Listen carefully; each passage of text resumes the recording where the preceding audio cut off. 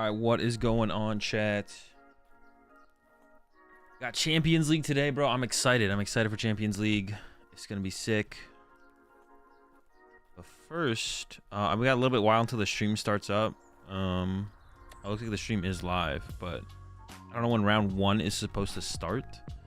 Can't wait for the first couple of celebrity rounds. Yeah, the celebrity rounds. The celebrity rounds are always something for sure, but yeah. At least there'll be new cards to look at. Yo, what's up, Dev? Yeah, so I'm excited, man. I'm excited for this. I'm excited for rotation, new set. Definitely hype for it.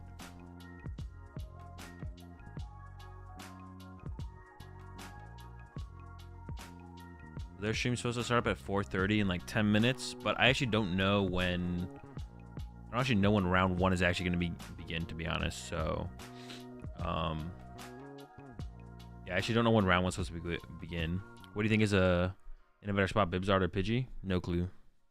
Well, currently Pidgey rotation, no clue. No clue. Maybe we'll get some indication after Champions League, though. We'll see.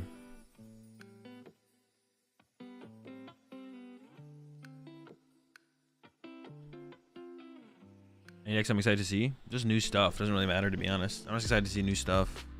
Nothing in particular. Alright, let me start the TikTok stream up real fast. Alright. Their count for Champions League? I think someone posted on Twitter that it was 3,200. Was the amount of players that got in. I'm sure there will be some no-shows, but we should also get a set reveal tonight. I think either today or tomorrow. I got no clue about that, to be honest. Are we? Yeah, they always release something at Champions League, right? There's always something that gets released. Mr. GG ever bring an Arc deck to a regional? Not coming up. Not coming up. I did it once. It was all right, but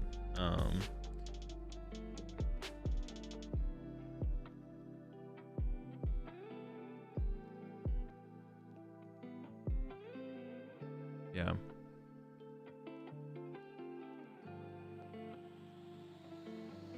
You already won with Arc Pika, it's over now. If I ever think Arc decks are good enough to play again, I'm not against it, but yeah, if I ever think Arc decks are good enough to do again, I think I wouldn't I wouldn't be against it, but it doesn't seem like there's gonna be anything super. It doesn't seem like Arc is super powerful, so be a tough call. And where did this post get put? Does anyone have the link for the patch notes? TCG Live patch notes that are dropping next week?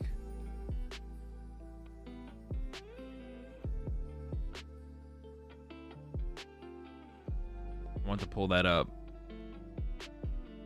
When was the last time? What is the last thing? They didn't announce any notes? No, they did. There's patch notes.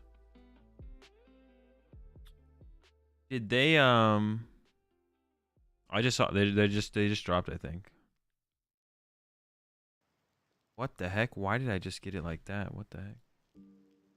Maybe I'm wrong. No, you're wrong. No, maybe. Oh, we can just use this, yeah. Appreciate it. Dude, the patch notes for this thing are. What was the last communication we got from what was the last communication we got from the dev team about PTCG Live? I'm wondering that right now, because these patch notes are like nothing. Gonna do it? Okay, cool. Let's see here.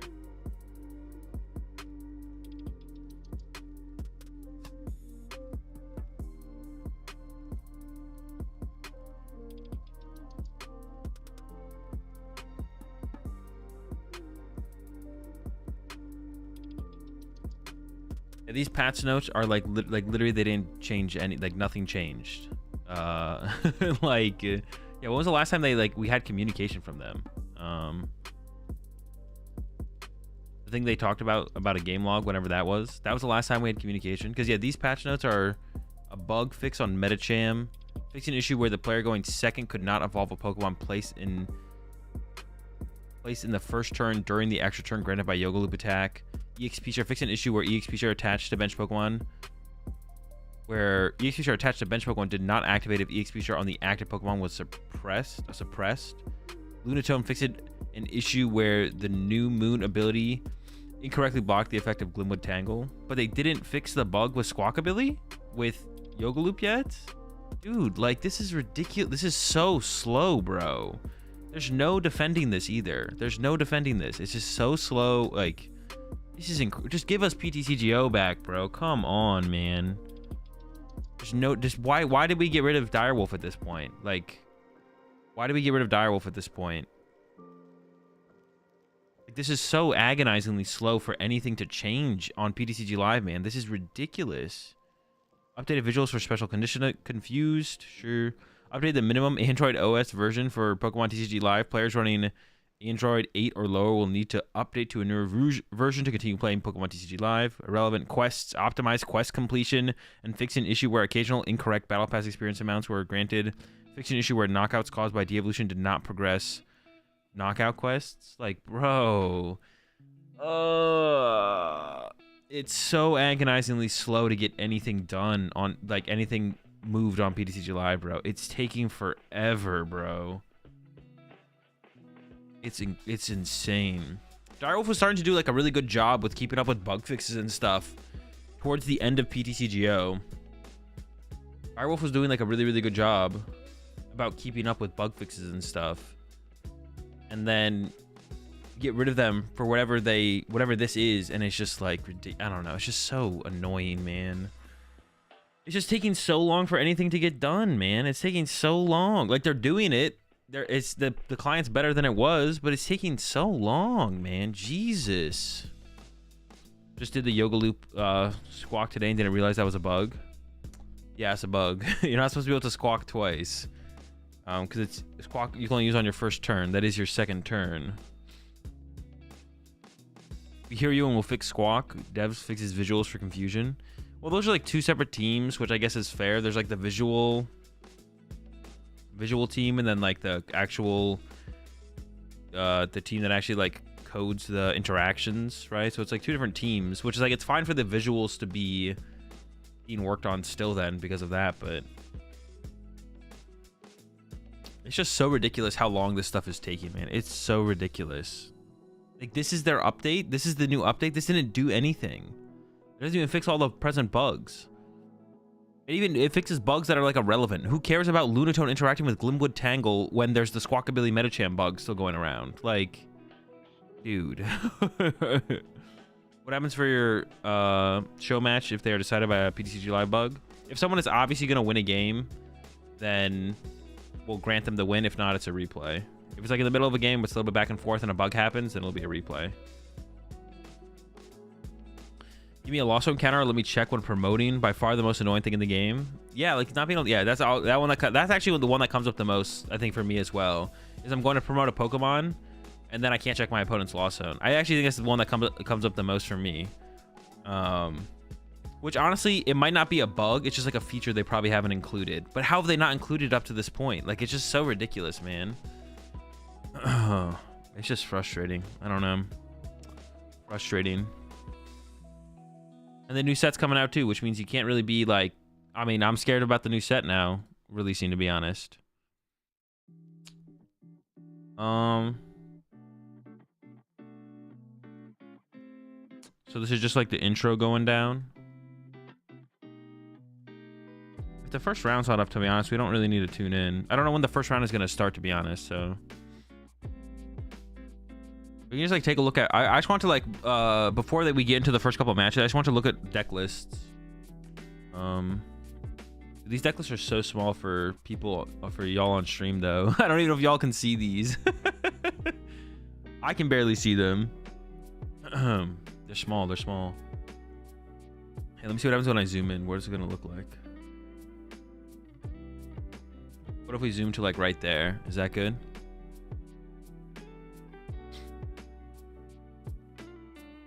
I just wanted to look at lists and like see what people are playing. So when we like actually see people play in the tournament, we'll have a rough idea of what people have. What's it called? What's it? Prime Catcher? Prime Catcher. It's called Prime Catcher and the Zards. This one's got Delphox, Entei, but Rotom's still legal, right? Yeah, Rotom's still legal.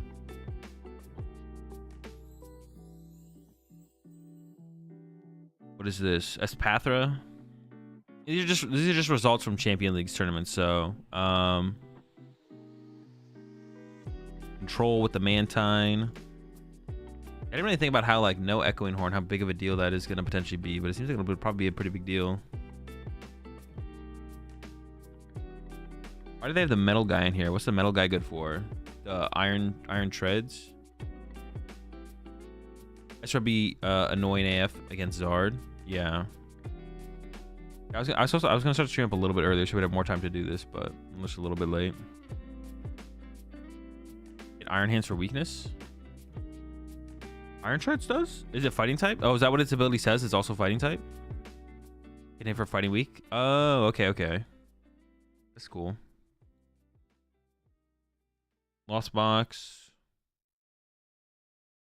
Zoroark with Caesar and B-Barrel. They do have the maximum belt now to actually get the knockouts on the Zards. Here's the mill deck. Yo, I'm ready for the mill deck to win, man. That'd be sick. If the mill deck, well, hold on. I don't want the mill deck to be too good. It's okay if the mill deck's okay. I should catch myself there. I actually don't want mill to be good, like really good. Mill being too good wouldn't actually be a good thing, to be honest. Yeah, mill being too good would not be great. Maybe tier 2? Nah, tier 3. Having a mill deck be above tier 3 is kind of sketch, to be honest. Having a mill deck be above tier 3 would be kind of sketch, for sure. I think Chien-Pao Excalibur might be the best deck in the format. Rotation plus Temporal Forces. I think it might be the best. I think this one actually might be the best. Might be the ADIF. We'll see though. We'll see. It has so many powerful cards now. Like the deck becomes so much more powerful with Prime Catcher. It's kind of crazy how much more powerful the deck becomes. Maybe. Another Lost Zone box. They have what is this? Calamity Wasteland or whatever it's called? Is that like for the mirror match to stop the boards from your opponent? What site is this? It's there's a link in the follow the link that DelCookie put there. Calamitous Wasteland. Yeah, why is it Calamitous Wasteland in here? Is what, to shut down the boards from the opponent? What's your reasoning for why Stall is better than Mill for the game? I never said Stall was better than Mill for the game. I just said I don't think Mill should be above a tier 3 deck. I don't think Stall being above a tier 3 deck is good for the game, is good either. But it all comes down to popularity, to be honest. If the deck's not popular, then it doesn't really matter. Like a Mill or a Stall deck could be tier 1. But if they're not popular enough, then it doesn't really matter, to be honest. Because like Snorlax Control has definitely been tier 1. Maybe Snorlax Control has never been. Maybe Snorlax has never maybe been tier 1 in this format. It's definitely been tier 2. Maybe it's never been quite tier 1. But it's never been like popular enough to like be I don't know, seemingly a concern. The Lugia decks are apparently decent. I don't know about this, to be honest. I'm not really convinced, but didn't you say that about Chien-Pao last set too? Yep. I don't understand the Lugia Chinchino. It feels like you run out of energy after using the first Chinchino. I don't know. I haven't played it at all. But that's how I when I look at this deck, Jesse, that's how I feel. Like if a deck has like a 1 prize attacker, like I feel like the Chinchino can't carry you far enough. Yeah, it feels like the Chinchino can't carry you far enough if they have like a 1 prize attacker, but maybe I'm wrong. After 2, you're out of energy. Yeah. Home's been playing it versus me and he constantly runs out of gas. That's what it seems like. I think 4 double turbo is wrong though, right? 4 double turbo has to, or does it not change the math on your Chinchino? Oh, I guess you want it for your Snorlaxes, I guess. Maybe it needs to be like more Snorlax based. Maybe it needs to be more Snorlax based, or like with the Luxray as well. This seems better for the game than Stall because at least you can finish games and it feels more exciting to watch. Mill being broken though is, I feel like Mill being broken is more toxic and less counterable, whereas like if stall is, usually stall decks are more counterable is like the thing. So yeah, usually stall decks are more counterable. So and actually I'm gonna take this and just put this over here so that way I can pay attention to when the round starts, and we'll just keep looking at lists. Yeah, we're just gonna look at lists here until the mill is counterable, to be fair. Not as much as stall though. Mill decks are generally hard to counter. They're usually not very counterable. Like it's just whether they mill you out or not in time. Like mill deck beating mill decks usually comes down to playing well and less so about like teching. Stall decks you can tech for. Like Sonic Stall is techable, stuff like that. But you can't really tech for mill most of the time. Like the best mill decks in the history of the game weren't really techable against. You just have to like play well and hope they didn't beat you before you beat them. But in like historically, stall decks in the Pokemon TCG have been techable against. It's just whether or not you want to tech against it. Right now, Patrol Cap is in format, which when it's on the active Pokemon, no cards can be discarded from your deck. Oh well, I mean if that tech exists, that directly techs against mill. I didn't even know that card existed. Well, I knew the card existed. I didn't know that that's what it did though. No one is playing Patrol Cap. Stop coping. Well, they're just saying like you could directly counter it. Mill could just play Vacuum though. They could, yeah. They could, yeah. There's also B-Barrel from Pokemon Go. The B-Barrel from Pokemon Go say the same thing. All right. Well, historically, those cards have not existed when the best mill decks in the game have existed. The best mill decks ever were Chinchino Mill, Chinchino Bellaba Doll Mill, and Durant. And when both of those decks were a thing, there was no teching against either of those decks. You could play like more gust effects up against Chinchino Dolls, I guess, but it's not like stall where you can just include like one card sometimes and it's just like over. Even if you play more gust effects, you can still just lose to Bryson Man Mill. We should have 51 months there, BGM. B-Barrel equals Patrol Cap. Bro, what if you put a B-Barrel in your active with a Patrol Cap? Do you mill their cards? Are Chi and Pao still playing 3 copies? Most seem to be, yeah. Control seems really good next format. I think Control is never as powerful in Japan due to their tournament structure, so it might not show. Oh, that's a good point, Mask. Yeah, we probably won't see it as much in Japan. It seems okay. The lack of Echoing Horn is a pretty big deal, I feel like. I think the lack of Echoing Horns, I think the deck is worse, has to be worse overall without Echoing Horn. There's just no way. Echoing Horn was such a big part of that deck. For sure. More future box. We're seeing more future boxes here than we saw in like the first wave of the. Oh, this is just Turbo Hands. Literally just Turbo Hands. I don't know about this. Is this good? I feel like you need more. If you're gonna play Turbo Hands, I feel like you need 4 boss. I think you need 4 boss if you're going full turbo. This is only hands.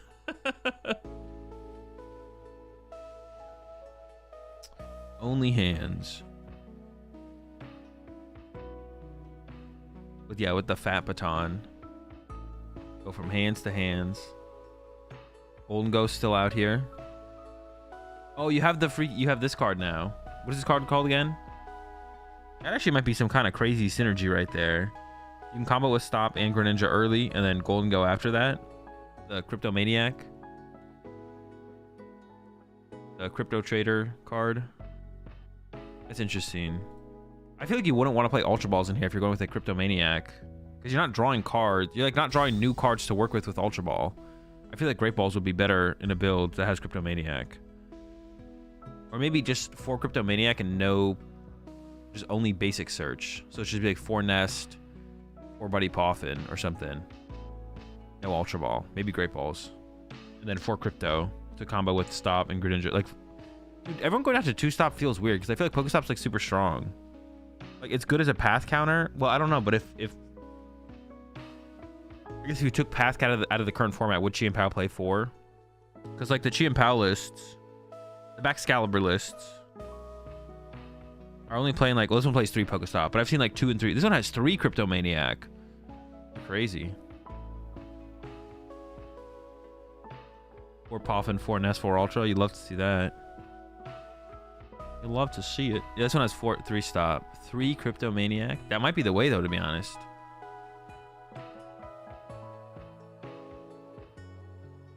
don't need as many because stadiums are less prevalent. I guess that's like good enough reason, right? If they're not getting bumped as much, yours are gonna stick. But like, you also want to find it sooner, I guess. No cross switchers? No, you don't need cross switchers anymore because you have Prime Catcher.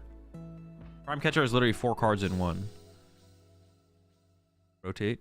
Oh wait, did cross switchers rotate? I didn't even realize that. Did they actually rotate? I thought we still had them and people just weren't gonna play them. Oh, it rotated. So you couldn't even do it if you wanted to. But also, I don't think you would do it because you have Prime Catcher. Yeah, you couldn't even do it if you wanted to. But I don't even think you would. All right, here's some control decks. The fire build. Crushing hammers. Gotta have the hammers, man. Ancient box. This deck is cool. This deck is cool. I don't think it's very good though. There's no way decks like this always suck. That's not true. Decks like this are always usually pretty mid. It's just there's no way a deck like this is good if Charizard's good, because like Charizard has too much HP. Like if you're 2 hitting Charizards, they're beating you for sure, 100%. So this deck definitely sucks, but it's still cool, I guess.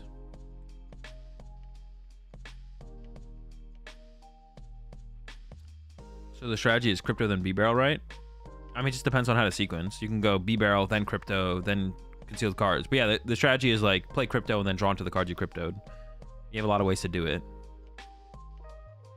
Ancient box can get up to 280 at the end of the game, but never 330. Yeah, you're never KO. If you're not 1 KOing Zard, I feel like you're always unfavored against Zard for sure. I think you just go like, I think you just choose to go second and like, that's all. I mean, I guess that's what you do. You choose second. I mean, second is just like not as effective. Well, it's still good if they miss the... It's going second against Zard is just not as good as it used to be. Because as long as Zard can squeak out a Candy Zard on turn 2, then they can use Poffin still to, like, recover. Dude, Zard is disgusting with Poffin. That's gotta be gross. That's gotta be gross. Ridiculous. Broken. Insane. Crazy. No path in the format. Now you have Poffin, so you can recover from slow starts by getting a Poffin. Like... Insane.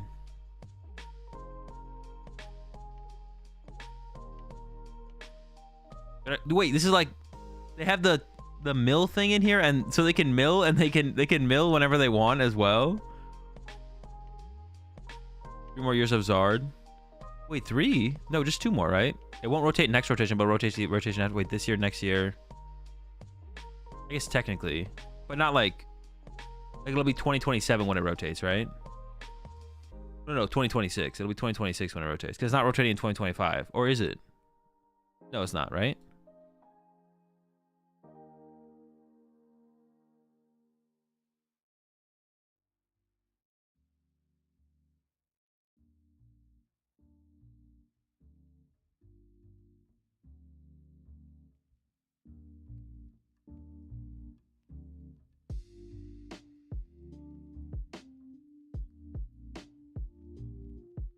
What's the name of the site from the list I'm looking from? You can find it in the Discord. Get the link. All the stuff I ever look at on sites or whatever, it's always in the Discord. So it was one of the worst cards ever printed. Yeah, Swell wasn't a great print. I was a bit of a fumble from them, I think, for sure. Venomoth is here. What is this card? What is this card right here? To me, it looks like... That's what I was gonna say. It looks like Giacomo. Yeah, the link to the site that I'm using is in the Discord in the resources channel. I still need to finish filling that out, but... It's Giacomo? Why would you need Giacomo in this deck? What special energy do we need to get rid of? Is it for the Lugia matchup?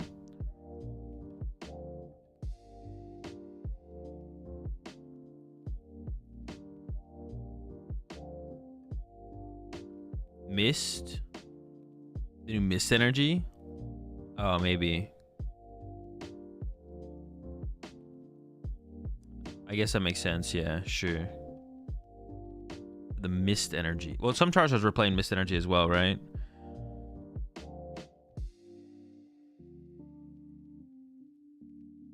Lugia, Goodra, Lost Goo.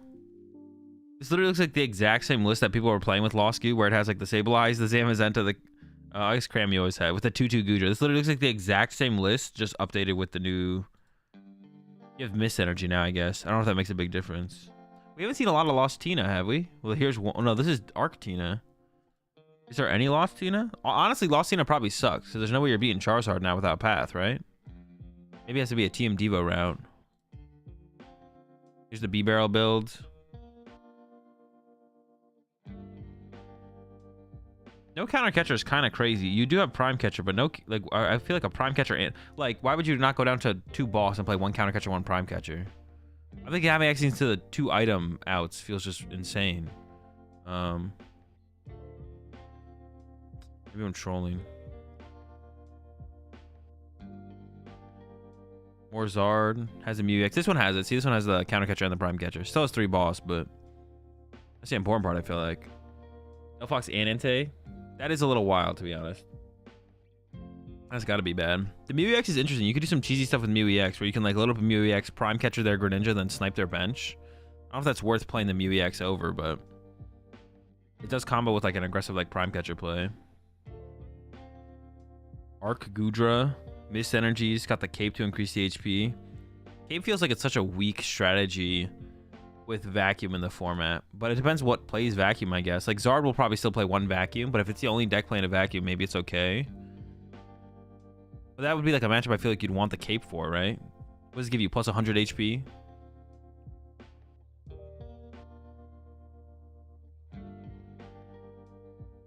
CM Devo still strong versus Zard with the new energy? I mean, it depends if people play the energy or not. I didn't think about that as an answer, to be honest. But yeah, that does stop. Mist Energy does stop TM Devo, right?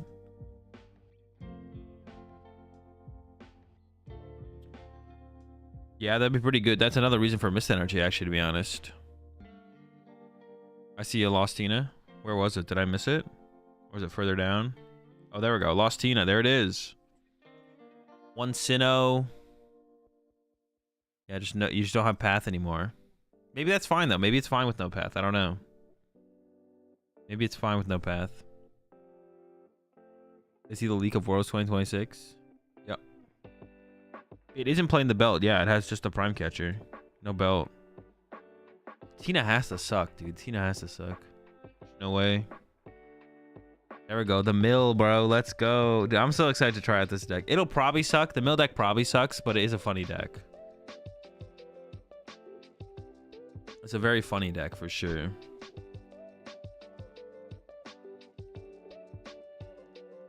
Very, very funny deck. It's a very funny deck. There's no way it's good, though. No shot.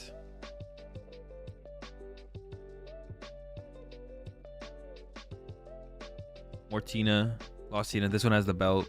1 Artisan, 1 Sinnoh for stadiums now. Do you even need to like play stadiums at all? I don't even know if you need to, right? Maybe you won't be able to bump people's Pokestops. This also has like a Vacuum in it.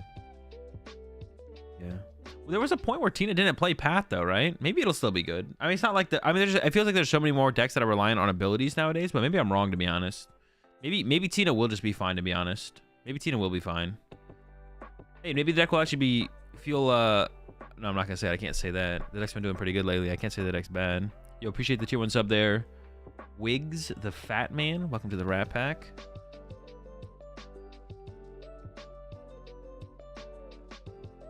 We're out of shrimp, but we got plenty of orange juice. The Raging Bolt. This deck has seen like no success, it feels like, in the city leagues. Yeah, I feel like this one's seen no success in the city leagues. Sinnohs definitely need to shut off Mist. Oh, that's true. I guess you'd have to play a Sinnoh for the Mist energy. I'm a huge Raging Bolt fan. Dude, this deck has to suck, bro. There's just no way. Raging Bulk. Yeah, what is this deck even? I guess you do have 1 prize. Nah, this deck doesn't beat anything. There's no shot. Raging Bulk's the new Reshiram. For sure, yeah. That list sucks. Mine is broken. All right, all right. We'll see about that, Jesse. Yo, appreciate the 12 months there, Manny. Can you cook some Reggie's next format? Is Reggie still legal? Does Reggie's not rotate? It doesn't really gain anything, though, does it? What is Reggie's? Reggie's doesn't gain anything.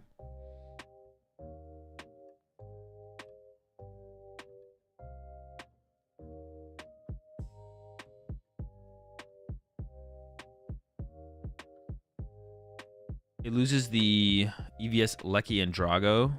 What ones are those? That's the good Lecky and the bad Drago. So you just have, so you lose Good Lucky and Bad Drago. The Good Lucky's a pretty big hit. The Drago doesn't change too much, I don't think.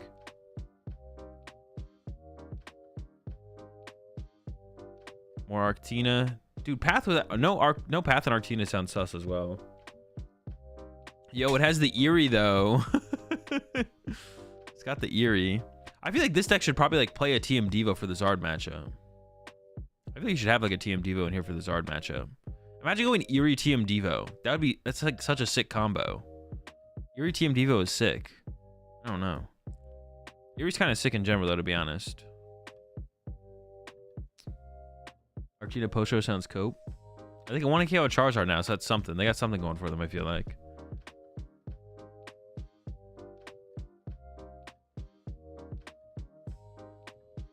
Oh, that's true. You have the leaves. That's true.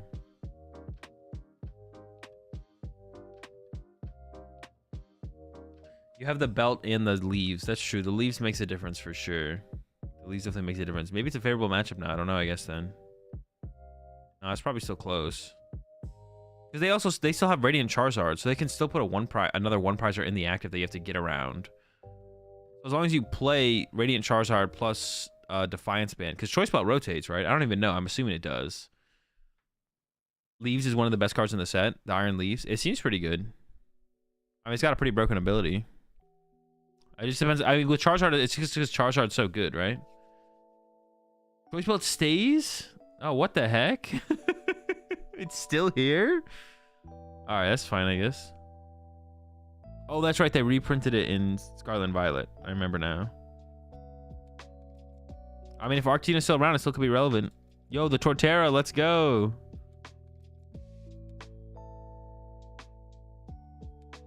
What do I think of Guardy plus Raging Bolt? It seems pretty bad.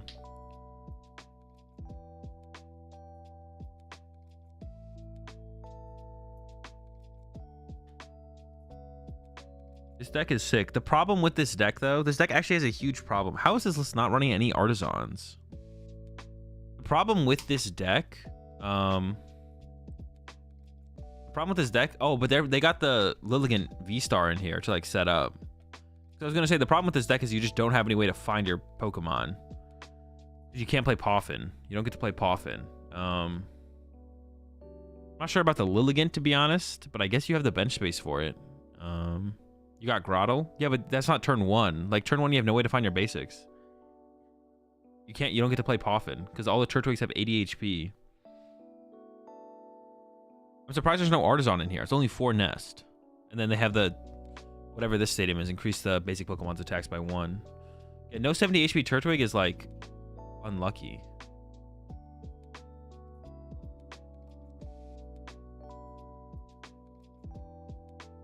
Yeah, no 70 HP Turtwig is so unlucky, man. How could they do that to poor Torterra? What does the Shaman do? I have no clue. 1 Radzard's over for that deck. Yeah, with Charizard being the most popular deck and most people having the Radiant Charizard, the deck is probably not good. The deck is probably not playable. Until Charizard, dude, honestly, it'd be kind of annoying if Charizard was just like a tier 1 deck for like 2 more years. That'd be like, for that long would be kind of annoying. Hopefully the meta shifts around enough where Charizard dies. I'm down for Charizard to die, to be honest. It's the next one on the chopping block, I feel like. Because we've already gone through, like the Lost Zone decks already are taking a hit. They're still here though. Actually, the Lost Zone decks have to be taken care of first before we take care of Charizard. Lost Zone decks gotta get taken care of, and then we gotta get rid of Charizard.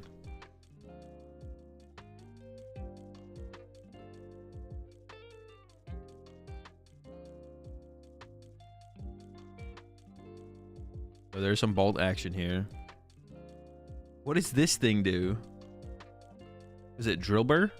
Is that the name of that card? Drillbur?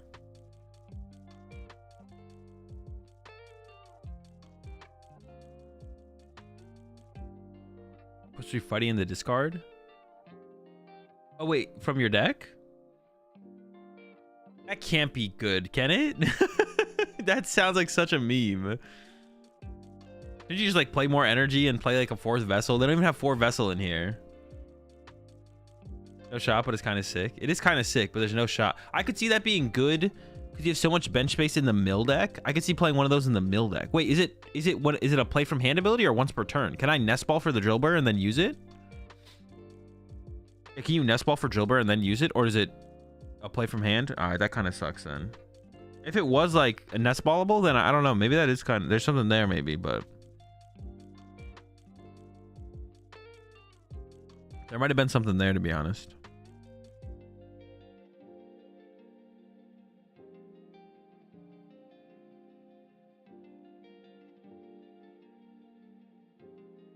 That sounds kind of cope though.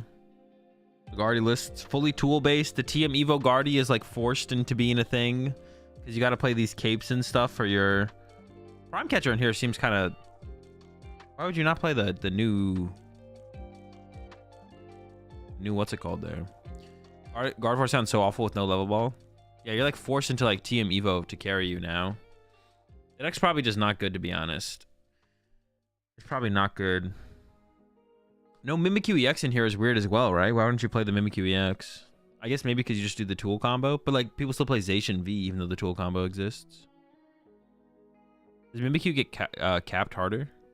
Arzu? I don't know if I'd rather play Arvin than Arzu.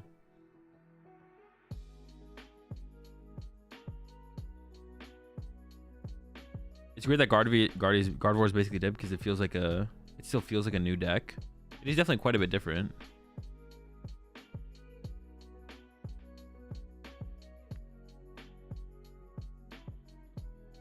You can use Weird Veer like Gearheart played, I guess, unless that rotated too.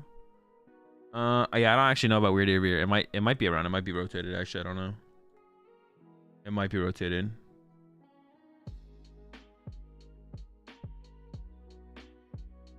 Could not tell you.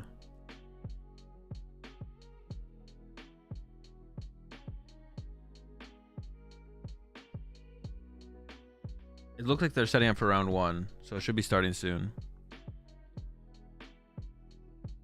Oh wait, their Weird Ear is still legal. It's right here, yeah. I don't know if someone answered in chat, but people got the Weird Ear and the Guardy. I guess that's maybe the play instead of. I guess you could do Weird Ear or the. What did I say? Mimikyu EX. Maybe Weird Ear is just better, yeah. Weird Ear.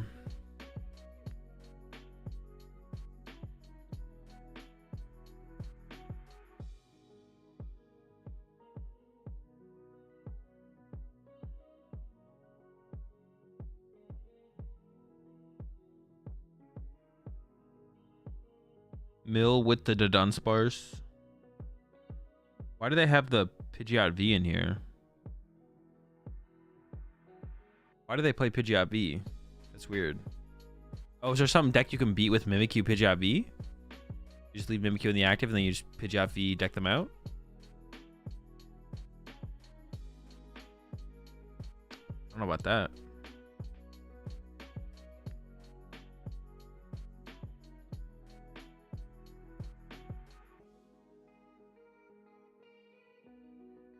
You not deck yourself out, maybe? Yeah, but you're milling them. I would hope you're not decking yourself. You're not decking out.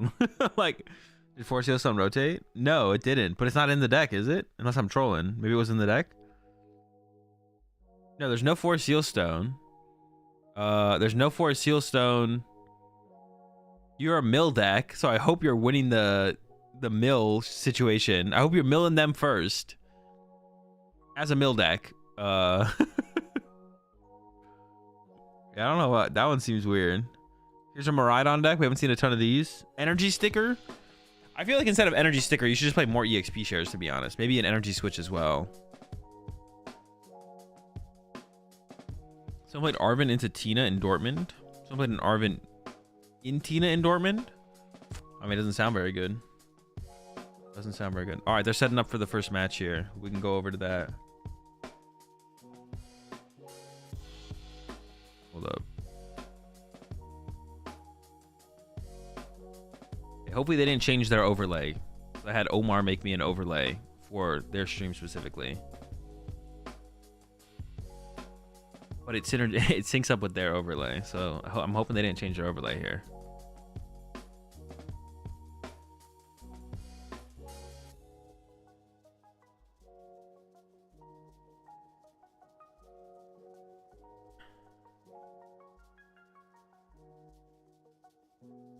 What do we got? Charizard versus... It's Charizard versus something here. Oh, wait. We should do... And we got to do a prediction. Hold up. Prediction. Start prediction. Who will win? Wait. Who will win? Player on the left, player on the right. Win on prize cards. No, it'd be tie, right? Wait, is there a win on prize card scenario in this thing? I don't remember. How do the rules work? It would be a tie, right? No winner. We'll just do no winner. Like no one draws 6 prize cards. Our predictions are up. Get your bets in. Yeah. If no one draws 6 prize cards, we're doing a no winner scenario. So that's the third prediction y'all can go with. Player on the left, player on the right, no winner. We got Zard versus something here. I don't know if is it a Zard mirror. I didn't see Zard on the left, but I saw Poffin.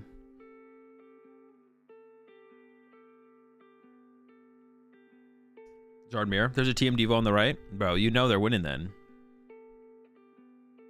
All right. Also, honestly, maybe going first in the Zard mirror might be correct now because of Poffin, because you can like recover from like a slower start more easily. I'm not sure about that though, to be honest. I'm actually not sure. The opening hand here is not great here. Roxanne, okay. Maximum Belt. Fluttermane. Maximum Belt, Fluttermane. They're getting their Charmander here, it looks like. Someone said that the player on the right had TM Devo as well. They're kind of teched out for the mirror, it feels like then. With the Maximum Belt and a TM Devo. Yeah, that's the thing with the Buddy Poffin now is you can like recover from slower starts as Charizard. Like sometimes you could just like run out of basic Pokemon, to be honest. Catch to the Pidgey and pass for the potential call for family. I see a TM Evo. Wait, isn't the player on the right? Isn't that one of the Elite Four? They look familiar, but actually I'm not sure, to be honest. The player on the right looks like it's one of the Elite Four players, the one who played the Bibzard in the Elite Four tournament. I could be wrong though. We can't see them. Oh yeah, true. You guys can't even see them. Never mind. Y'all won't even know. All right, but they did go Arvin Poffin. Actually, they have like a really clean setup here. Yeah, it's Pidgerzard versus Bibzard. That's ball for Luminion. That seems kind of sus. Even the opponent's like, that's kind of sus.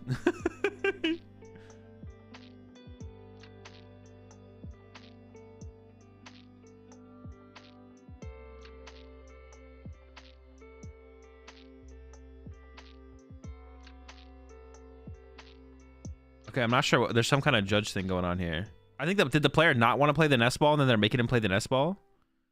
Maybe they have Force Seal Stone in hand? Maybe. But why wouldn't you just get a different poke? What do we Force Seal Stoning for? There is the collapse in the deck, so they can collapse it away later. There's no Force Seal Stone in the deck. I think they by accident took Luminion there. Yeah, I think they by accident took Luminion there. Maybe they thought they had Force Seal Stone in hand, but even if you have Force Seal Stone in hand, if you have double Nest Ball, why would you ever put a Luminion on your bench? It's just a liability at that point. And they did make him keep the Luminion here. I think he wanted to like take it back, but I guess the rules in Japan are different. Why'd you Nest Ball for Luminion? He didn't mean to. He didn't mean to Nest Ball for Luminion. Here comes the TM Evo. It was interesting to not get double Bidoof there, but maybe the second Bidoof was prized. You definitely want to evolve to a B-Barrel here in case you get Iono'd. Although a second Bidoof was in there. You can't do that. Yeah, we could have seen a B-Barrel. We could have seen a B-Barrel. The Charmander there on the bench, I feel like, should be another Bidoof instead.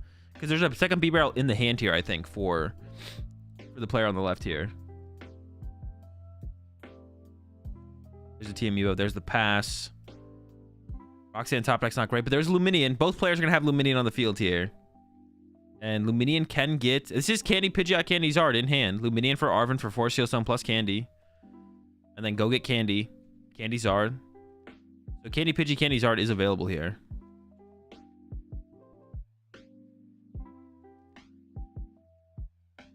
Combos here. I guess the question is, do you want to leave this energy on the active Pidgey? Because you could retreat it first.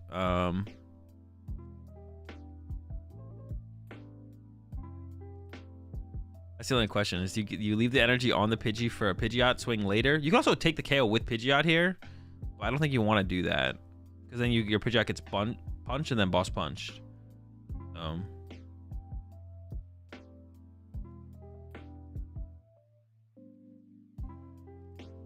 much leeway did he have before it's confirmed Nest Ball choice? I think once he took his hand off Luminion, they said you can't change it. It's different if in TPCI tournaments are different, but TPCI tournaments are once you start shuffling, you can't change your cards. But so yeah, does this energy stay on the Pidgey? Oh, we don't know yet. Hold up, we need to go get Pidgeot. They could actually. Okay, actually, they could take the knockout with Pidgeot here. I mean, I assume that's what's happening now. Is they're gonna go Force Seal Stone for? Oh, they're gonna call for family. They're gonna take it slower. They're not gonna get this first prize card here. Okay, I mean, I don't hate it. I don't hate it. Did we use Force Seal Stone? We didn't use Force Seal Stone then, right? No. I don't like attaching the Force Seal Stone. I don't think because now it could get vacuumed. I kind of liked the knockout there, to be honest. I kind of liked the KO. I kind of liked the KO there. I'm not sure about the. Not sure about the call for family. I mean, setting up is important, but especially when we have a Luminion in play on our side. I don't know. There's the B-Barrel draw. Here comes an Iono. Should be pretty easy to set up a Charizard here. Are both players just going to sit here and play chicken until one of them finds the boss on Luminion? Oof. I said it would be pretty easy, but oh, they are also playing the maximum belt. I said it would be pretty easy, but there's no Charizard in that hand. Yeah, B-Barrel for a couple into an Iono into no Ultra Ball or Charizard. Here comes the Poffin. I assume for second Bidoof here. I don't know why we wouldn't get second Bidoof here. Second Bidoof is lined up. All right, we got him.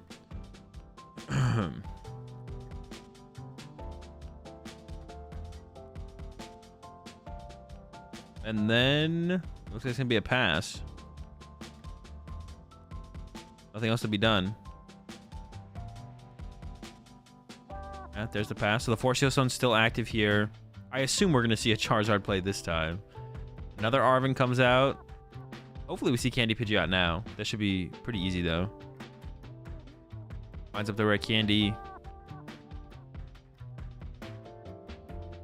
Well, I wonder what the Fluttermane, what matchup the Fluttermane is in there for. Doesn't take a tool card. There might not be tool card in the deck.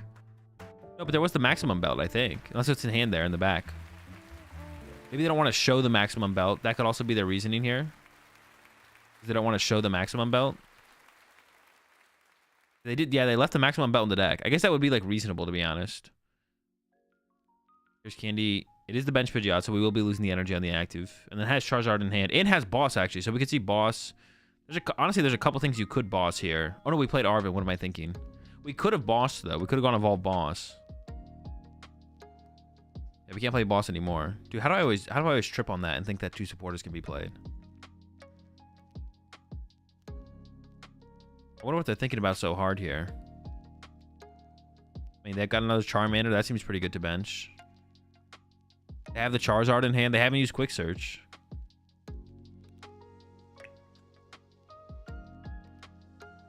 Team D was prized. Oh, their Rhodey was also prized. Their Collapse is also prized, so they don't have a way to get rid of their Luminion, actually, either. They can't get rid of their Luminion here. Comes the Quick Search. Oh, maybe they were going to go look. Honestly, getting Collapse here. Well, no, getting Collapse here means they get to get rid of their Luminion as well. Maybe you'd wait it. Honestly, though, I don't hate it, though. They're thinking about grabbing Counter Catcher off Quick Search? Are they just burning it? Maybe they're just burning it. They can't play it. Dude, if they attempt to play this Counter Catcher, bro.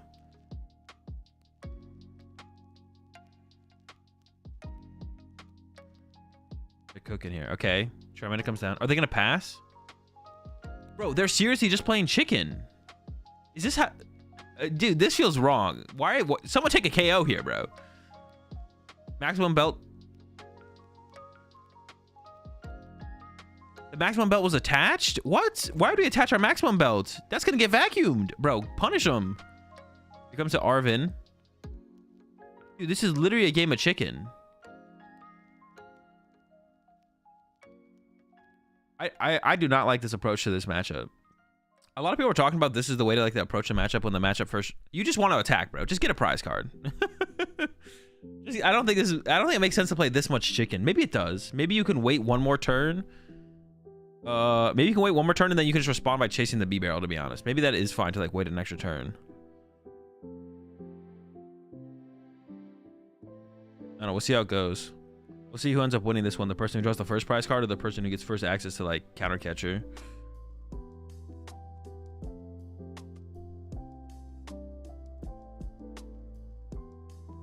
All right, this is a candy Charizard. Dude, the maximum belt being played there is so weird. I guess maybe they had to. I don't know. Did they need that extra card for the B barrel? I don't know if they did. Because now like it could get boss KO'd. The bigger thing is it can just get vacuumed. Okay, both Charmeleons are loaded up now. Oh, we're fully loading up that See, that's so much invested in that Charmeleon though. That Charmeleon's definitely getting counter catchered. That Charmeleon's gonna die. I feel like that Charmeleon should get KO'd before they get to evolve it. Unless you play the vacuum, because then you can just go after the B barrels here instead. It's like one way you can like tackle this matchup, especially as the Pidgeysard players. You just KO the B barrels and then Iono them, and then they don't have like any options anymore. Especially as the Pidgeysard player here, I feel like getting that first knockout was like more important because you don't have collapse to get rid of your Luminion anyways. So your Luminion's gonna get chased eventually. There we go. There's the counter catcher. They do go after the B barrel. I do like that. I do like chasing the B barrel. And the Zard is out. A little some energy. That's why this matchup feels so one-sided. Like, it's so easy for the Pidgeysard player to take away your draw power of the B-Barrel. It's so easy for them to take away the draw power of the B-Barrel player, but it's a lot harder for the Bibzard player to take away to KO the Pidgey. You just can't KO the Pidgey if they don't take prize cards.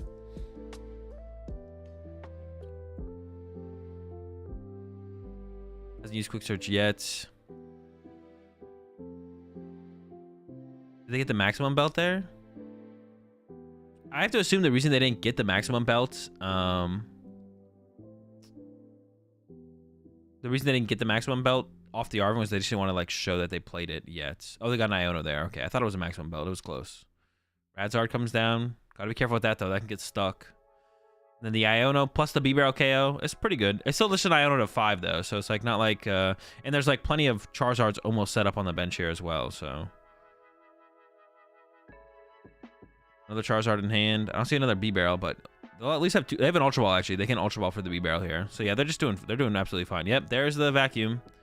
Gets rid of the maximum belt. Not going to get any value out of that. And then knockout on the B-Barrel.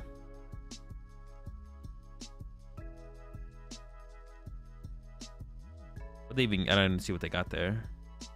They're not gonna they won't be able to find the TM Devo before it'll matter. Also, TM Devo might just not matter in this matchup anyways because they have all the Charmeleons, so it's like not as big of a deal at all.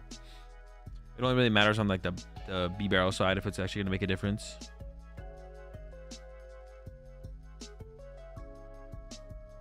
This looks like a double loss on time. No, I think they'll start to play a little bit faster here. All right, another Charizard, another energy. The squad's getting loaded up. They got Ultra Ball for the B barrel, like I mentioned. Here comes the Ultra Ball. Devo and the Manaphy. They have what, energy and Arvin in hand, I think. But their play this turn is probably just B barrel plus swing. We'll see.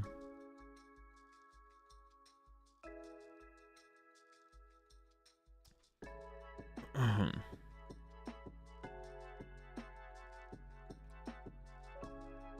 he plays Roseanne's backup and was baiting the vacuum. It's pretty unlikely. Also be a pretty bad bait because vacuum sends the tool to the loss zone. So once it goes to the loss zone, not even Roseanne's backup is gonna save it. They just go with the punch. All right. There's a boss top deck. I mean, I think you do just boss KO B barrel, and then yep, boss KO. You can go boss KO B barrel, and then you can go boss KO Luminion, and then you can KO Charizard at that point to win the game, and you win.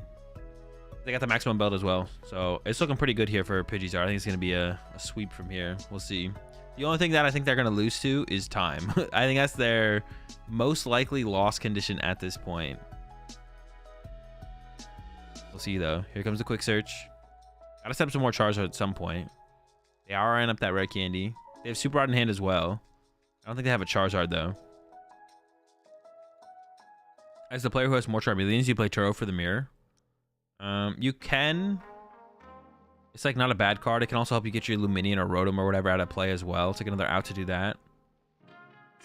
The problem with it is finding it, though. Yeah, the problem with it is finding it. Here we go. Goodbye, B-Barrel. Now we got a rare candy off the prize cards. But to be honest, on their quick search there, they probably should have got a...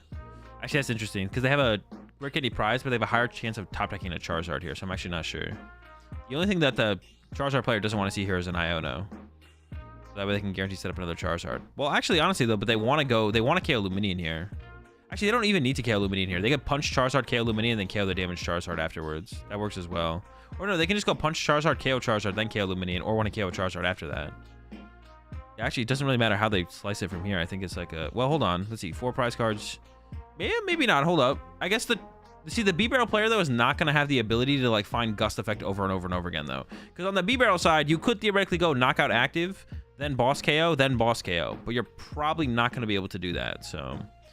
Probably not going to be able to go Gust or KO active and then Boss KO, because you don't have B-Barrel in play anymore. So you have to hit the active basically every single turn here.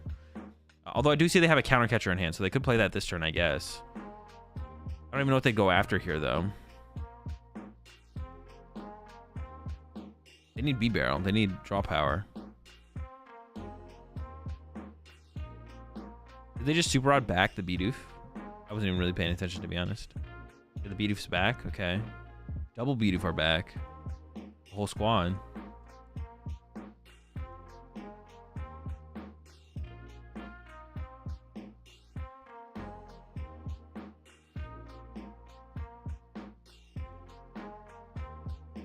Oh, wait. With the maximum belt, you can KO Pidgeot on 2 prize cards.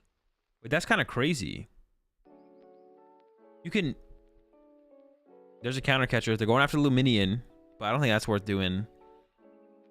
It's like the same thing as KOing the Charizard, because now this Charizard that's on the bench shouldn't come back to the active and has to be gusted again.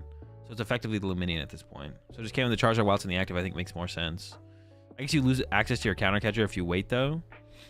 I almost feel like counter catcher KO Radiant Charizard was maybe a little bit better. I don't know if it really matters, to be honest. It doesn't feel good no matter what. But they should definitely attack with a fresh Charizard here. The Pidgeot player should. Yeah, maximum belt is actually... I didn't even like think about that math, to be honest. If your opponent's drawn 2 prize cards, you can KO their Pidgeot, which is actually like pretty good. That's interesting, actually.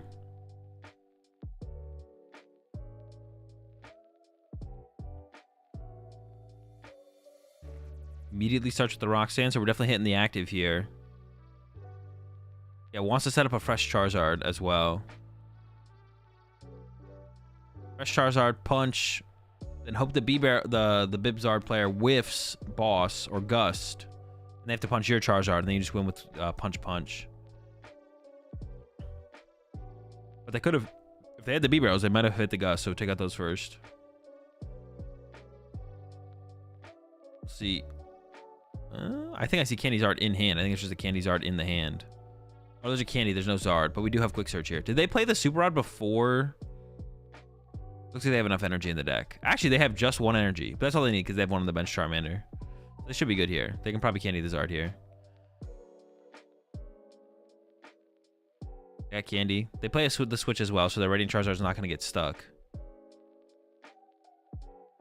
Why are they cooking so much, though? You just get Charizard and Punch. Why are they cooking so much? They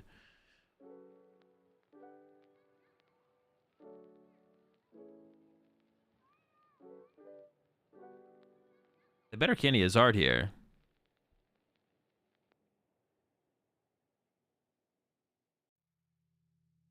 They can lose the time if they take any longer. I mean, it's only going to be like a couple more turns. I don't think so, but I assume they're going back in the deck. Are they not? They're going to send up the damage. No, they can just lose in 2 attacks here. This is a massive throw. You got to use a new Charizard. No.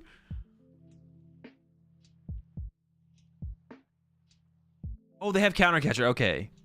I was panicking, bro. They have counter catcher. They have counter catcher. I guess this is still a fine line. This is still a fine line. You KO this, and then you... But now you can get Iono to 1 or to 2, and then you could whiff Candy Zard. But I feel like just punching their active... I guess this is... No. Okay, I guess you're probably not going to get Iono to 1. This is probably fine, to be honest. This is probably fine. Because then they KO your active and you go Candy Zard knockout. But if you do get Iono, you could lose. If you do get Iono here, you could lose. Rares will L. This guy made the right play. I don't know. I'm kind of scared of Iono here. If you get Iono then knocked out, you have to get Candy Zard off of Iono to 2 here. I guess it's like almost like the same thing you're playing around. Like you rock send them to do and then punch their active with a fresh Zard of your own. I still feel like I feel like still the line that I picked was safer though. I guess also this could happen, but you still win with maximum belt here. Yeah, so now you just win with maximum belt, I guess. I guess that's fair. It's better than just losing. They had Candy Zard in hand though. They could have gone Candy Zard attack with fresh Zard into the active. And then if the other player bosses your Zard, you respond with Radiant Charizard. And there's the maximum belt and there's the dub. Yeah, they have the belt in the deck, yeah. Maybe I am trolling. Maybe that is the better line of play. I don't know. I just feel like, I guess like that play is more vulnerable to, what's it called? That play is more vulnerable to Iono. The other play is more vulnerable to just back-to-back. Or the other play is more vulnerable to Gust. One play is more vulnerable to Iono. One play is more vulnerable to Gust. My play is more vulnerable to Gust. This play is more vulnerable to Iono. I guess I like the idea of the other one better, but I guess they're both like fine. Both lines of play I guess are just fine. Appreciate 11 months there, Winnie. And 14 months, Jedi. Also appreciate the raid there, Trust. I missed that earlier as well. Appreciate that. And then appreciate the tier 1 sub there, Brick. Enthusiast. Welcome to the Rat Pack. We're all out of tea, but we got plenty of parchment. He rocks in that turn 2. That's why I kind of like the setup of new Zard, because he had the new Zard set up. I don't know, but I guess like I don't know, maybe they just don't have the Iono there. But they have a decent amount of outs to the Iono. You could either have the Iono,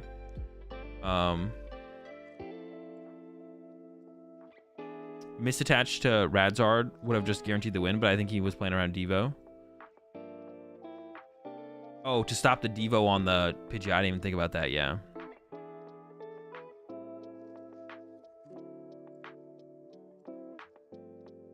Player on the right. All right, prediction complete. Player on the right got the dub.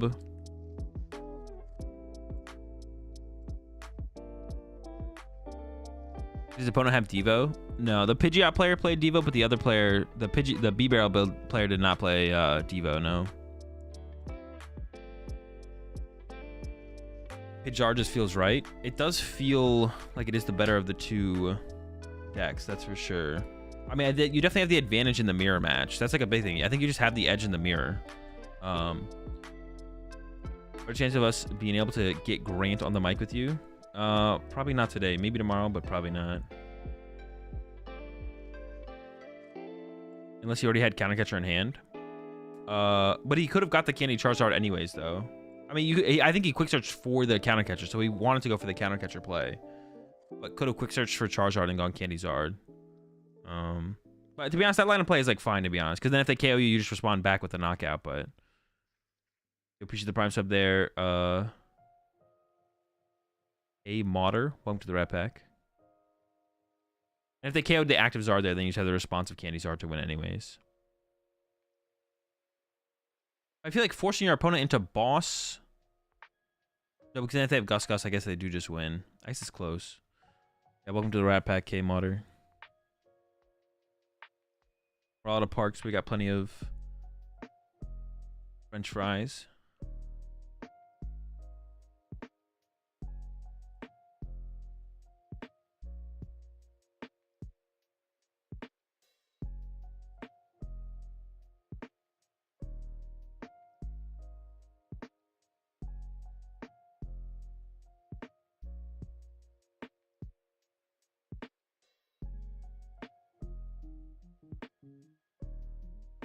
Seen any future boxes? No, we've only seen one round. It was just a Charizard mirror. That's it.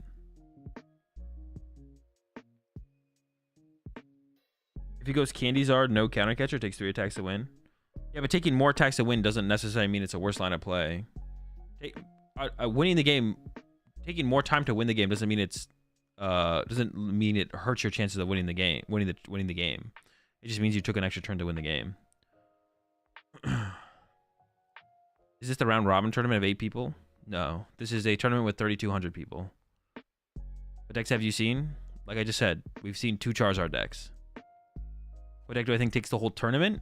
I mean, Charizard's probably the safe bet, but I'm gonna go with Future Box. Yo, appreciate the 2 months there. Exploding Unicorn. What decks haven't we seen? Everything that's not Charizard.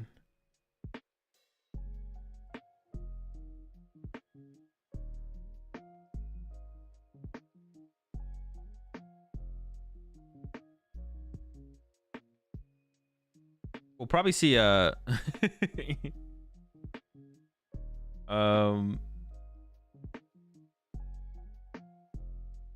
is best of 1. Yeah, their tournaments are unfortunately best of 1.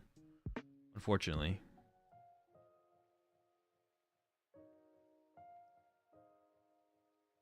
Have you seen any... Dude. No more, bro.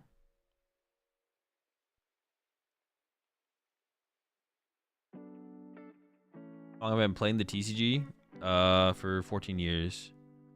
Future Box is ass. Bro, I'm gonna make it work, bro. I'm gonna make it work. It's definitely better than, what is it called? Raging Bolt, that's for sure. There's no shot.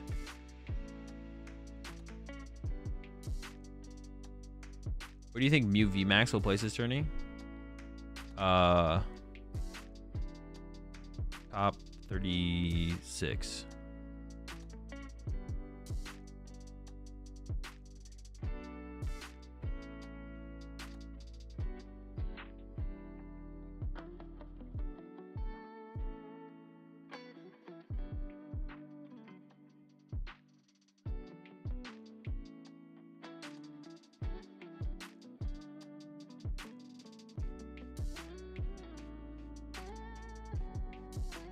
Knowing what you know right now about the format, what would you have taken if somehow we're able to play? Probably Chien Pao. Other card games have I played? Nothing competitively.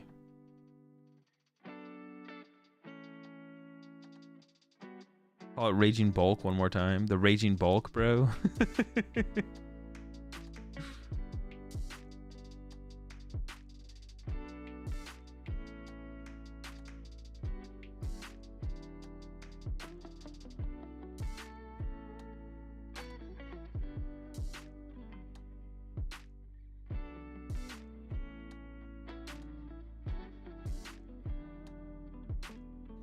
When's the next match? Whenever it starts. Have I done competitive Uno? Not yet.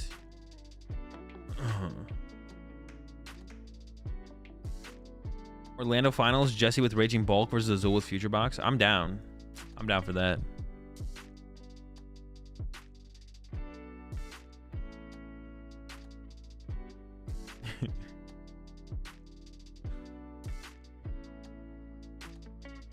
How did you get into the Pokemon TCG and what competitive decks have you played over the years? I just started going to League back in 2010. And what competitive decks have I played over the years? A lot. So do you think there's bluffing in competitive Uno? Probably.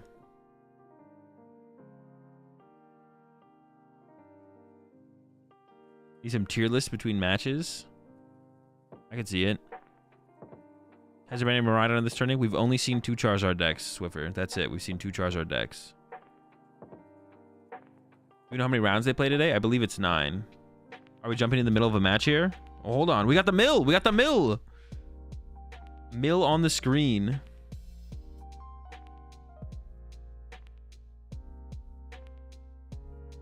I don't think Mill's been milling, though. But the Lost Zone deck also hasn't been attacking, so... The mill deck's not been milling, but the Lost Zone deck isn't. This might be the Lost Zone player's first turn, though. They maybe just whiffed. This is like turn 2 here. Turn 2 for mill. There's the Hapu. Or I don't actually know what it's called. But Hapu. They need an energy. Oh, it's not mill. That's disappointing. It's the attacking deck, but they play one of the mill cards. Dude, this card sucks, bro. The card is so bad. Look at the top 6. Take 2, discard 4. But I mean, in the situation, you got to do what you got to do. The card is so bad, though. The card is so bad. Are we milling here then? Are they going to be milling? Yeah, it's Ancient Box.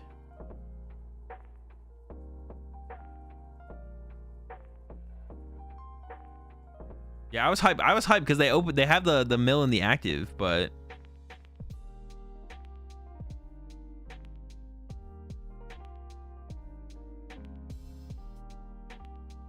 let's see what they got. I don't think they can pull off an attack. I doubt they can attack this turn, but if they can mill 4 cards, that's pretty sick. Why the heck does the Ancient Box play this card? Maybe it's like a tech for control. Like, is it how you beat control? Maybe I could see that. It's weird that they are gonna take the Greninja, but then didn't take the Vessel off the Hapu. Yeah, I would assume that would have been the combo: is Nest Ball plus Nest Ball plus Vessel, and then mill. Maybe they have some other stuff in the hand though.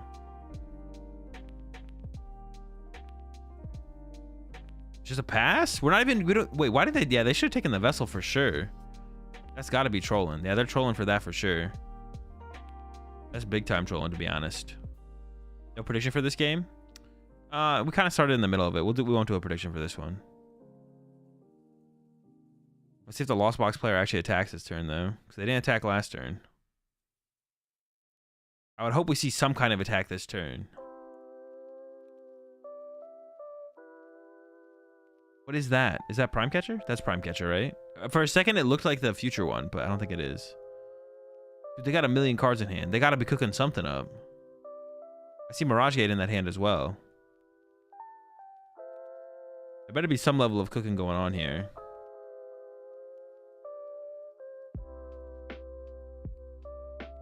Dude, if they pass here again, honestly, I hope the Ancient Box player wins with milling them. That would be sick.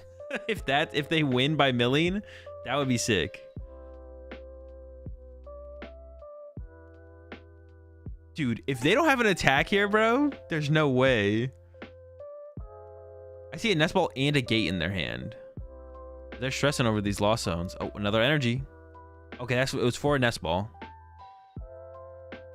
They definitely played that switch card. Yeah.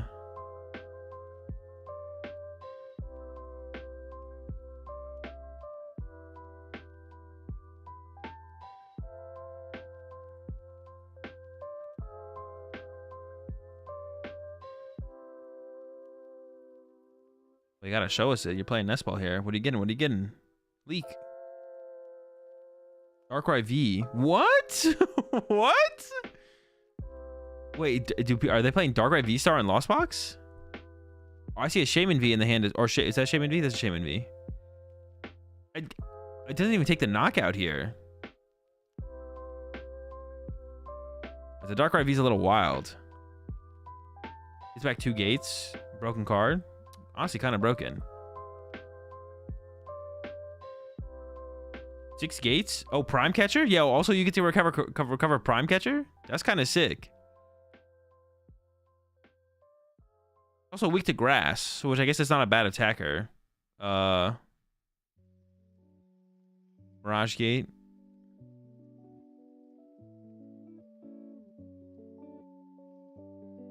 Are they gonna attack with Greninja here? It might be. Dude, they're about to deck out. Dude, I think they might actually get milled. I honestly think they might get milled out here. They're still going. Bro, that would be hilarious. That would be hilarious if they actually win. I mean, the Lost Box player might just forget about the milling of the Great Tusk. What is it called? It's called a Great Tusk? I think it's called Great Tusk, right? We'll see. You got like 10 cards left in deck? Bro, they're gonna get milled here. It's gonna happen. Honestly, that seems like a solid win condition in this matchup. I mean, you have to play a lot of Great Tusks, though, I guess.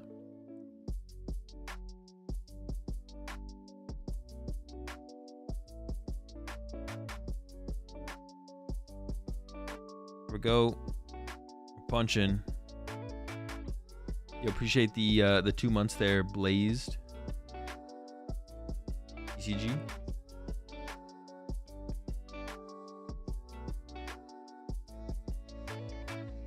They're just putting... Dude, they're not even damaging the Tusk. Let's go, dude. Dude, I want to see a great Tusk dub here. But the Ancient Box player kind of trolled on their last turn, to be honest. Oh, they put 3 on the active? Okay. Yeah, the Great Tusk player kind of trolled on their last turn. But they can recover here. They can recover. Stop. Mill and energy. No! They didn't mill and energy, dude. They have nothing. Dude, they needed to take the Vessel. They need to take Vessel Nest Ball on that last turn. Now they're not going to be able to get the knockout. Now they're not going to be able to get the knockout here. Or not the knockout, the mill. The mill. Because they literally have nothing. I think it's just pass. They have another one in hand, though. They play 2 Great Tusks.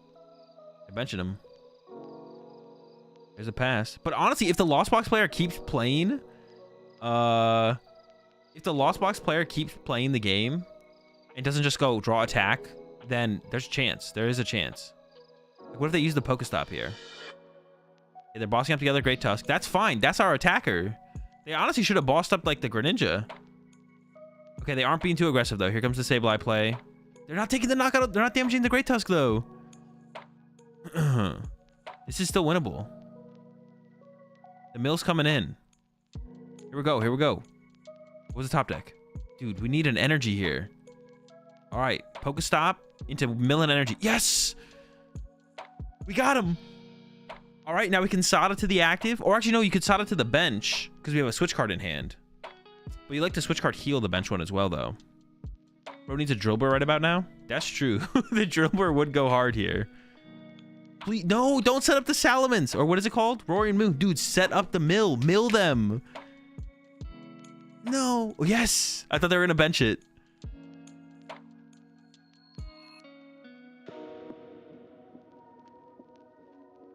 All right, here we go. Here we go. All right, looking good. Looking good. You can Greninja that energy away or attach it to the active. Both are great. And we got a counter catcher. Make them work a little bit harder. A mill dub would be legendary here.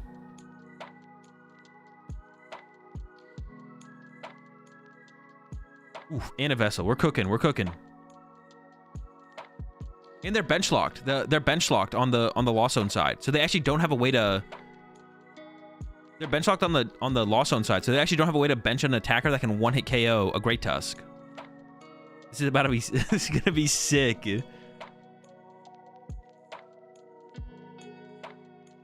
Push her to the bench.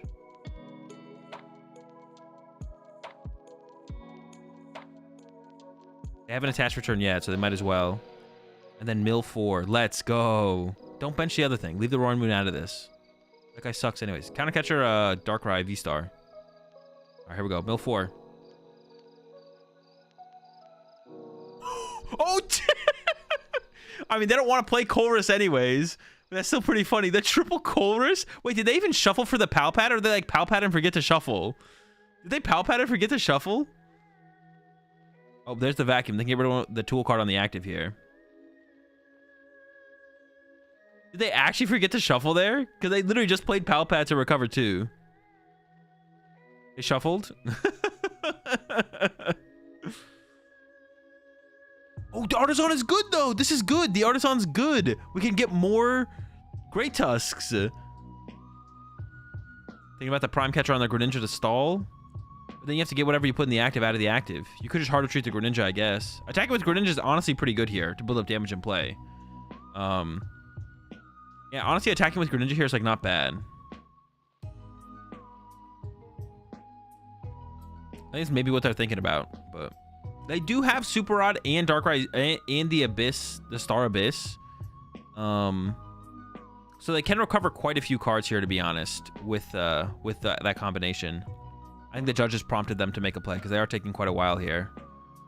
There's a Prime Catcher. They brought up the other Great Tusk into the Greninja. I assume that Greninja is attacking here this turn. They are playing a Super Rod to recover some... I don't even know if they have another water in the deck. I don't think I saw another water in the deck. This could be a massive throw. Hold up, we'll see. Maybe they're just retreating and then using Sableye, to be honest. They might just be doing that. Maybe they're not even going to use the Mirage Gate. Okay, V-Star power to recover. Well, hold on. You can't do that. Yeah, get the Mirage Gate first. There we go. Mirage Gate. Yeah, come on now. Super Rod for later. Okay, I don't hate it. But honestly, I don't know if they have a water in the deck. I didn't when they went through earlier, I didn't see it. Okay, they do have it. They do have it. All right, they're cooking. They're cooking. But giving the Artisan is so much better here, I feel like, for the Great Tusk player at this point. Because you just want to chain Great Tusks to mill. We'll see. There's the vacuum. I don't know how much HP the Great Tusk has, so the bench Great Tusk might die here. I don't actually know. 90 active, 90 bench. It's not a knockout, but it doesn't really matter. If you're always attacking with the Great Tusk, it's kind of whatever. And the Sableye will... Sableye can clean him up anyway, so like not getting the KO here doesn't really matter. Dark Patch top deck. We just want more Great Tusks, though. I don't know if they play more than 2, though, because this is not a Great Tusk deck. This is an Ancient Box that has Great Tusks. So I honestly don't even know... if there is any more Great Tusks to be found with that Artisan, but there might be. I'm hoping there is. I think they have a Super Rod in hand as well, so then maybe I should have to wait for these Great Tusks to get KO'd, to be honest. Ultra Ball and stop. If they have another Great Tusk in the deck, they should go Artisan for it, for sure. I think this is Mill with a couple Baby Moon. No, I think this is Ancient Box with a couple... Well, I guess it could be... I mean... Can we really make an argument? I guess it's one over the other. It's one of the two.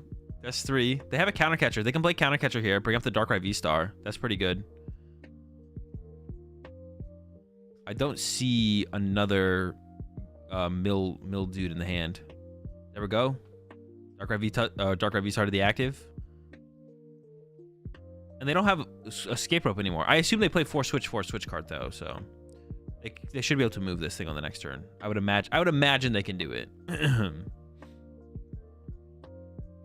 Palpad back some Sadas. They still haven't used the Artisan, which I don't like because it means they don't have another Great Tusk. And they don't just want to bench something else that could get stuck, I guess, but they can use it next turn to get another one. Here we go, another Mill 4. Gate, Energy, Counter Catcher, 4th Colress. There we go, all the Colress in the discard pile. We've assembled Exodia. Dude, if they can't move this... I see a Mirage Gate in hand, though. I see a Mirage Gate in hand, so they should be able to move the Darkrai here. Or attack with it, even, if they have 2 Dark Energy. They have 6 cards left in deck, though. They only have 6 cards left in deck! They do have a Super Rod in hand. Though. Wait, is it 5 cards left in deck? No, it's 5 cards left in deck. That's it. If they take this energy, they lose to a mill. But they do have a Super Rod in hand, so they can make it 2 mills. They could make it 2 mills. We'll see. Yeah, they got to recover something here. 7 cards left in deck. 5 prize cards left to draw. So even if there's not 2 mill attacks from here on out, 1 mill attack will probably do it. Wait, they don't have an energy in hand? They can't move? Dude, that's it. It's over, bro. That's the mill dub. Let's go. Let's get it.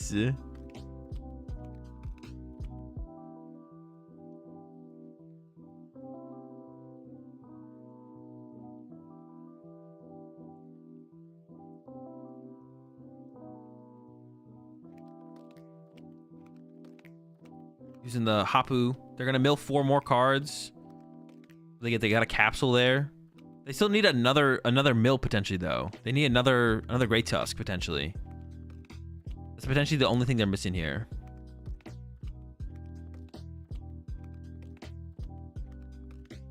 Should have rotted first before gate. They should have rotted first before gate. They used the gate first because they thought there was 2 energy in the deck, but obviously there was not. About to play Ultra Ball here? Bro, if they just forgot that Artisan is in play this whole time, I'm gonna be tilted. If they Ultra Ball here for a Great Tusk and didn't Artisan for it, they did not. They just failed it. So just thinning out the deck. That's fine. They still have the Super Rod in hand to get more back later. I don't know the HP on the Great Tusk. Is it 140? The active one has 50 left. The bench one has 10 left. So putting the tool in play means they both still die to Sableye. So you shouldn't play the tool here. The tool shouldn't get played here, I believe. Yeah.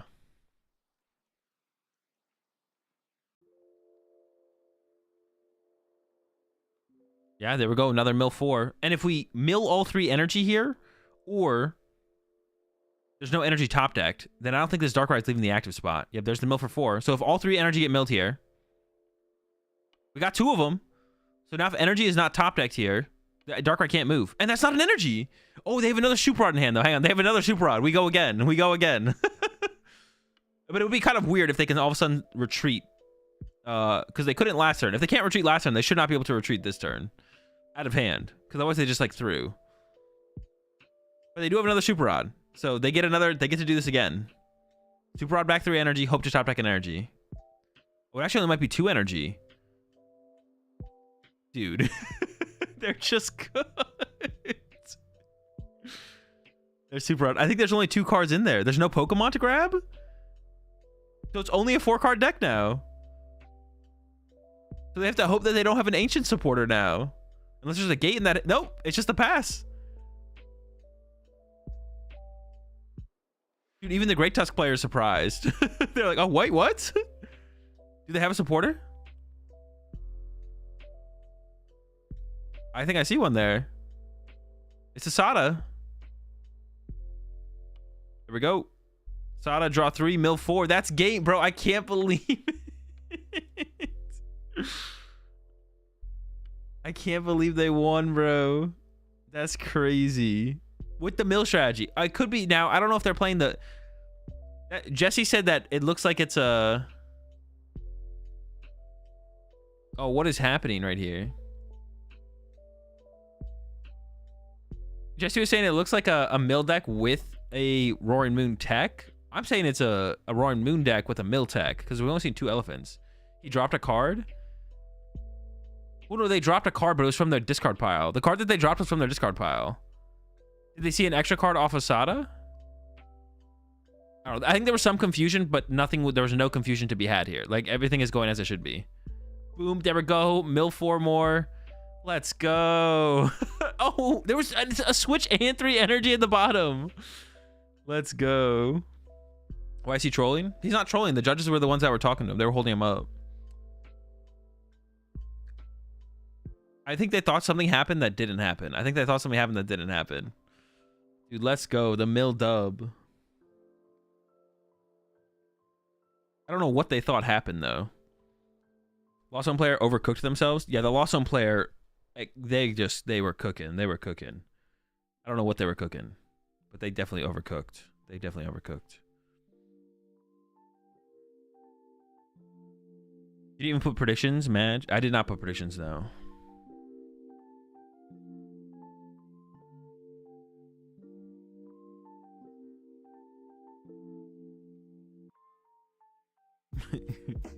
A mill with Great Tusk, bro.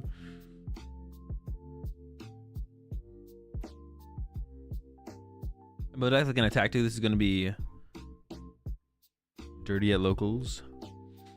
Honestly, the ability to be able to attack with well, no, but the problem with that, I guess, is like you can't hit very hard with the Roaring Moon if you're not building your deck around hitting with the Roaring Moon. What set is Great Tusk? The newest set. It's not out yet. It comes out in Temporal Forces. Why do players play extra cards when they have win on attack? He didn't play any extra cards though. The Great Tusk player didn't play any extra cards. They played Sada and then attacked. But one reason to play extra cards is like if you think you have game but you don't know for sure. But like I guess that's kind of like hard to say. Like I'm sure we've all played a game of Pokemon where we think we have win and then we're like, oh wait, we don't. Like you go through the sequence, you play out your turn and you go attack, and you're like, I win, and your opponent's like, no, you don't, because of X. You forgot X. And you're like, oh shoot. Well, I guess it's your turn now then. So like doing extra things to make sure you're like there's no real argument that doing extra things couldn't be correct, right? Like benching extra Pokemon or attaching extra energy or just setting yourself up further just in case you did fuck up. Now all of a sudden you're in a situation where you're in a better spot just in case you did not see the win condition you thought you saw was not a win condition. But yeah. Like, we've all had a game where we thought we had win, and then we sequence it out, and then we like, well, we actually just didn't win.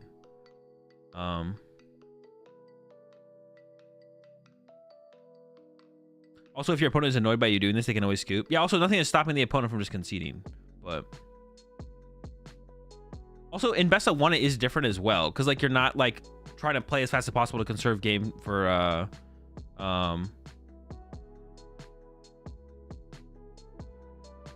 like, conserving your, like, you're not trying to conserve game time for game 2 or 3, so.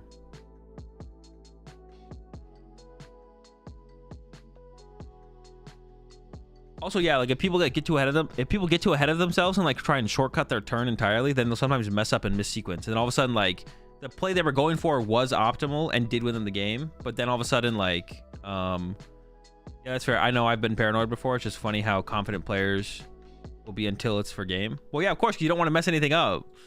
I've been there too, where I like double check. Like when I'm about to win a game, I'll still like sit there and make sure I double check everything real fast. You don't want to like, I guess the bigger thing would almost be just like mis-sequencing. Like you just go to win and you like mis-sequence something while you're going to win and you're like, oh shoot, I guess I don't win now. What's my opinion on Golden Go versus Zard? It's favored for Golden Go.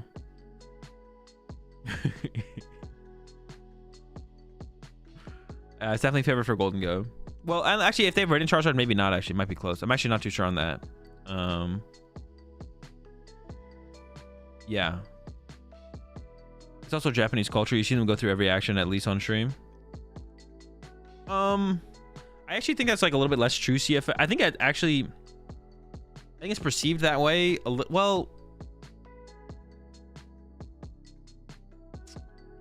I think we're just like generally that you just see less like when you see the better players play, even in Japan, they definitely like are on par with like shuffling and shortcutting as like everywhere else in the world, to be honest. It's really just in the early rounds that you kind of see it where it looks like newer players are playing, to be honest. But I don't think that's consistent throughout consistent from all Japanese players. It's just like the less experienced players, but that's the same anywhere, right? Yeah, it's literally like the exact same thing anywhere. Like you'll see the same thing on like TPCI streams as well. Well, we don't start to round 3 or round 4, so that's why you see it a little bit more on Japanese streams as well. Also, you're more likely to see less experienced players on stream for the Japanese streams because their tournaments are bigger. So the chance that they take someone who's like 3-0 and put them on stream, there's a chance that one of the players is gonna be like less experienced. But we definitely see like the play and shuffling and everything tighten up going into like day 2 and the later rounds of day 1 for sure. Because we're just seeing better players. Usually, like we're just seeing better players play the game. So everyone, like the play gets tighter, like the handling and managing of the deck and cards gets tighter. Like everything is like leveled up as we progress in a tournament. But you'd expect that. It happens in every tournament though, and that's what you'd expect. I appreciate the 53 months there, Horshi, and the 35 months will be.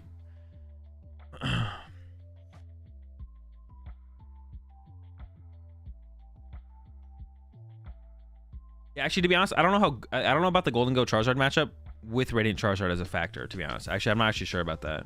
If they don't have Radiant Charizard, it's definitely unfavored, but I'm actually, with Radiant Charizard involved, I'm actually not sure how that factors in, to be honest. Couldn't tell you.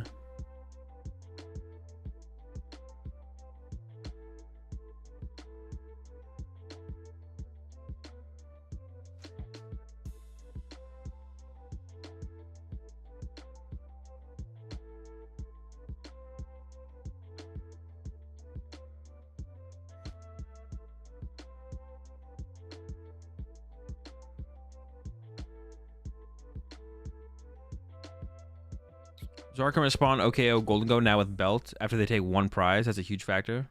Oh, true. So yeah, a combination of, well, if you maximum belt plus Radzard should put it into Charizard's favor, to be honest. I didn't even think about that. Yeah, if you're playing maximum belt plus Radiant Charizard, you're probably just favored for sure. Current format, I don't know, with just Radiant Charizard, but I agree with that for sure.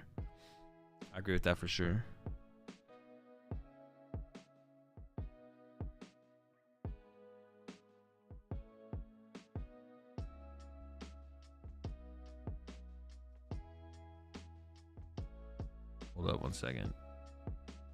I could just have this audio on, to be honest. I don't mind listening to the Japanese casters. I don't like listening to English speaking casters while I'm talking about the gameplay because it fucks with me and like throws me off. but I can't understand what the Japanese desk and casters are saying, so it doesn't fuck with me as much. But when I'm trying to like talk about gameplay and like watch gameplay and like analyze the gameplay, it's like hard for me to like think about it as much when I could hear English casters in the background. Have you ever listened to Chiyu for Charizard tech? It's a 1 prize or basic that can knock out Golden Go from full bench for just 2 fire energy. You can also recover energy. I have not. No, I have no idea what that card does. But also, I don't think you really need a tech for Golden Go, to be honest. If that's like the only reason to play it. Which I play into a Zard heavy cup in best of 1. I'm considering POW or Lost Zone Zard with Delphox. I mean, Power Guardy sound good. What are my thoughts of Chads that play tier 1 decks in casual on PTCG Live? I think I'm just gonna eventually time you out, Echo. What's the deepest you've gone in a regional? First.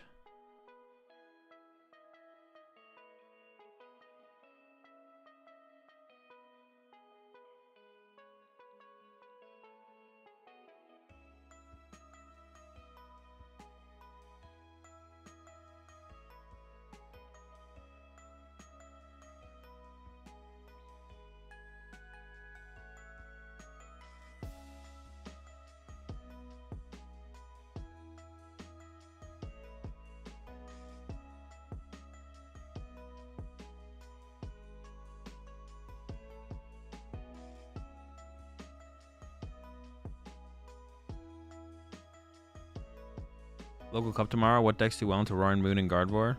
I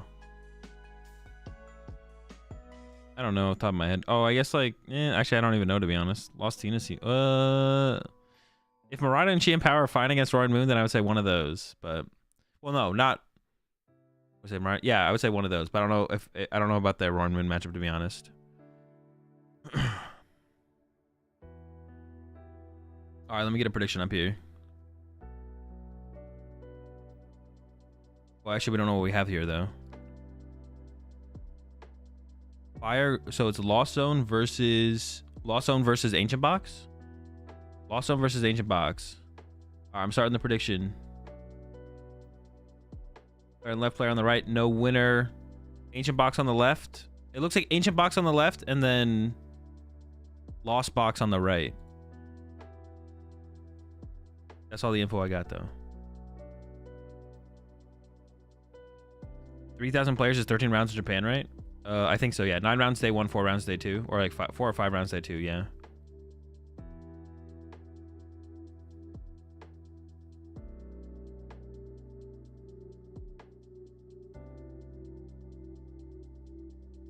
It's the exact same guy from the last round. Playing what? The Lost Zone deck? Wait, which one is the exact same? Oh, it's the Ancient Box guy. Yeah. Okay, yeah. Wait, is that like the celebrity of the tournament then? Is this like the celebrity of the tournament then? Is the Ancient Box guy?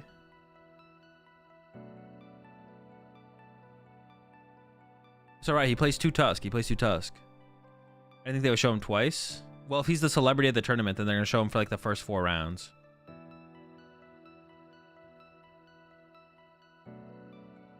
All right, so it is. I think it is Ancient Box as well. It's not actually a mill deck. I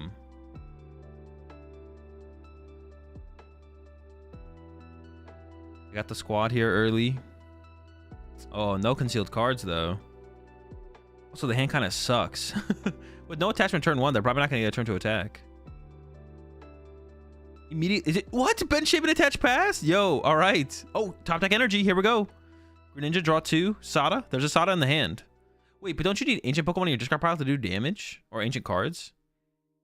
So we're probably not going to see a KO this turn. You could hit that Cram for 70, though, I guess. That's not very powerful, but I guess it's something.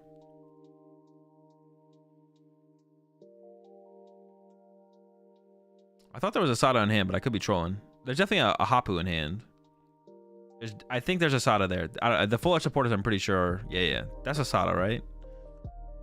Dude, I got thrown off. I played against a Roaring Moon player who played the full art Sada and the full art Sada research. And dude, I had to like pick up their card multiple times to make sure what they were playing.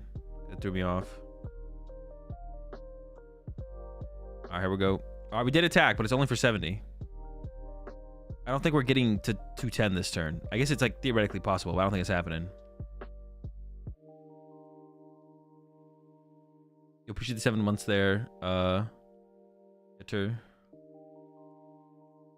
does the Shaman even do? Does it have a revenge attack? Run the predictions too long? Yeah, I'm probably running them a little bit long for how... Well, I'll do like a minute next time. I guess we could do like 30 seconds, to be honest. Is it over now? It is over now. Well, I'm hoping there's not a lot of attached passes in the in the tournament, to be honest. I'm hoping there's not a lot of attached passes, but...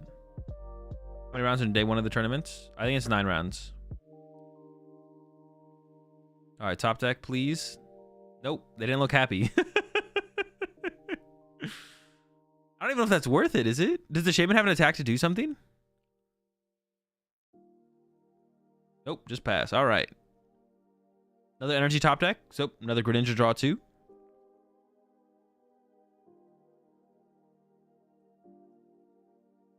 Oh, they have their own Prime Catcher as well, so they can just respond with Prime Catcher. Wait, is that the Prime Catcher or is that the Ancient one? No, it's Prime Catcher, not actually playing the Ancient draw. Prime Catcher KO is pretty chill here, though.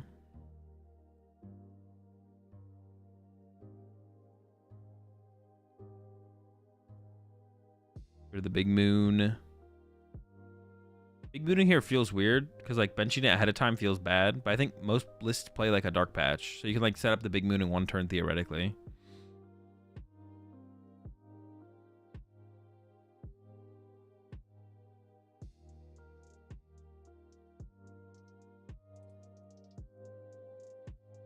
What does the Shaman do? It's more damage for each prize card drawn, apparently. They did just use Hapu, right? Or no, they Ultra Balled. Now they can Sada to the active. Yeah, chilling. I guess if they don't draw an energy here, then they can just go with the Prime Catcher to get the KO. What do we got? We got a Pokestop. But do you want to give that to your opponent, or do you just play the Prime Catcher? Could just go with the Prime. I honestly don't hate just going with the Prime Catcher here. You could rip the stop and hope to hit a Vessel, but... I don't know if you like your opponent having that option, to be honest.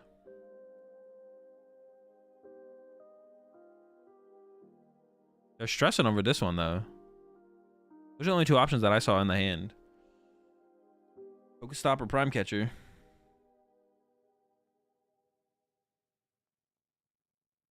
Tool card first.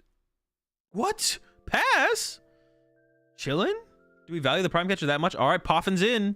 Dude, I don't like that. I think we should at least attack here. Yeah, I think we should at least take a knockout on the Crammy. I don't even know. Honestly, this matchup seems kind of good for the Ancient box. Because, like, what do you attack with as the... What possible attacker do you have that's actually good into this matchup?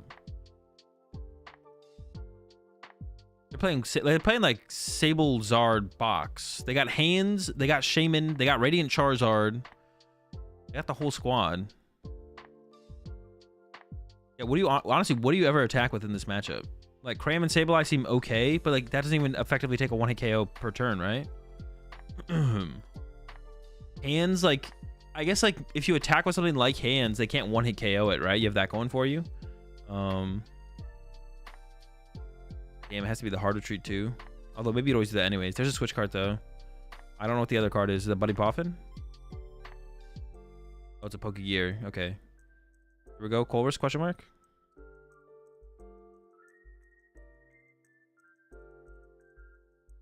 Nope. Boss though.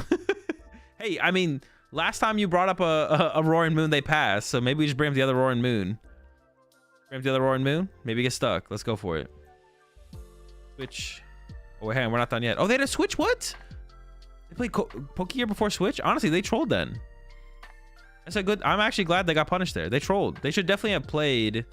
That's not correct sequencing. We definitely should have switched Comfy, then Pokegear. So honestly... reasonable.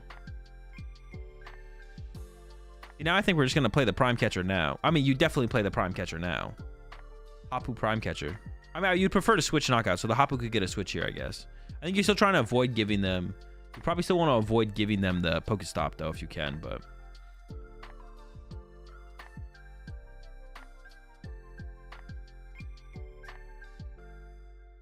They're cooking, they're cooking, they're cooking. No energy there.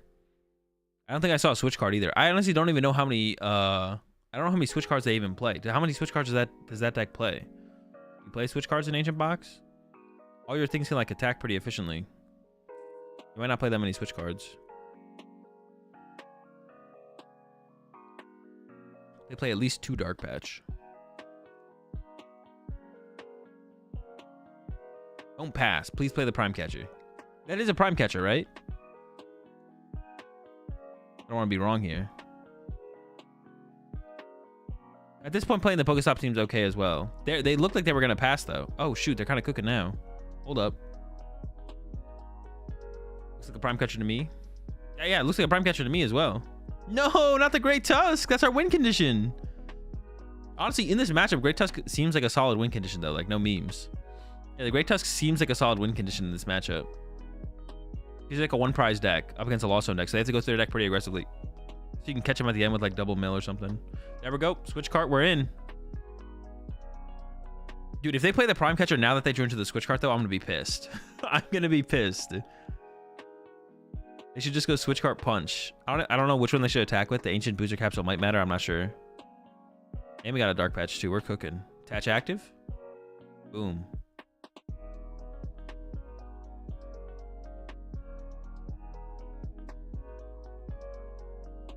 There we go. Yeah, this seems like a decent matchup for sure. They just don't have it. The Lost Zone deck just doesn't have a ton of great options to attack with, I feel like.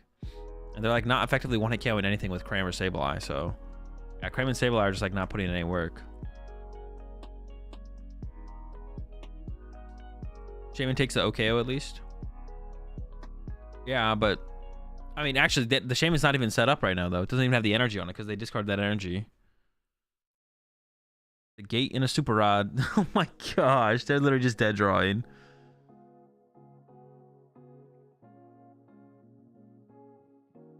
Oh wait, hang on. We're not done yet.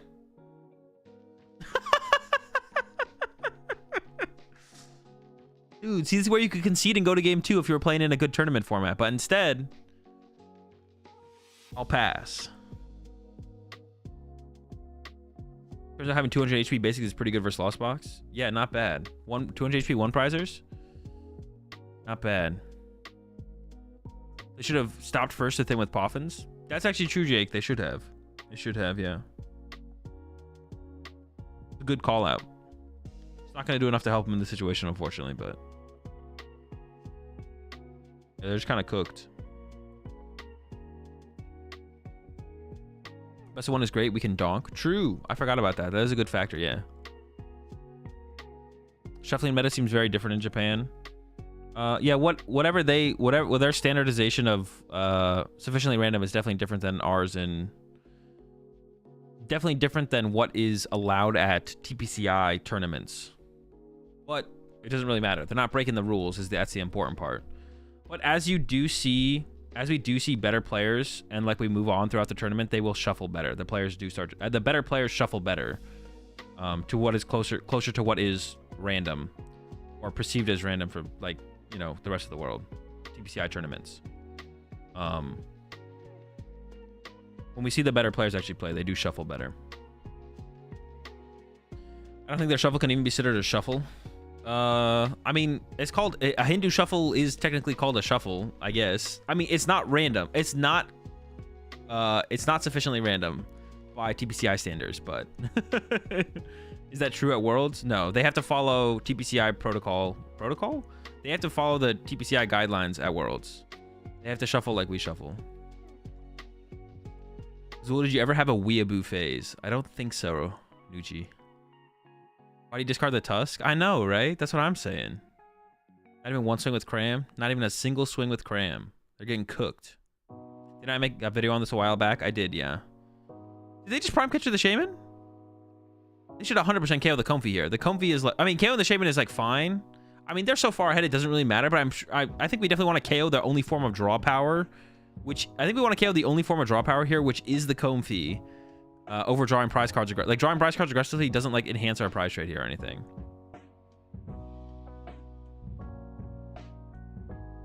Is it possible that Japan's shuffle developed how it did because of DGL rules? What is DGL? Or whatever you can to save time. I mean, maybe Del Cookie. But the 30 minutes for a best of one is, like, fine. That's plenty of time to play a game of Pokemon. I thought you were talking about, like, a different game for a second. But 30 minutes for a Pokemon... Dude. Did they just stop double Colress? Sheesh. But once again, just like Jake said, they should Pokestop before they use Comfy. They should Pokestop before they use Comfy. Because you could Pokestop into a Poffin, play the Poffin, then Comfy. So they're getting punished for missequencing here, to be honest. They are getting punished here for missequencing. Yeah, this one's basically over. I mean, maybe the Greninja gets stuck for forever. Yeah, I don't think we really needed to... I think KOing the Comfy on the last turn versus KOing the Shaman was probably correct, but... yeah, this one's pretty cooked. This one's pretty cooked. The last game was super exciting, to be honest. This game is cooked, though.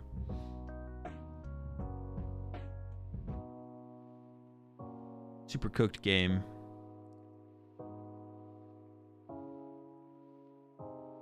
They could also Pokestop Chorus and then knock Comfy into Chorus. Yeah, it doesn't matter. The odds of Pokestopping a Chorus or Comfy into the Chorus are the exact same. But because you could hit something off Pokestop that could lead to thinning out the deck before you use Comfy, that would increase your odds of finding remaining Choruses, it's correct to Pokestop first. Unless for some reason you really don't want to Pokestop. But we see that they end up using Pokestop anyways on the end of the sequence, so it's probably just correct to Pokestop first in that instance.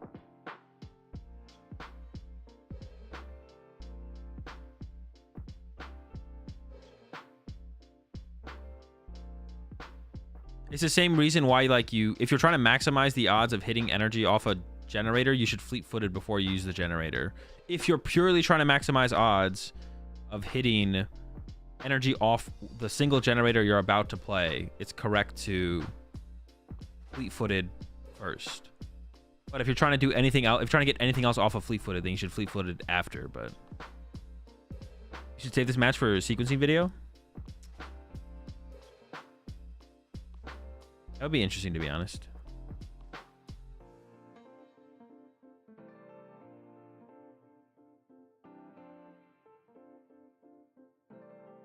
I did that today and fleet-footed into an energy. Never lucky. It does depend on what you're trying to find. It does depend on what you're trying to find, though. If you're trying to, like, draw into a draw supporter, you should generator first and then fleet-footed afterwards. But generator still hit too.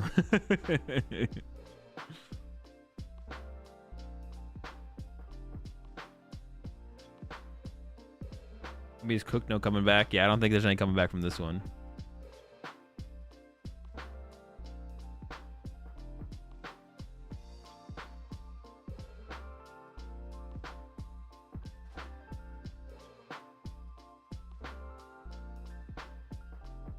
Oh, more, they're recovering Comfies with the Super Rod. You know they're in a bad spot if that's what's happening. Best ball to get another Comfy. At that point, would you scoop? In this game, I mean, this game's best of one, so I don't think I'd ever scoop, to be honest. I'd probably play it out. Well, that's not true. I'd probably scoop at some point. But like, there's still a win condition here, right? They can keep the Greninja trapped in the active for like 10 turns, and then like Sableye around it and win the game. So there is technically still a win condition on board here. It's just not a very likely win condition, because there's probably ways to move this Greninja in hand. But if there's not, hey.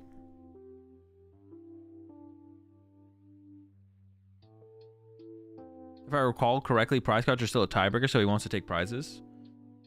Wait, are prizes drawn a tiebreaker for instead of opponent's win percentage?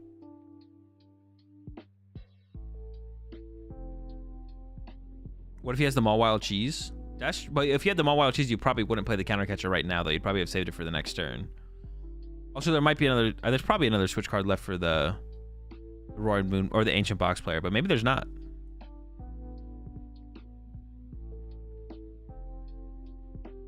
I don't see a switch card in there. Maybe the Mawile Cheese is coming, actually.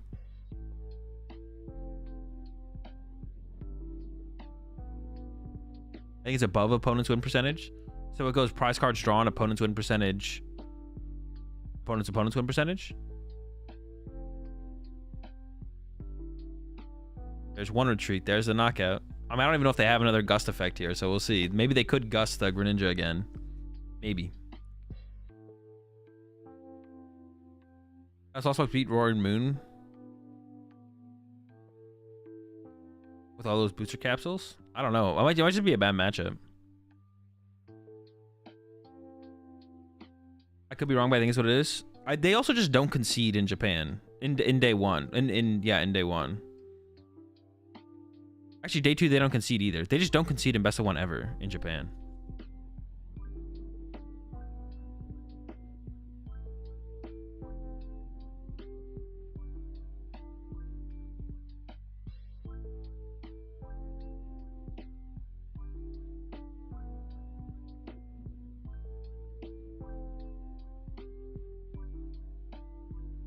The energy of the prize, so even his Gust of Ninja, he has a retreat pivot. I mean, it'd have to be a Mawile angle.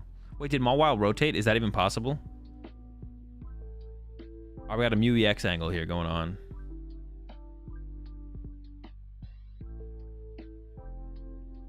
You think that Ancient Box will be the best one prizer deck? Probably. Mawile's still around? Alright. Maybe the Mawile cheese is on the way, you never know. It looks like a Radzard attack. Dude, they're playing so fast, too. The Lost Zone player is playing so quickly here. But they're just cooked. For Alligator, best single prize? True? I could see it, to be honest.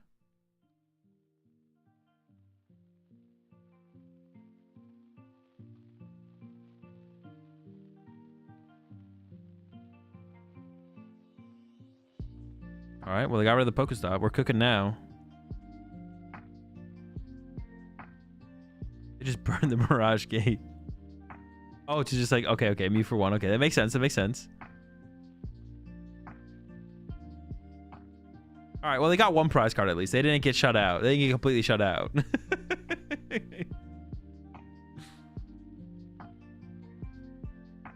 Heck, all right. That was an unfortunate match there.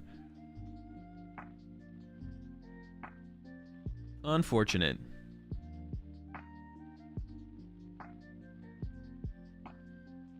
Not completely shut out though. That's something. They got something going on there. Actually, gonna do this real fast.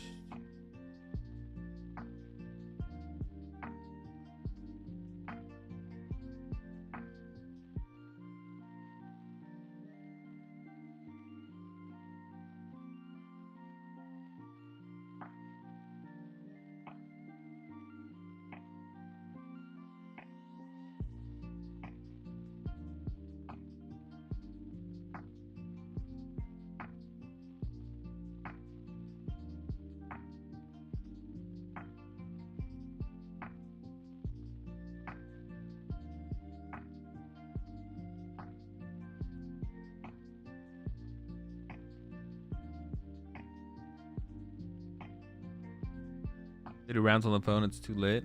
Bro, we need that, bro. They need to let us report our matches on our phones.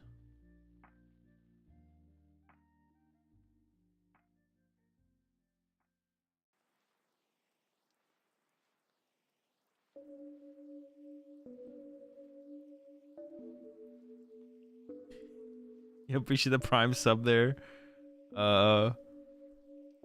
Mr. Sir Precious. Welcome to the Rat Pack. We're all out of cookies. We got plenty of closets. Dude, what did Iron Hands, Iron Crown do to you, Stevie B? Iron Crown plus Hands is a trash deck. It has no results. Is not on any Japan tier lists. Like, guarantee we don't see it in top 16 in this tourney. Probably not even top 32. Bro, what did it do to you? What did Iron Hands do to you? It's not that serious, bro. It's not that serious. Yo, appreciate the 5 gifted there. Victor, always appreciate the support. Thanks so much. Welcome to the pack there. Raging Relic, Fitz, Firewall, Zard Addict, and Dark Patch. Welcome all to the pack. Welcome back to the pack. We're all out of spinach, but we got plenty of gardens. I don't know. I've just seen Mahomes pushing that deck so hard lately, but it seems so bad. I mean, that's fine. If it's bad, it's bad.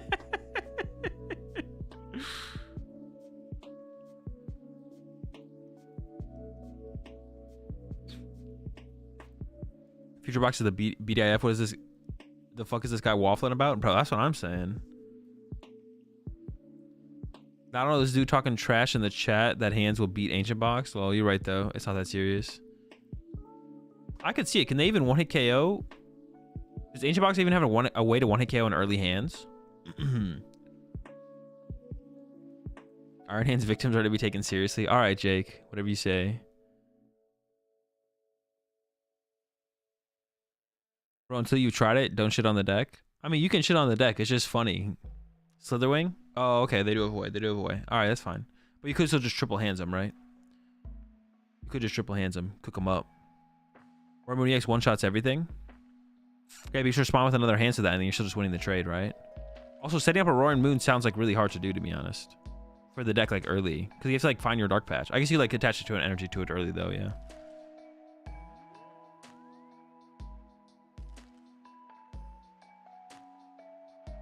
Three hands where you're getting all that energy? From the baton. The baton conserves all your energy. It's free. The baton says if it's attached to a Pokemon with 4 retreat cost, it just... What does it take? How many energy does it even get? I don't even know how many energy it gets, to be honest. I actually don't even know.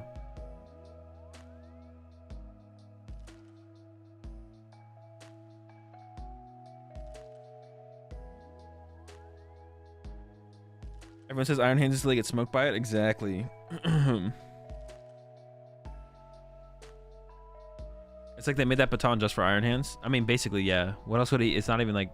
Is it even good with anything else? I don't think so. You appreciate the 70 months there, Dougie. And then 9 months, Max Rock. Appreciate it.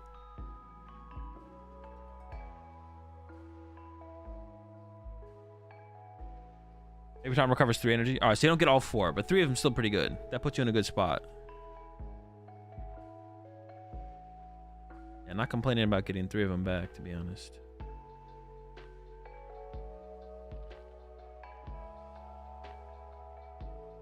It's supposed to be for Torterra EX too. Torterra attacks for 1 energy. Why are we trying to conserve our 1 energy? I think you're capping, Jake.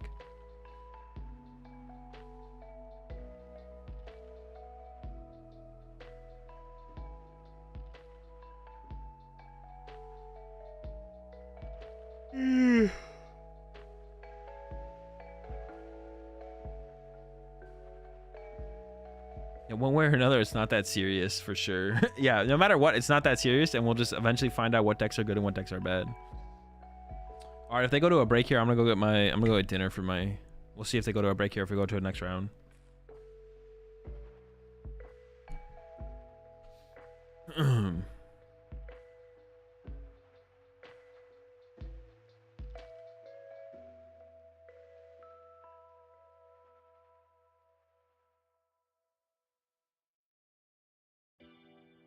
Wait, didn't he show his like thing previously? What is that?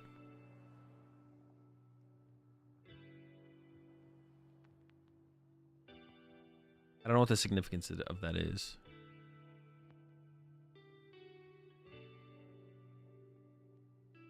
He's showing how he uses sleight of hand. Oh, he hides cards in his sleeve. Oh, okay, okay. And this is where I hide my Sadas.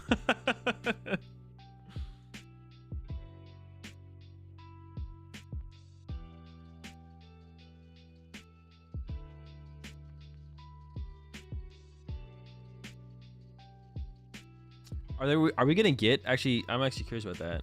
What did someone in the chat say? I really want both future and ancient archetypes to be strong. I'd love it if both were strong in the meta.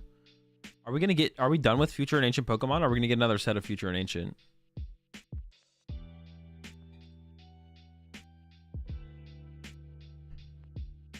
We'll find out tonight, I guess. Oh, true. Maybe we'll find out tonight. One more set. There's no way it's like 2 more sets of future and ancient, though, right? There's no way we're getting 2 more sets of future and ancient. This would have to be like the last ones.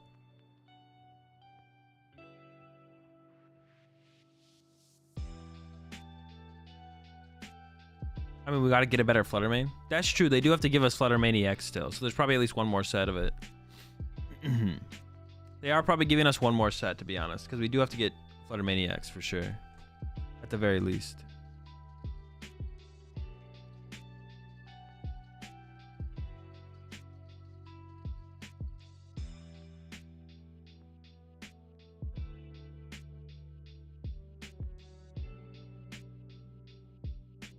You could always add bits and pieces till the end of the year. I feel like they don't ever usually do that with this type of stuff, though. They usually give us like a couple sets of the like mechanic, and then that's it. They don't like continue. Like something like A-Specs, I guess, is different. But like the Future and Ancient stuff or like Lost Zone stuff, they give it to us in like 2 or 3 sets, and then they cut it off after that. Oh wait, they actually might leak Ogre Pawn today. They might show us. They probably will actually, right? That's probably what they'll leak today is Ogre Pawn today or tomorrow. They did with Ultra Beasts. Did we get Ultra Beast stuff for a long time? Oh, I guess because Baby Buzzwole came out quite a bit afterwards, right? No, but I mean, how many sets of beast stuff did we get? Either Ogre Pawn or Blood Moon Ursaluna.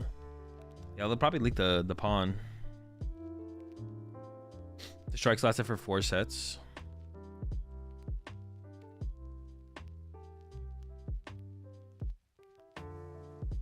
Plasma was 2 years worth, right? It lasted for 2 years, but did we get plasma stuff over 2 years? I don't think so. I could be wrong though. I don't really remember fully. Maybe I'm just trolling, to be honest. Maybe it's just like with recent stuff. We got 9 sets plus 2 years worth of Ultra Beasts. Okay, maybe I am just kind of trolling, to be honest then. I guess I am trolling.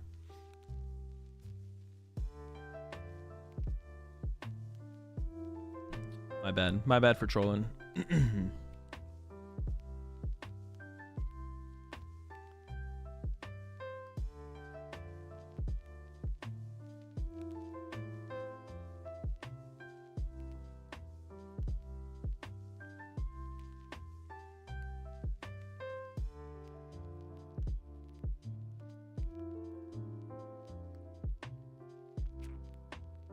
All right, well, the stages are cleared, so I feel like that's a good sign for me to go get dinner. I'll be right back.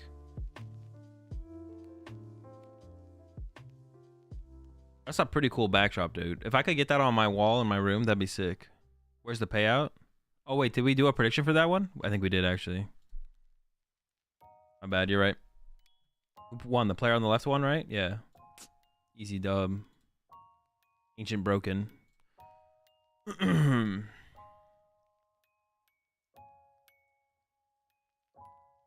Will we finally get a good grass card with Ogre Pawn? I mean, we're getting Iron Leaves, which is pretty good.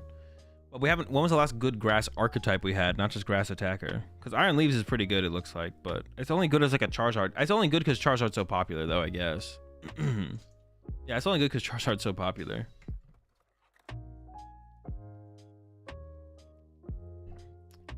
Why aren't there, dude? Their feature match tables are so much better than ours. Ours suck. Like they have, like the tables are like a table. Our thing is, dude, the tables that they give us that we have at TPCI events is literally like King Arthur's round table. Like they just decided that, like, you know what should we base? They were like, what should we base these table on? And someone was like a huge fan of King Arthur, so they got like a massive round table, and that's what they used for the TPCI events. Yeah, someone's a massive King Arthur fan in at the at TPCI.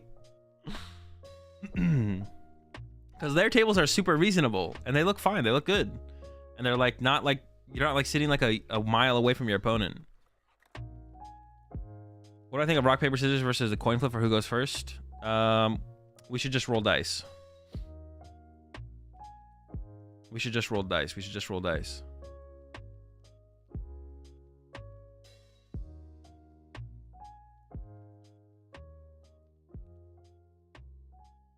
Round table is better for best 2 out of 3. Is it not a Pokeball? It is, but it's still annoying. They don't need it to be so massive. It's so annoying to play at. I thought our tables were reasonable. I don't want to eat my opponent's cards, so it's a reasonable distance. I don't want my opponent to eat my cards. Now, the tables are pretty big. I think the ones at like EUIC are like smaller though. The European one I think is smaller. But the one that we have at North American events is like massive and like it's like annoyingly large. Like you can't like reach your opponent's discard pile or anything like that.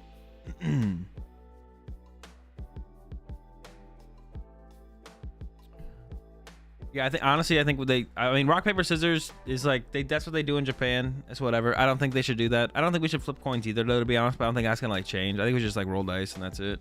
Just roll dice and that's it. You gotta call your opponent and ask them to UPS their discard pile to you, literally.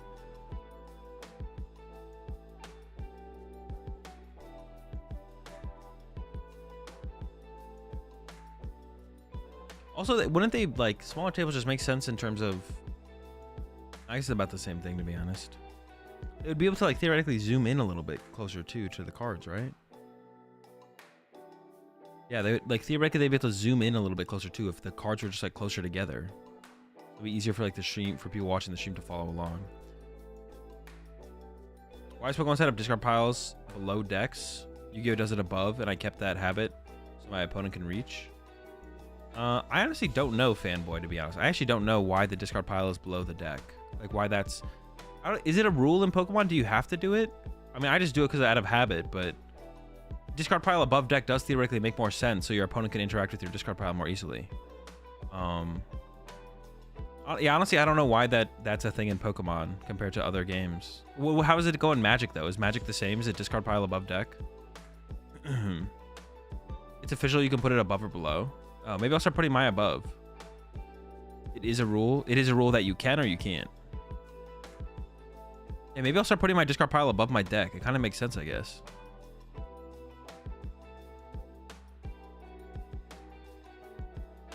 Magic, you can do pretty much whatever you want. Can I swap discard piles with my opponent in Magic? Magic does discard pile below and they're equivalent of the lost zone above. Okay. It's a rule that you cannot from the last time I checked. Interesting. I'd be curious to know, to be honest, if it's actually a rule that you can. I've never really thought about it before, but it does kind of just make sense to have your discard pile above your deck so your opponent can just reach it more easily. Like, it does just make sense, like, logistically. But yeah, I don't really know, to be honest. It's interesting.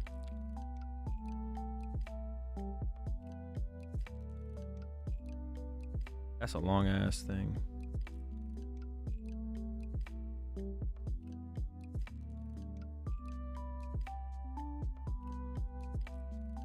Having the deck below the discard pile is also permitted. The deck and discard pile must be on the same side of the field, either left or right, arranged one above the other. The standard play layout is to have the discard pile below the deck, but having the deck below the discard pile is also permitted. From compendiumpokegym.net. So that sounds like it is fine to do one or the other. Then it'll be further for cutting the deck. You interact with both. Yeah, but when you usually offer your deck for your opponent to cut anyways. You're not leaving your deck. You don't put your deck back where your deck goes. And then when you always offer your opponent your deck to cut outside of your deck realm anyways. So that doesn't really change anything. Like your opponent does interact with your deck, but they interact with your deck outside of where you normally put your deck. Yeah, I'm gonna go get my dinner real fast. I'll be right back while we get into the next round.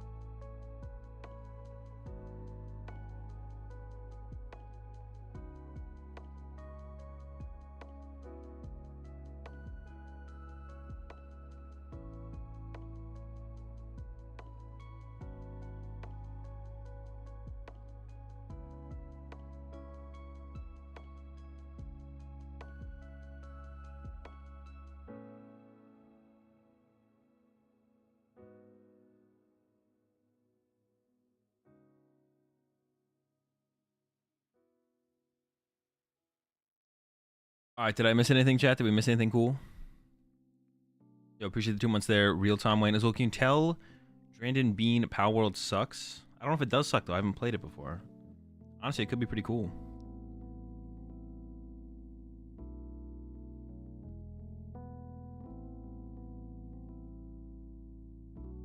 They're kind of quiet.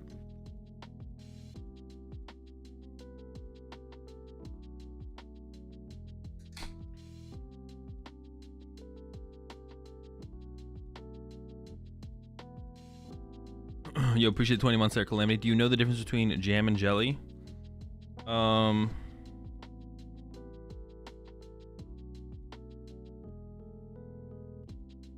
Jam has fruit in it, right?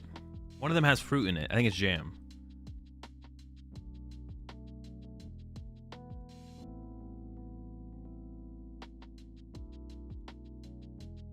Jam both have fruit, but no, one has like whole pieces of fruit in it, right?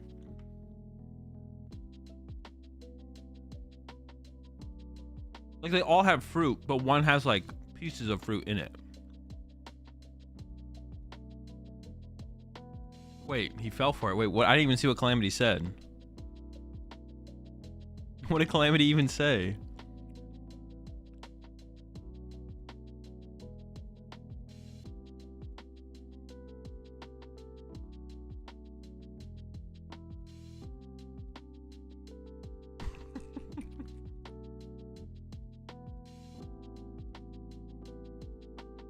I've heard that one before too, now that I'm thinking of it.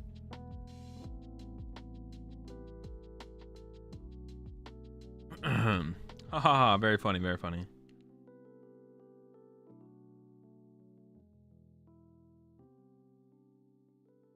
The difference between jam and he even messed it up. Yeah, bro, what the heck?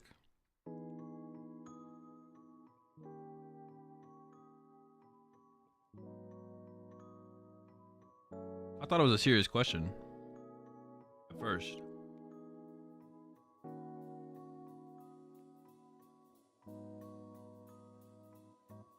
Oh no, we got the celebrity back on for round 2 or round 3.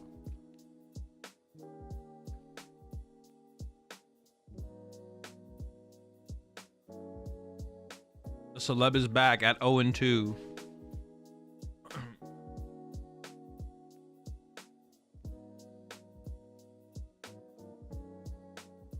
Prediction time? All right, let's get the prediction in.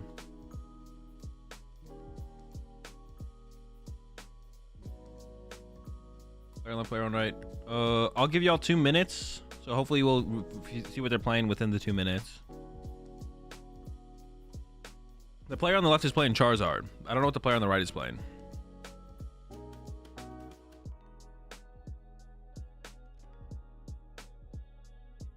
How many celebs are in this? Just the one. The player on the left is the celeb.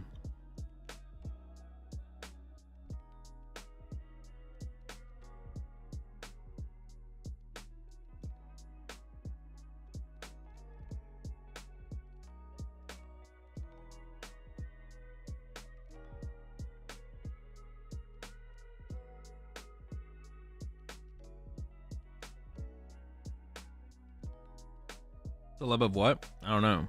But they're just like, they bring on people who are like celebrities who play Pokemon, and then they feature them in the tournament for like the first couple rounds.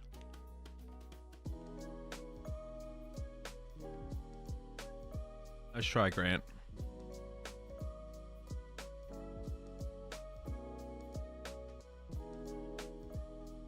Both the players are 0-2, yes.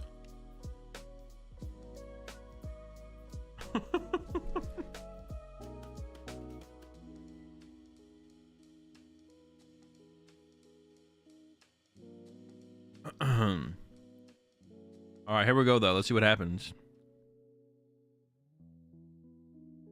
Looks like it is Chien Pao.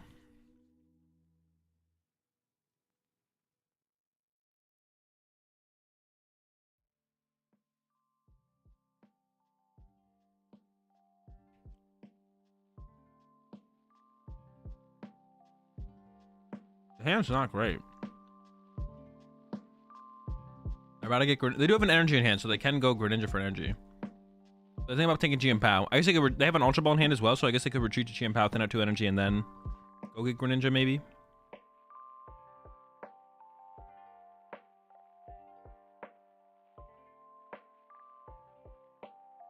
Man, if you obviously like a pretty bad bad start in this matchup because you can't actually use it.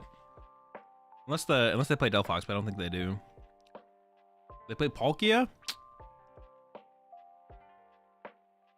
No wonder they're dead drawing.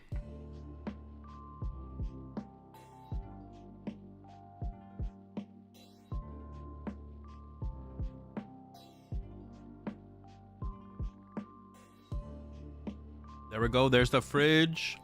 The rest of the hand still kind of sucks, to be honest, but it has a candy in it. It's something. I'm gonna have like a Greninja plus the Shivery Chill to work with next turn, so not dead in the water, but like not a ridiculously powerful start.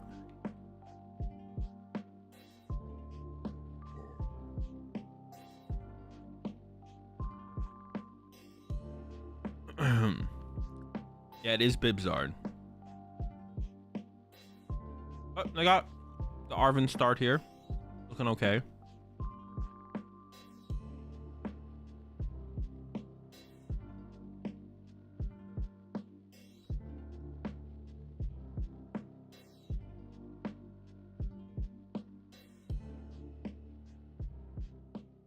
These rounds always just kind of feel, I don't know. I mean, it's fine. Like, I mean, for us, well, me specifically, I mean, some of you in chat might know who the heck this player is. I got no clue. Some of you in chat knew who the, for Kyoto, some of you knew who the celebrity was. They were apparently like a Smash player or something.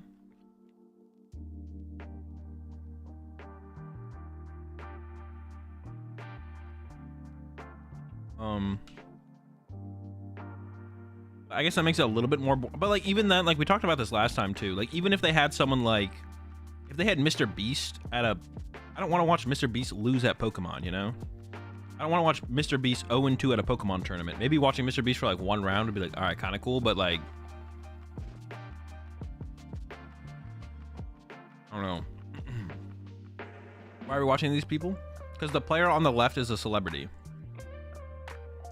So what they do at Champions Leagues is they have someone at the tournament who's like a celebrity in Japan of some level that plays Pokemon, and then they show all of their games for the first 3 or 4 rounds. I don't know if it's 3 or 4. We might get one more round of them, but it might just be the first 3 rounds. And usually they go 0-3. So usually they go 0-3.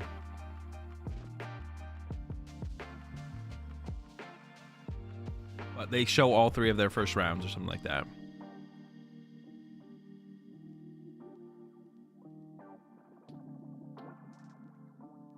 I'm just letting them cook, to be honest.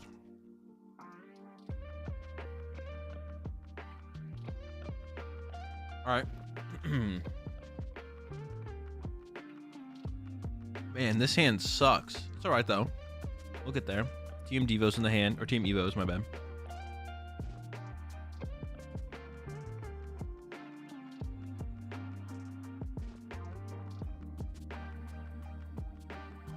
I don't know why they didn't attach a TM Evo there. They definitely should have attached a TM Evo. Because then if we whiff, when we just get an energy, we can just go Evo to some millions. Maybe second B-Barrel. Honestly, probably second B-Barrel.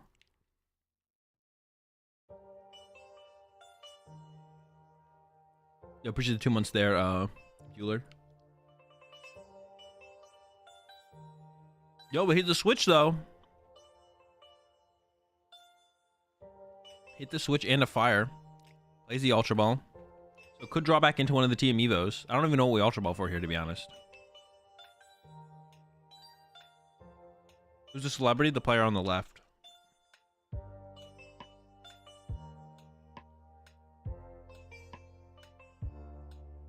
Is it the same guy that Nestballed for fish earlier? Yeah. yeah. Switch. We should see the Manaphy end up here, honestly, I think. This is okay, though. Should have attached before drawing. Oh, wait, no, actually, they're playing for the Candy Zard. What? But they set up the wrong Charmeleon. They just benched that Charmeleon. I guess it's fine, to be honest. We're chilling. Literally never a reason to not attach TM. No, they 100% should have attached a TM. That's for sure. They 100% should have. So it's unlikely they find the switch. But it's pretty reasonable that they find an energy. So then they could go energy team Evo. I wonder if they sell Dragon Shields in Japan. Dragon Shields in Japan. I feel like I've definitely seen some players at these tournaments that are using Dragon Shields, but it is hard to tell. Maybe I'm wrong.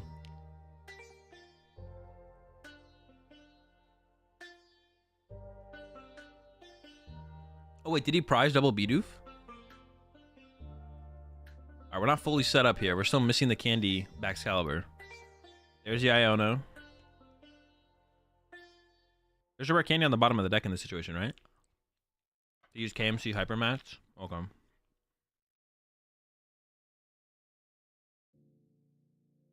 Blue Bidoof prize? Dude, the triple Bidoof? That's kind of sick, though.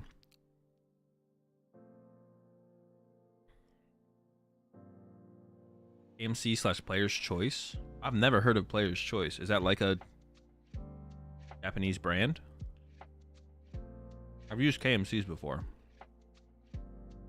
Way back.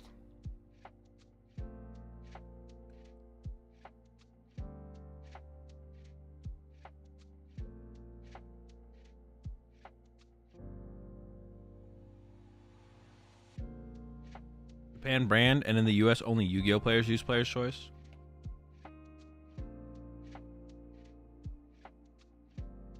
Yeah, I've never heard of Player's Choice, I don't think.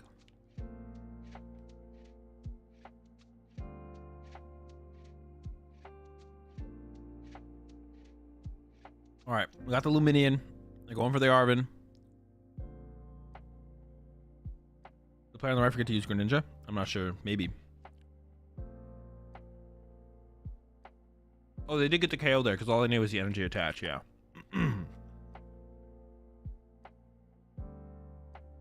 There's no maximum belt grab there. Do they have it in hand or is it prized? Oh, it's in hand. Okay, hold up.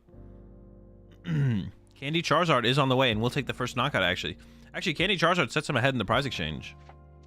I don't know about giving up. I don't know about Ultra Ball away B Barrel, but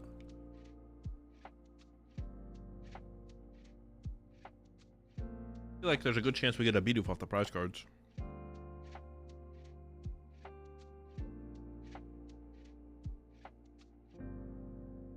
Honestly, the Chien-Pao player may be trolled by drawing a prize card. They probably shouldn't have drawn a prize card there. They probably should have just passed.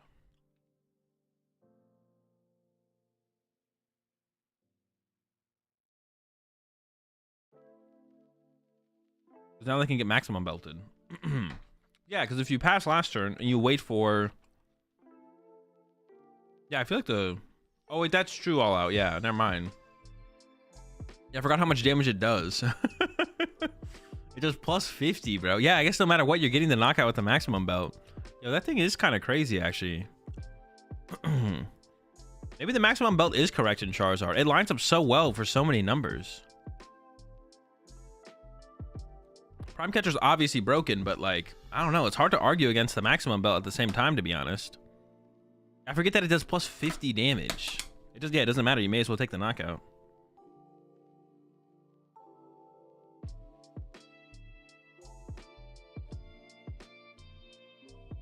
It does plus 50 to only EXs, yeah. If it hit Vs as well, it'd be too good. Yeah, eliminate to just EXs is probably correct.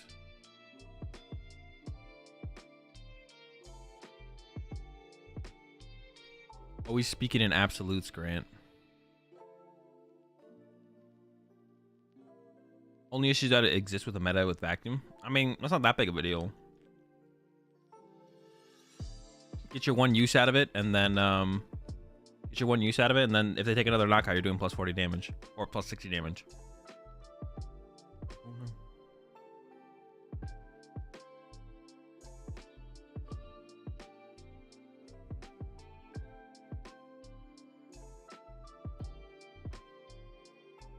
I think a plus 50 all around with no limits would have been fine. Nah, you're trolling.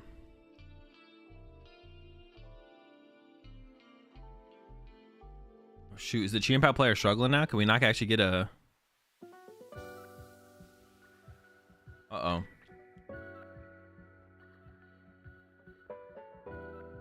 the POW player bench Manaphy to play around Thornton, Palkia, Ninja? Maybe. You never know what's gonna happen, right?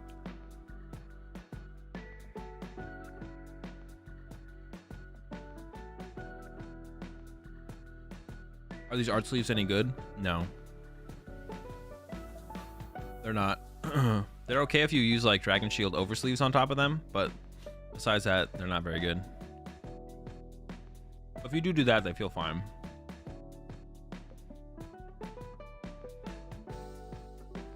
Otherwise would highly not recommend.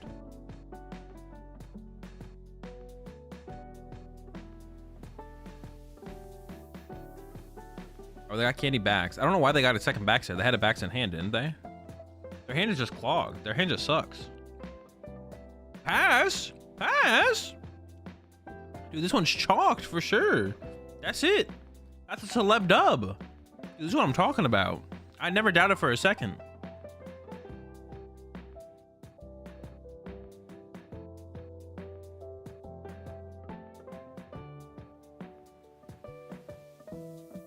Let's go.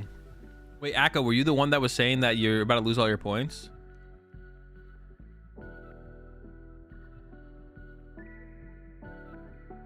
What happened? Oh, they forgot to offer the cut. Chillin', chillin', chillin'.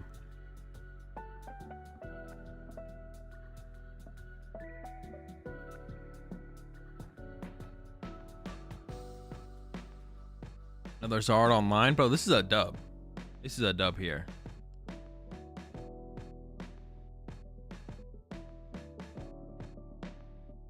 Dude is wearing a full coat at the table. Why didn't he bench Bidoof? Because if you bench Bidoof and then they knock out the Frigibacks, you don't have room for an attacker on another Frigiback. So then they just go Boss KO, Baxcalibur, and you lose the game.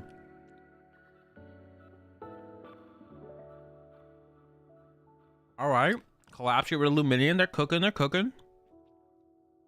Honestly, they're in full control here. I wonder if the Radiant Charizard could get trapped in the active at this point, though, to be honest. I feel like it maybe could. We'll see.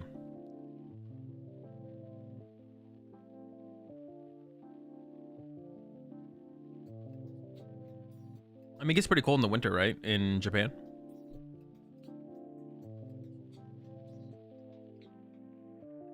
Glad they got to you safely, Hollywood.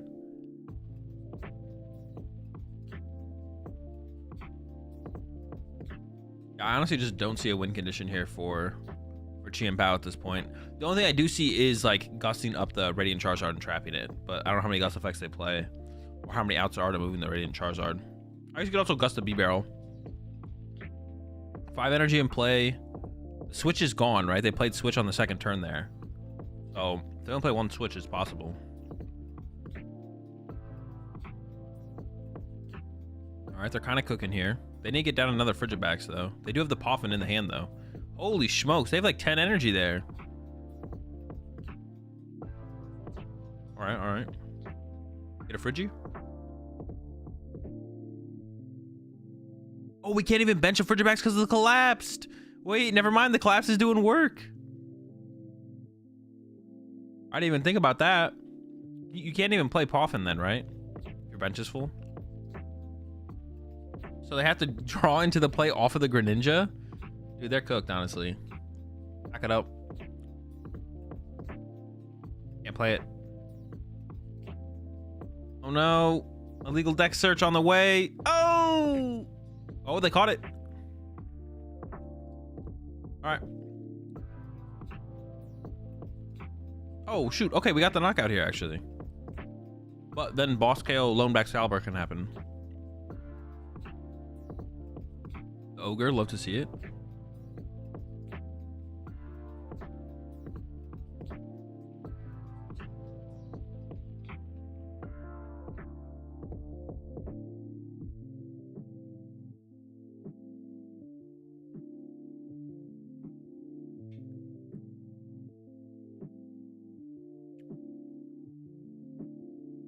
A little surprised that wasn't. The rulings are different in Japan. Rulings are different in Japan. It would be a DPL in North America probably, but it's not in Japan. Their shuffling gets a 4 out of 10. Honestly, I would give their shuffling like a 1 out of 10, to be honest. But I also understand that they're just what they do in Japan is just different. Like, no one's cheating here, so it doesn't really matter. Like, all right, they could be cheating, but like, you get what I'm saying. I give their shuffling a 1 out of 10 so far. But like, I'm also not complaining that they're like cheating or something, or they need to shuffle more. How many countries have you traveled to play Pokemon? I don't know. Canada, Mexico, US, Germany, the UK, Brazil, Australia. That might be it. Is that all of them? I think that might be all of them. I've had some like layovers. Oh, Japan, yeah. I've had some layovers in a couple other countries, but none that I can like think of off the top of my head. Yeah, I think that's all of them though. And then like some layovers. And then hopefully, I guess I'll add one. Hopefully, add one this season by going to Sweden. But could soft cheat in Japan for sure. Yeah, but you could soft cheat literally anywhere. Spain or France? Nope.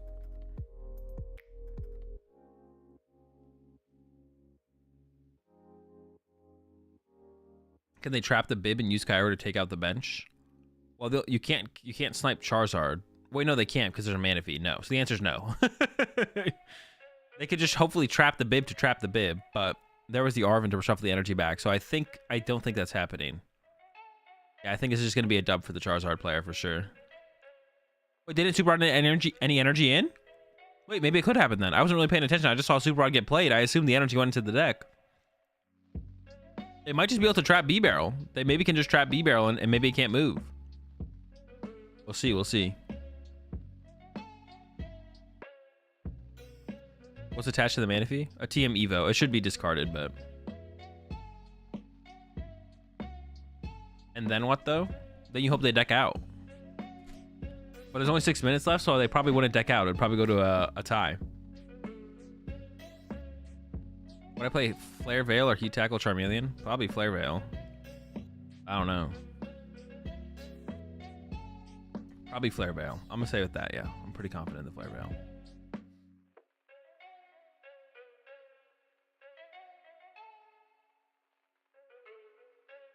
Has there ever been a regional in New York?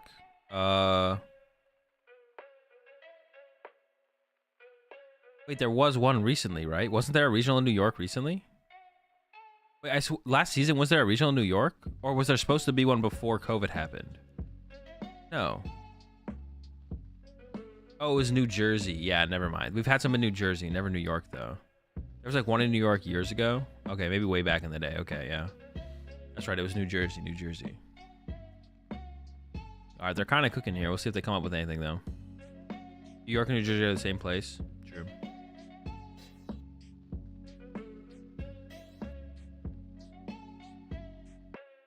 I think they realize their win condition is Find Prime Catcher and Pray. But honestly, I think they maybe deck out first here anyways. I don't know how many cards are left in each deck, to be honest. There's probably a Super Auto 2 left here for the Chien Pao player, so they have some recovery.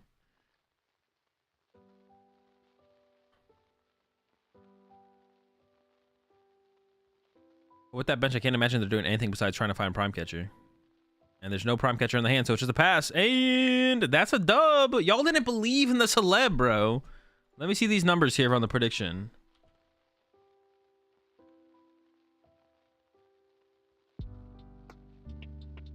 Dude, you guys had no faith in the celeb. What the heck? Have some faith. That's right. They got the dub.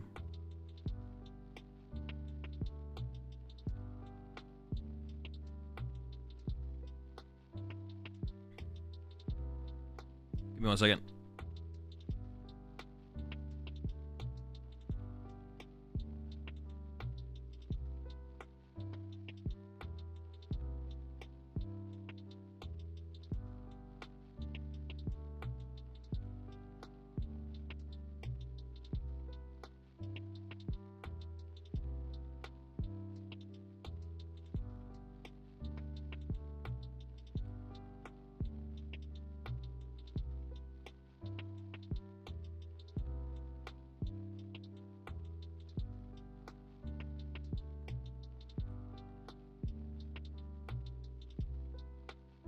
Let's go.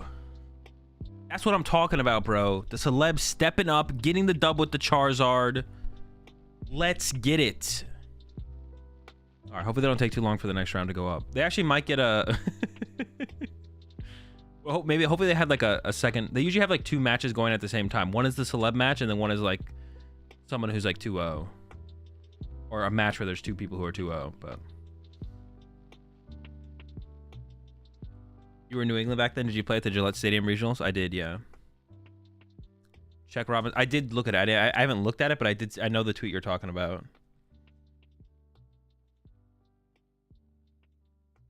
I wonder where Robin is getting the data from.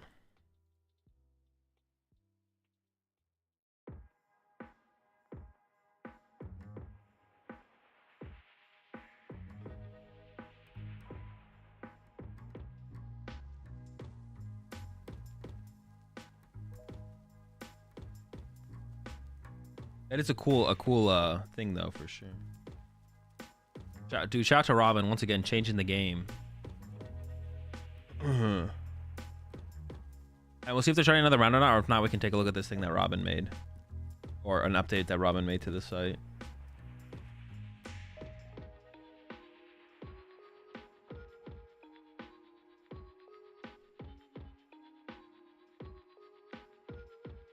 Robin the GOAT. Truly, man. Truly, truly. Want a break? Want to interview?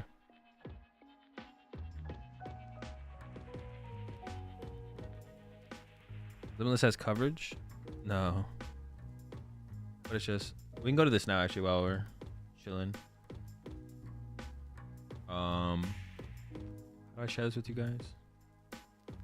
Okay, here. Yeah, Robin just, like... added city league. So this is like tournaments and then completed tournaments. So these are major tournaments, and then there's now city leagues tab, because no one really cares about league cups, but city leagues are interesting because yo, Zard Bib just farming, bro. Zard Bib is just farming these. What the heck? Zard Bib takes a couple off Zard Bib, takes one off Zard Bib, takes one off Zard Bib, takes one off Zard Bib, takes a couple off Zard Bib, one off Zard Bib, Zard Bib, Zard Bib, Zard Bib.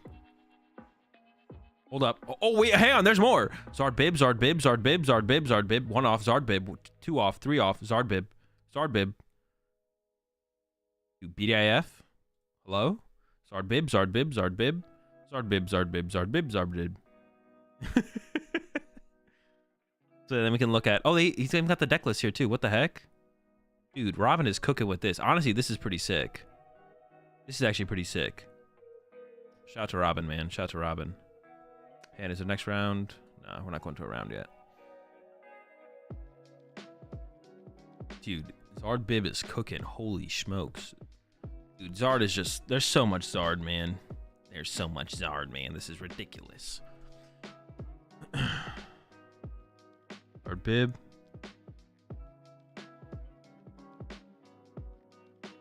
Oh. It's Jesse's favorite deck, Raging Bulk. Look at the Tusklisk. Wait, did a Tusk win one? I thought I saw a Tusk with a dub, or was I trolling? Oh, the Tusk. Let's take a look. Let's take a look. Mills on the menu. Hey, it's looking good. It's looking good. I like what I see. I like what I see here. Yo, the Eerie kind of goes hard in this deck too. That's actually kind of cool.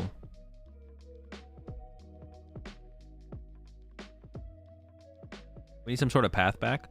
Honestly, I was like thinking about... So I don't think about this stuff too much, because usually I say like, I just don't really care what they print. I'm just going to play Pokemon, right? And I'm fine with playing within the confine of... you only mill 1 if you Eerie. Yeah, but if you like counter catch or Eerie, that could like effectively mill more than 1 for the turn, right? That would be like the idea. The Eerie is like a hand lock situation or board lock. Yeah, they have the Pidgeot in here, dude. Why the fuck is there a Pidgeot V in here? Why is this in here? This like this confuses me.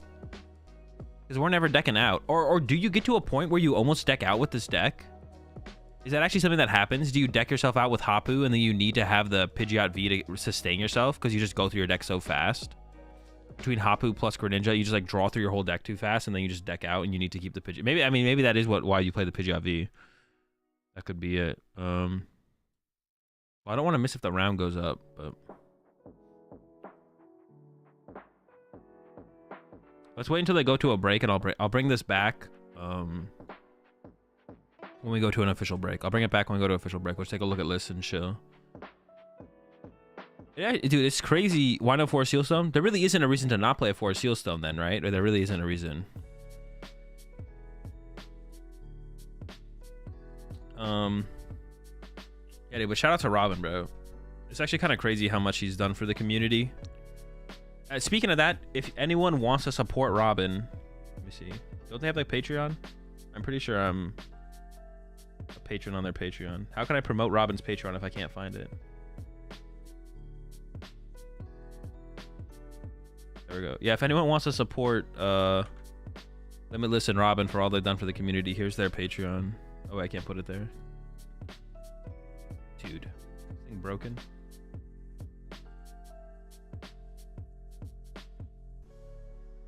There we go. I put it in chat. Put it in YouTube chat as well.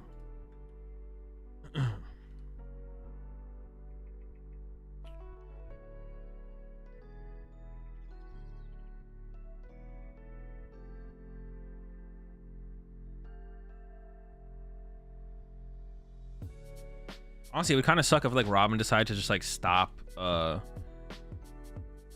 doing all this. Speaking of, what's the current best way to play Miraidon? Definitely Peony. If you're not playing Peony, you're just like trying to lose.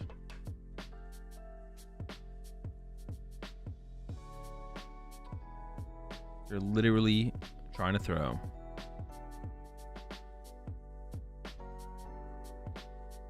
What was I gonna say about the path reprint? Oh yeah, I usually don't like think too much about like what's coming out, or like what if they printed this, or what if they printed that. I don't really care, to be honest. Most of the time I'm just like, whatever they give us is what they give us, so that's what I'm gonna work with. But I will say, I think Path was a pretty good card. Like, I think it was a very healthy, like pseudo, it wasn't a control card, but like disrupt, it was a very healthy disruption card. I wouldn't have hated to see a Path reprint because I think Garbotoxin was probably too good. I think Garbotoxin was broken. What other forms of ability control have we seen in the past, to be honest? I can't even think of it. Garbotoxin was too good for sure, but I think Path was actually a really good I think Path was just a really healthy card that like it was really healthy for like deck building, basically. Yeah, it was really healthy for deck building because like the ability heavy decks, you could counter them with Path, and then but if you play Path, you can't play as many powerful abilities yourself. Weezing Vileplume, Silent Lab. Well, Silent Lab was like bad Path, I guess. I mean, Silent Lab was a good card, but like, yeah, I think Path was better than Silent Lab was when it was out. But yeah, I think Path was just a really good card. It's just really good. Is Garb really so good if Flowstone doesn't exist? Doesn't also exist? Oh, I don't know. I'm just saying Garb in, I mean, I don't know if they would reprint just Garb as it is, just Garb. I mean, Garb would probably still be pretty good even if you didn't have Floatstone, to be honest. Garb was played before without Floatstone, so I can't imagine that they wouldn't not play it now. But I'm also saying like Garb in its time, I think was like too powerful. Without Floatstone, it would definitely be worse, obviously. I don't know if like they would, but if they give us Garb, they could give us Floatstone. Yeah, Garb felt broken. And then, I don't know, Path just felt like a really healthy card in like kind of promoting like healthy deck construction for the most part. Like having it be like a factor in terms of how you build your deck and then how you could build decks around it as well. It just felt really healthy for the game, to be honest. Hexmaniac. Oh yeah, like Hexmaniac was toxic. But yeah, I don't know, Path felt just really good. I usually don't care about cards like getting rotated or like think about like cards that they should reprint, but to be honest, I wouldn't have hated to see a Path reprint, to be honest. It didn't feel toxic as like a pseudo control card. Which is kind of like how I feel about like Iono and N back in the day. It's like they're like pseudo, like disruption cards, but they don't feel toxic.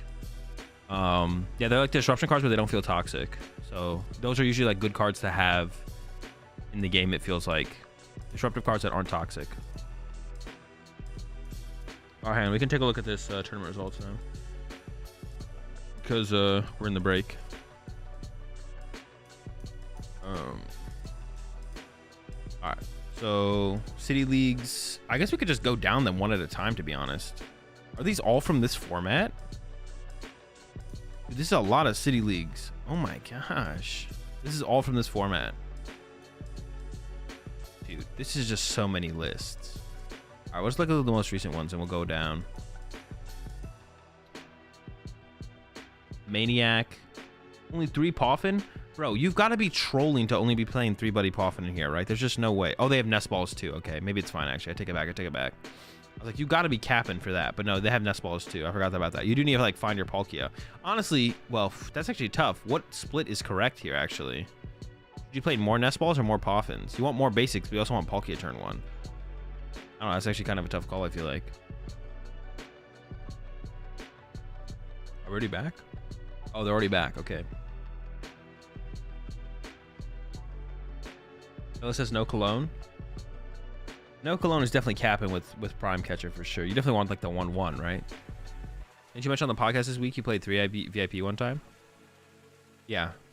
I was just saying, how are you not going to max out Poffin? But I don't think you're ever playing 4 Nest Ball and 4 Poffin, so some split of it makes the most sense. Yeah, Prime Catcher with access to Greninja with no Cologne is definitely trolling for sure. A letter of encouragement. The letter of encouragement is interesting. I don't know if I can get behind it either. Oh, they also played Squawkabilly. I just realized they played Squawkabilly in that list too, so I feel like playing more Nest Balls makes sense. Cologne is less good if everyone is playing Bibzard. Yeah, but it's still good against Mirror Match. It's still good against so many things, right? I feel like it is. 0101. Oh wait, we're seeing, dude. We're seeing the missing celeb round here. Why? So we saw round 1 of the celeb, and then we didn't see round 2 of the celeb. Then they showed us round 3 of the celeb, and now we're going back and seeing round 2 after we know that he loses this game because he was already 0-2 when they showed us round 3. It's his show. It's his show, man. It's his world. We're just living in it. We already know the outcome. Yeah, we already know the outcome. That's why this is like so annoying, to be honest. Like these matches are like for a 1 game, it's like kind of whatever, but like it's like all right. Predictions? No, wait, we already know he loses. No predictions. Get out of here. For a second, I thought about it. I was like, oh, yeah, shoot, I got to do the prediction.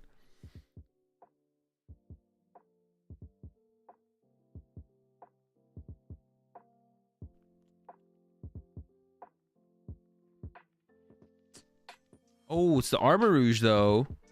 Armarouge Toadscroll? So this isn't even live? That's confusing. Yeah, the match we're seeing right now is not even live. I honestly don't know if we see any matches live. They might all be...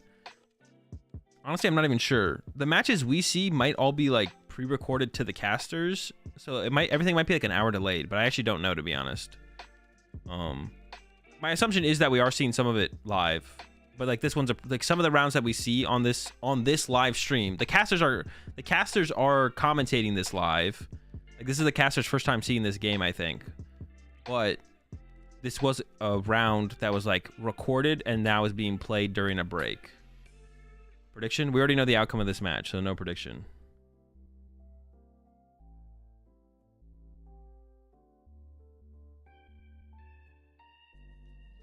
Prediction on how many prize cards he has when he loses. 1, 2, 3, 4, 5, 6.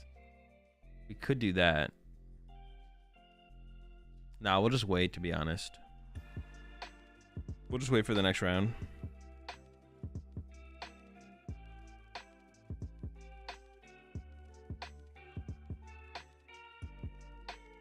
Maybe Bibzard is so strong it can defeat time. Yeah, Bibzard has become such a powerful deck in the format that, yeah, it can influence the past. Broken deck.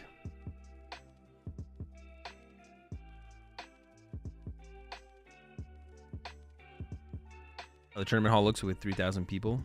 Probably pretty packed in there.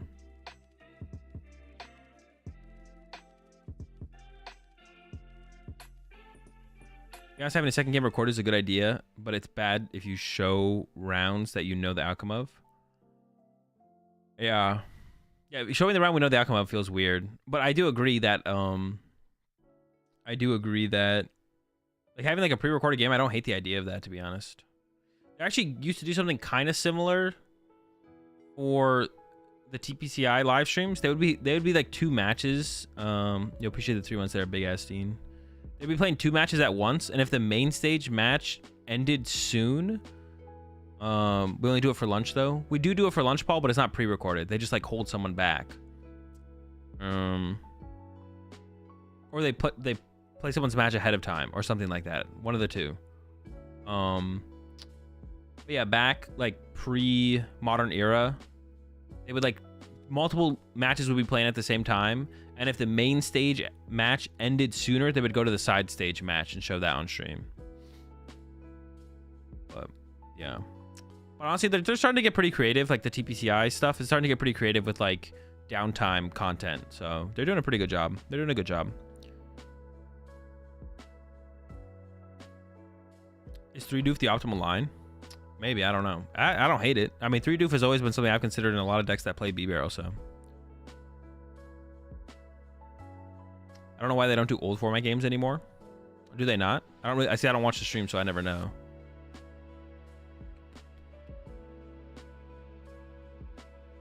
The ring toss content goes hard. I think Chip would disagree, but what do you think about, what was your question? What do you think about Reverend with me-tag with no path and format? No clue. Doesn't seem great still, but it definitely has more potential than it did, probably. You had 3-deuce in Chien Pao. Yeah, at some point I had 3-deuce in the Chien Pao.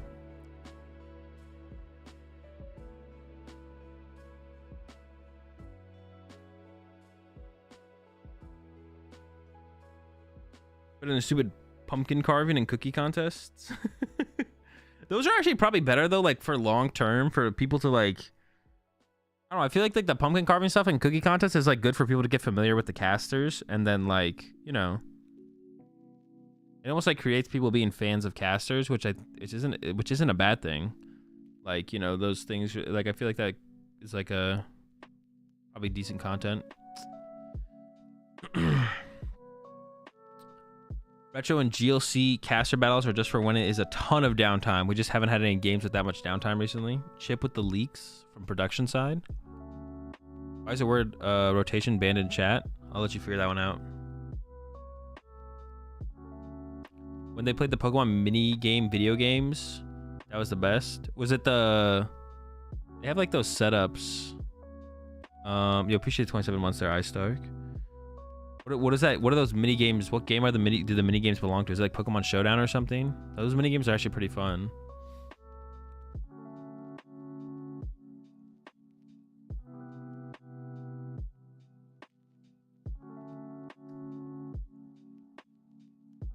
I'm just gonna start banning some of y'all who ask me about the rotation. I forget what the game's called, but it's like Mario Party.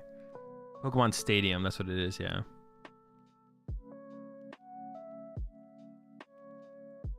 Could you see a D where we get sets and rotations at the same time as Japan?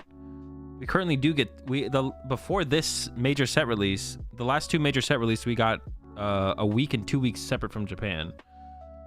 So going into this year, actually, my assumption was that we'd be like more lined up with Japan, but then this first major set release of the year was delayed, with our rotation being delayed as well, which is a massive L and something they should fix. And it does feel like they are going that way, TJ, because yeah, Obsidian Flames and Paradox Rift, we got Obsidian Flames came out 2 weeks after Japan's Obsidian Flames came out, and then Paradox Rift literally came out the week after they got our Paradox Rift came out a week after they got Paradox Rift. So we'll see what they do with the lineup of the next set, but hopefully next year our rotation set is not so far separated from Japan's rotation set, because it's kind of cringe.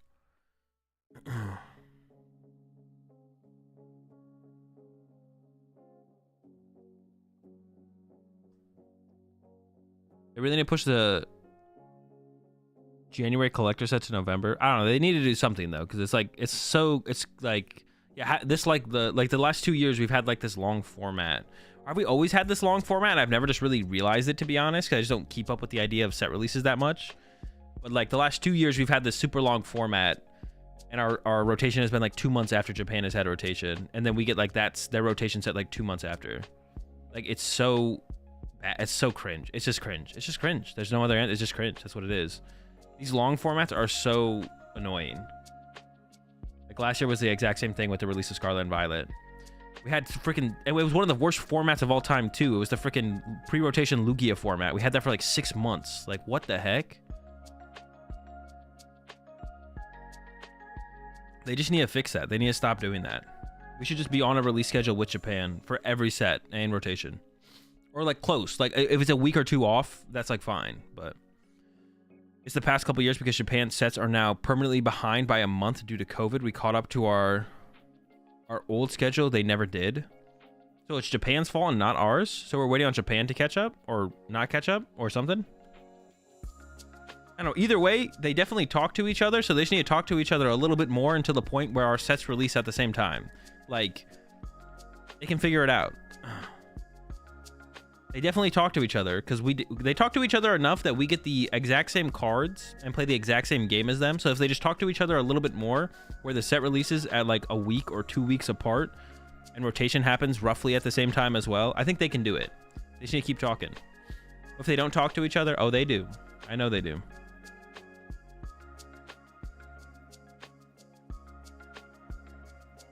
The Delphox is about to go off. Oh, I didn't even realize that Delphox is about to go off. The Toad Scroll. Could Bibzard be as cringe as the Lugia format? I don't think Bibzard is as good as Lugia, no. It doesn't have as much tools. There's a lot of ways you could probably tech against Bibzard to beat it. And some decks probably just naturally have good matchups against Bibzard, but nothing naturally had a good Lugia matchup.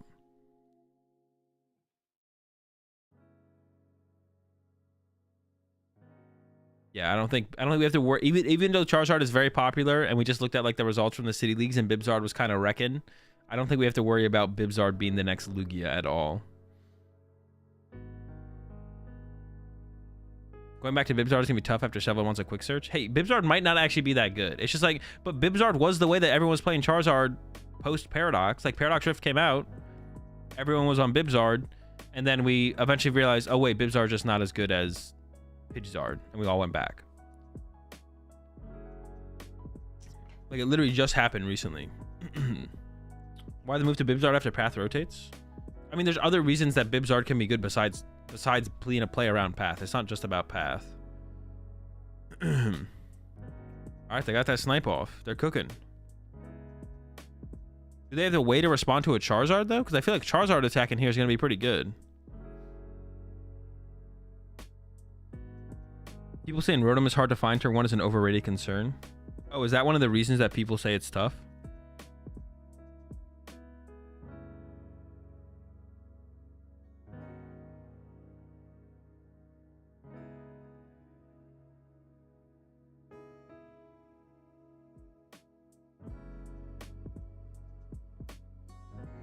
If they're that afraid of Devo, just play double Flare Veil Melon. Yeah, you can still just play 2 Charmeleons. Jake with the essay comment. Yeah. Jake with the essay comment. By release schedule, I mean the set release dates, not which cards are in the set. Yeah, either way, they should just fix it. I don't know. Figure it out. I'm sure they can handle it. They got a lot of adults, as far as I know, working in both companies. I think those adults could come together and do something pretty cool for the whole Pokemon community. Now, as far as I guess they could all be babies. I don't actually know for sure. My assumption is that they are adults, but I could of course be wrong. Both companies are usually run by babies, believe it or not.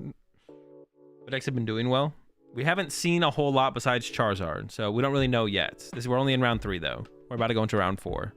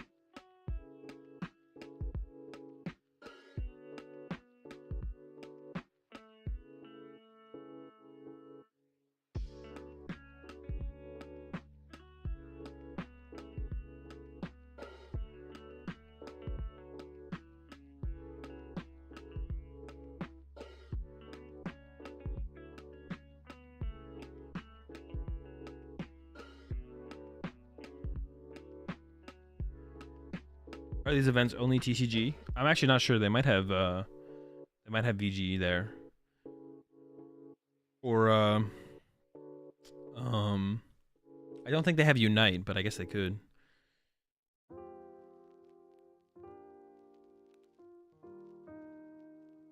Name the last good movie you watched.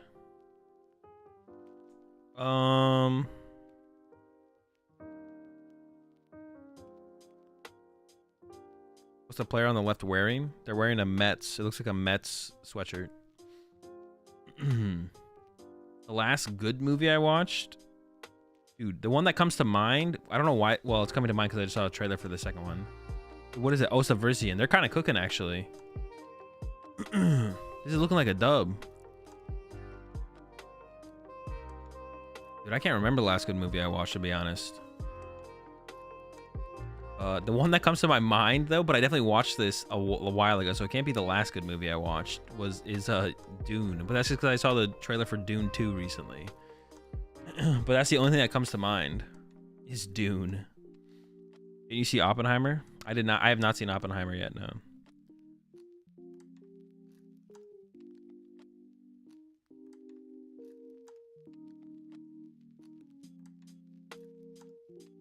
It's cool saying it looks like a dub when he knows the results. Am I gonna see Madame Web? I've already seen it. It was terrible. It was so bad. It was pretty. It was rough. It was rough.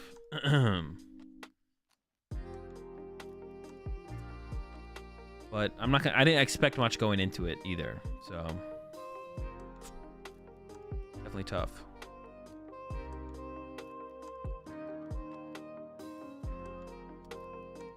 Toast will even do anything in this matchup? I don't think so. I bet Caleb will probably like it still because Caleb just likes anything that is considered a movie. Morbius fandom has adopted Madame Web and it's more sad this time around. There's no way anyone thinks that either of those movies are good. Well, actually Caleb thought Morbius was fine, but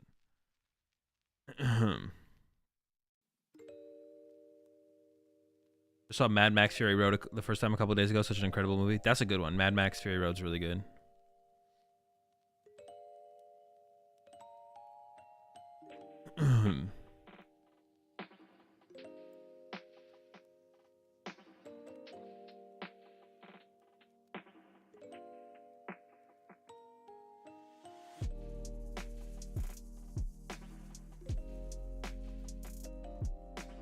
Yo, appreciate that Prime's up there. It's Robbie C. Welcome to the Rat Pack. We're all out of yogurt, but we got plenty of cows. Why'd you go see Madame Web? Because I don't know, I just wanted to go see a movie and it was one of the new movies. So I was like, alright, sure. Alright, Zard is here for the KO. But does the Arceus player have boss? They have a 1-card hand. It's looking close here in this one, guys. Who's gonna win? Arceus wins with a boss. They don't have much energy in play though, so they need double turbo and boss here. Okay, honestly, this game got actually really close. This game actually got really close. Oh, they forget to shuffle.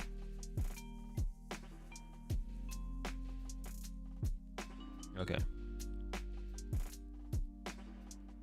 Oh, that's true, because they have the magma basin in place still. So yeah, a basic fire would work here. Yeah, true. Escape rope also works. Hey, we could see some escape rope action. They don't look super confident though. The B barrel for 3. That's true. Rope did rotate. Never mind.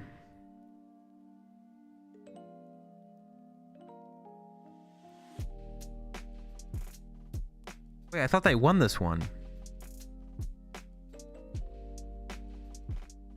They're thinking really hard. Here it comes. It's Ultra Ball.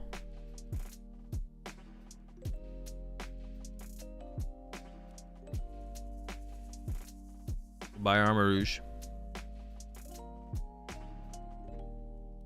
We know the celeb goes 0-2, so he has to lose. But what if the pass changed? It's possible, right?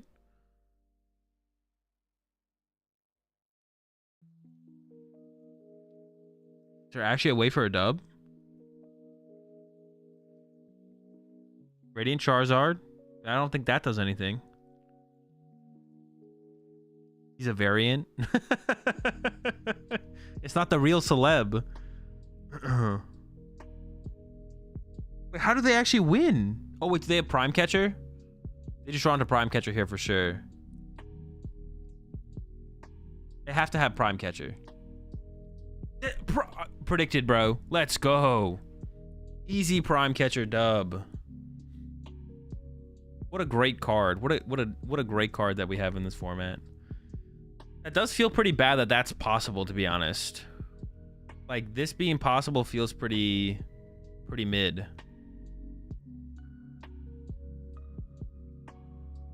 Yeah, that feels kind of mid.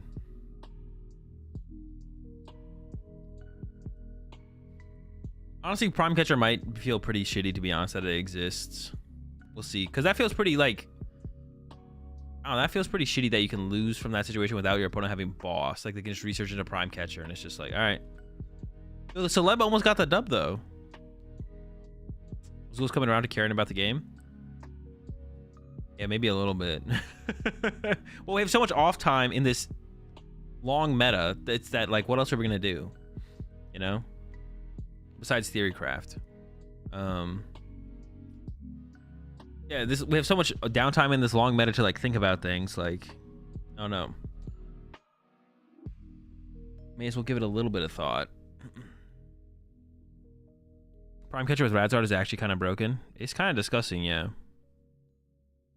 be fair, Escape Rope also could have worked.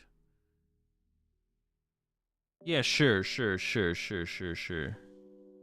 I mean, if it wasn't rotated, but I guess that's what you're saying, is like that would have worked there. Yeah, but you can, like, play around Escape Rope. You can't play around Prime Catcher. Like, they couldn't have played around it there, obviously, but you know what I'm saying. You have to choose what A-Spec to use. You use one at the expense of not getting the other A-Spec. Yeah, but if one A-Spec is just better than the rest, then it doesn't matter. Like, you have to choose which one to use, but if the choice is easy, then that statement doesn't make any sense. Doesn't make a difference. Like, you're not saying something that's not wrong. You're making... Your statement is true, it's just irrelevant. Arm for Counter Catcher for game is already fun. Yeah, but you can play around Counter Catcher, like how you draw your prize cards. You can, like, give your opponent access to Counter Catcher or not. Like, Prime Catcher is just like, I can always do this, and I'm an item. I don't know, it just feels kind of bad. Are the other A-Specs weak? They're not as good as Prime Catcher, but some, like, depending on what deck you're playing, there are some that are more powerful in certain decks. But Prime Catcher is definitely, like, the best one, but for sure. Yeah, there's, like, other A-Specs are being used, but Prime Catcher is for sure the best one, for sure. Master Ball has to be the worst. I don't know, apparently it's pretty good in Lugia. It honestly might not be the worst. Is Prime Catcher the only playable A-Spec? No, there's other ones being used. But we could definitely get to the point as the meta develops more and the format develops more. People might just realize that there's no reason to play anything besides Prime Catcher. It's possible that we get to the point where it's like, why would you play anything besides Prime Catcher? Like, currently, the format and the meta are new, so people are still learning what is best. We don't fully, for sure, know what is best with a lot of decks. But we could definitely, it could definitely develop to the point where it's just like, oh, Prime Catcher is just the best. Hopefully it doesn't. Hopefully that the other A-Specs that they created are not or can keep up with Prime Catcher. We'll have to wait and see for sure, but all of them are played except the ancient one. Master Ball is only played in Lugia, and the future one is only played in future decks. Well, no one's playing Neo Upper Energy. I haven't seen a single Neo Upper Energy, but I've seen some of the ancient decks are playing the ancient one. Hopefully they don't print anything worse. By worse, do you mean better than Prime Catcher?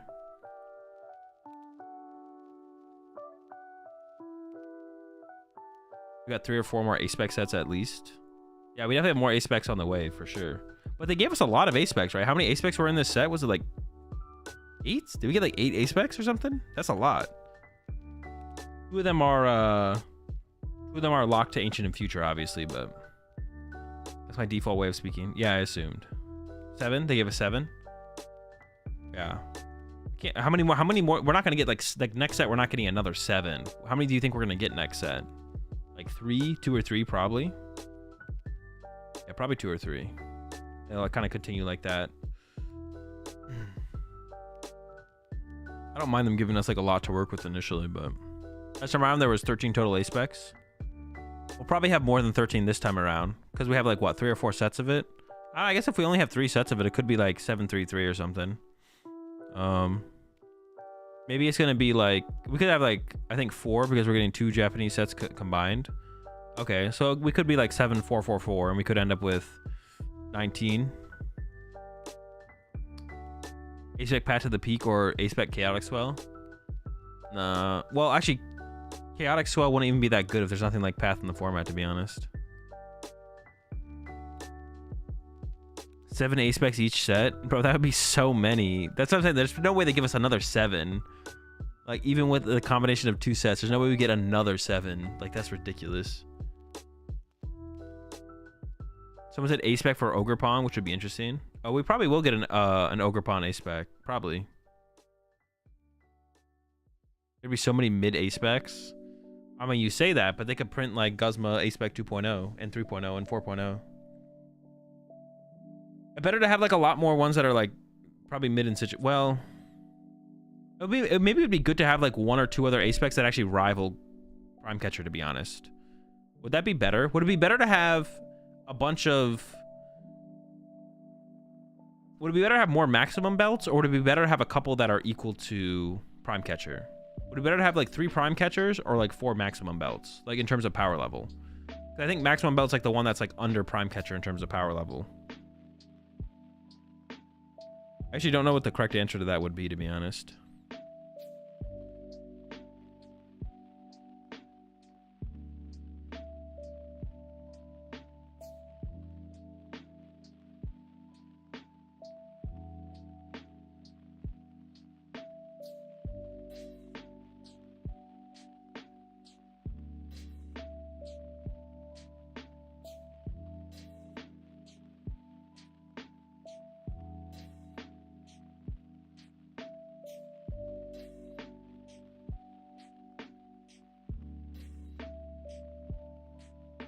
Combat A-Spec, flip over your face down prize cards, then take one. Yo, chill. Why would you play anything else? You have so much prize control with that too. You could like play or counter catcher and then like play that. I can't even think of anything they could print that would be on Prime Catcher's level. Gus is a uniquely fundamental part of the game. That is true. It is tough for me to like come up with anything, to be honest. Like, what would even be as good as Prime Catcher? That wouldn't be like too good. Maybe they would. Maybe it has to be like more maximum belt level stuff, to be honest. Burst GX A-Spec as like okay, that would be interesting. Yeah, as like a tool card, just draw a prize card. I don't even think that would be broken, to be honest. If there was a tool card that said it's as 1 energy attack, draw a prize card. Maybe one that has a Hex Maniac effect. That'd be pretty good. You appreciate the 2 month resub there, Jordan. Yeah, the Hex Maniac effect would be interesting. What would get scary with that is if you could like easily chain it. Being able to easily chain it would be like would be kind of scary, probably, but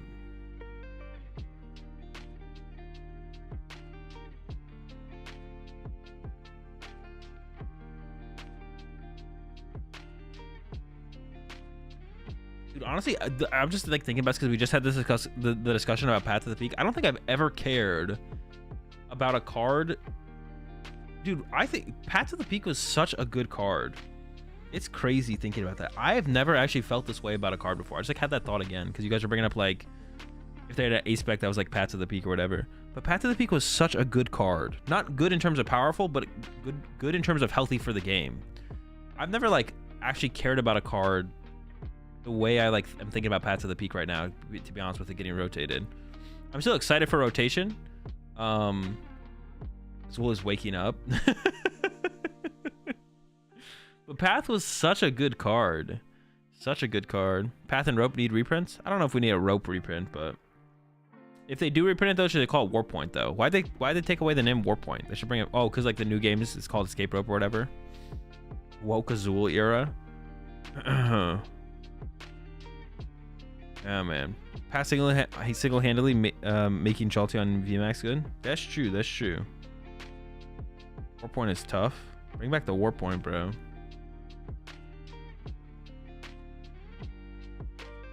I actually like the format that we're in now. Wish we could have just rotated Fusion Strike set by itself. I mean, it'd be cool if they, it'd be cool. Like, I do kind of like the format now. I mean, it's getting a little bit boring because it's been so long, but if they could just expand on this format. Like, I like the way that the card pool, the pool of cards interact with stuff like Iono, Path, Boss. Like, I like all those, Counter Catcher as well. I like how all those cards interact with each other in a format. But we want new cards to be able to interact with those as well. So, like, just different Pokemon to utilize with them, but I don't know.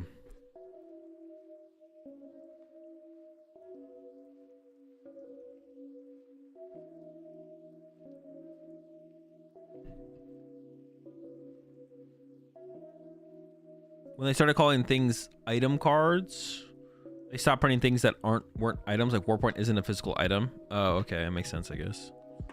Never mind, we're never getting back Warpoint, but I guess they could bring back Escape Rope. Maybe that's one reason they didn't. They probably didn't want Escape Rope to exist in a format with Prime Catcher, because they want to be like, if you want this effect, well, Prime Catcher is obviously better than Escape Rope, but they don't want a card that can get close to mimicking Prime Catcher without playing Prime Catcher. Probably they didn't want you to be able to play another Ace Spec and Escape Rope and potentially get the value that Prime Catcher gives you in some circumstances. That could be it, or maybe they just were like, nah, we're kind of done with Escape Rope. Cancelled. We also have Iron Bundle, so true, actually. That is true. We have Iron Bundle. That is true. I forgot about Iron Bundle, to be honest. And the bundle's kind of broken. It's not as multi-purpose as the Escape Rope is, to be able to push your side as well as their side, but it's fine. I doubt they thought that hard about it. Probably, yeah. We also have Iron Bundle, so I don't think they thought that hard at all. Bundle gets better with Rope gone. That is true. The bundle does get more value. Boss also exists. Boss Switch is literally the same effect with 2 cards. Yeah, but committing your supporter for turn is way different than not. It's a huge difference. That's why Prime Catcher feels so unfair. Or, yeah, that's why Prime Catcher feels so unfair and unfun, is because it's not committing your supporter for turn. Because, like, one of the limiting factors in Pokemon is supporter for turn. Like, being able to do something that's more powerful than a supporter feels kind of weird for it not to be a supporter, which is what Prime Catcher does. So what happened to the promised comeback mechanics from a while ago? They printed comebacks hard, but no new mechanics so far. Well, isn't the stuff that they printed the comeback mechanics they were talking about? Like, I don't think that. I think that's it. I think we've gotten it. Iono, Counter Catcher, Reversal Energy. Did they ever even promise comeback? I think they just said, like, the theme. I think they just said that the theme of the upcoming sets was comebacks, not specifically comeback mechanics. What are they going to add to the game when your opponent's drawn 3 prize cards? You get to just draw a prize card or something? Is Zard not a comeback mechanic? Yeah, I mean, there's like a mechanic would, like, the way they're talking about it would be like like adding something to the game, but it doesn't make any. It's like not a thing. It's just like the cards. I don't think they ever said comeback mechanics, though. I think they just said the focus is comebacks. The more I've looked into this format, the more I think they are designing the game on a level that they haven't ever before. When thinking about decks, all the numbers seem to line up, and everything that seems like it could be overpowered is countered by something else. Like, they found a way to balance the game with 10 different decks compared to what we usually get with just 3 decks. Though, the next format. I was about to ask if you're talking about this format or next format, but you said next format. I say part 2.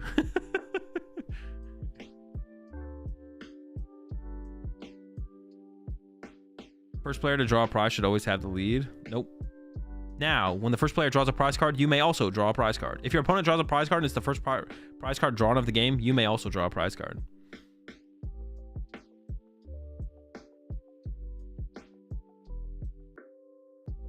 So something on the level of Prime Catcher would be item research. I mean, that's kind of what the ancient thing is, to be honest.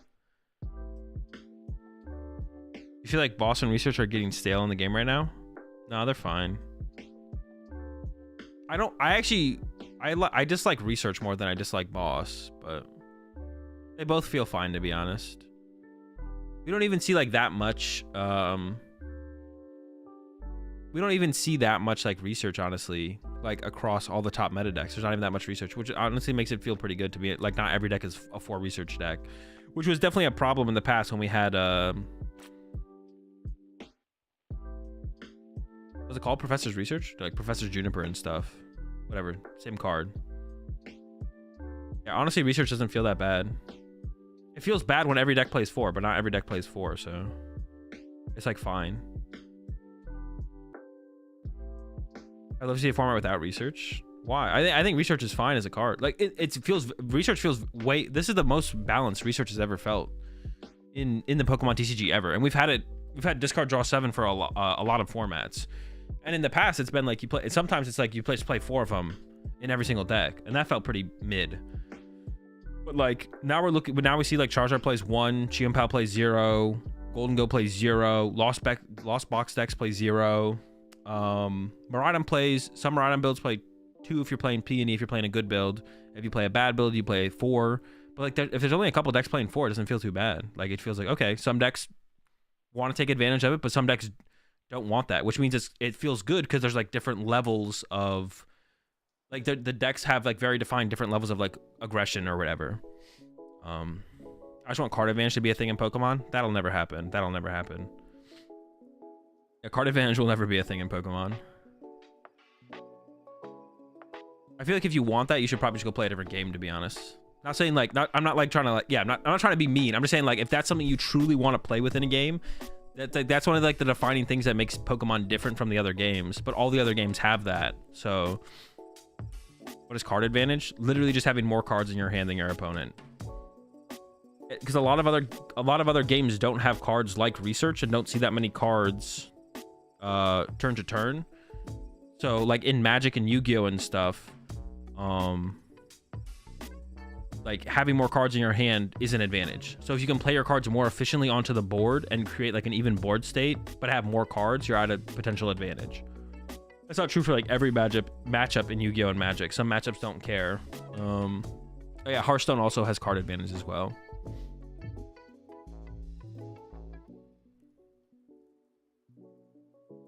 What is card advantage? Literally just having more cards in your hand than your opponent. It doesn't exist in Pokemon because you can go from a 0 card hand to a 7 card hand with a research on your next turn. So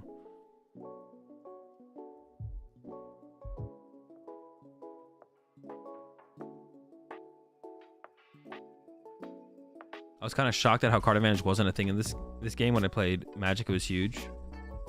Yeah, Pokemon's like the only game where it doesn't truly exist. From what I've played of other games, it's like the only game where it's not a thing. Because even in like One Piece, card advantage is a thing. Although to be honest though, dude, when I play One Piece, bro, I just end up with so many shitty cards in my hand that I can't play. I'm like, bro, these cards suck, and I can't summon enough of my dudes in a single turn. I feel like in One Piece, I'm like waiting to get a good card sometimes, and like the other 6 cards in my hand just do not care. Or do not matter, excuse me. But that's because I'm always playing slower decks.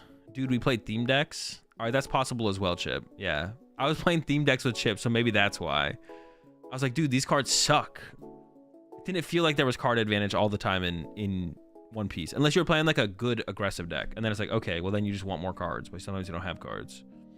I mean, you can't let a Lost Box player keep 15 cards in their hand. Yeah, but it's not the same thing as card advantage, Lord Beef. That's not the same thing. It really comes down to how much you believe in the heart of your cards. That's always a big factor, yeah. Stream One Piece, stream 1Ds. Card advantage without 2 or 1s sounds bad. 2 or 1s of what?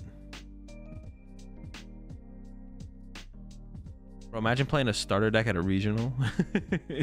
Isn't Iono kind of playing off of card advantage by putting your opponent's hand down? No, because it doesn't matter. You don't care that your opponent doesn't have... You put your opponent to a low hand size to reduce the odds that they have a good card, but it's not the same thing as card advantage. The term card advantage does not reference anything in Pokemon. Just like, it's not... It's also... This is also like not an opinion. Yeah. Like, card advantage just doesn't exist in Pokemon.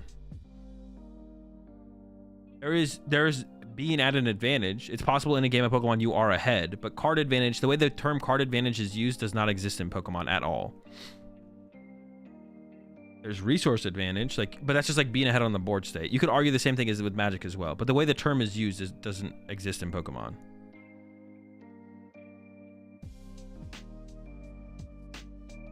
Two for ones, 1 card kills 2 or more, like Wrath of God. Yeah, stuff like that, where you can like somehow get rid of 2 of your opponent's cards, whether that be from their hand or their creatures or something, with 1 of your cards, builds towards potentially having card advantage. Bro, they stole Ring Toss from us.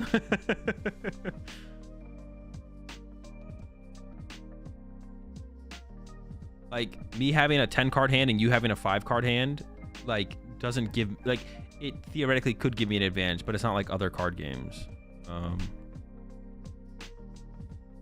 Like if I have a 5-card hand at the end of my turn in Pokemon, I have a research in my hand, I don't care that my opponent has a 10-card hand if I'm ahead and I just play the research and stay ahead.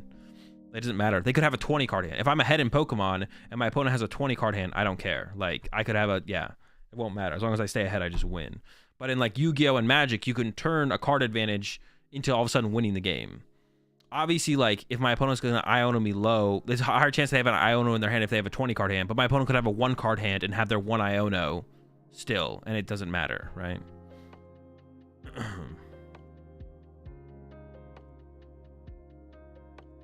It definitely matters, but not as much. I would just say, like, the difference between the card games is so drastic, and, like, the potential for, like, I would just say it doesn't matter, to be honest. I would say card advantages does not exist in Pokemon. Because like the way the term is used in other card games just means something so completely different. I feel like it just doesn't exist in Pokemon. But I guess to each their own. They're just different games, can barely compare. Yeah, but you can compare like the theoretical. You can like compare card advantage between Yu-Gi-Oh! And Magic and like come up with some similarities though. But you can't really do that in Pokemon. Like you can't compare what would be Pokemon's card advantage to Yu-Gi-Oh! Or Magic. But you could look at Yu-Gi-Oh! And Magic and have like, you could look at both of them and be like, both of the ways that you can interact with card advantage can be similar. Same thing with Hearthstone. Same thing with Hearthstone. You can like take Hearthstone and you can have some similarities of where you're like, oh, card advantage does similar things in Magic as it does in Hearthstone. That doesn't exist in Pokemon.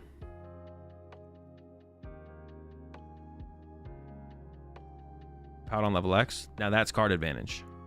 Do you have any desire for expanded to return? Not really, no. Have I played Magic before? Yeah. I haven't like played competitively though. Like I've done like a couple sealed events and then yeah, I played like sealed events and then I played like a whatever, like the League Cup equivalent of like a qualifier for whatever their like regional level tournaments are. I played in one of those once.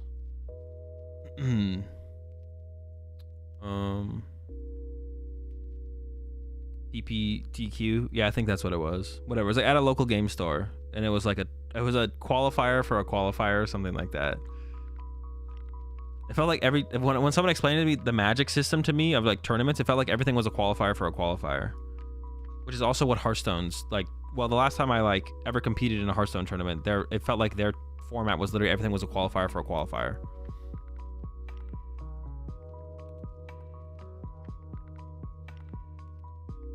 Ogrepawn about to be a super broken card. Bro, it better be at least good, though.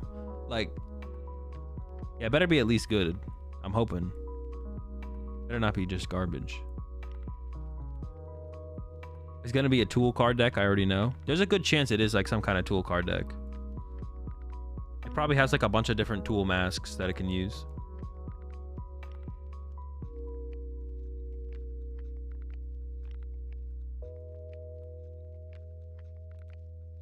We're not sure what we're looking at here. I feel like Fluttermane EX, whenever they print one, will be nuts. Yeah, it'll probably be pretty good. It's a pretty good guess. I'm with you on that one. Thoughts on how they're gonna implement the Stellar type and tear up Pogo's EX? I have no idea what either of those. What is the Stellar type? I don't even know what that is. I'm assuming it'll start as grass without mask and gain types plus attacks depending on what mask it has equipped at the moment. That'd be pretty cool. If you attach a mask to it, it gains. Maybe you can attach as many tools as you want to it as well. It could have like a special ability like that, or an ability like that, and then each tool would maybe change the type plus give it an attack or something, or each mask. How many rounds left? We got 6 rounds left, I believe.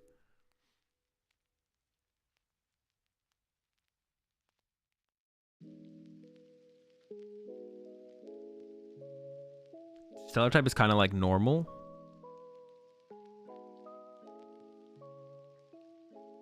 Well, hopefully it's better than Terra type, because literally the Terra typing that they gave us literally does nothing in the game.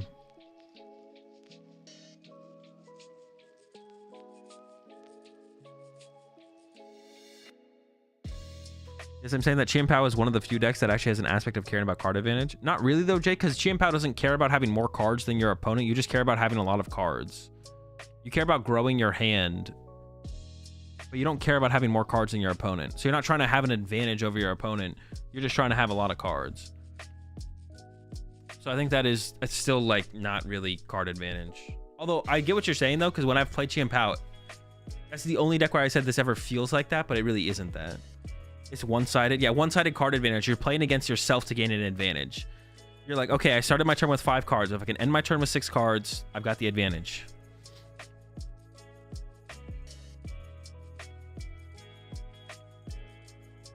Okay, hopefully we get a 3-0 match here.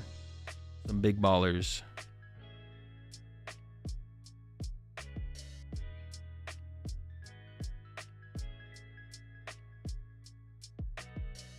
I watch anime at all? A little bit, yeah.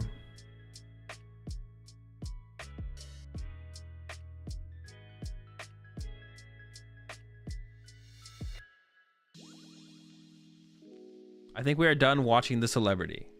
I think.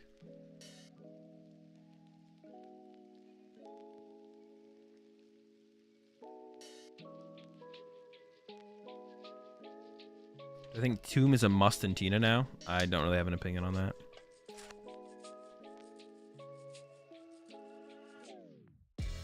Oh wait, let me get the prediction up. Prediction up. Sheesh. All right, prediction. Oh shoot. Prediction. I'm gonna give y'all a minute on this one. So it's Charizard. Oh shoot. Well, yeah. I mean, you're always gonna get to see them. Oh my gosh. All right. Well, I mean, everyone has the same information to work with here. Oh my good quad Sada, dude. What? All right, predictions up. Player on the right is playing Sada something. Player on the left is playing Charizard with two rare candy and 2 Charmeleon prized. Best of luck.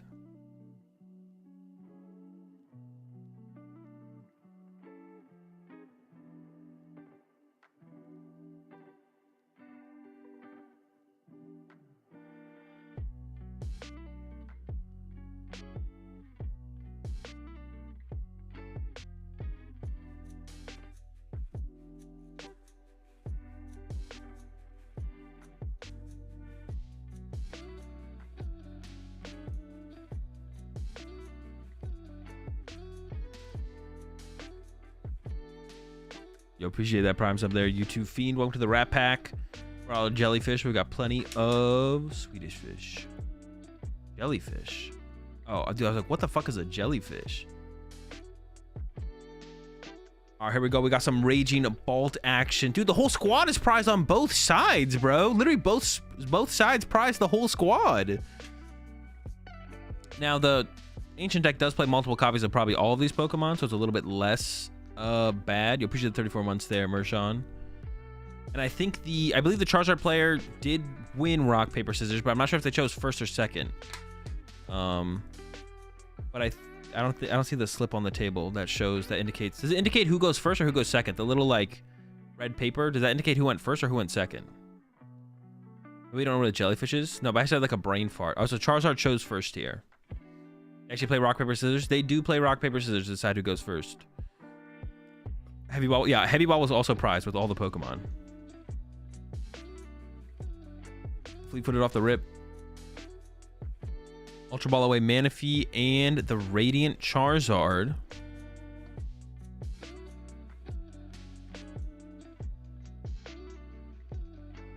And I believe they're gonna go. I mean, we need a Charmander here. We need to get a Mander. I don't know if they're playing Bib. We don't know if they're playing Bib or Pidgey though. So we'll see. You always choose first with Zard now. Poffin over VIP means it doesn't matter if you do nothing turn 1. I mean, it depends on the matchup though, right, Jake? Because if you're playing against a deck that can attack turn 1, you'd probably rather have an established board than not. I could still see Charizard, it being correct to choose to go second with Charizard, to be honest. Just for the increased odds of finding Poffin turn 1. Obviously, like, you can recover from a worse start more easily because of Poffin, but... yeah. Countercatcher and Bolt, this list is whack. Bro, chill, Jesse. You're going to be playing this list soon. Once you see how broken it is.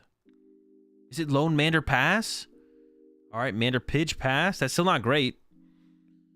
All right, turn 1 attack here. From the Raging Bolt. Is it on the way? Second Raging Bolt. The trekking shoes. Poke gear, they got rid of it. Maybe they have a Sada on hand already. They got a Sada in there. I saw a Sada. Sada and a lot of energy. The question is, do you even attack or do you wait? Maybe you just wait to power more energy. Oh, perfect. This hand sucks. You love to see it, to be honest. What was the first card? The first attack does what? Discard your hand, draw 6? Sheesh. Discarding 2 Sada out of hand? Oh, is it 1 Sada? It was 1 Sada, right? Okay, not bad, not bad. Saved. Also, it's going to be hard for the Charizard player. I guess you can hit with Entei. You don't really want to hit with Entei, though, I guess. Immediately into the fleet-footed. You can already tell how much cleaner these two players are playing. Like I was saying, like, the early rounds, like, it doesn't matter what tournament you go to. The early rounds, you know, people are fumbling, mis-sequencing, like, there's a bunch of, like, shenanigans going on. But you can see, like, the Charizard player's playing, like, pretty fast, pretty clean, like, it's the same. No matter where you go, it's going to be the same thing. Why do they only have 25 minutes? Best of 1, 25 minutes. That's the format. Forest and Candy. There's the Forest. And immediately using it, are we going to see the Candy Pidgeot Candy Zard, or is it going to be Candy Zard Swing? Getting this first punch in here seems pretty good here for the Zard player. They also need to recover the Radiant Charizard at some point. Do we got the whole freaking banana?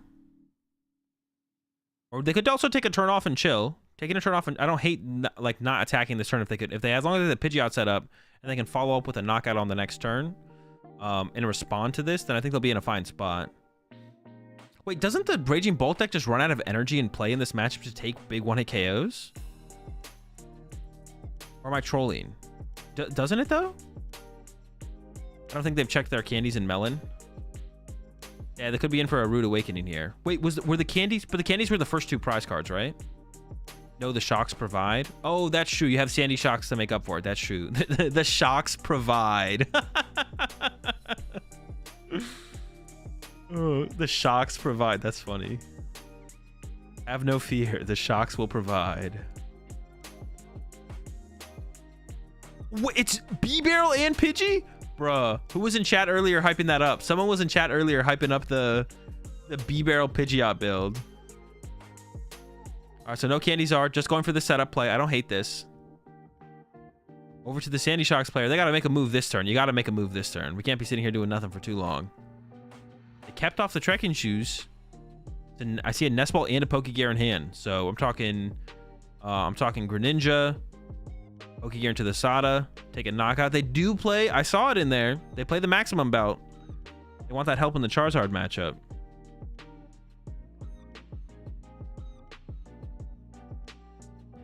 Dude, Pidgeot plus Bib is so good, you always have everything. What happens if you prize? I feel like you would have to play Heavy Ball in that build, though. So you can minimize the effect that your prizes have. I feel like you'd have to play it, but... 1-1 Pidge, 1-1 Bib. Are we playing 2-2 Bib with a 1-1 Pidge? That sounds sketch. We never have enough bench space to set... Well, actually, to be honest, we could have enough bench space for 2-2 B-Barrel and a Pidgeot at some point, so... Maybe that is the move, to be honest.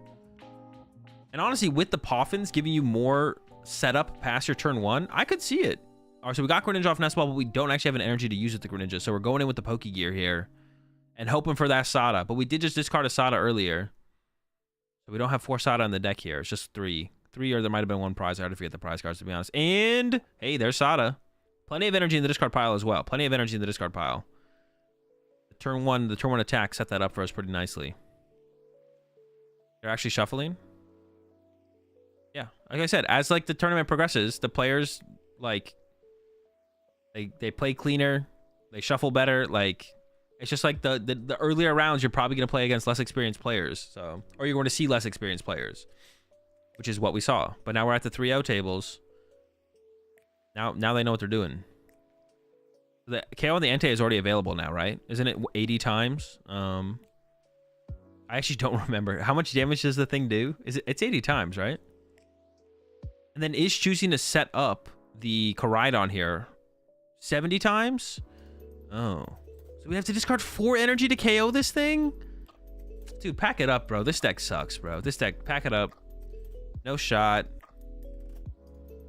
70? 4? Jeez, 4? What did they just use there? Ultra Ball? Okay. What are they looking for here? What's maybe a Sandy Shocks? They might not know what they're looking for here. Honestly, in this matchup as well as Charizard, can't you just like chase the Sandy Shocks and just win that way? Sounds pretty good to me. Looks like another Raging Bolt there. That's why Guardy Raging Bolt is so good. True. Honestly, maybe the only way to play the deck is Guardy Raging Bolt.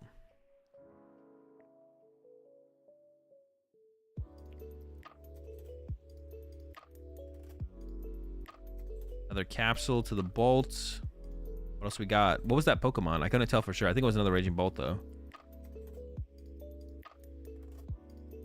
Is it even worth attacking? Wait, is it just 70 flat or is it plus? Why would you even attack there? I guess they could boss KO the energy off the bench, so you kind of protect the energy, I guess, a little bit. I guess that's fine. Yeah, because I guess that thing could get bossed and you would lose 1 energy in play. Yeah, seems reasonable. Seems reasonable. I don't hate it. Candy Zard boss. All right, I assume we're going to see an attack here finally from our Charizard player. Can't imagine we're trying to wait another turn to attack and let the Raging Bolt player set up that much more, so... And it looks like they are lining up an Arven here for the Defiance Vest, or Defiance Band, excuse me, and an Ultra Ball.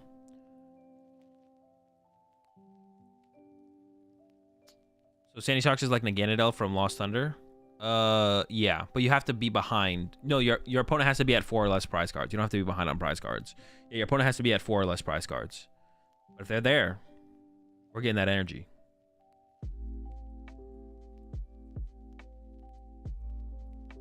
Okay, there we go. There's the Arven. I said, yep, there's the Defiance Band and the Ultra Ball. And then, like I said, I assume we're going back in for Candy Zard. Oh, they actually have Zard in hand. They better have Candy Zard here. I think they're going to go get the B-Barrel here then instead.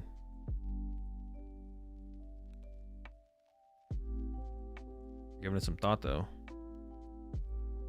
Yeah, we know that they have some pretty bad prize cards. They have 2 Candy prize and a Charmeleon prize. And they probably only run... I mean, they can only run 4 Candy. But they probably only play 1 Charmeleon. So... Getting to the next Charizard could be tough. It looks like... Are they thinking about Ultra Ball away at Charizard? Super Rod versus Iono looks like the...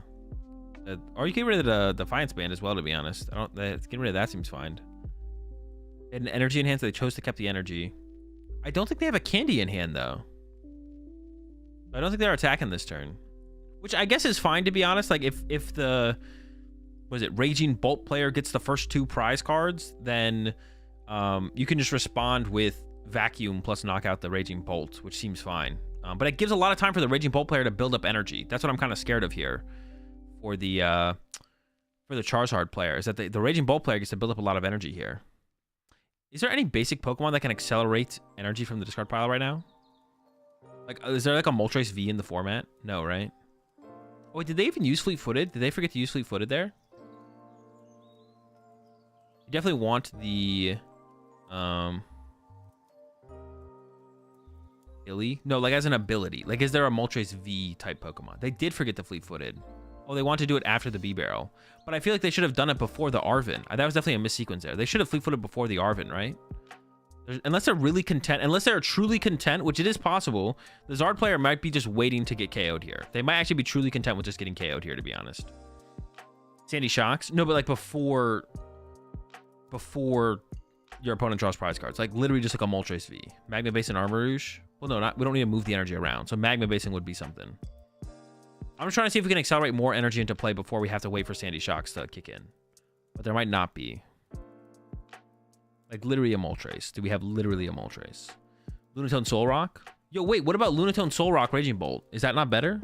That could be better. All right. I feel like we got to go here. We would like to play another Sada here, though, for sure, to keep as much energy in play as possible. There's a Pokegear. Does it find a Sada?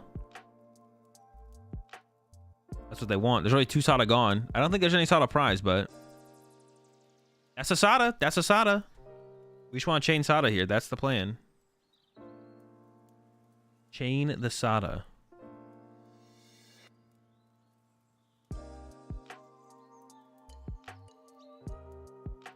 They have the Pal Pad in hand as well, actually. Should I play the Pal Pad first?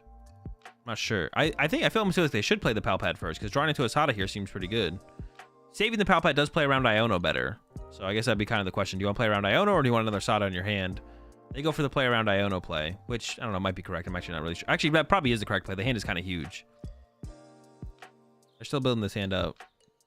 Yeah, here comes the Pal Pad. The Sadas are back.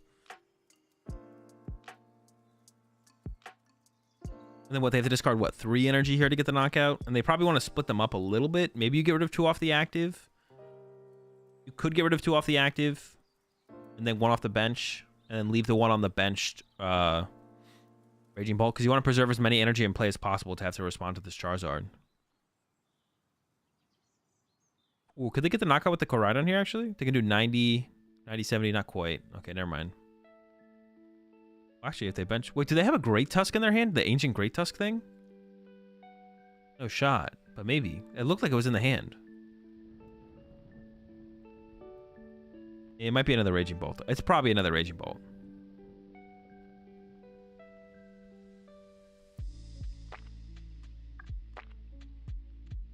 Okay, sure. 2 off the active, 1 off the bench.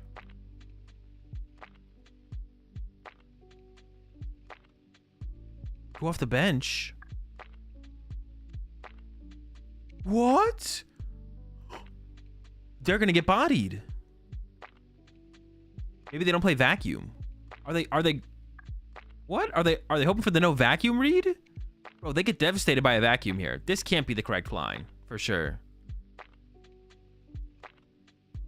Yeah, this can't be the correct line here. Vacuum goes too hard. But do they have the vacuum? They're using Arven here and getting a rare candy. Honestly, I don't even know how I feel about... Oh, they searched out just the red candy. They lined up the Arven, so I was like a little bit curious about that. They're using Quick Search before B-Barrel, though. It does thin out the deck of the energy, but I feel like you'd rather draw with B-Barrel first to see if you can find an out. But maybe they're going to play the Iono. Actually, their hand might not have enough cards to be able... They might not be able to draw with the B-Barrel, to be honest. They got a lot of cards in that hand. Once again, they're thinking about that Super Rod to recover. You do want to recover Radzard at some point. But the Super Rod would only recover a Radzard here. There's no energy in the discard pile or anything. I think it's better to leave the Bolt alive this turn and then vacuum next turn, unless you're worried about cart. But isn't that like this? So if you KO the Bolt this turn, then they could go like double Sandy Shocks, recover 2 energy. But if you KO the Raging Bolt, you remove 2 energy from play. And then they guaranteed have 2 less energy. But otherwise they have to find 2 Sandy Shocks and bench 2 Sandy Shocks to actually make up for the energy, right? I feel like just vacuuming this turn makes more sense. Because like... Yeah, don't let your opponent utilize those energy. Although, how many energy do you have to discard to KO a freaking Charizard? You have to KO what? Or get rid of what? 5? Yeah, so then they could go Sada Attach. But now they would need Sada Attach double Lightning Dude. I feel like KOing this one makes a little bit more sense. Or maybe you let him K... No. I feel like KOing this one makes sense. Yeah. Oh, it is a 2-2 B-Barrel plus a 1-1 Pidgeot. They use a Nest Ball here, but Charmanders are all prized. Another Nest Ball. This is also going to be a fail because there's 2 Charmanders prized. And now they'll know for sure. But they go for the Radiant Zard anyway, so that's still good. Max Belt in hand. They have Max Belt in hand, but they have nothing else in their hand. Alright, throws the cards at the opponent. Bold strategy.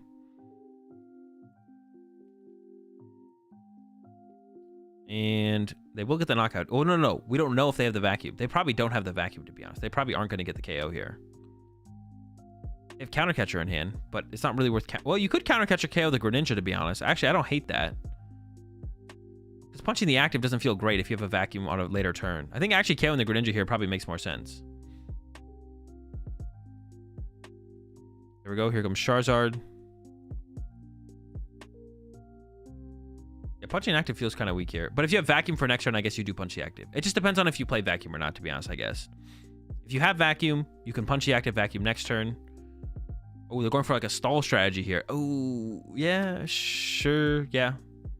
Trying to trap it in the active. Yeah, I guess it's okay. You still have the vacuum, basically the same vacuum play. Yeah, you basically still have the same vacuum play here. You vacuum the active. Here comes the Greninja. I don't hate KOing Greninja here, though, and removing the draw power from play as well, to be honest, but this seems fine. Let's see what they can put together. They do have the switch card in hand, but now they need to find... There's a Sada.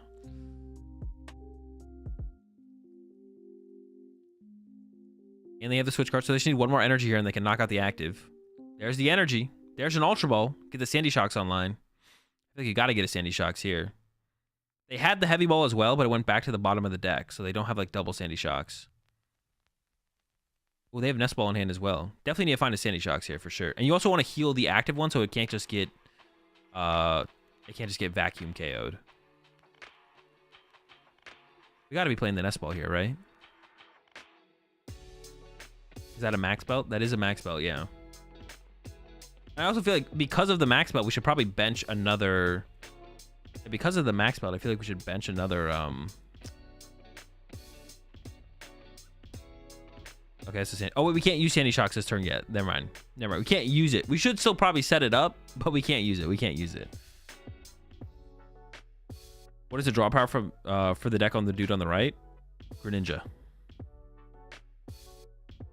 Down store as well. Go ahead and uses it. Seems fine. Plays 4 Sealstone, but what V Pokemon do they play? Is it just a Luminion? They also play Vitality Band.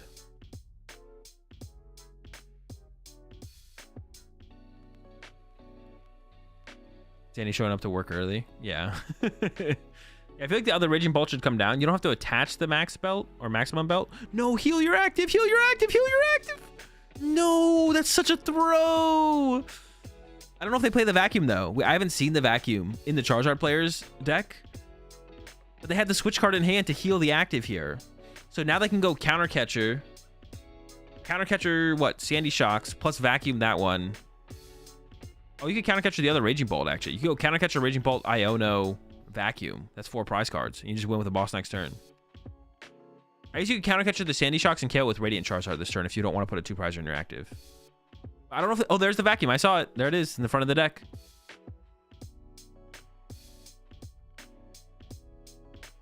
Doing a quick count. Yeah, I saw the vacuum. The vacuum is there.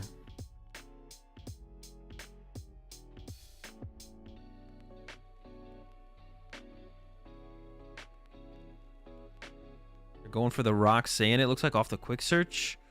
So they're not guaranteed the vacuum. I think they have the counter... No, they used the counter catcher last turn, so they might be out of counter catcher, actually. They're actually the counter catcher they used last turn, right, to bring up the other Raging Bolt. Which I wasn't a huge fan of. I think they could just punch the active there. I think it was fine to just punch the active, save the counter catcher. And this is where the counter catcher would have been really good, to be honest.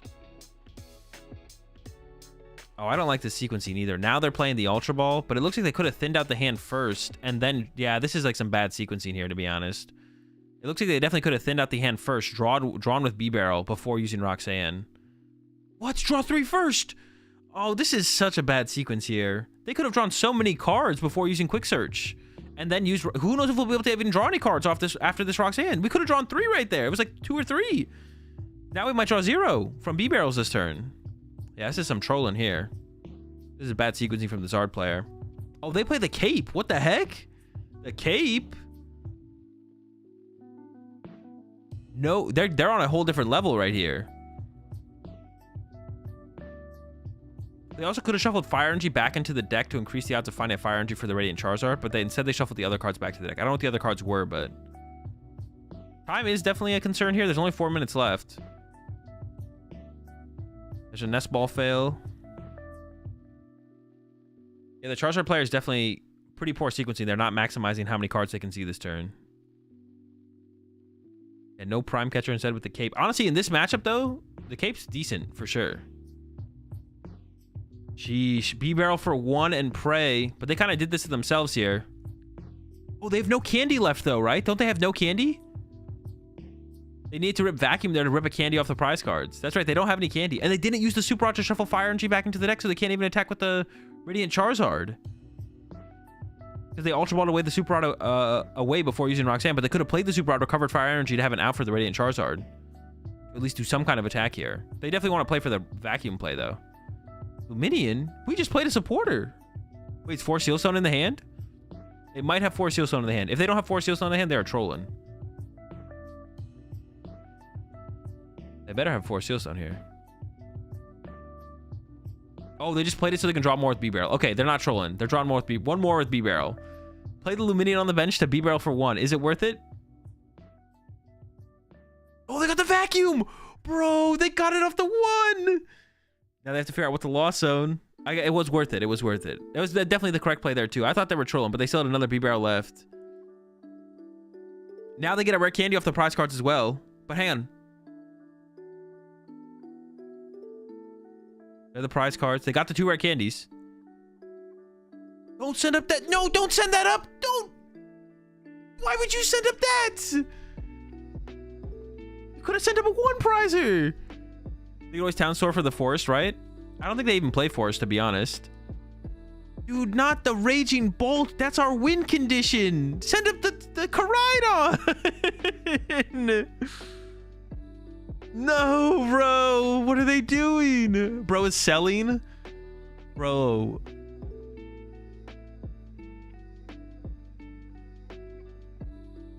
All right, so you got Nest Ball, Ultra Ball. Town store first? What can they even get here? They use their V-Star turn 2. Oh, what'd they use it on? They did use their V-Star is flipped. What V Pokemon? Oh, they had Entei. They used Entei with Forest Heal Stone. That's true. Yeah. They used Entei with Forest Heal Stone. True. So Forest Heal Stone wasn't an option. Putting Luminian down was correct to draw the 1 card. Like, even though your chances are low of getting Vacuum, you have to play for it. They play for it. They get the Vacuum. Vacuum play happens. Now, the Raging Bolt player definitely should not have sent up Raging Bolt there. That was trolling. That was definitely trolling. I don't know if they're completely dead in the water. They do have a Luminian there. It would have been so much better if they had sent up a 1 prizer, though. Because then they could have Luminian to the Raging Bolt and forced the... They start to build up energy and play to have a chance to win this. But now it seems like they're just going to lose. If the Charizard player had 3 prize cards left here, it would make a huge difference. Make a huge difference.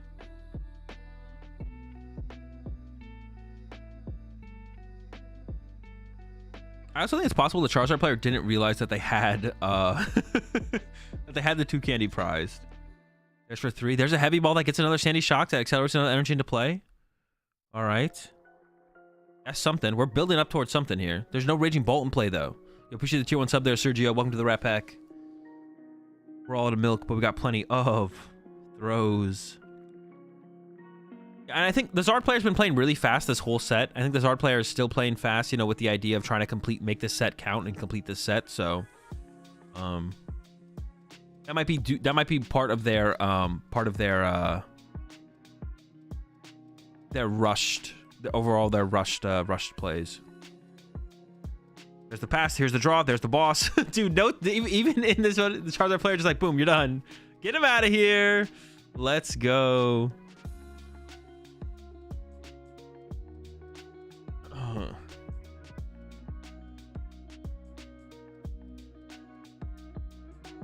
Yeah, that was like the Zard player played pretty well. Pretty well to begin with.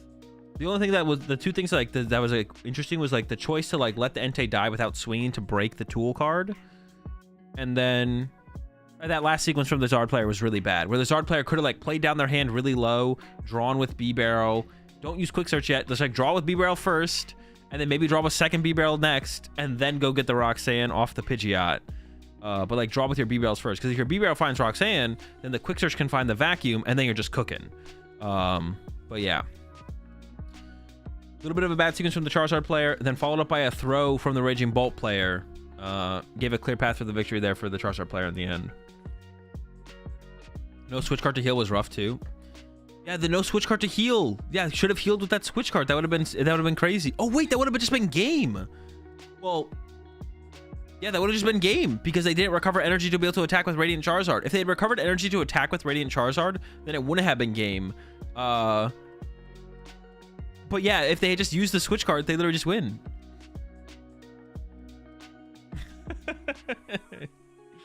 There's always an angle, Jesse. What could explain the logic of sending Bolt up first? Thinking that it wouldn't get KO'd. That's pretty much it, though. Yeah, he was just thinking that it wouldn't get KO'd. He was just like, all right, I don't think my Raging Bolt gets KO'd here. And you would rather have the Raging Bolt in the active than on the bench if your opponent doesn't take a knockout that turn. But there really is no real reason. You should always send up the 1 prizer there.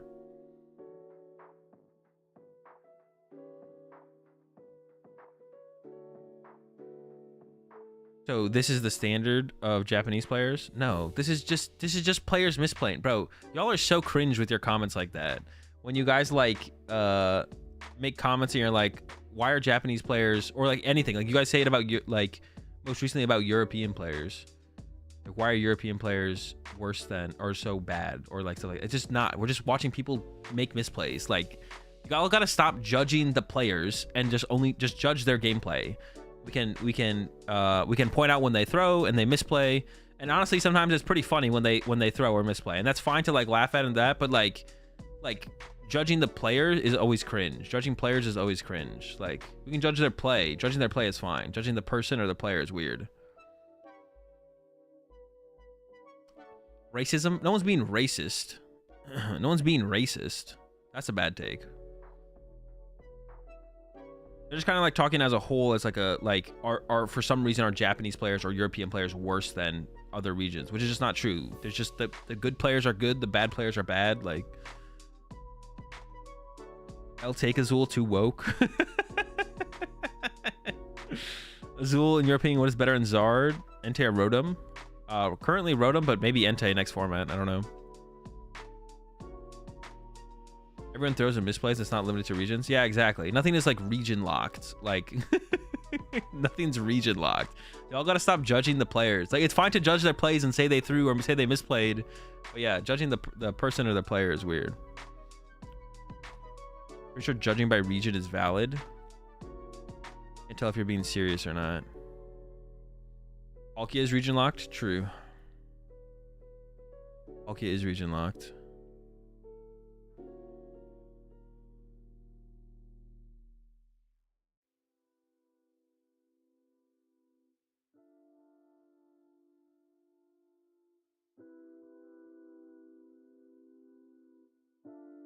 The only region in the world that doesn't ever misplay is the state of Rhode Island. True. The Ian Rob Dojo.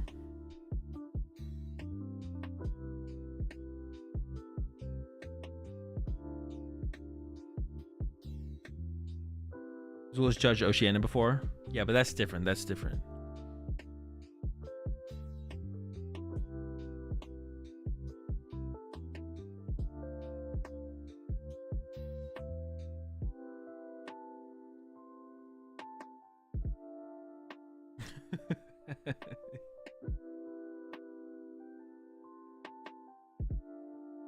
Can't even say NA players are better because Tate is one of them. Yo, Tate is consistently getting to the winning and losing. Like, that's above average.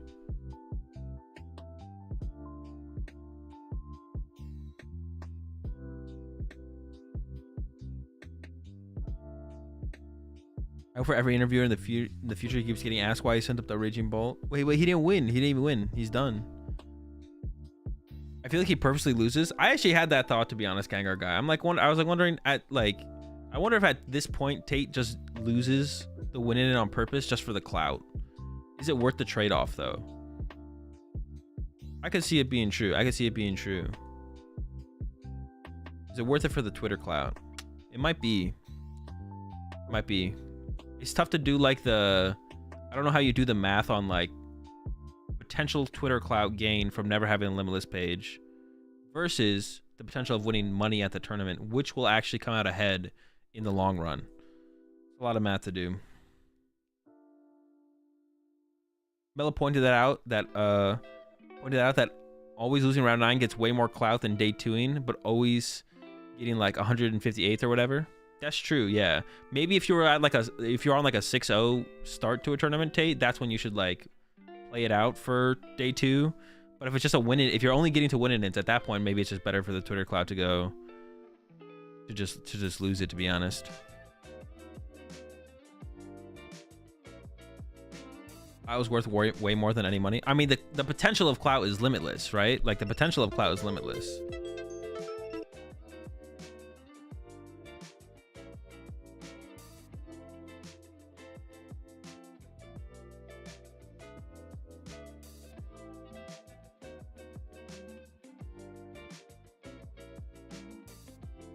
Time, bro, that alarm the alarm that just went off there is literally the TikTok. I'm streaming on TikTok right now.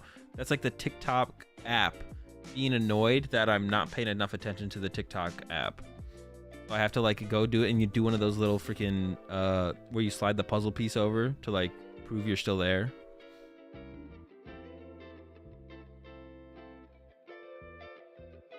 It's so annoying. TikTok is so needy. The potential of day 2 is also limitless. No, the potential of day 2 is winning the tournament. It like if you day 2 a Pokemon TCG regional championship, it hard caps at winning. But clout on Twitter could be infinite. And who knows how much clout you'll even get. Like you could probably gauge how much clout, Tate can probably gauge how much clout he would gain by not having a limitless page, and has a good stats to work with that to know the potential clout gains. But if he wins the regional, I guess that would be pretty good clout gains though, because then his only limitless entry would be a tournament win. That'd be pretty cool. That'd be pretty good clout. You can make some memes out of that or something, I'm sure.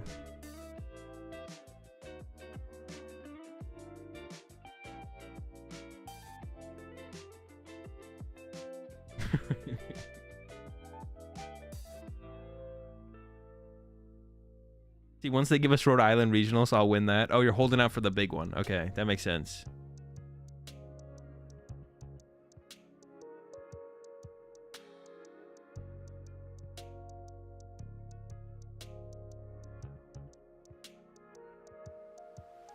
Tate's the best cloud farmer on Twitter. He's pretty good at it. He's pretty good at it.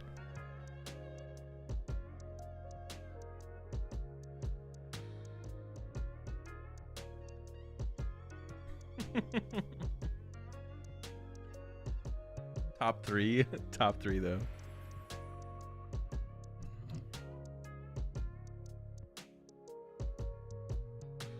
How come no one is using Ditto? We haven't seen the Ditto yet, right? Well, the Ditto's only good to play if you're trying to get something in your active that has less than 70 HP on the first turn of the game. It was like good in Chi and Pao. The Chi and Pao list that we saw, then I don't think played it though. I don't think they played the Ditto, because they had like 1/1 Palkia and stuff in there. I don't know if you have room for Ditto and a 1/1 Palkia. The 1/1 Palkia has got to be troll though. There's just no way you have bench space for that. Bro, I can't believe at some point people played Arceus in Chi and Pao. That's crazy. That's kind of wild, to be honest. There's no way that was ever correct to have Arceus or Palkia in your Chi and Pao deck. People did it though. People did it. Same with Charizard. That's true. Same with Charizard. Charizard used to have the Arceus in there as well. That would seem, honestly, Arceus and Charizard, it seems a little bit more Arceus and Charizard, honestly, I think there's a better argument for that. Like, that seems a little bit more reasonable than Arceus and Chi and Pao, but Arceus and Pao seems better than Arc. I don't know, Starbucks pretty good.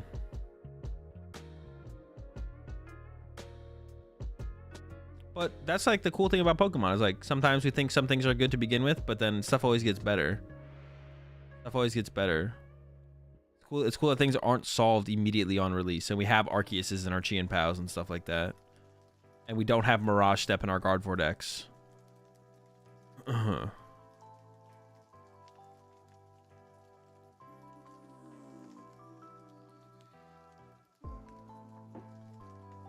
don't know, man. 1/1 Palkia feels a lot better than not in you said chip, but I assume you mean Chi and Pao. No, you're capping. You're just nerfing your deck for no reason. There's no way.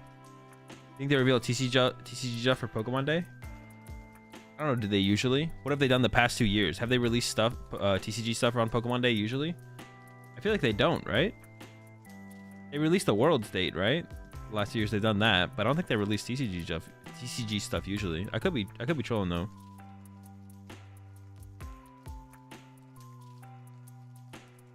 At least in my experience. If you complete your sentence trying to describe something in the Pokemon TCG with "in my experience," then you have like you want to change that mindset. Your opinion should always be what you're doing is best, or you think it could be best. The "in my experience" is always a bad argument for anything. in my experience, is always just a bad argument. Your answer should always be, I think this could be best, or I think this is best, or I think it is bad, but I like doing it. Those should be your only ever be your 3 answers to doing something. It should either be, I think it is best, I think it could be best, or it's bad, it's worse than it could be, and I know that, but I like doing it anyways because I just like playing whatever deck or whatever cards in a deck. But in my experience, is just anecdotal. In my experience, Azul is too woke. Times have changed. Woke Zul.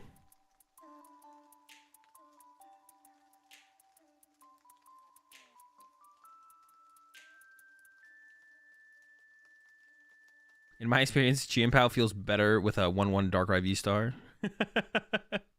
Expects coming back again already? Sheesh, they're gonna literally give us 7 each set.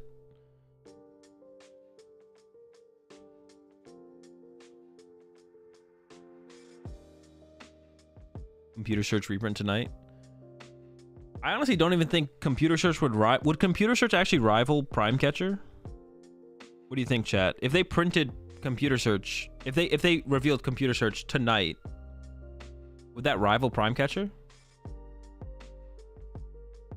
Yeah, dude, Prime Catcher's pretty good. I think do you guys think it would be, all right, do you guys think do you think computer search would be as good as Prime Catcher, or better, or worse?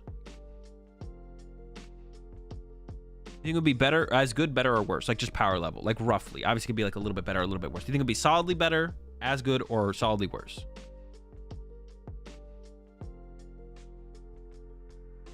About the same, equal an answer? Yeah, like as good, better, or worse. Like solidly better or solidly worse. Not like just like a little bit better or just like a little bit worse, but like if you think it would be like a little bit better or a little bit worse, you'd say just the same. I'm just better, worse, even. I think it would be worse. I think it would definitely be like solidly worse, but I think it depends on the deck. Well, yeah, obviously. I guess we'd be talking about in terms of like just power level of a card though. Like some let's just say like it's correct for a deck to play. It is deck dependent, obviously. Let's just say it's correct for a deck to play. Say it's correct for the Future Box deck to play the Future card, but Prime Catcher is still a better card, right? Than the Future card. Well, actually, if you could play the Future card in any deck, would the Future card be a better card than Prime Catcher? I guess we have to compare it to Maximum Belt. Like, yeah, it might be correct for a deck to play Maximum Belt, but Prime Catcher is still a better card than Maximum Belt.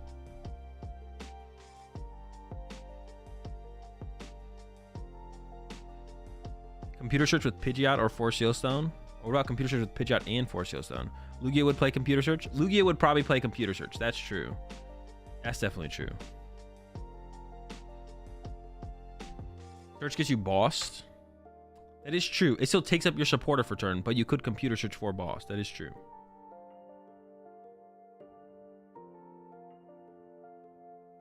Arvin for computer search and Force Seal Stone. Let's go. So this is the shot of the play area. Bro, they got a lot of empty tables over there.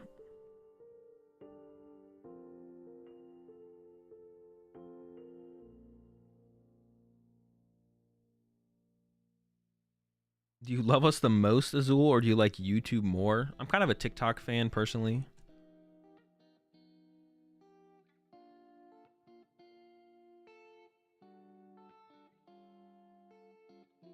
$24-hour stream? Nope. I'm just streaming until the tournament's done. So we got like 5 rounds left. We really have 5 rounds left, right? Yeah, we just completed round 4, right? I think so, yeah. Computer search for Force Seal Stone. I stream on TikTok as well. I do, yeah.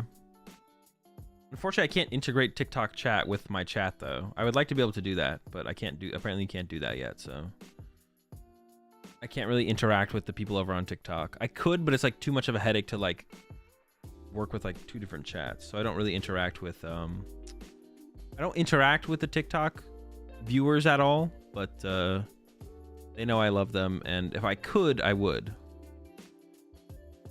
If I could, I would.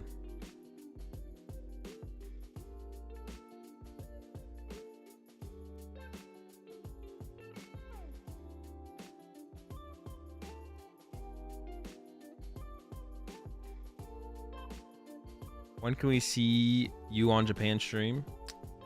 Probably never, because I can't play in tournaments in Japan, so. But if I could, I would. If I could, I would.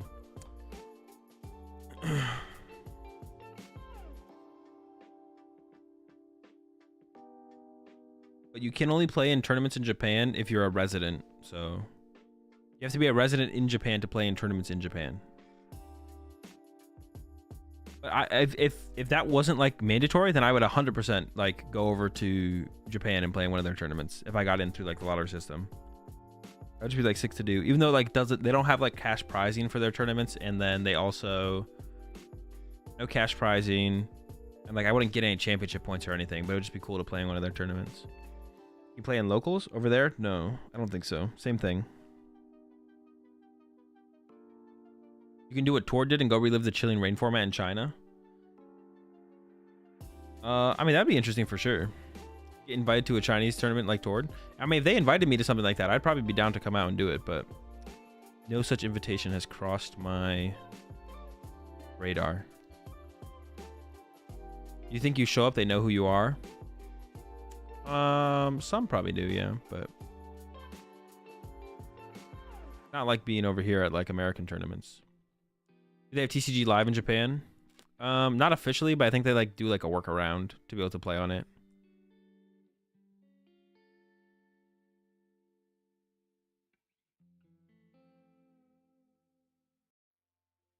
Japanese players can play in the TPCI tournaments? Yep. But non-Japanese players can't play in the TPC tournaments? Yep, exactly. I don't know like why or what their like regulations are for doing that, but I don't think it's like that big of a deal that we're not able to. It'd just be cool if we could.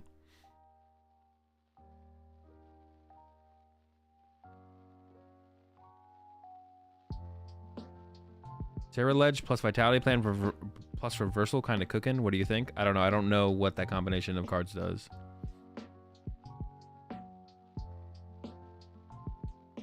Can I marry a Japanese woman there so I can play in the Champions League? I mean, all you have to do is be a resident there, so you don't even have to. I mean, I guess that'd be probably a pretty quick way to get residency, but you don't have to marry someone per se. If you like get a job over there and just live over there, you can play in their tournaments.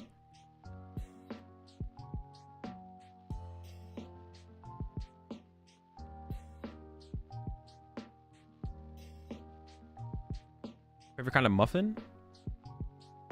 I mean, probably blueberry. Oh, lemon poppy seed. Yeah, lemon poppy seed. Dude, how do those things taste so good too? Now that I'm thinking about it, like, it's so like it's just like you hear the flavor lemon poppy seed muffin, and you don't think too much of it, but then you have one, and it's just so they go hard, bro. They go hard.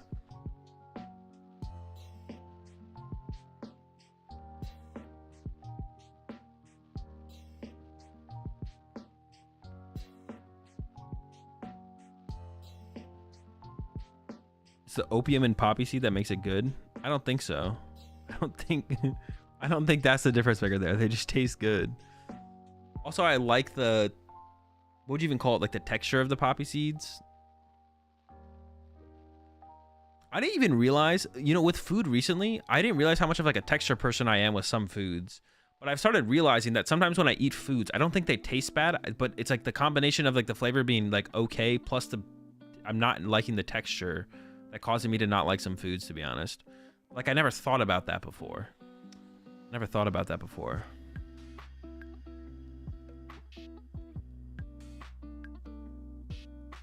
Costco muffins are top tier, bro. Like, honestly, stuff at Costco in general is pretty top tier. Costco, I don't know how they figured it out, but they got some crazy good stuff at Costco.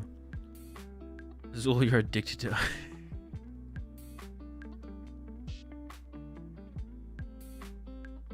The fun crunch with poppy seeds. Yeah, the fun crunch.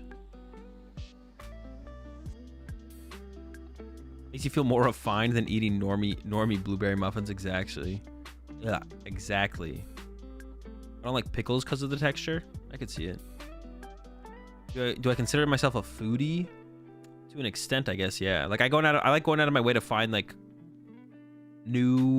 cool new food places. And when I travel, I like to find cool new food places to try, but I almost have no time to ever find cool new food places to try, to be honest, which kind of sucks. But my traveling is basically show up Friday, play in the tournament on Saturday, leave Sunday. So I and between all that, I'm playing or sleeping, so I don't really have time to go find any good food. But whenever I do have time, I try and find time. But I like the mini game of digging all the seeds out of your teeth. I don't think it's like, it never is like that big of a problem. Cool new food place at EUIC, Domino's, exact. Well, I mean, at EUIC, I would rather. There's no cool new food to even go try when you go to London or when you go to the UK, so it's not that big of a deal anyways. You just eat what you can find, to be honest. Yeah, the UK is different because you don't have to spend time even thinking about that because you know it's all mid to begin with, so.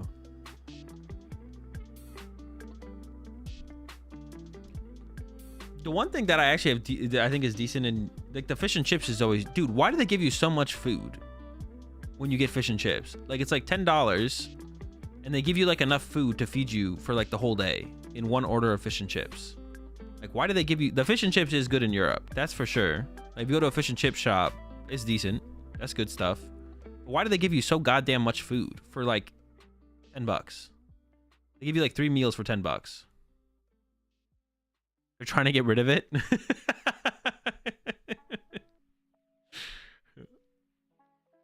Probably to make up for the gloomy weather. Nando's is legendary. Nando's is also solid. That's true. Have I watched her play competitive Smash Bros? Nope. I've watched a little bit. My favorite player was Armada before he retired, and then I kind of stopped caring as much, to be honest.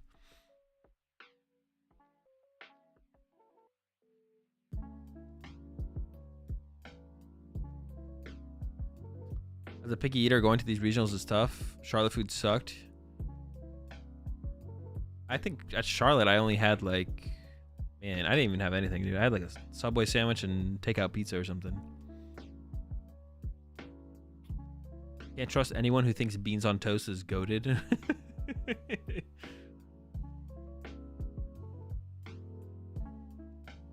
The potato costs 25 cents and white fish costs 5 cents. I mean, if it's that cheap, then I guess it makes sense. Azul, do you ever get sturdy? No. Have I tried Puerto Rican food? Maybe. I guess I can't think of like anything specific that is Puerto Rican.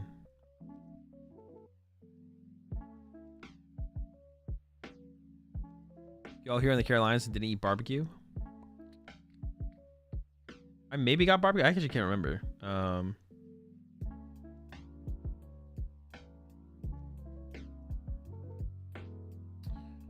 Maybe I did, to be honest.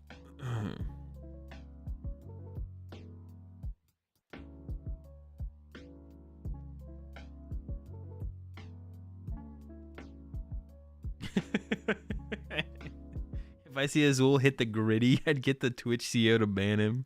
Don't worry, I don't know any dances. I don't know how to dance, so you don't have to worry about that. Don't have to worry about me dancing. Am I going to Orlando? I'll be in Orlando.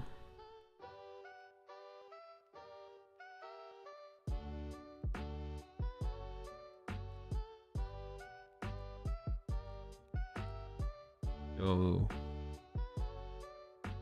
Chinchino. Can we see you dab? No, only on official lounge streams, that's it.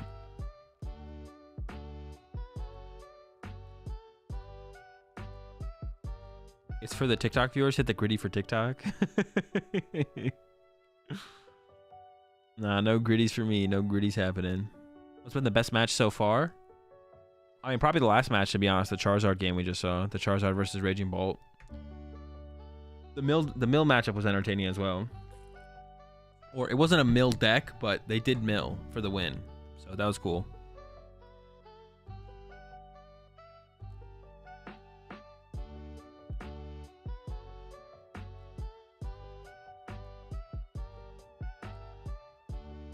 Great Tusk was goated. Yeah, the Great Tusk was goated for sure. Azul, please make a 250k plus redemption. These blue bucks are burning a hole in my PC screen. Bro, we need to get a freaking leaderboard. Let me Google that real fast.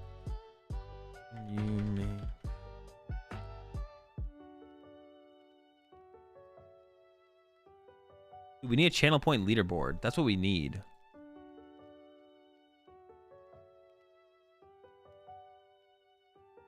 So that way you guys can like make your predictions to predict for number 1.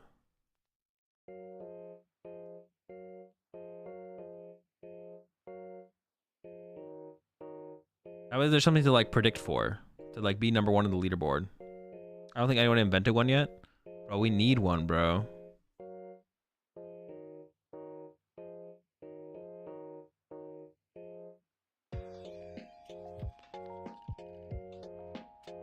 Yeah, we need a leaderboard.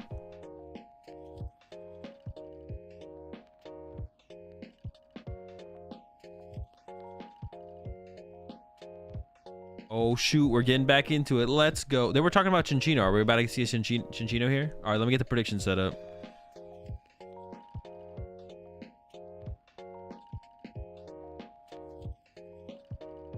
Wait, I didn't choose an outcome for this one? Wait, who won?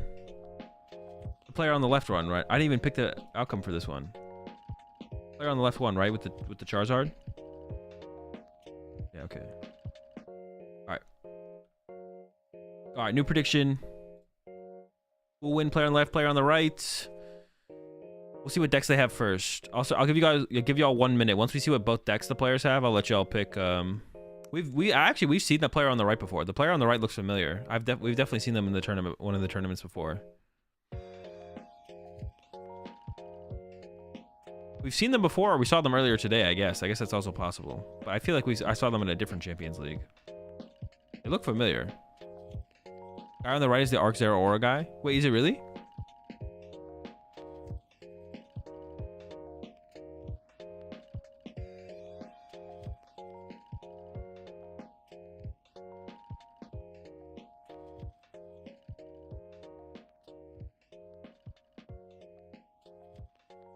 Surprised how many Japanese players are using the official sleeves. Yeah, they pretty much all, most, like, I don't know, probably like, it seems like 50% of people who are on stream use them.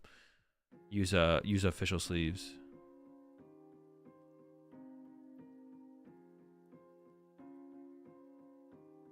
Yeah, I'd say 50%. I'd say 50%. Maybe more, to be honest. Maybe more. It might be a little bit higher than that.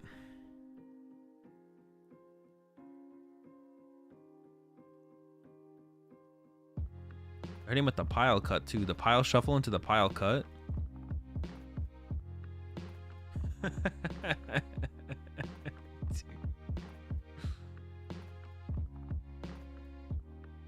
Okay, thank goodness we're back.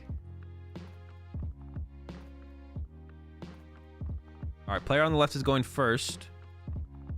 And once we know what the decks, I'll start the prediction. Y'all will have 1 minute to get your channel points in. We have Arceus something versus.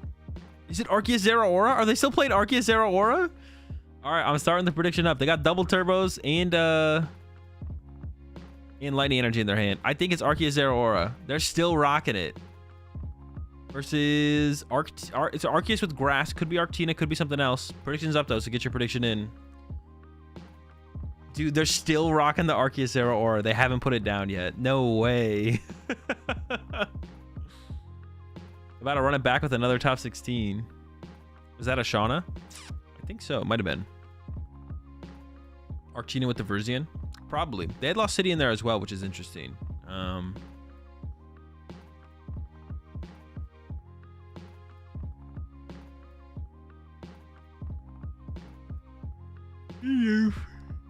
They do have the capture and Roma in hand though, so they can find an Arceus that way. They got to get Tails though. Ooh, couple squad prized. Arceus mirror, man.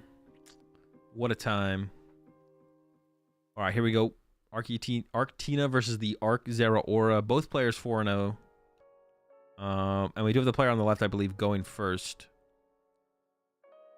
They did win the coin flip. Have they started playing yet? Oh no, here we go. Here we go. You do start. Verizian start on the other side. So they play grass. They play a lot of. We've seen 4 lightning energy in there. Wasn't there? There was 3 lightning energy. 3 lightning energy in their prize cards, and they also play grass energy. Enough grass energy to. Okay, they got the tails. There we go. They play enough grass energy to attack with the Verzian as well. With the lightning energy in hand and 4 lightning energy in the or 3 lightning energy in the prize card, so they can't have that many lightning energy left to work with. Then I feel like. Wait, also opening the Verzian sucks, right? Because you have to use the ability out of hand. You do, right? Oh man, opening that thing is terrible. Actually, that sucks.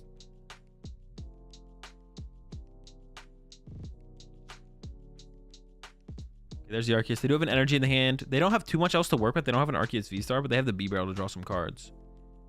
What happens if the prize card score is uneven and the timer goes to 0? Tie? They go to a double game loss. There's no ties in their tournament format.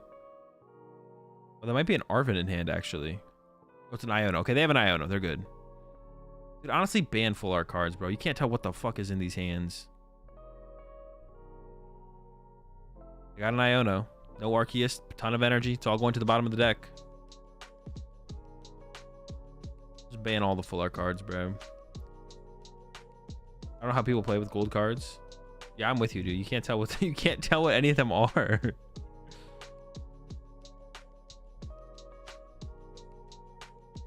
No Arceus?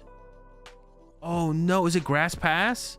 Now it's the Arceus player can't win. Oh no, they could if they play Expert Belt or whatever it's called. If they play is it a donk? They have it. They have it. They have game. If they play Maximum Belt. I don't know if they check their prize cards on the Aroma, but they're going in now. Is it worth playing a blinged out deck to a regional but risk warping or bending that could be considered marked? I mean, if you want to bling out your deck, yeah. There's not really that much potential to like for your cards to like warp and be that big of a deal. They play the belt. They have belt. Then they have game. Unless they miss it. They're still thinking. Did they have a switch card in the deck as well? Best of one at its finest? Bro, classic best of one. True, classic best of one, yeah. Love to see it. Okay, I think maybe they just are going for game now. They would have played... Well, actually, I don't even know if you would play Iono here. There's a switch. No! Switch and B-Barrel! Wait, is the Maximum Belt in the deck? They were lining up the B-Barrel. They're still lining up B-Barrel. No! They had game. They literally had game. Oh my gosh. All right, things could get interesting now. Dude, if they draw into it off the B-Barrel. Dude, if they draw into it off the B-Barrel. I don't hate them not trying to play the Iono here, but they literally have game. They just didn't do it. I thought it was going to be the Maximum Belt. No, it's in the deck. Even the casters, I think the casters know as well. Yeah, the casters put the belt on the screen. It's right there. All right, so I think she's going to be attack here. Okay. A wee bit of a mistake there. Okay, let's see. Is this going to be the comeback of the century? No Arceus on the last turn. Was now given a second chance here. The Verzian could have been KO'd. There's a Maximum Belt right there. There's only... I see a Judge. I don't think I see another... Oh, there's a Research. I mean, you may as well attach a Maximum Belt to the active here. There's the Research. Needs to find an Arceus and an Energy here to stay in this one. I guess if they play Raihan, they could whiff the Energy, but... There's Arceus Energy. Okay, we got something here. Arceus and Energy. Oh, they play Turo. Wait, is that the Research Turo or the... Dude, I hate full art cards, bro. Is that the Research Turo or the Pick Up Pokemon Turo? That is Turo? That doesn't help me. That's Turo? That's Turo? Okay. All right, cool. Yes, that is in fact Turo. All right, did get the attached pass. It is possible that the Arceus off the bench gets... They have an Eerie. The Eerie is not going to do anything here, though. They are going to go for it. I don't hate this Eerie choice here for the current situation. But yeah, no hits. Still looking really, really good for the Arctina player here, to be honest. Eerie, no hits. We could even Ultra Ball away these other two cards in the hand. There's no real reason to want to Iono your opponent here, I don't think. From what they saw in the hand, there was no like Arc V-Star in the hand, so Iono in here would probably only help them get closer to it. And we could possibly get like Tina, double turbo, retreat boss, KO the Arceus. Goes for the Tina here. I don't know. Second B-Barrel probably would have been pretty good if it wasn't prize as well, though. What does Eerie hit? Eerie discards item cards. So no items in the hand there. Goes for the Tina V-Star. I almost kind of wanted to see the extra V-Barrel get grabbed here, but you do need the Tina to get the KO. Some Lost Cities, a Nest Ball, a Judge. I think the Judge is a solid play here, though. Because the hand did have a draw supporter in it. I think Judge would be a fine play here, but it looks like they're probably not gonna. It looks like they might just be attacking. Nest Ball for Squovette or the other Tina. It looks like they're gonna go for the Squovette and then just load up energy and play off Arceus. Or are they gonna actually play the Judge here? Could also play the Lost City. I don't see a reason not to play the Lost City. You probably don't even play Super Rod in this Lost Tina deck, so could just go ahead and do that as well. Yeah, probably go with the Judge over the Iona, though. You don't really need to draw into anything too aggressively here. Or just not... I actually don't hate them not playing Supporter either. I can see that being fine as well.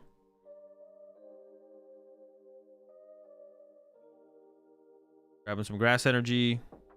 2 to the Arceus. 1 to the Tina. Oh, okay. We haven't put them in play. I assume that's where it's going to go. 2 to Arceus, 1 to Tina, though. We'll see what they do. They played Eerie. Oh, yeah, true. They literally just played Eerie, dude. I literally forgot about the Eerie already. I was like... Because it didn't do anything. There was no impact on the board. I was like, well... Play a supporter here. Trolling. He's in the zone, guys. Yeah, I'm locked. I'm locked. Okay, there's the Zero Aura. Has an energy for turn. Has Iono or Serena or Turo or Research. Are they thinking about not attaching for turn? I think they're not going to attach. They might not attach here because they want to save the... They want to potentially be able to attach V-Guard energy. They did prize 1 V-Guard energy, though. I don't know how many V-Guard energy they play, though. What does the Zero Aura do? Stuff. There's the V-Star. No V-Guard. And we do... I know there's 1 V-Guard prized. I don't know if they play multiple V-Guard energy, though. So they don't even have to Starbirth this turn, to be honest. They got like a bunch of Arceus Vs and V-Stars. If the V-Guard is prized here... If they only play 1 V-Guard and it is the one that's prized, then you don't even need to go get one here, to be honest. You just probably hold your V-Star power. Oh, wait, that's a Superior. What the fuck? Dude, they got everything in here. They got the Superior in there. Yo, they got everything. They're kind of cooking.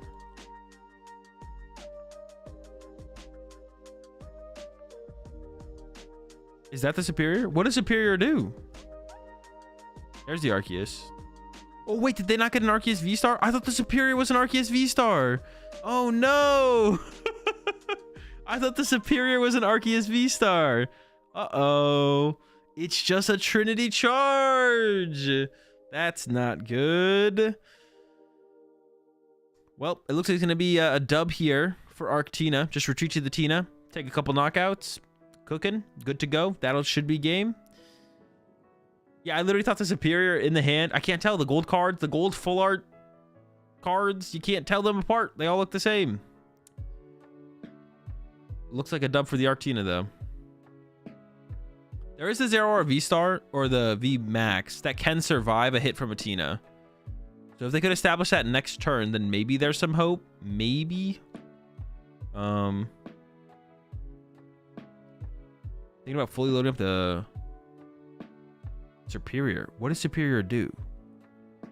It's a full load to the Superior. Isn't it? Doesn't only attack for 3 energy? But does it do more damage for each? Oh, wait. The second... The V-Star attack does what? 60 for each energy attached to both Pokemon, and you switch it with the bench?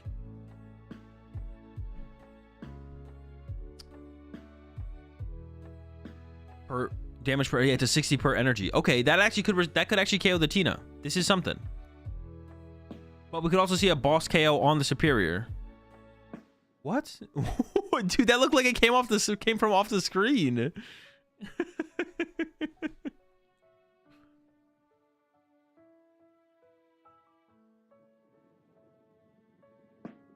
Player on the left running hot in the sun. They're not even running that hot. The player on the right just kind of dead drew. Yeah, the player on the left's not even running that hot. They whiffed the boss last turn. Double turbo to the B barrel, and then... Alright, Squovette's happening. They are sending another double turbo to the bottom of the deck. Is it the boss? No. I honestly would maybe like to see them use the first B barrel before the Squovette. Still no boss, but we do have an Ultra Ball. Another Eerie as well, of course. Oh no, we do have the boss. I only saw the Judge, and I just assumed we didn't have it. But there it is. We got the boss KO Superior, and that should basically be game. Unless they played a supporter, another supporter that I didn't realize they played. But I don't see a comeback at this point. Yeah, there it is. Could have played the Ultra Ball. Doesn't. I think it's probably fine. There were still some decent cards in the hand. All right, here we go. B-Barrel for the KO. Just get rid of the double turbo. And then, yeah, I'm trying to come up with some way for the Superior Play to win, but, there's an Ultra Ball. Still threw hard, though. Yeah, they still threw. They still threw. They had game turn 2, but they still threw, but, it's fine. It's fine. It still worked out.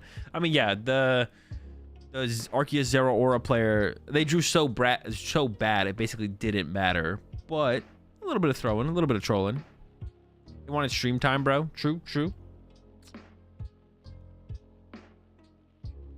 Yeah, the V-Star's here. I'm trying to think of like any line of play. The thing is that if the V-Guard wasn't prized, then they could put the V-Guard on the active and then you could survive, but it is prized. So I don't even, what do you boss up the B-Barrel and hope it gets stuck? Yeah, that's what they're going for. They're getting a boss. They're literally just gonna go boss B-Barrel and pass. But there's a Jet Energy in the hand here for Arctina player, so should be dub.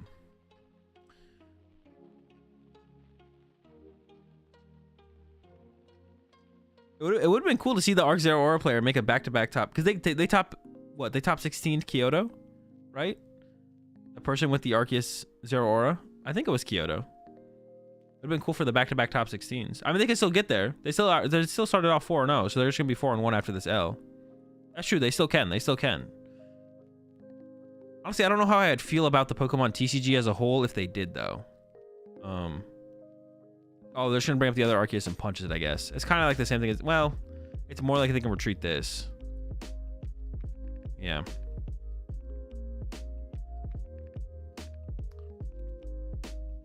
Do we know this is the same guy? They look familiar. I'm pretty sure it is. I don't know how many people are out there playing Arceus Zero Aura. I think there's probably only one. I think there's probably only one player who plays Arceus Zero Aura. I think this is them. And I think he's the same one who got top 8 at the last one. There we go. Cooked. It took a while. They could have won on turn 2. They drew it out for a little while. Tried to make it entertaining. And all we saw was more whiffs from Arc Zera. Probably the only Arc Zera player who can start 4-0. Definitely that for sure, yeah. Alright, see, they might have another round though. Another match in this round that's like queued up. So we might get some more action here still for this round.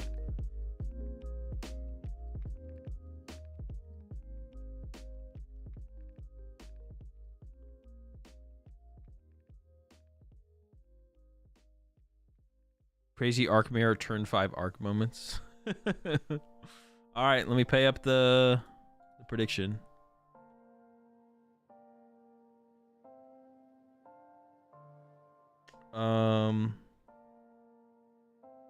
Player on the left.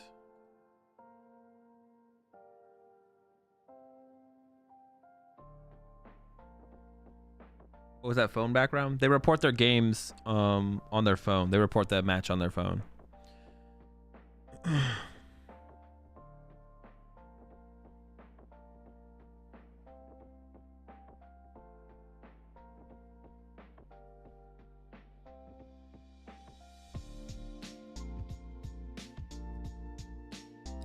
This is being streamed on YouTube. Yeah, streamed on YouTube.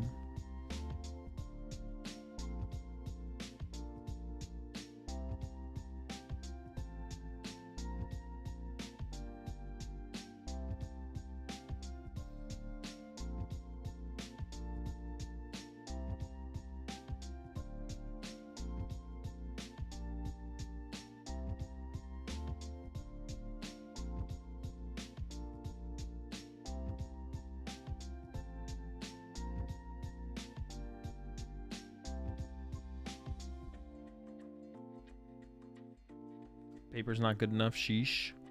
I mean, probably just like more convenient. But yeah, we do need to get it in our tournaments eventually as well. Is there a top cut? There's a top cut. They cut to a top 16. So they're going to do 9 rounds today, day 1. And then 4 or 5 rounds tomorrow, day 2. And then they cut to top 16 from there. Yeah.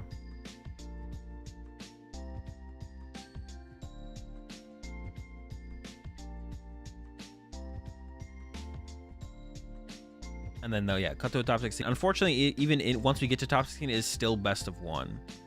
Yeah, even once we get to top 16, it's still best of 1, unfortunately. So it's best of 1 all the way through, unfortunately. Magic has had phone reporting for a long time, though it has quite a few bugs. Are they like consistently impactful bugs, or just like once in a while, sometimes bugs? Yeah, it would be nice for us to get phone reporting in Pokemon, to be honest, just to make things easier and smoother. I don't think I can't really think of a reason why we wouldn't get it sooner than later, or why we shouldn't already have it, to be honest. And I can't imagine it would be too hard to like make a program that just kind of works. I mean, I don't know how to code or anything like that, but I have to imagine that can't be that difficult. Who is the Bulu leader? We don't know, because dude, I wish there was a leaderboard for it, but there's not. One Piece has phone reporting, but it's rough with bad Wi-Fi. Yeah, it definitely makes sense. I mean, you still have to do some like paper reporting, but we still have to do some paper reporting. But anyone have over 300k? I think quite a few people have over 300k. Do you think I should just hire Robin? That'd be a pretty good call in my book. I wouldn't mind seeing that happen.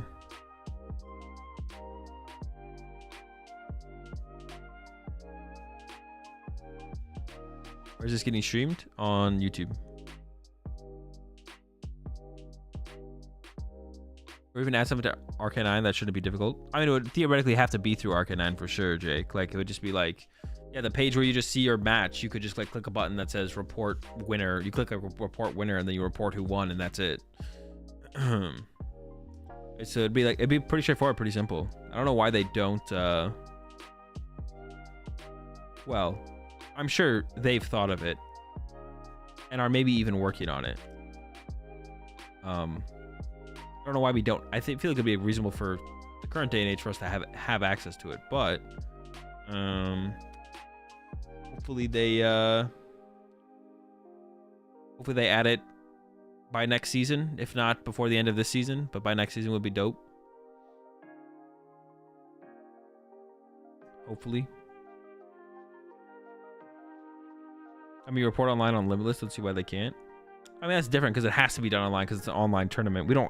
We can use paper pairings still, but I think definitely as tournaments get bigger, like having online reporting would be a pretty big deal. Having reporting would be a pretty big deal because as tournaments get bigger, we theoretically run into a staffing issue at regionals. But if we can take the staff that go out of their way to, you know, print pairings and then cut pairing or matchup slips and then go distribute matchup slips and have them do other stuff, that theoretically allows it and makes it easier for the transition of bigger tournaments to exist. Because instead of staff doing that stuff, they do the other stuff that we need to be done to be able to run, you know, 3,000, 4,000 person Pokemon tournaments. So it kind of makes sense, like, to eventually get to that point, for sure. What? So 8,000 players came to the tournament and less than half were allowed to play? No, they entered the lottery ahead of time. So 8,000 players entered a lottery, and then 3,200 players made it through and are playing in the tournament. But they did it way before. They did it way prior to the tournament happening. And if you don't have service, you can hit up a judge. Yeah, exactly. Like, all the judges will have something available on their phone, or some will. Or you could like go up to the Hive and report it at the Hive or something. But yeah. Yeah, the way the system works in Japan is everyone can enter a lottery, and then they pick so many players out of that lottery, but they do it way ahead of time of the tournament. The people aren't showing up to the tournament on the tournament day. Only Elite Four auto invites. I think it's like the Elite Four. Anyone who top 16'd the previous that's probably why we saw the Arceus Zero Aura player, because I think if you top 16 the previous Champions League, you get an invite to the next Champions League.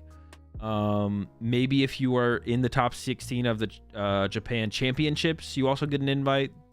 Those are like the ways that I'm aware of besides getting to the lottery.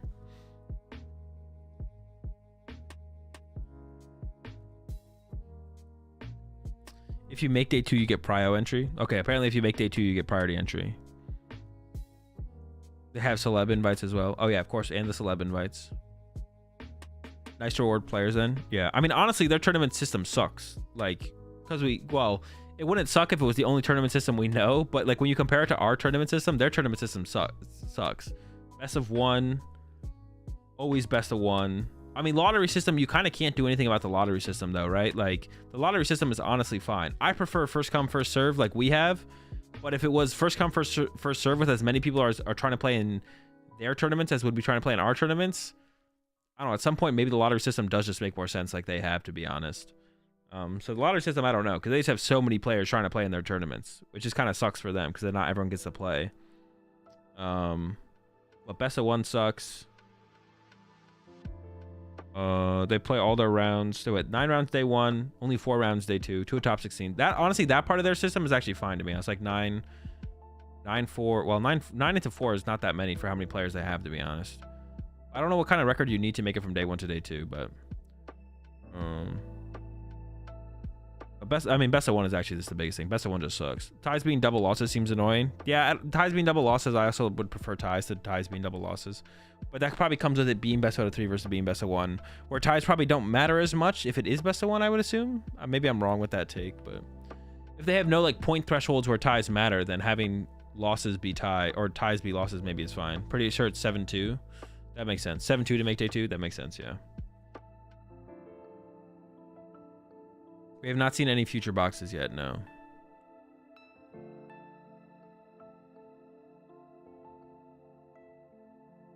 Hold 2 Champions League simultaneously and let everyone enter. I mean, theoretically, that could be something they could try and do, yeah. It depends if they have the means, like the budget to do that, though. Or if it makes sense financially to do. Is there an entry fee for these tournaments? You have to pay an entry fee, or is it just lottery system into free to play? Or is there an entry fee as well? I actually don't even know, to be honest.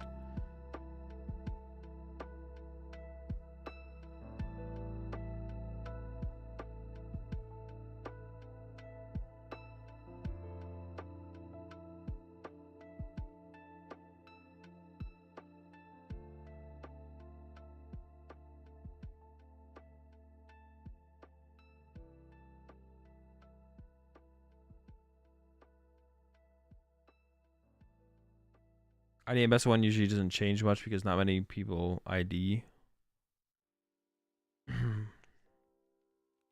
Best one is cool and awful is up to top cut, but the fact they don't do best of 3 in top cut is really disappointing. It is very like, what is the correct word? Like deflating, I guess. Like watching the top cut games from the last one was like pretty is deflating the right word? Like it just felt, I mean, there were still some good games and like the finals match was cool.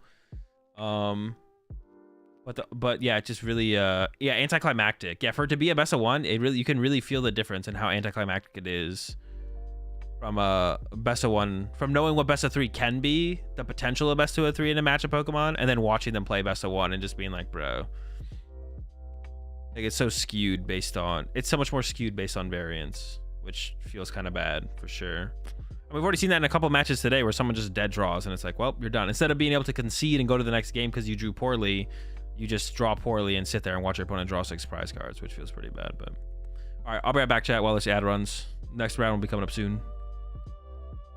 Back in like 2 minutes.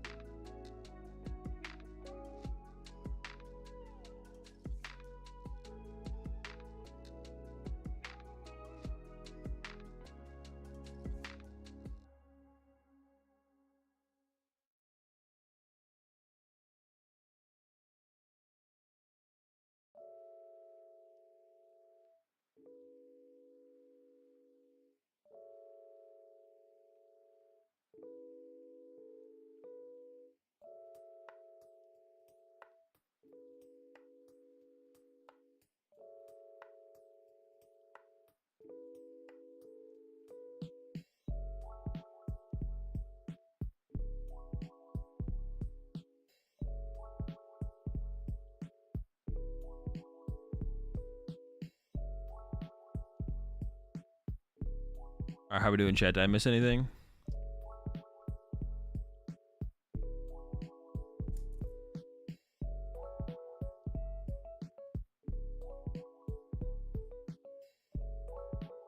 You guys are just shit talking the commercial, bro.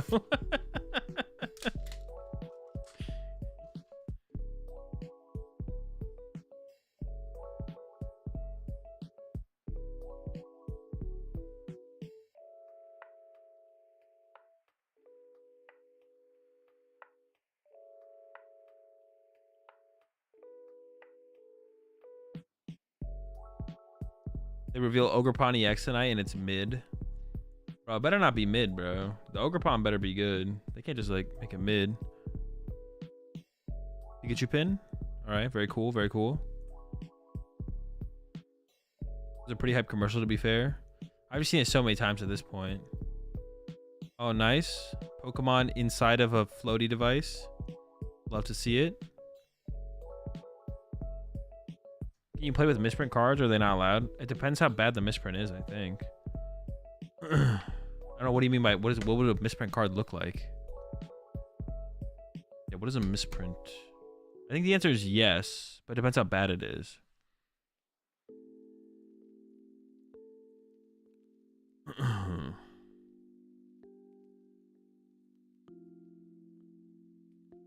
Ink spills, miscuts. I think miscuts you can play with, as long as it's still very clear as to what card you're playing. Half boss, half escape rope. I don't think you could do that. Yeah, I don't think you could do something like that. That miscut.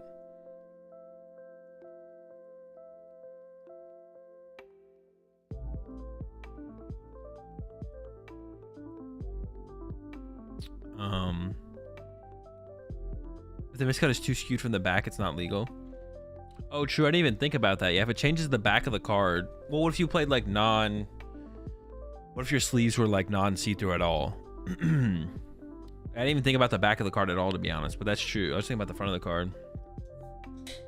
Half prime catcher, half maximum belt. Get options then. I wonder what names we're looking at here. I wonder if we're looking at like the Elite Four names or something here. I don't know what names we're looking at here.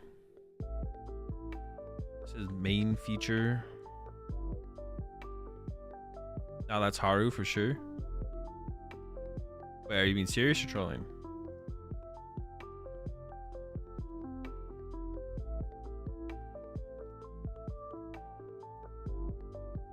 How exactly does sudden death work in tournaments? You put down all 6 prize cards and only take 1, or do you only put 1 down? Yeah, you only put 1 down. In Japan, you put 1 card down for sudden death. In TPCI ran tournaments, you put down 6 prize cards and you play a tiebreaker match. Daichi's up next. Sick. Is Daichi 5-0? They probably are 5-0 then, right? This isn't Daichi. You were trolling. Yo, appreciate the...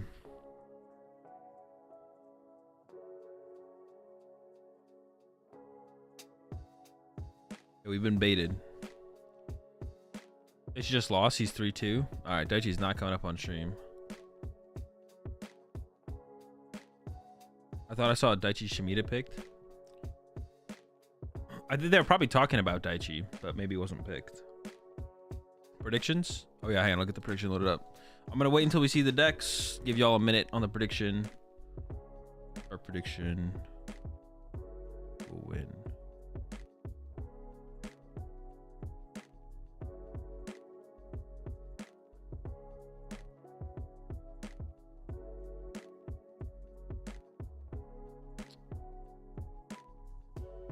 Appreciate the super chat. I wonder, what is your opinion of Dango in H rotation? Is that the new? I mean, it seems okay because it's got a good Charizard. Actually, I don't even know how good of a Charizard matchup it has anymore because of Maximum Belt and everyone running. What's it called? Honestly, I don't think Goldango's probably not very good, to be honest. Goldango's not probably not very good. That's my Goldango take for sure. Probably not great. Dango's not probably great. Is that a double pile shuffle?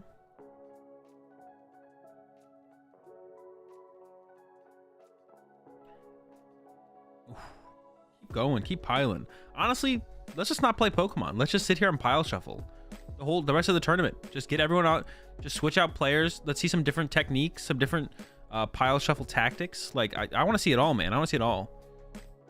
How do you pile shuffle? It's half the fun. Yeah, it's like half the game anyways to begin with. Let's just cut out the playing of Pokemon and let's just all pile shuffle.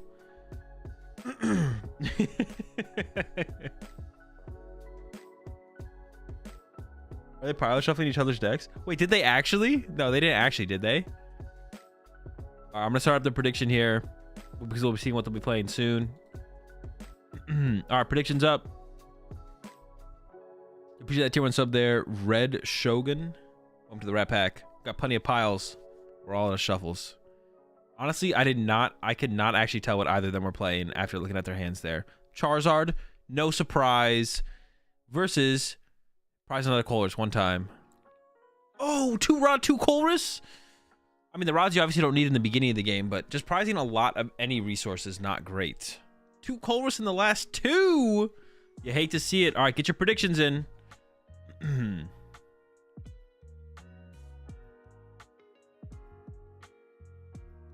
Back in the day, everyone piled. That's true. I used to pile shuffle as well.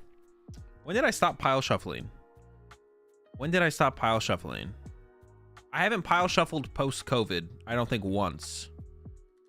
All right, more Zard action. Zard and Comfy. Oof. Popping off the rip. Looking good.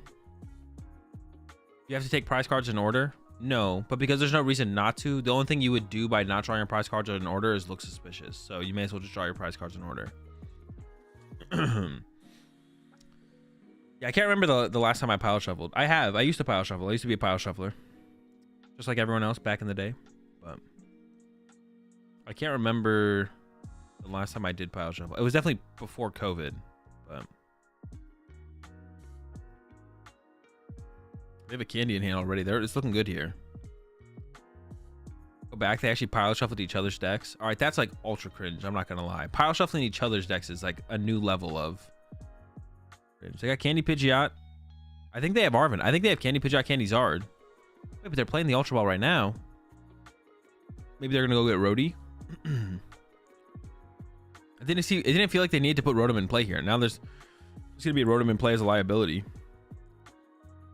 I think they could have just held that hand. I don't think they had to get Rotom here. Now they just have a Rotom in play to be potentially taken advantage of. I think they just literally had Candy Pidgey, Candy Zard in the hand. They didn't need to put Rotom in play here. But now they got a 2 prize on their bench. This could be a liability as the game progresses. And then, yeah, there's the Rotom for 3. Melian. They didn't really get anything too useful either, to be honest, but that's fine. They play Turo. Yeah, but we only know that because it's in their last 2 prize cards, Del Cookie. So why don't you tell me how useful you think that Turo is going to be? They have Arven in hand. Yeah, they have Arven in hand, but it doesn't mean you should put Rotom in play. Like if you can get to Candy Pidgeot, Candy Charizard without putting Rotom in play, you should usually do that because now you don't just have a liability on your bench. Like, why would I want to have Candy Pidgeot, Candy Charizard with a weak 2 prize on my bench when I could have a Candy Pidgeot, Candy Charizard without a weak 2 prize on their bench? Why'd I stop pile shuffling? Because I learned that it didn't do anything. And then I stopped. No, I mean, Arven is more reason to not play Rotom. Oh, I thought you were trying to argue for them for the Rotom placement there. My bad. Hella Comfy's out here off the rip, though. 3 Comfy's in play. Another Poffin in the hand as well, but I don't even know. You don't even use it, do you? How many Poffin do you even play in that deck? Maybe 3? Because playing 4 Poffin feels kind of mid in Lost Zone decks because you only need 1 to get your Comfys, and then from there you probably don't need another one, right? So initially I was thinking you probably do play 4 Poffin, 4 Nest Ball. You definitely play 4 Nest Ball, but I don't know if you even play 4. I don't even know if you play 4 Poffin. Probably 3-3 split. No, you definitely play 4 Nest. You're definitely playing 4 Nest Ball. If you're not playing 4 Nest Ball, you're trolling. But maybe 3 Poffin, maybe 4. Depends if you play Ditto. Well, Ditto's only good to like find you Cram, right? So I don't know if that changes too much. Ooh, there we go. There's the new. What is it called? Does anyone know what the name of the escape board is called? There's the escape board, and 3rd Comfy's in. Fourth Comfy's in the hand. We could be seeing some quad Comfy action here. Often 4 Nest and a heavy seems right. I think you still maybe want to go emergency board. Oh, emergency board. Ditto definitely makes sense though, right? Because Ditto for your cram off the Poffin seems really good. I mean, I could still see playing 4 Poffin, right? To be honest, like 4 Poffin could still be correct, to be honest, because you just want to be consistent. Like you still want to find that first, and sometimes even second Poffin turn 1. Like sometimes we play 4 VIP pass now, and sometimes you play 4th Comfy pass. Dude, wait, we don't even know what they play in their deck. We still don't even know what they could have actually switch carded into that Comfy as well and used it. Chose not to. Here comes Candy Pidgeot, Candy Zard. Ditto can get Ninja or Tina too. Well, getting Ninja and then leaving Ninja in your active isn't great. It can do it. It can get Ninja, but then the Ninja's in your active. Getting the Tina is decent though, because then you can like Abyss Seeking. And yeah, getting Cram obviously is good. You probably do play a Ditto. You definitely play a Ditto. Yeah.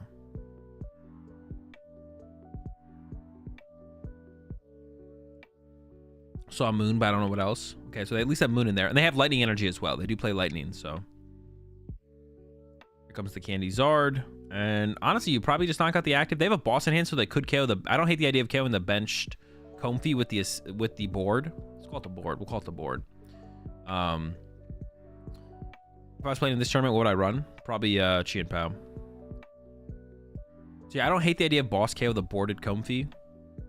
Because boss isn't that important in this matchup, to be honest. Oh, they haven't even used quick search? Oh, we're cooking. Okay, hold up. We got some options for sure. Yeah, board or the boss aren't that big of a deal in Lost Zone matchups generally, unless it's Lost Tina, but I think we've almost confirmed it's not Lost Tina. Oh, he did play the Arven. Yeah, what the heck am I thinking, bro? Dude, I'm literally tripping here. I'm literally tripping. All right, they could get a vacuum and vacuum the board. Don't mind me.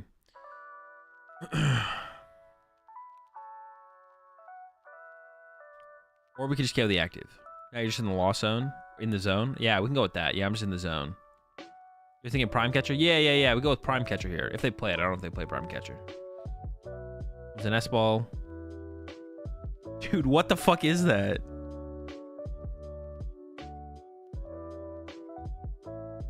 What is that? Well, they're evolving the bench one. Flutter? Oh, it's a Flutter? Okay. Wait, why don't we put the energy on the Flutter main then? Oh, we are, okay. I thought they loaded the 3 on the Charmander, so But can we even attack with the Flutter thing? We're not gonna even attack with it? Oh, we're just gonna roadie for 3. Oh, we're just chilling, okay. Yeah, I was so curious what the heck was going on here for a second. Oh, you can't tell what it is. Well, you can see, I can see it has an ability and attack, but I didn't know what it was. I thought it was, at first I thought it was the Iron Moth or whatever. I literally thought it was the Iron Moth. But they're literally just stuck. The Flutter main's doing so much work here. Pass! And then here we go, Ultra Ball for Charizard. And then Charizard can get the extra energy, and now we're attacking with the Flutter main. Yo, this is actually disgusting.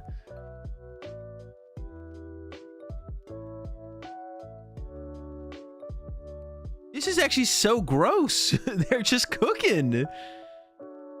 What the heck? Can you lose? Is this losable? The Flutter main goes hard here.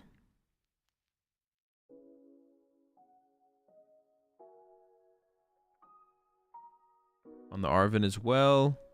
I mean, they don't really need anything else here, but you should be like, you know, continuously like set up as much as possible. They just need Charizard here to attack with Flutter main. They're eyeing up some other options. Trap Choice Belt plus Super Rod for later. I don't think they need to play the Super Rod here. I wouldn't say they need to play. Unless there's 2 energy in there, then I guess we could play Super Rod, but I think it's just 1. Taking the Super Rod for later makes more sense. Because they still have an energy in the deck to retreat stuff around. So they can go Charizard. 2 active, 1 to the Charizard. But what Charizard do you put it on? Oh, so they loaded up a Charizard fully. So the other Charizard is in play with no energy, so could get trapped in the active. Yeah, here comes the Flutter attack. So you knock out the active and you put 20 on the one with the board. No, you don't want to put 20 on the one without the board. Well, yeah, you want to put 20 on the one with the board because that's the one that they want to keep. You always want to put the 20 on the one with the board. Because the 20 on the one with the board will stay on the bench. But the one, now this one's just going to stay in the active. I mean, it's not really going to matter. I think this one's kind of cooked here.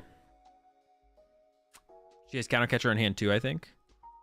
I mean, that would be the play here for sure. Counter catcher, bring up the Zard. It's the Zard board is so developed, I don't think it matters, to be honest, but that's something. Yeah, they do have she's got the counter catcher. Counter catcher up the Zard. Try and trap it for a turn. This could be pretty big, actually. The thing is, I don't think it does enough because the Zard will eventually be able to attack, I think.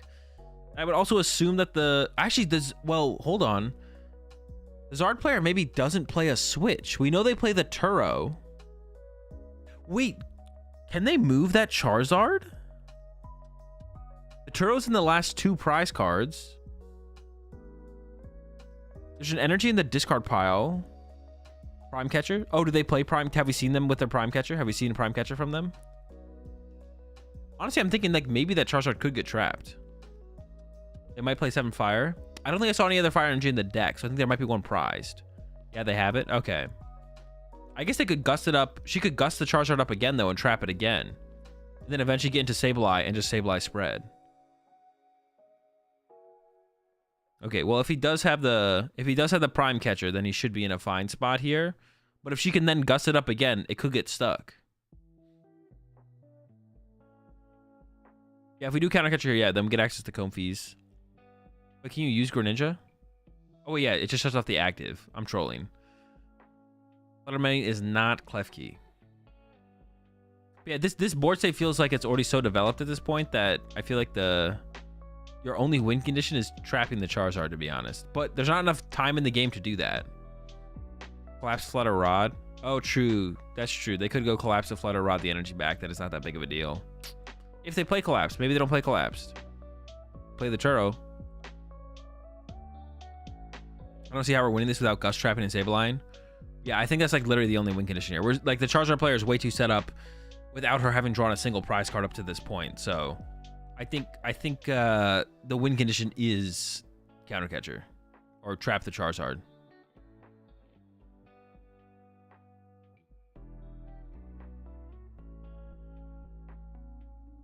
Okay. Probably set up the boarded one. There we go. Ooh, there's the whatever it's called. Crisis Punch. Another Comfey. I think it's our last Comfey here as well, right? Another board. Bites the dust. Got our own prime catcher. I guess we can respond to their prime catcher with a prime catcher. So I think the big question at this point is, does he play Collapse Stadium? Is there a Collapse Stadium in the Zard deck? Because if there is, then that's a way you can collapse away the Fluttermane and recover the energy that way.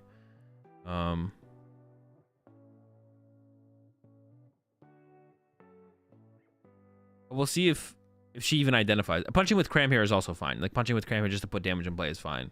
We'll see if she identifies the... Yeah, like I said, I think the only win condition here truly is actually just like to trap something in the active. There's like the Zard player is too set up with too few prize cards drawn on the Lost Zone side, so...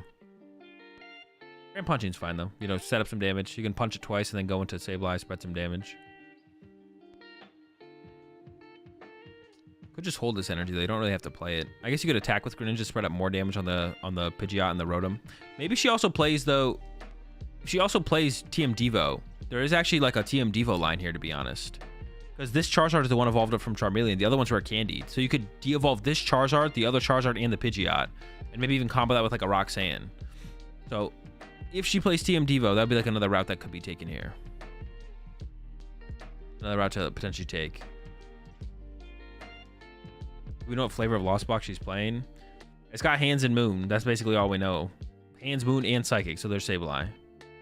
There's a Vacuum on the board. Feels bad. But I guess we get +1 to our Lost Zone here to go up to 7. Yeah, he's got the Prime Catcher. Prime Catcher on, hopefully, the Greninja. No, KO the Greninja. What? Oh, wait, are we attacking with the Fluttermane here? Okay, this makes sense then if we're attacking with Fluttermane. I thought we were just going to KO with Charizard, so I was like, what? Why would we not KO Greninja here? They have plenty of Comfeys in play. But we're probably attacking with the Flutter, so. Iono as well, sure. So we know she plays Prime Catcher. And might play some other gust effects besides the counter catcher. So could possibly once again bring up that same Charizard. And we don't know if he plays. I don't think there's any other fire in the deck. There's a Super Rod left. But yeah, it could collapse the way the Flutter Mane if there is a collapsed. There's collapse, but got rid of the Charizard. But does have one fire in the discard pile, so you could Super Rod that fire back and then go search it out.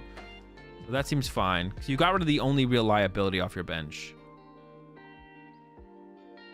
So the trap, I don't think the trap line is still available here. Yeah, the 7th fire is prized. So 7th fire is prized, and there's one Super Rod on the deck. So you could Super Rod back one fire from the discard pile, attach it to Rotom or Charmander that could get trapped, and then retreat them out. So you have one more retreat guaranteed here. You have one more retreat guaranteed, and he could be playing 2 Super Rod as well, so you have 2 retreats there.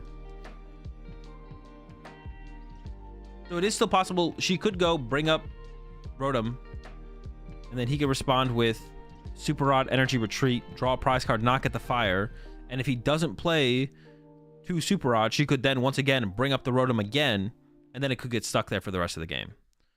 But it doesn't really do anything for her because I don't think he's going to deck out in 10 minutes. So, yeah.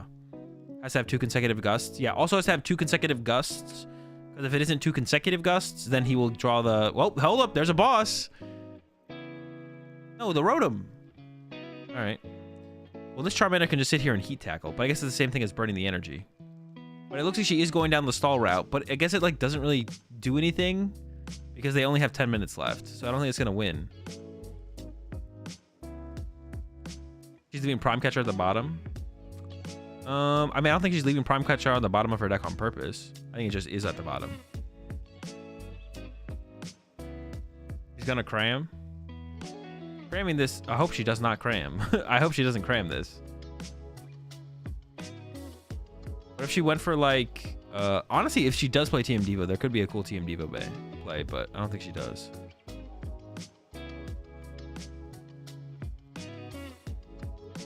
I think she should have brought up the Rotom here, though, for sure. I mean, couldn't she Sableye while stalling? Yeah, that would be... Oh, that's true. Yeah, if we're stalling, we're Sableye, right? Yeah, we don't actually win from deck out. Yeah, I don't know what I'm talking about, to be honest. Yeah, we don't win from deck out ever. No, don't kill the Charmander. Maybe it's enough. Maybe she can win this way. There is only one Charizard in play now. There is only one Charizard in play. So if she Roaring Moons the Charizard, there might not be another attacker left. But I bet, like, yeah, we're going to see... Here comes the Radiant Charizard. Could get Super Rod. Plus recover some Charmanders. And is probably going to be in a fine spot, to be honest. But she does have Roxanne in hand. So if she can get Roaring Moon, Knockout, plus Roxanne, it's possible there's no follow-up, to be honest. Getting Radiant Charizard here seems risky. Does he have Mist Energy? I don't think I've seen it. But yeah, Mist Energy would also stop the Roaring Moon play as well. That'd be pretty good. There's a Super Rod. So played the Quick Ball a little or the Nest Ball a little prematurely there. So it has to be at least a Charmander. I was thinking about the Flutter Mane? No shot. Over a Charmander? Okay, thank goodness. I was like, there's no way. How are we getting 3 energy on this thing without a Charmander? Triple fire, but then we got nothing off the net. Is there no... Wait. He just threw... Wait, there's got to be a Charmander in here, right? Oh my... He's throwing. So he has 3 fire energy in the deck, but didn't get the Radiant Zard because he didn't get it off the Nest Ball, but then shuffled the energy back into the deck. Oh no, we have a Charmander in hand at least. Okay, we're fine. We're fine. We're fine. This is fine. Dude, I thought we had nothing, but the Charmander was in the hand the whole time. I was like, bro, no way. Because even he looked so confused when he looked back at his hand after playing Super. I was like, wait, what the fuck did I just do? But he had a Charmander in the hand. But you just can't see anything in the hand when everything's a full art. But we're chilling. We're chilling. I don't know if that's how he meant to sequence it because he seemed pretty baffled at like the end result there. When he like looked at the hand after the Super Art, he was like, wait, what the fuck is this? But there was a Charmander. I did get the fire off the prize cards as well. So the stall strat never would have worked. I thought it was we were drawing prize cards from the other side, but... Okay, but she could still have Roxanne Roaring Moon. Roxanne Roaring Moon would still be pretty good here. Oh, it's a Colress. Do we need that thing? No, we had 8 in the Lost Zone. Roxanne Roaring Moon was actually really, really good here. I mean, I don't think it's like super likely to get, but I think that she should have played for Roxanne Roaring Moon here for sure. Roxanne Roaring Moon here actually could have won her the game. Because if there's just no, it can be hard to get a Candy Zard with the current board state off of Roxanne Roaring Moon. I really think she should have just gone for it. Now, you can't, I mean, if you KO this Charizard, it's gonna be pretty easy to get, like, it'll be a lot easier to get, like, Candy Charizard Iono now. I think she had both Roxanne in her hand that got Iono'd. Oh, wait, did she just get Iono'd? Am I trolling? All right, I may be just trolling. They did, wait, was there an Iono on that last turn? Maybe I am trolling. Maybe she did get Iono'd. I thought she had in hand. Oh, yeah, I am just trolling, yeah. Okay, I didn't remember the Iono. My bad. My bad. All right, we could still see a Roaring Moon this turn, I guess, but Roaring Moon's not great here. Roaring Moon knockout is not great here, but we could still do it. Moon this turn, punch next turn. What do you mean Moon this turn, punch next? Oh, with the Crisis Punch? No, you probably want to Sableye this turn and then Crisis Punch next turn would be the play. But that hand does not look like it has a Sableye in it. It does have the Forest Seal Stone though, so I think we could get there. Yeah, you could Sableye this turn, Crisis Punch next turn. Oh, wait, no, they have 3 prize cards. It doesn't even make any sense then. How do we do anything? Crisis Punch you can only use on 1 prize card. There's not a great line here anymore, I don't think. I think your play here still is Roaring Moon.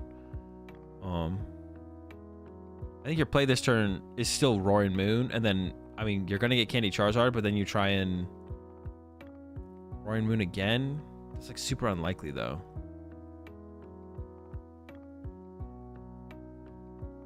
You can't get rid of the Roaring Moon. Is she lost on the Roaring Moon? Huh.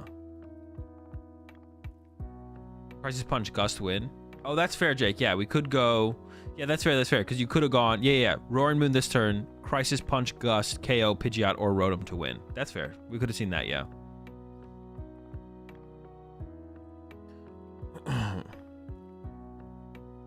I like that, actually. But now we're not drawing any prize cards this turn. So it looks like our play is going to be Punch with Raikou into the Charizard. Oh, no. You could actually go... Could you go Gate, KO the Pidgeot with Prime Catcher? You could do that, but then you don't have the Moon to follow up. So you could go Prime Catcher, KO Pidgeot. And then she would need another Gust plus the Crisis... KO Rotom. And you do take away the Quick Search, which is pretty good. You have KO on the Rotom? No, you want to KO the Pidgeot here. 120 and 40. We KO the Pidgeot here. And then KO Rotom next turn with Crisis. But I don't know if she has another Gust. She's already played a Counter Catcher, a Boss, and now she's about to play Prime Catcher. I don't know if she has any Gust left. Goes for the Rotom. Just hoping to stall the Rotom. But we just saw 3 energy get shuffled back to the deck. This doesn't ever do anything, right? How does this ever get us there? Does this ever get us there? Greninja next turn. And then no Boss on the Raikou happens, I guess, is the only play. But yeah, this never does anything. Yeah, this never does anything, I don't think. Yeah, but like after Pidgeot line is Rotom if she has Gust, yeah. I don't know if she has a 4th Gust, though.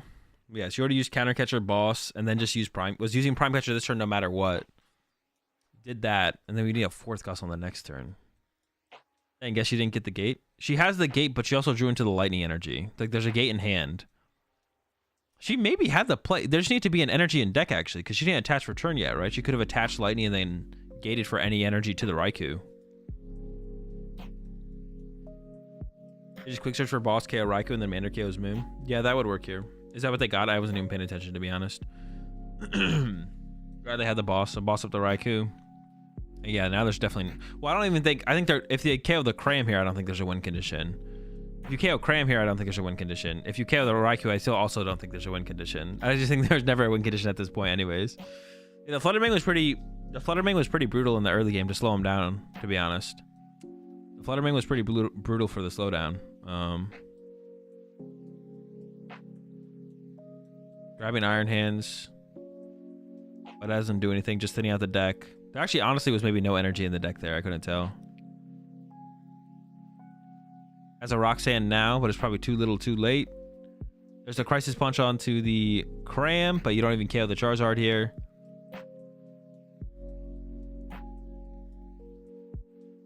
Imagine losing on one prize here. I mean, as long as she finishes her turn, you finish like the current turn.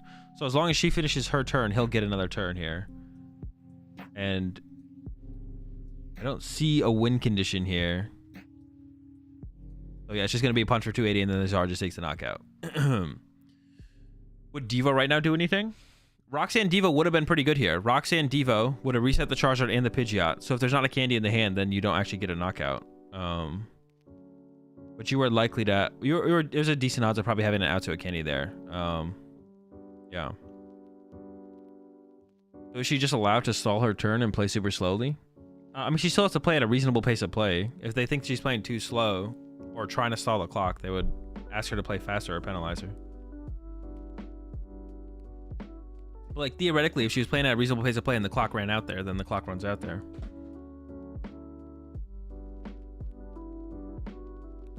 WinCon is attached Crisis Punch and attached Max Belt and hope no one notices that you've attached 2 tools and also already played Prime Catcher? True. She wants the opponent to win for her resistance. Yeah, I guess that's also true, yeah. How does turns work in Japan? They just basically even up the turns. So the player who went second, if time ends on the player who went first turn, then the player who went second gets 1 more turn. If time ends on the players who went second turn, then the game ends there on that turn. They get to finish their turn, and that's the last turn of the game. They get to finish that. Yeah, that's the last turn of the game.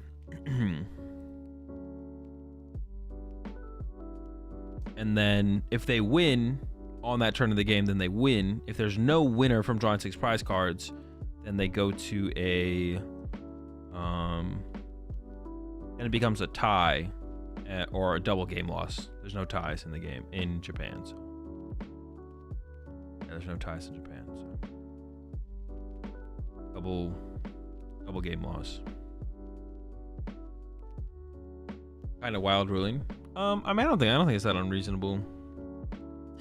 I guess like the idea of the double game loss does promote wanting to either win or have your opponent win. Because if you both lose, then you both end up with a loss. But even if you lose but your opponent wins, then you end up with better resistance overall.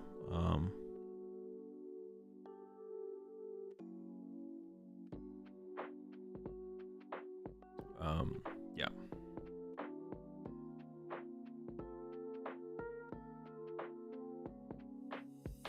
Yeah, it doesn't promote slow play, which is good. Yeah, there's no reason, there's no advantage to ever be gained from potentially playing slower. So,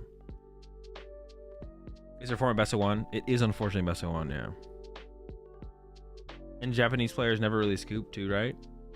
In best of 1, yeah. In best of 3, they do scoop to conserve time.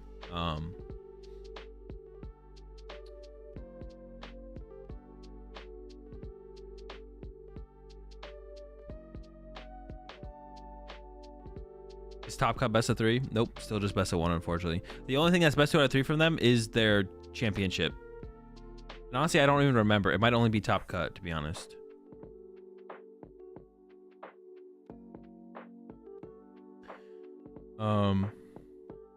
Yeah, I honestly don't even remember. For the Japan Championships, either all of it's best 2 out of 3 or only Top Cut's best 2 out of 3. But for their Champions Leagues, it's all best of 1, even Top Cut. Their Nats cut is best of 3? Okay, yeah. So for the Japan Championships, their cut is best 2 out of 3. I wish for the Champions Leagues they made Top Cut best 2 out of 3 as well. Because yeah, it is a little bit anticlimactic to watch the set conclude in like 1 game. Sometimes it is a good game, which is cool, which is nice, but like we all understand the variance in Pokemon, so. Are you trading your Bulu Bucks for real money? We're still working on that that process, but you'll be the first to know.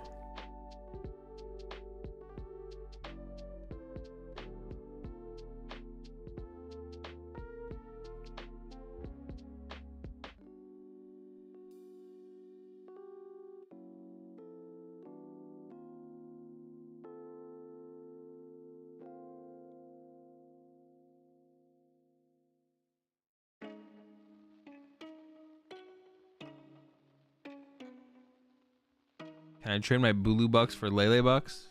We're currently not doing exchanges with other currencies aside of trying to create the transfer of Bulu Bucks to USD, but it is something being discussed, and we will of course let the community know when we make any final decisions. You don't want to pay Azul the conversion fee.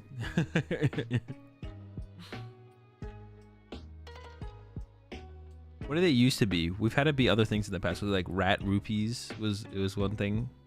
Now we're stuck on the Bulu Bucks forever though.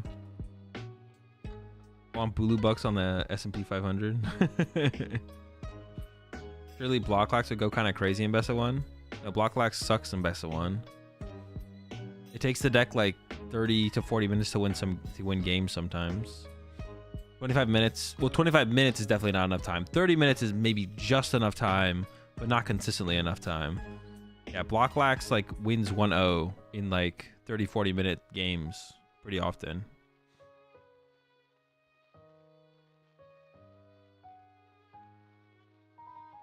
So it definitely has a disadvantage in Best of 1 compared to Best 2 out of 3.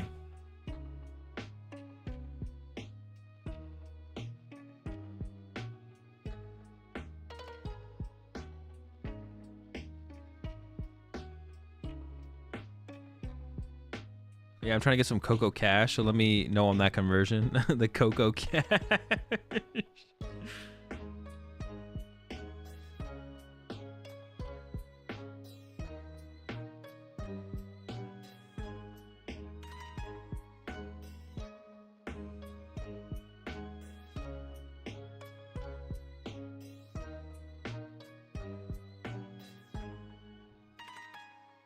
Giving out the shout outs. Go all the way with the Charizard.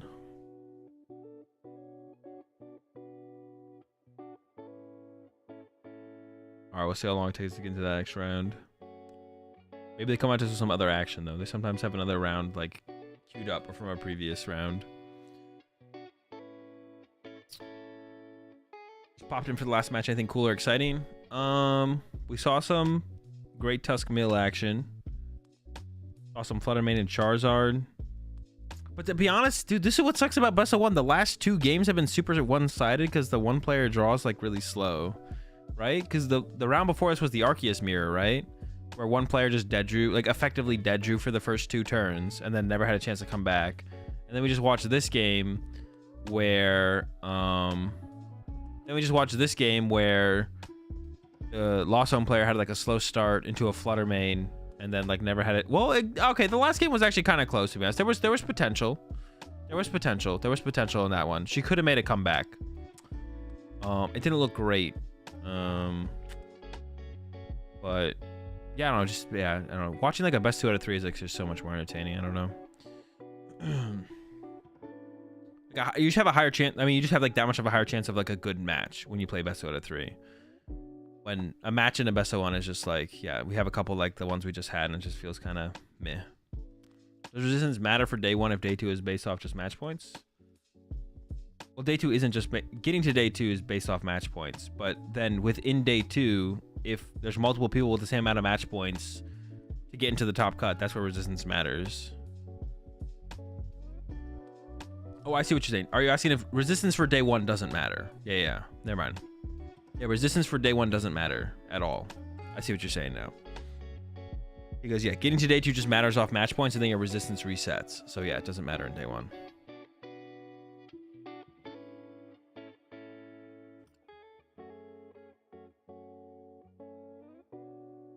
Fluttermane card is actually not bad. Yeah, it's alright. Not terrible. There's a chance for a reverse sweep in a best of 3 if one opens bad game 1. Yeah, exactly. Like you can like win. I actually had like one regional championship where I lost like almost every game 1 and then came back and won the set. I forget which one it was, but I remember it stood out to me like as I was progressing through the tournament. I was like, bro, I've literally lost every single game 1 so far today. But then I win game 2 and game 3. Resistance resets on day 2? Yeah, resistance resets on day 2. So resistance in day 1 literally just doesn't matter at all. Because you get from day 1 to day 2 based on match points. And then once you're there, resistance resets. Why can't we use Japanese energies? Because the back of the card is different than the back of the cards everywhere else. What is resistance? It's just opponent's win percentage. So it's how many games your opponents have won over the amount of games they've played. That's it. Versus your opponent's amount of wins they've had versus the games they've played. It also does not change pairings at all. Pairings are purely based off match points. Resistance is only factored in for top cut. It only matters for top cut.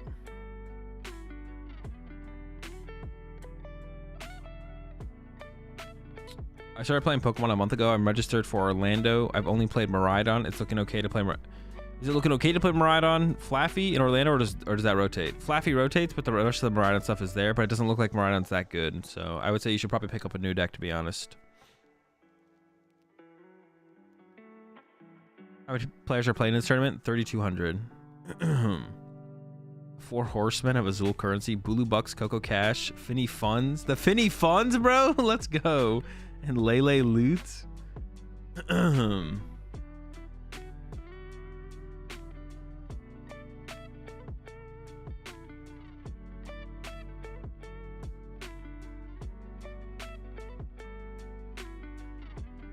How's Ethan Hagee doing? I don't know if Hagee made. No, Hagee didn't make it. Hagee didn't make it. Actually, I don't even know if Hage's in Japan anymore. I'm actually not sure. Is down pairing, up pairing always random? I thought it was based on resistance at some point. No, everything's always, it's random. It's all random. It only matters. Match points is the only thing that matters for pairings. The only time resistance, actually, I never really thought about it like this. The only time resistance matters is for top cutting to top cut. That's the only time it matters. In Japan, I guess it could be different, but for TPCI tournaments, that's how it works. The only time resistance matters is literally for top cut. That's it. Otherwise, it's all just match points / RNG.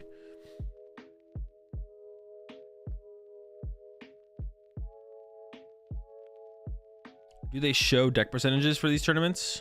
Not for the ones in Japan. I don't think they do. No. Or making top 32 day 2 in seniors. Seniors isn't real, so it doesn't matter. When we were talking on the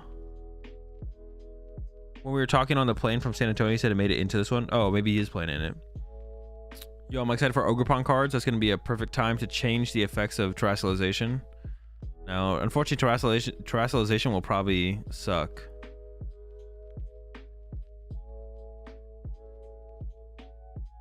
But hopefully they reveal what the card does during the stream today. When did they reveal it last time? Was it at the end of the stream, or was it like throughout the stream that they revealed new cards? I actually don't remember. Hey, well, sorry for the random question. New player here. I sadly missed the chance to sign up for Orlando. Is there any possible chance to still be able to compete if I go in person, or I'm out of luck? If you just show up, well, you can't compete in the main event, but you could like get a spectator pass and play in side events. They also might open up more spots, and also you can just like check to see if spots ever open up randomly between now and the tournament. I heard they were saying they were doing reveals today. All right, dope. How many more rounds are there? 4, I think, or 3. I don't know what round we were just in, to be honest. Kind of drawing a blank. I think we have 4 more rounds left.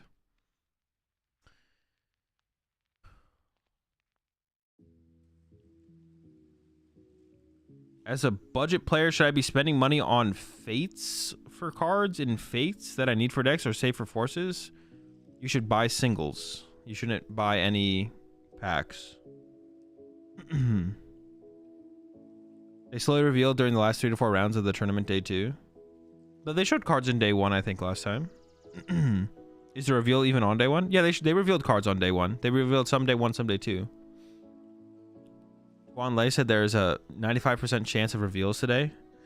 What happens in the other 5%? Yeah, my buddy was trying to sell me on Finny Franks, but the Lele, how do you even say that? Lyra is a superior Tapu currency. Bro, it just sounds like you're talking about like a cryptocurrency.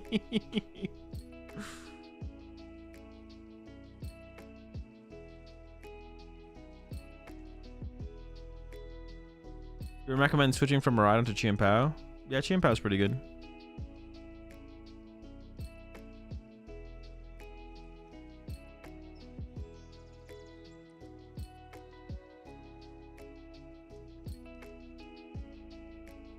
You got Prime Catcher day 1? Yeah, that's right. Yeah, we got Prime Catcher day 1.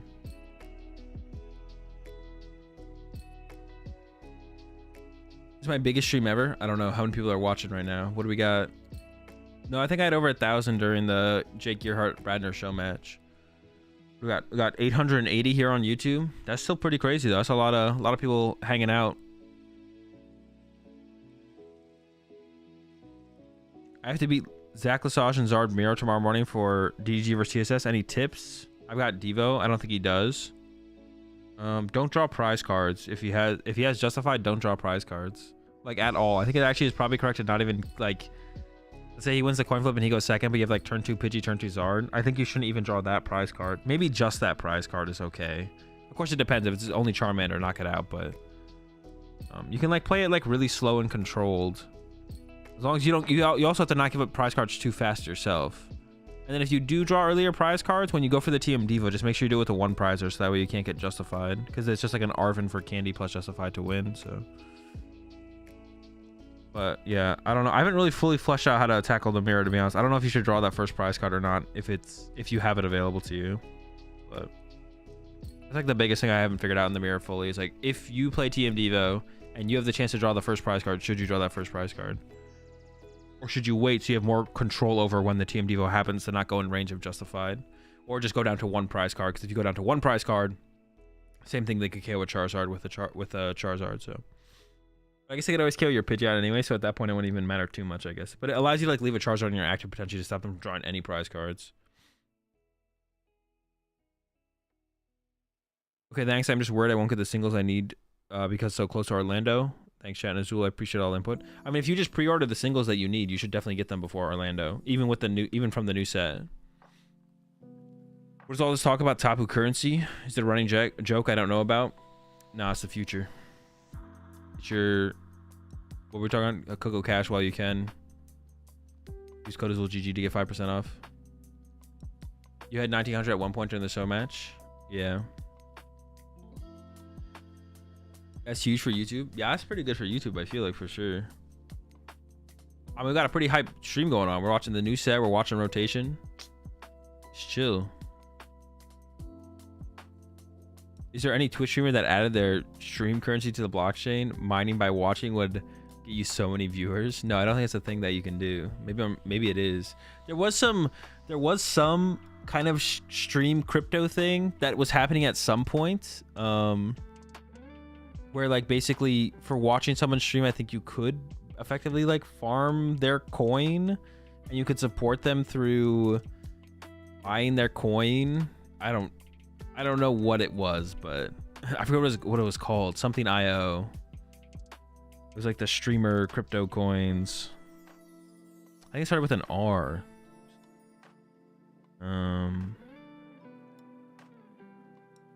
Is Korea scene watch like Japan's is? They don't have that many major tournaments over in Korea, I don't think. They have a couple. You think Guardy should choose second versus decks that want to attack turn 1, like Moon and Miraidon or Tina? I think you should go first against Peony Miraidon. Force them to have the hands. And then I would go second against Moon, probably. Against Tina, I would go first. There's a couple of games that are crypto based. Yeah, I know, but I've heard about some of those before. You should stream those massive China tournaments someday. Like Pokemon? Is there massive China tournaments that are streamed in Pokemon? I definitely would stream them if I knew about them. I don't know about them though. Second against Moons unless it's Moon hands. Yeah, if it's Moon hands, you'd want to go first. But if it's just Moon, you want to go second. Yo, appreciate the 14 months there. Riot Town TCG.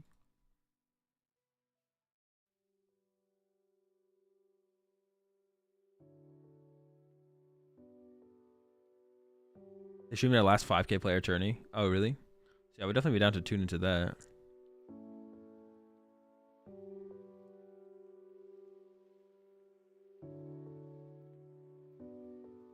There's also like Malaysia Regional League 3 coming up. And there's also like Philippines Regional League number 2 on April 2nd. Isn't that like a Tuesday? That's a Tuesday. But I don't know if those have streams or where those streams are, to be honest. Singapore Regional League number 3 on April 13th. But that's the same weekend as Orlando anyways.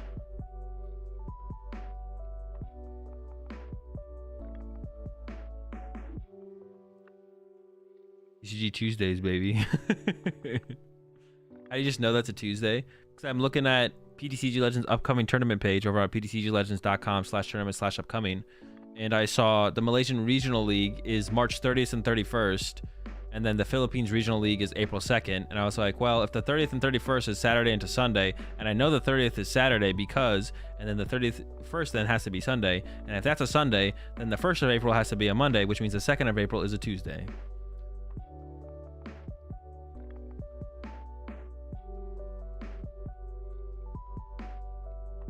The issue with streaming China is watching a format we'll never play again. Yeah, it'll be like less exciting to watch for sure, because it's like not the current format. It's not the second format either. Dude, imagine a weekday regionals, kind of fire. I mean, I don't know how big of a tournament it is, but it's on the upcoming tournaments page on PTCG Legends, so I assume it's like a major equivalent on a Tuesday. Quick maths.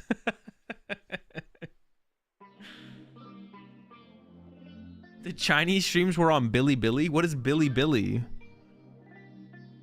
The streaming service? Chinese streaming service? It'll still be fun to watch though, even if it's a retro format. Yeah, it's still probably pretty fun to watch, yeah.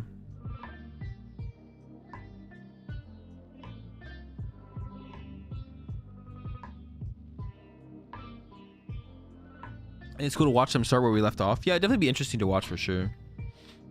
Yeah, I mean, as long as I know when it is and where to watch it, I'm down to check it out for sure when it happens. I just don't know when it is or where to watch it, so I'm missing the two key things: the when and the where.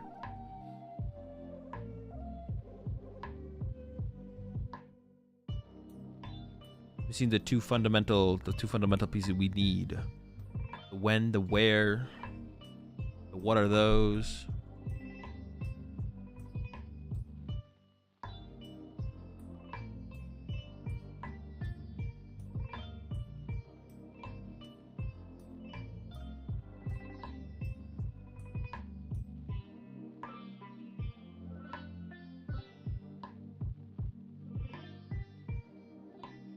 It's actually kind of crazy that I do, because usually I have more viewers on Twitch than I do YouTube, but right now I have more viewers on YouTube than I do Twitch, which is interesting. I don't know why, but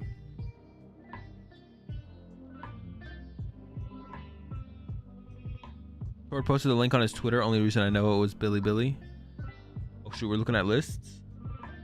You guys can't see part of the list though. It's secret. All right, can you guys guess what the two cards are behind chat? Whoever guesses it right, what two cards are behind chat and what counts they are, you win. There's two cards behind the chat right now. What counts? What are they and what are the counts? When I say two cards, there's two cards. Like two different cards. And then what are the counts of the two cards?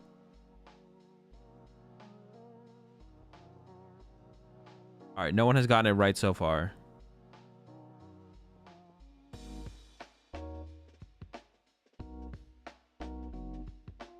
And you guys are coming in and no one... All right, you got it. Who got it? Hang on, someone got it. It was... Saxovan. Saxovan or Saxovan? Saxovan got it. Saxovan got it. 2 B-Barrel, 1 4 Seal Stone. That was correct.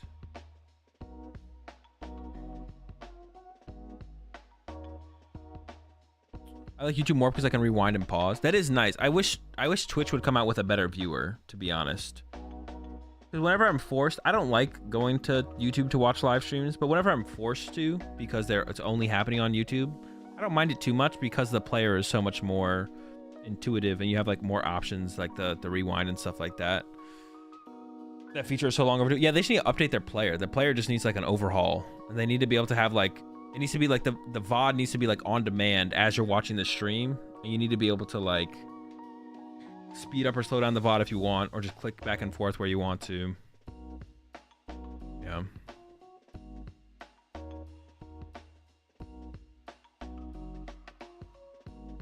Twitch can't afford it. That's maybe true, to be honest. Maybe Twitch just can't afford it. But once they make the streamers do all the encoding on their side, hopefully they can afford it. I'm hoping that's part of the deal there. They'll be able to afford that once they make me do the encoding.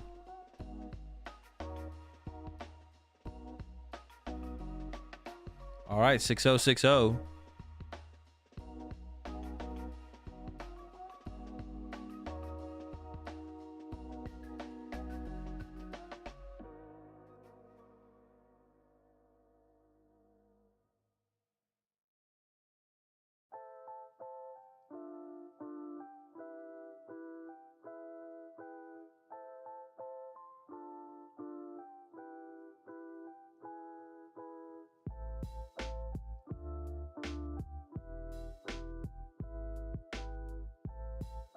All right, what do we got? We got Chi and Pow. I see the Pidgey. So, dude, there's too much Zard, bro. We gotta play some anti-Zard decks, bro. This is cringe. Bidoof, B-Barrel, and a Fridge. Nothing super important prize on the... Well, the 4 Seal Stones prize. That one's pretty important. But yeah, pricing a Bidoof and a B-Barrel is not great. You prefer not to, of course, but... Nothing, like, super detrimental. We can make it work. We can make it work. Oh, prediction? My bad, my bad. True. Oh, wait, oh, Lock got it. Prediction's up. Lock got it. Prediction's up. Prediction's up. Go. So we should see probably just Bidoof and Fridge, right? They're doing some pretty thorough prize checking, which you like to see. Yeah, I assume Bidoof and Fridge.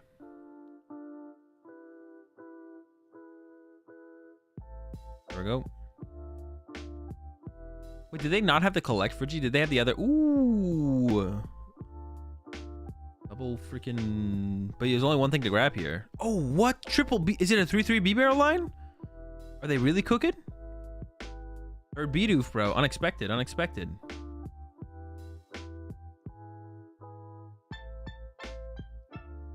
Trivy Chill.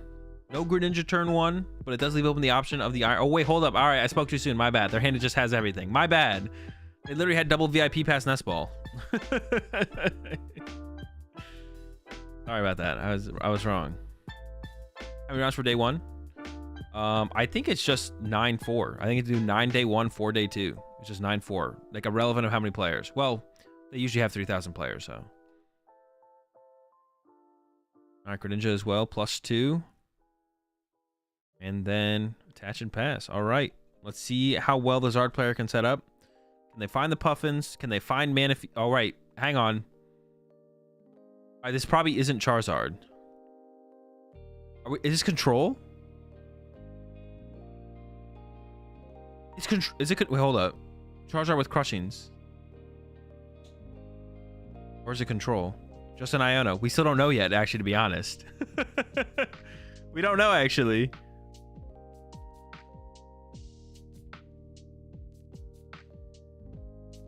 I see it capes. Yeah, it's Control. It's Control. Ursaluna? Sheesh. No Pokemon prize. Dude, didn't their prize cards look exactly like Charizard? Or am I trolling? Their prize cards look exactly like a Charizard deck, right? It was like Candy, 4 Sealstone, Counter Catcher, like... But their setup is weak. The setup is weak here. The B-Barrels are there to be Counter Catchered, though, and trapped. The B-Barrels are there to be Counter Catchered and trapped. Yeah, the setup is super weak. Is this going to be a Roadie for 3? They can't lose this turn. Yeah, Roadie for 3. There's a double reversal. Oh, for the Ursaluna. Is it an Ursaluna loop deck? They got like 3 Charon's Cares in the hand. Oh, shoot. They might be kind of cooked. Their hand kind of sucks. Yeah, that was a bad draw off the Rotom. That was like nothing. Okay. Over to the Chi and Pow player. We need the candy backs. Got Chi and Pow. Starts off with an Iono. That's so good. That's so good for the control player. Their hand sucked. They gotta find some... I don't even know if they play Snorlax, to be honest. I don't know what they play. A second B... It's a 3-3 B-Barrel line. Dude, their hand still sucks. Maybe this deck just sucks. Like... They got a Poffin. They got a Poffin, so they can find another Pidgey. But yeah, this... Oh, wait, actually, hold on. Wait, didn't they attach to the Chi and Pow? Why isn't there an energy on the Chi and Pow anymore? Am I trolling? I thought they went attached to Chi and Pow Pass. Oh, Crushing Hammer. They got Crushing Hammer. They got Crushing Hammer. Thank you. There's hands. I was wondering if there wasn't hands in here because they play a 3/3 B barrel. So I was like, do they play hands and 3/3 B barrel? No. Okay, no Excalibur. We survived. And we got the Poffin. They got a Mimikyu as well. Mimikyu can't be hit by the Chien-Pao. That's good. That's something. We need to bring up these B barrels, so that's what we need to try and do here. Got the Call for Family, though. That's not bad. Poffin as well. I mean, they need Manaphy here, though, kind of. If they don't play Manaphy here, they could get Greninja'd here. That kind of sucks. Dude, what is in this deck, bro? The Bears are out. Yeah, Greninja's finna feast, though. So they got a... Yeah, Greninja is about a feast. Pokestop. Counter catcher? Sure. Is it gonna be a Rotom for 3 or a Call for Family? Retreat to the Mimikyu. Dude, they're just gonna get Greninja'd. Okay, that hasn't really stopped the Chien-Pao. They just need one more energy. Ready for 3. And then actually here as... I mean, what do you Greninja here? You probably get rid of the Pidgey, right? I was thinking you maybe get rid of double Teddy Ursa's. But you probably KO this Pidgey. Well, hold on. We need the Baxcalibur first. We need the Candy Baxcalibur first. We don't have that yet. We didn't have it last turn. Now, we are going to draw 2 more with Greninja here. So hopefully that gets us there. But it's possible it's an attach active pass. Again. The hand's big. A lot of cards. Oh, okay. That's going to help. There better be a KO. There better be a Greninja play here. They could have used Greninja first here to try and draw Superior. So that way if they draw into Candy, that we could get the other one. Candy backs. There better be a Greninja play here. If not, that was a bad sequence there. Candy art is so sick. Yeah, it is a really nice candy art. Unfortunately, we don't have it. And then, yeah, here we go. Okay, had it all. All right. Clean sequencing. Could use Greninja to draw 2. You don't have to.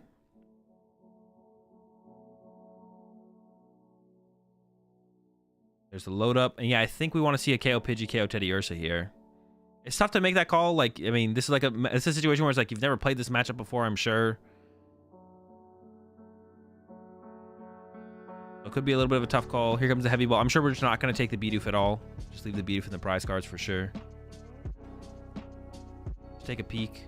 And we're not getting... At this point, we know we're not getting knocked out, so we don't need to take anything here. And then, yeah. Like, this is like going to be... I think it is correct to KO Pidgey, KO Teddy Ursa, but it's in the moment, it's going to be a tough call for sure, probably. I'm sure they have 0 experience in this matchup. So, I don't know if they know what they should value here as far as what they KO.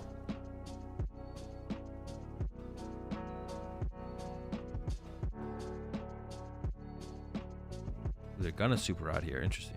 It just doesn't really seem necessary to Super Rod right now. I don't know why they would Super... I guess it would...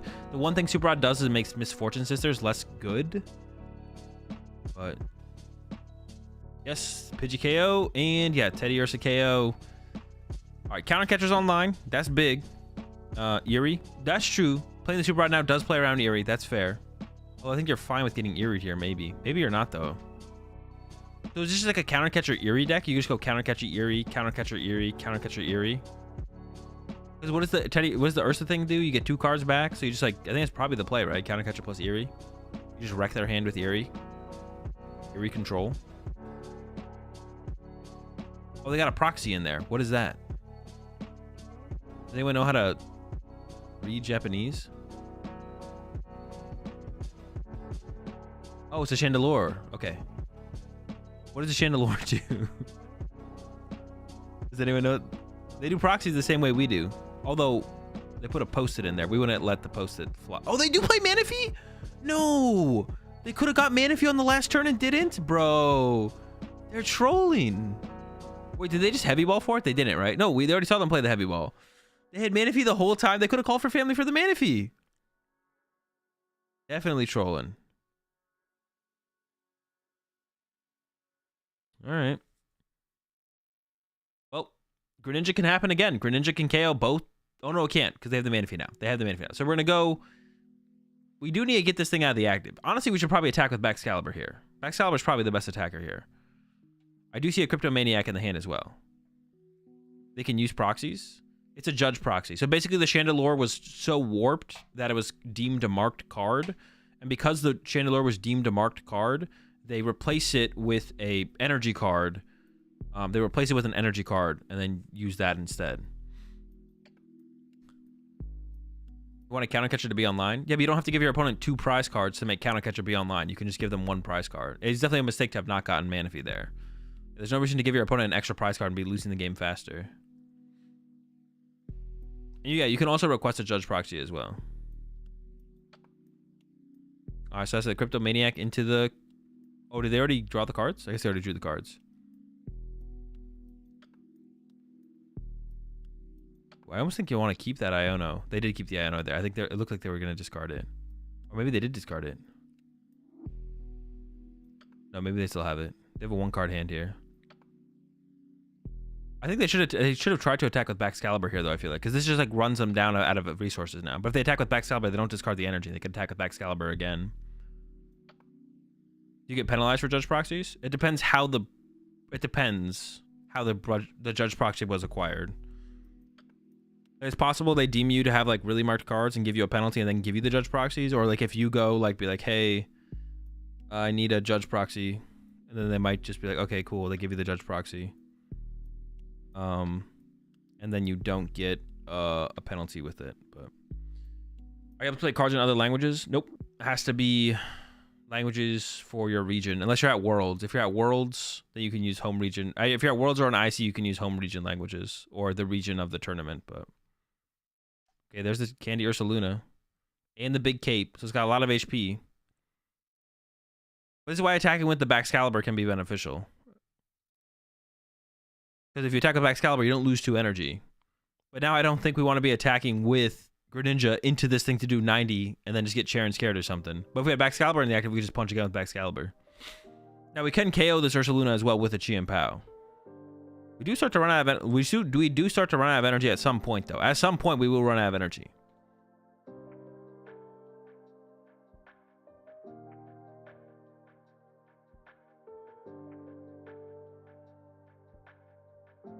Prime Catcher KO Rhodey. Prime Catcher KO Rhodey's pretty good here. Yeah, that's a pretty good play here. Yeah.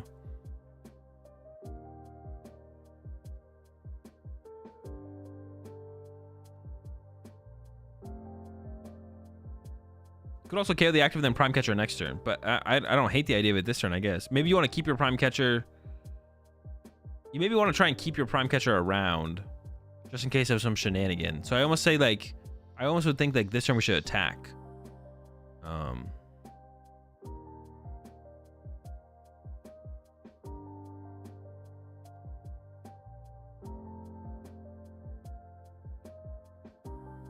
I see winning 12 minutes, though. I don't know. I don't know how you win in 12 minutes. I mean, he has Eerie and probably Misfortune Sisters. So you can start to mill pretty aggressively once you trap something in the active with both those, right? Yeah.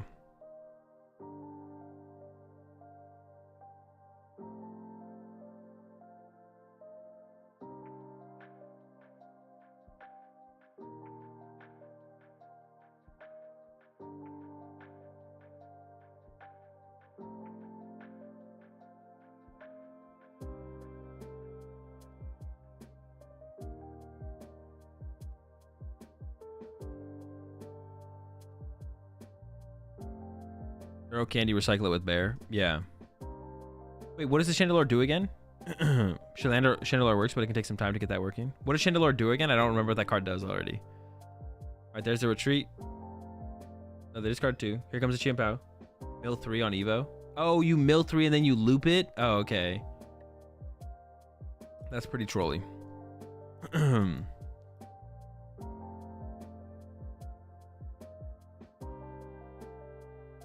They have enough for the knockout. There's 5.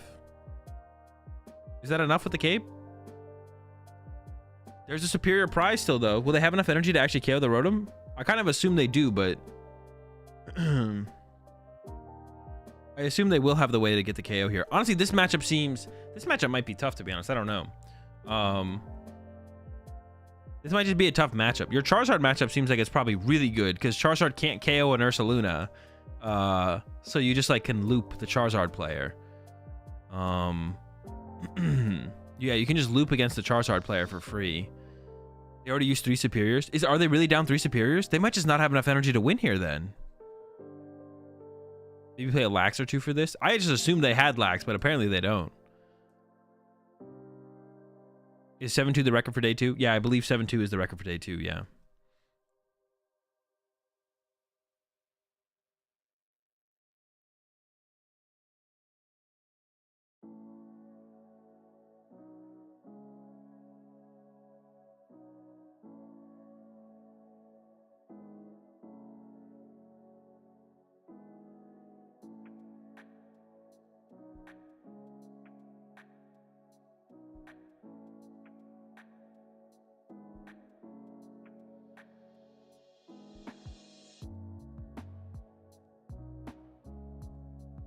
There's a counter catcher on the B-Barrel again. Honestly, they've maybe ran them out of resources and then just draw 3 for the Rotom.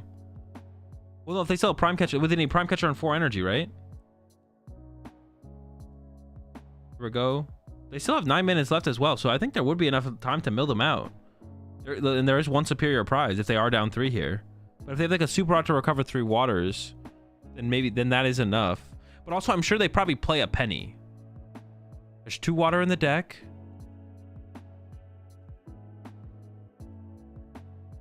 I only see 2 water. Maybe they're close, but they need more than 1 card, so they're just gonna thin out the hand first with Ultra Ball here. Yeah, I'm sure they play something like Penny to get the Rotom out of. Oh, they have Turo in the hand right there. They literally have Turo in the hand. Turo works.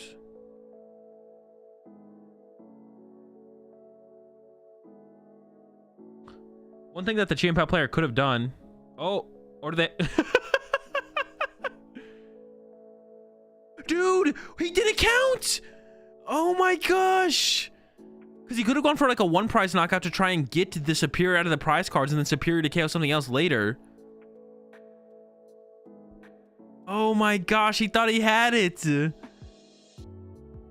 Prime Catcher's gone now. Dude, is the control gonna win? No way. Prime Catcher's gone. Can't KO the active, 10 damage short. One thing he could have done is try and find a Pokestop to only retreat 1 energy off the Greninja. When the Greninja got retreated, it had to retreat 2 energy. But if he had found Pokestop first, then he would have only retreated. He just passes. The Turo's in the hand. There's Mimikyu. Oh, you can't play that. That doesn't work. There we go. Turo, pick up the Roadie. Roadie's out. Now Mimikyu stops the Chien-Pao. The Prime Catcher's gone. We don't have candy for the bear yet, but we can just wait until we draw it. It's gonna be a pass until we draw into the Chandelure combo. Here we go, pass. What happened? Did he miscount HP damage? No, he miscounted energy remaining. Oh, canceling Cologne KO. No, the superior is the last prize card still. Canceling Cologne, but it doesn't matter. There's no superior. There's no way to take another knockout.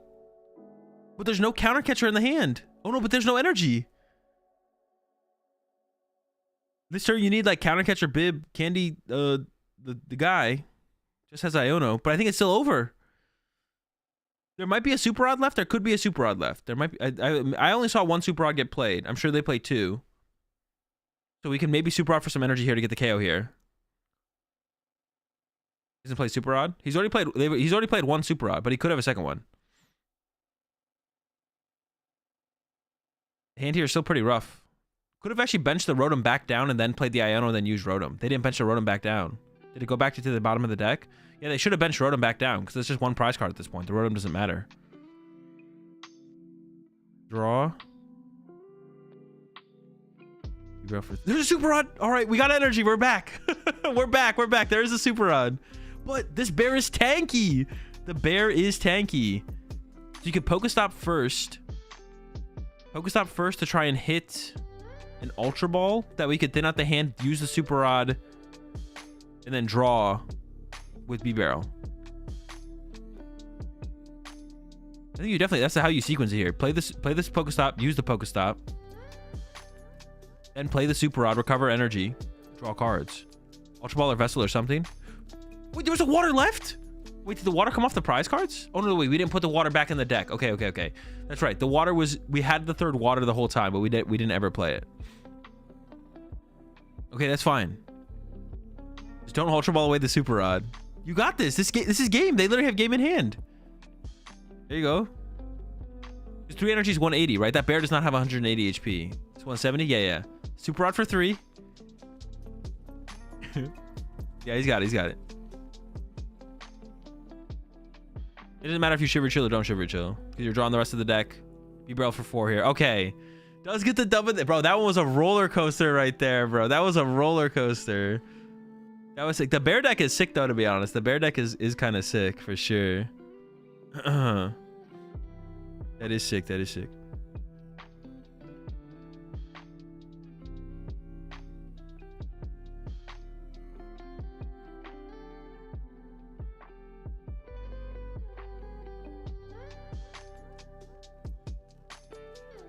You appreciate the 3 months there, Pink Rot. Yeah, I assumed he was just out of stuff there. The way he like reacted to like... Yeah, I thought he was just out of stuff completely, but he just like missequenced there. Like prior turn. Or he like overextended the prior turn for what he thought he had left. Ursa guy didn't play. Yeah, the Ursa guy did not draw very well, to be honest.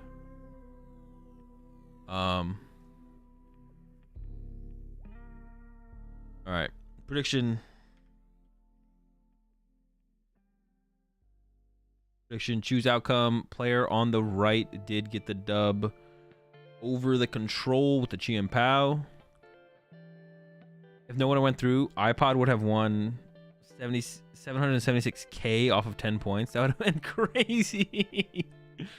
You ever attack with Bib there on the Mimikyu, knowing you prize a superior? Yeah, potentially, so you don't burn too many energy to get to the bench. But also, there was a mistake with attacking with Greninja to begin with, because you could have just attacked with Baxcalibur. You could just attack with Baxcalibur for sure. Instead of attacking with the Greninja to KO the Mimikyu, could have done the Baxcalibur KO as well.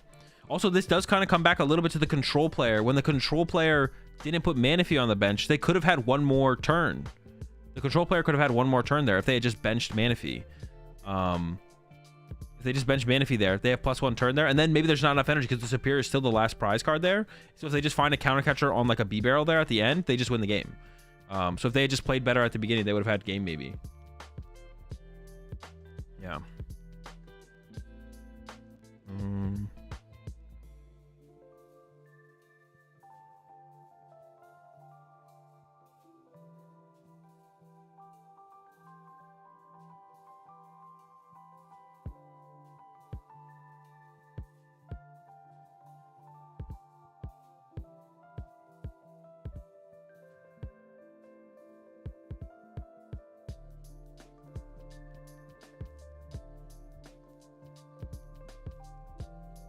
What was the other rounds we saw? There was like another round that was interesting. I'm just gonna go back. I'm gonna take notes for.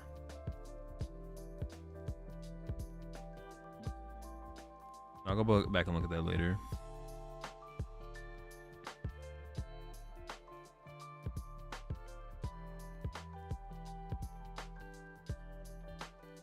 Oh yeah.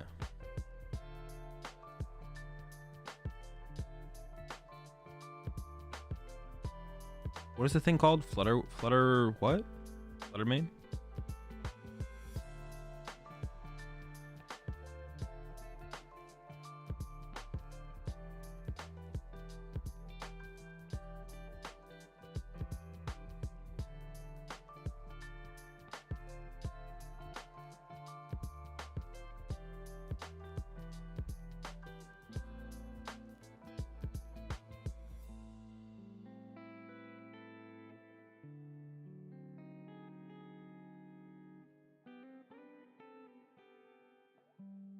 I'm like taking notes of these rounds as I go through so that when I cut it up to make it into YouTube videos, I have like a reference point for the match.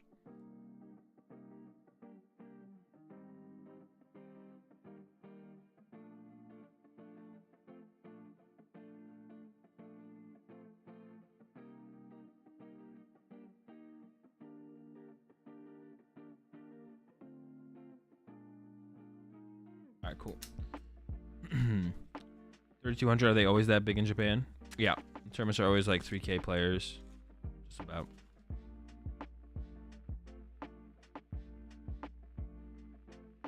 Aren't B-barrel lines too much? I don't know.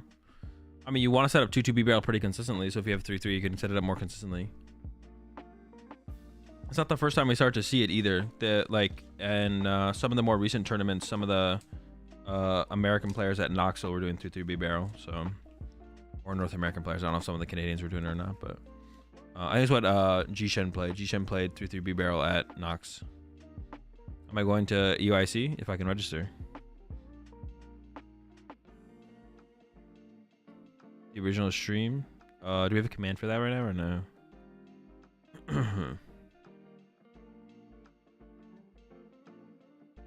Yeah, I'll be at the. Am I going to LA regionals? Yes.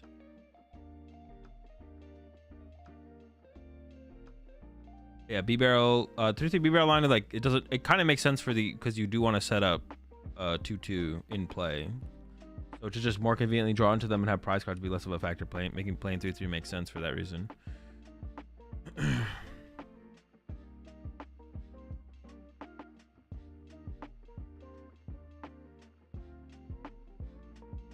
And I'll get the link for the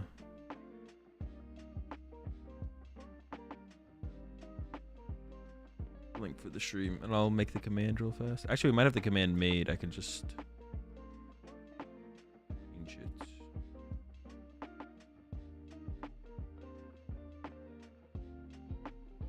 Jisen and Lucas played the 3-3. Okay, yeah, that's what I thought. I know Jishin did. I wasn't sure if anyone else did though. I honestly thought of playing 2-3 bib. That's what I mentioned to Jishin, Kieran. I was like, if you only play one of them, does 2-3 bib ever make more sense? Because you play heavy ball. But honestly, finding B-doof is just so important. It probably still makes sense to do 3 B-doof before the 3rd B-barrel, but ideally you'd want to do 3-3. Because just finding basics is the most important part.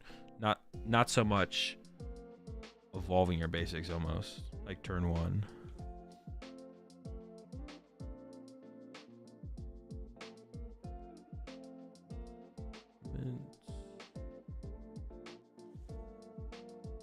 VOD. Oh shoot, what? Did I not copy the thing, dude? Any takeaways from the event so far? I mean, nothing over. I mean, the Charizard's everywhere. Charizard's like 30% of the meta. I don't think Charizard's a powerful enough a deck to not warrant being 30% of the meta, but it definitely won't maintain being 30% of the meta. Charizard has like a lot of weaknesses. Oh yeah, you can use the command tournament VOD now to get the link for the stream on Twitch. I guess I should do it on. Oh no, I have it on YouTube. Hang on. Actually, I didn't change it on Twitch yet. Yeah, Charizard isn't a powerful enough deck to be able to consistently be like it being 50 or 30%. Like it seems like it's 30% of the meta. It being 30% of the meta right now is like fine. But it's not a powerful enough deck to be able to maintain being the 30% of the meta, unless people are just being stubborn. But there's no way 30% of the meta would be like. There's no way 30% of the meta would be stubborn.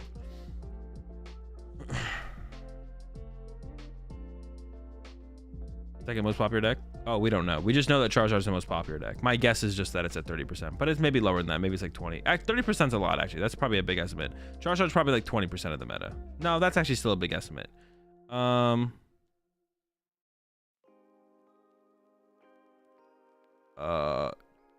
Actually, yeah, Charizard could be like 20% of the meta right now. We actually just don't know. We just actually don't know what the meta is, but it's definitely the most popular deck for sure. I think that's without question.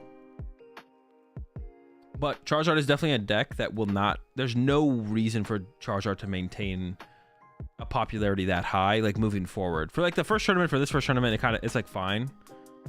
But like, there's plenty of decks that are fine against Charizard, or you can like counter Charizard. So there's no reason for Charizard to maintain its popularity. Yeah, 30% is a pretty high number, to be honest. It's probably not 30%. But if it was, I wouldn't be that shocked, to be honest.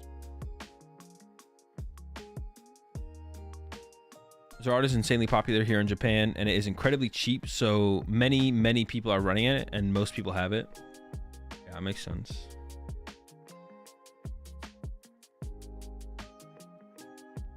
Am I preparing for Ursaluna for at UIC now that the sauce is out? I mean, if it's good, I'm definitely interested in it. That's for sure. Pokebook Zard is like 30%. When I last looked, I think it was 25. I mean, it could be up to 30. It's definitely very popular at the city leagues. I mean, I guess there's no reason for that not to translate though, right? If it's 30% at all the city leagues leading up to this tournament, why wouldn't it be 30% at this tournament? Maybe it is like 30%. That is kind of wild. Honestly, Charizard does have like a lot of tools and gained some more tools and didn't really lose as much as I think Charizard got buffed going into this meta compared to other decks. Like other decks got nerfed or neutral. I think Charizard probably got buffed overall though. Maybe Charizard's just broken. Like I'm like kind of thinking about like what actually are its bad matchups. At first I was like Chi and Pal's unfavorable, but now that you have maximum belt and can more comfortably go first, and you have Radiant Charizard, I don't know, maybe that matchup isn't unfavorable anymore. That matchup could be like 50-50. These are also going to have more random stuff in them, so I'd expect an even higher play rate in Champions League. Higher than 30% though? I doubt it has higher than 30%. Maximum belt, you can actually be the aggressor. Yeah, exactly. Like maybe your Chi and Pao matchup is just fine for Charizard now. I could definitely see that being true. Is Cloth Electrode time to destroy Zard? Zard is favored against Cloth Electrode because you just attack with Pidgeot. You just don't attack with Charizard.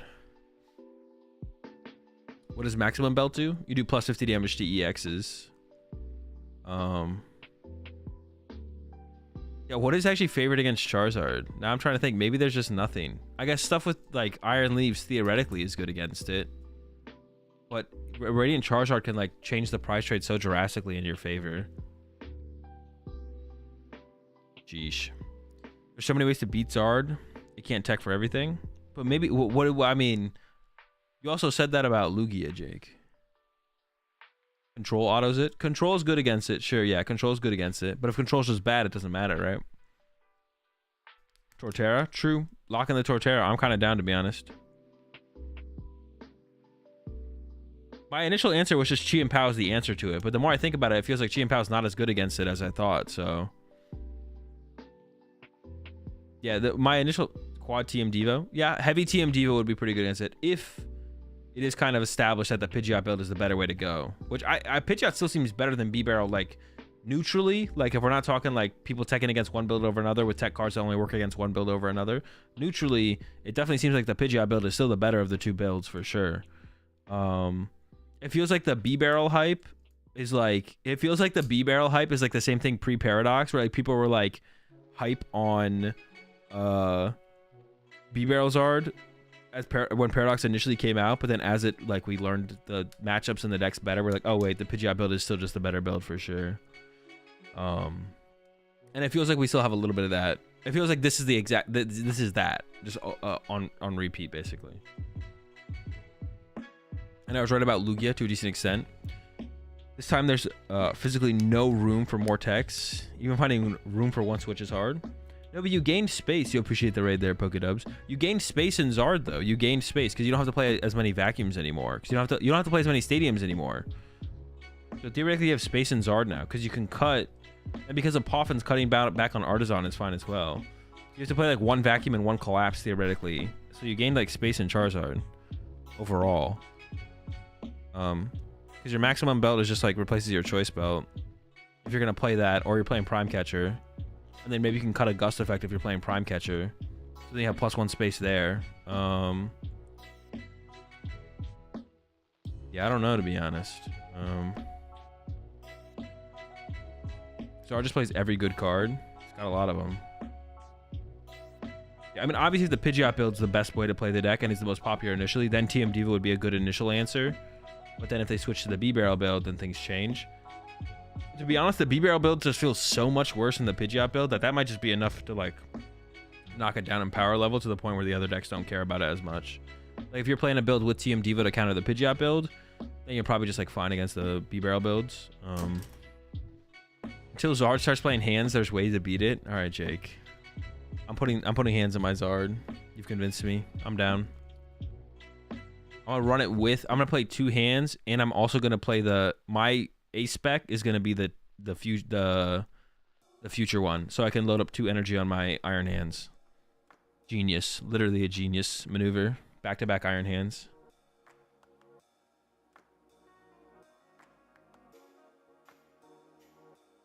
Lugia Chinchino has to beat Zard. I don't know. They can just attack with Radiant Charizard as like a 1 prize or multiple turns. You should play Palkia 2 so you can play Palkia 2 so you can use Greninja. Is that what you said? True, yeah. We have all the options. Go Rad Greninja for 2, Hands for 2, Burning Darkness for 2. Literally the broken deck. It's just me or we not had a good spread deck in a long time. I think the last good spread deck was like Weezing, right? Yeah, I think the last good spread deck was Weezing. It was a pretty cool spread deck though. We have TM Devo right now too. We literally have TM Devo right now, but we can't get a spread deck to cook. That kind of sucks. Dragapult wasn't really a spread deck. It just put some damage on the bench, but I wouldn't consider it a spread deck.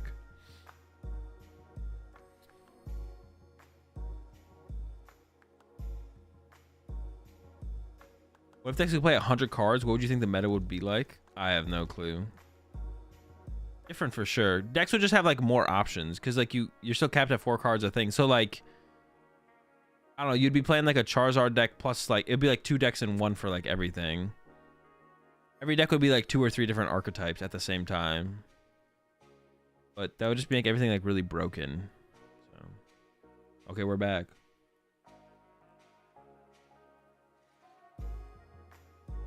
Lost Box is a spread deck, but we tired of it apparently.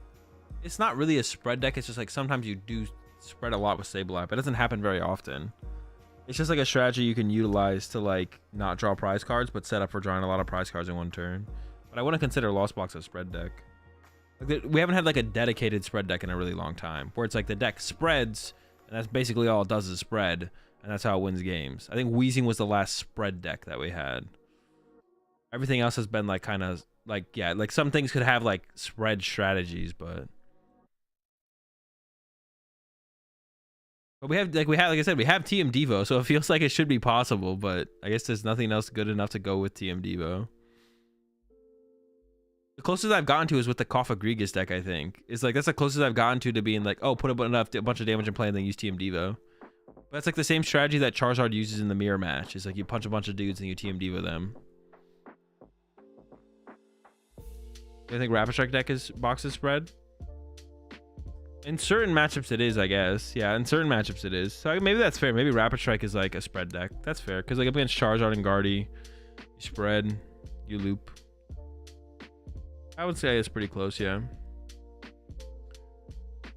Remember Tapu Koko doing 20 damage to everything and then Shrine? Dude, that was... The Koko spread decks are sick. It's near impossible to design a spread deck that goes even with basic EX decks and doesn't destroy evolving decks.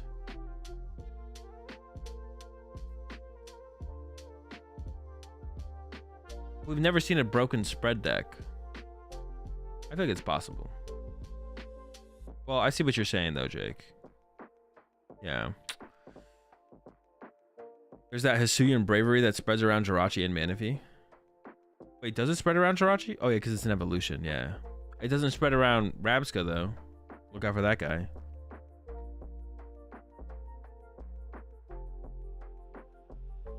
Or you just double Devo and Mirror and first person to deck out loses. Hey, we can attack with Charmanders. Can I play 2 Devo or 1 in my Mew deck? Like Mew VMAX? Probably 0. If you really want a little bit of extra help against Charizard, you could play 1. But I definitely would not play 2 TM Devo and Mew VMAX.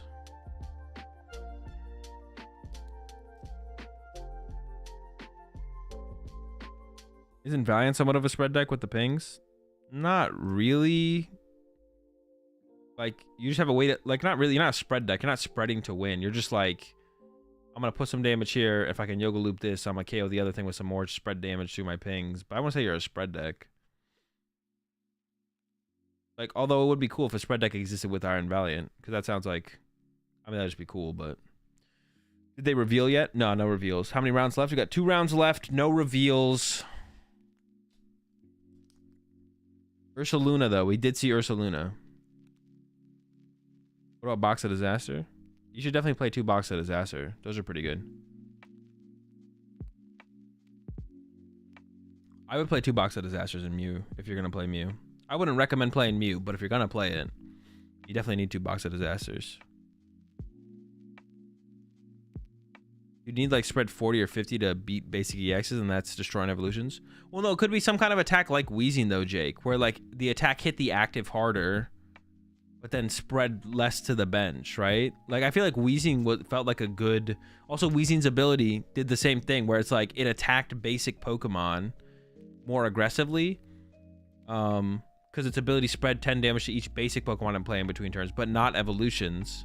And then it spread 20 to each thing with a damage counter on it. I feel like that's why Wheezing was like so good, because it didn't feel broken. Wheezing was not broken. Wheezing was chill, right? Because it attacked basic Pokemon specifically more aggressively, and then it like still could spread to other things too.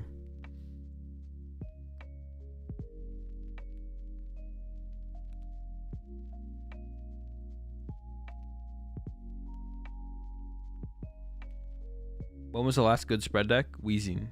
Back in 20...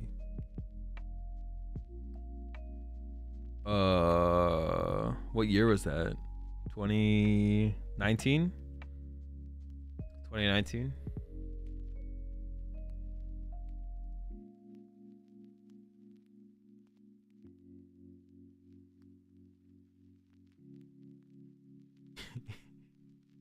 Or Guzma and Wheezing spread? Was that is that what most people played, or was that just what you played, Irish? I forget.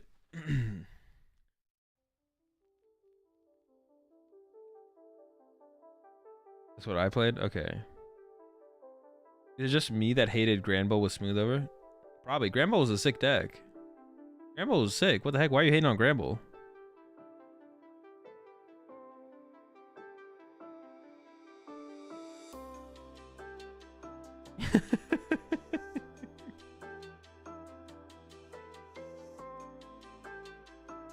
I almost feel like, honestly, Danny, I feel like they should have like announced that at the beginning of tournaments.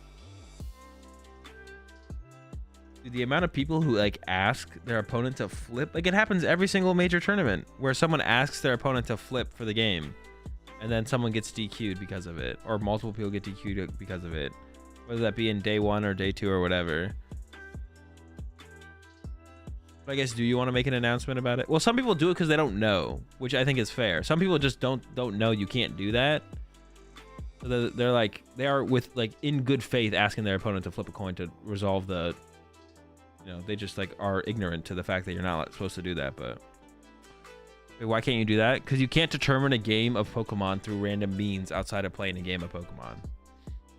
You can't flip a coin, you can't play rock, paper, scissors. You can concede to your opponent at any point, but you can't do it based on those factors. Were there any real meta spread decks in Pokemon? I mean, the one that comes to mind once again is Wheezing. Was Wheezing really meta though? I don't even remember. Like, it wasn't super popular. No one really teched for it. Losing to it didn't feel like playing a deck that lost to Wheezing was like fine. I don't know if Wheezing was meta, to be honest. Was Wheezing meta? Yeah, I don't know if it was meta, but it's a pretty cool deck. I mean, I played it at the what was the tournament I played it at? Trevenant. Oh yeah, Trevenant was definitely the best spread deck ever, right? Yeah, Trevenant was definitely the best spread deck ever. I literally just forgot about Trevenant. Is Tapu Koko spread not meta? I don't think so. That deck sucked. Why do you think conceding is so acceptable in TCGs but not in other sports or esports? I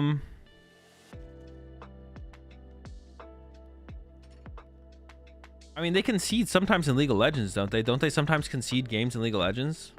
Or do they play it out to the end? I mean, they have like effective... in sports, they always play out the clock all the way, but they effectively concede sometimes. They like in basketball, when they're down 20 with like a minute or 2 minutes left, no one's going hard, right? Like, it's like effective conceding, right? No conceding in League? I thought they did. I thought they conceded sometimes in League. Maybe I'm trolling though. I feel like I'd seen some pro matches in League where they had conceded before, in like a best out of 5, where they're just like, all right, it's just chalk. This one's chalk. Let's go next. I feel like I'd seen that before in like a best of 5 in League, but I might be wrong. Like putting in backups down 35 and 4. Yeah, exactly. Like when teams like put in bench players or backups in football or any sport, right? That's effectively conceding, right? It's just like they have to play out the rest of the time. Yeah, exactly. They have to fill the time for ads. Like they're selling a product, a certain product to ads, to get advertisements, right? So they have to provide that product, but yeah, it's effectively like conceding when they do that, basically.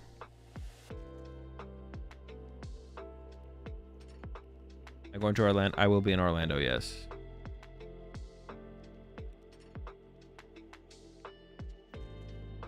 That's so messed up. All right, scrub, go play. I mean, someone has to be out there playing, but you don't want to like you don't want your best players to have a chance of getting injured. So you're gonna preserve them any chance you can get. It's like sending up Manaphy and rain splashing. Imagine we couldn't scoop. Yeah, if you imagine you couldn't scoop in a game of Pokemon, you had to sit there and play out every single game, but we're still playing a best 2 out of 3. So your opponent has to draw 6 prize cards. Also, a random question: what 4 decks would make your Mount Rushmore of Pokemon TCG or TCG history? What 4 decks would be on the Mount Rushmore of Pokemon TCG history? So I don't know a lot of the decks from way back in the day. So like something like Haymaker does come to mind, or so it'd be Zoroark, Guardy Gallade, Haymaker. I mean, that was another good one from Jake, actually. What did Jake say? Or someone else said, not Jake. Someone said Luxchamp. Yeah, Luxchamp would be okay. Mew VMAX? Nah. Mew EX? Nah. Zoroark? It's more like yeah, Zoroark, old Guardy Gallade. Old Guardy Gallade. Zoroark, old Guardy Gallade. Darkrai EX, maybe? I don't know, that's kind of one. Toad has to be on there. I don't know if I would put Toad on there, to be honest. I don't know if I would put Toad. But it's hard to not say Darkrai EX, to be honest. Darkrai EX is... Or what about Yveltal? What about Yveltal? Should Yveltal be up there? If we're talking Darkrai, maybe we're talking Yveltal. Wasn't Darkrai printed like 4 times? I think it was 2. I think it carried through 1 extra rotation. So Darkrai EX, maybe? Zoroark, Darkrai EX, Guardy Gallade, Haymaker. Something like that, probably. Not much before Karen? Nah.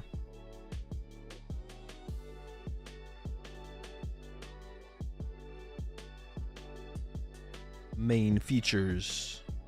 We're gonna get some of the. We're gonna get to see who's 7. It gets to a 6-1 match here. We'll probably get a 6-1 match here. Not doing any YouTube videos tonight. Love Bidoof. Not today. Not today. Pigrom would have won Worlds 2020 if it happened. Nah, no shot. Pigrom sucks. Terrible deck. Literal trash.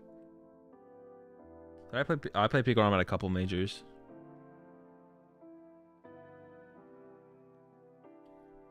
Mew tag team? Probably not. No, I don't think so. I guess was there any like... Nah, we wouldn't want to just base it on like a World's performance from a deck.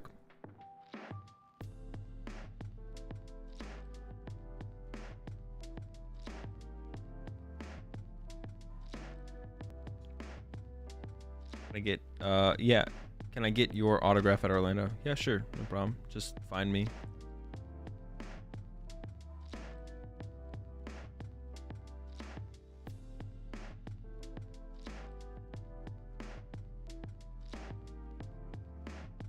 Yeah, I thought we were jumping into this match soon, but they're taking... What time is it? Bro, I'm getting tired. It's 11:17. Dude, I'm getting tired. Pidgey control? No, Pidgey control want to go on Mount Rushmore. No shots. Azul, do you or Lorelai collect any cards in all languages? I don't. Lorelai just collects a lot of Gengars, so some of them are in different languages. Card reveals, can't sleep. Troop. Oh, it's Friday night? It doesn't matter to me. My bedtime's the same every single day. Well, except for tonight. I'm staying up later tonight, so.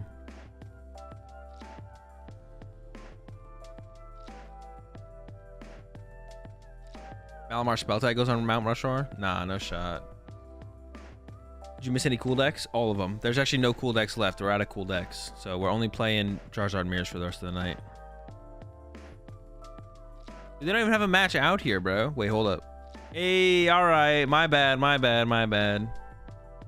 Is Grant joining me tomorrow for the stream? No, I'm just gonna solo it. Little pile shuffling action. You know what it is.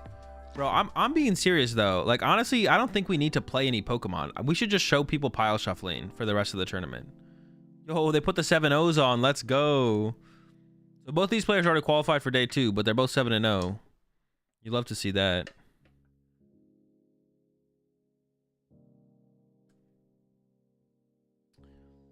Do we have Raging Bolt or something? Nah. Oh wait, that was one of the other games.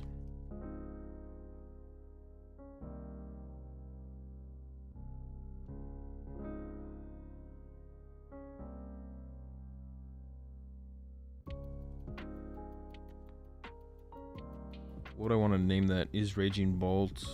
Oh.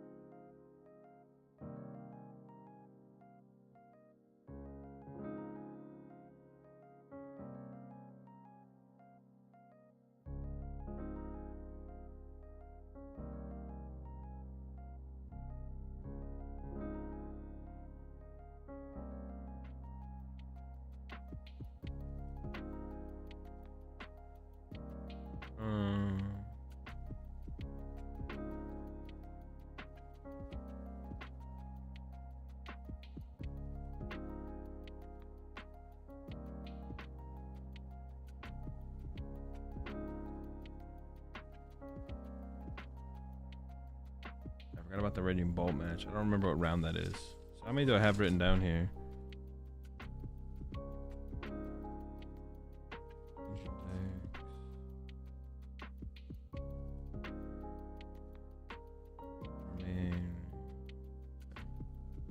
Raging Bolt. Okay. Alright, so it looks like we got that Gudra. Is it Arc Goo? Yo, the Arc Goo? That's broken. Wait, how did he beat Charizard with that? Can that beat Charizard? Maybe you can just get far enough ahead where you just like win. Or maybe you just hope to dodge Charizard, but that sounds like a bad game plan in the current meta. Yo, Lugia? Bro, let's go. This is about to be hype. All right, getting the prediction in. Our prediction. Who will win? On the left, Lugia. On the right, Gudra. What do y'all think? I'm gonna give y'all a minute to get your predictions in. Maxwell doesn't work on Goo. Yeah, but still though, Goo kind of be swinging, right? Maybe not. Cinccino just KOs Gudra, doesn't it? I don't know. You vote with your prediction.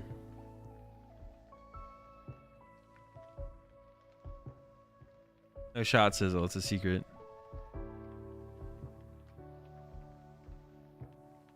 Who's running Gudra? Player on the left. Oh no, player on the right. Excuse me. Player on the right's Gudra. Player on the left is Lugia, Cinccino.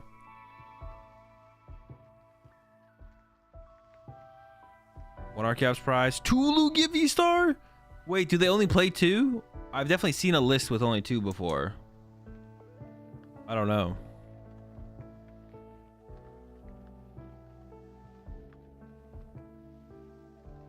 Surely they play 3?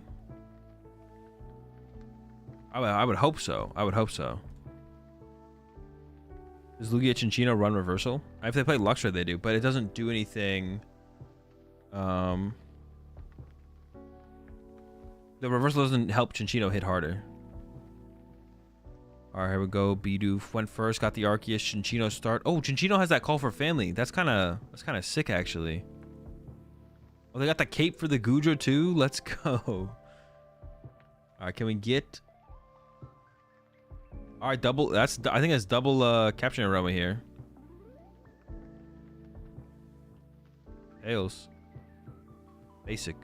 Already got call for family though, so we don't need that.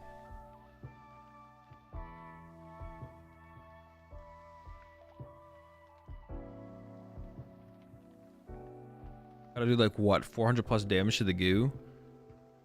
What do you have to do? What does it have? 280 plus the thing for 100, 380 plus the attack minus 80, 460, 460. Dude, the Chinchino's got to be working overtime, bro. He's got to get in there and swing for 460. But you can't even load up all that energy in one turn. So if you try and like preload a Chinchino, I guess you like just start punching the Goodra with you start punching the Goodra with Lugia, and eventually you like come through with the Chinchino, right? That's got to be the line. You just like Lugia first, and then build up the Chinchino behind it, and then eventually go for like a one hit or something.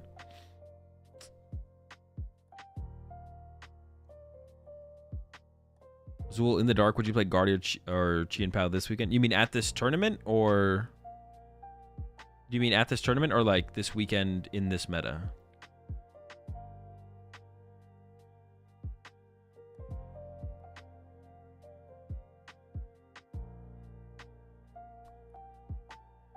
Current meta? Chi and Pao probably. He was shaking his head like he plays 3-2. Oh shoot, was he really? Dude, no shot. Is that just game over? Just like that? That's not very fun. He's even got a good start here too. Ultra Ball, go get another Archeops, discard the Archeops. That's great. We're in a good spot. We would have been in a good spot here too.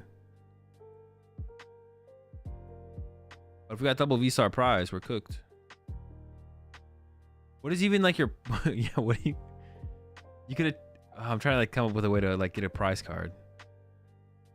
You're going for the call for family, it looks like. Oh no, not yet. Got the Serena, discard 1, draw 4. Then we got that call for family.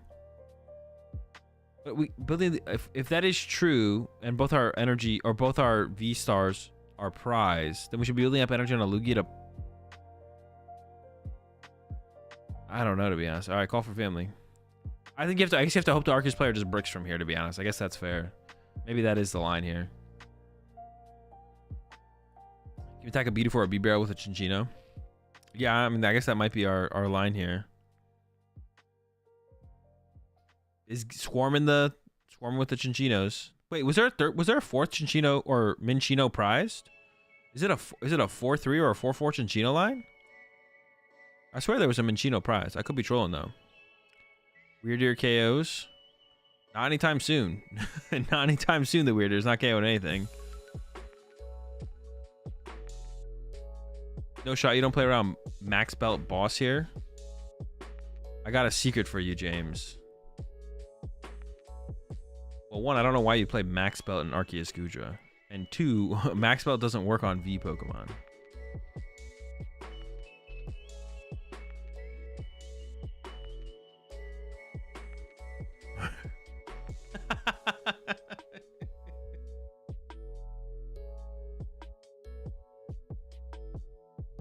What does Max Belt do? Just 50 more damage to 50 more damage to EXs. That's it. Yo, the cape's in. That's a big Goodra. Are they thinking about putting it on the Arceus? Yo, put it on the B-Barrel. Putting it on the B-Barrel is a genius play. Ah. Okay, they don't have it in hand. They don't have the Arceus yet. They only have the Iono. They do need to find the Arceus V-Star here. But honestly, they should have just made the soul read that there was double Arceus or double Lugia V-Star prize and put the cape on the B-Barrel. The B-Barrel looks good in the cape too. I don't know if you all have ever seen a Bidoof, or my bad, Bidoof with a cape, but he looks pretty good. Oh, there's the Ultra Ball. That's game. Well, hold on. It's game if there is actually all the V-Stars prized. But yeah, if all the V-Stars are prized, it is game. But if there's one left, then we should be in a fine spot here. Or Lugia should have a chance here. They don't just lose. And if the hand is really good for the Lugia play here, they could boss. Well, actually, I was gonna say they could boss KO Goodra, but it has the cape on it, so actually that's not happening.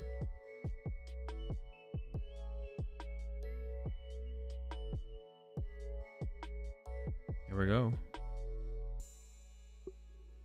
What art is that on that arc? What, the arc V? Honestly, wasn't paying attention. Boss KO Doof. Hope to pull a V-Star.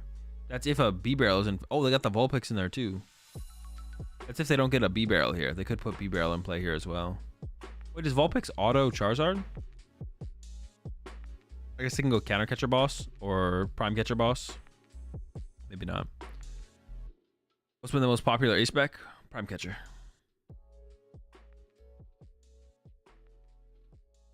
But it would still be pretty good. Like, the Vulpix would still be good against Zard, right? To give you, like, time to do stuff. Yeah, it doesn't, like, auto-win it probably, but it gives you time to do stuff for sure, which makes a difference. Yep, there's the B-Barrel. Damn, it's not looking good.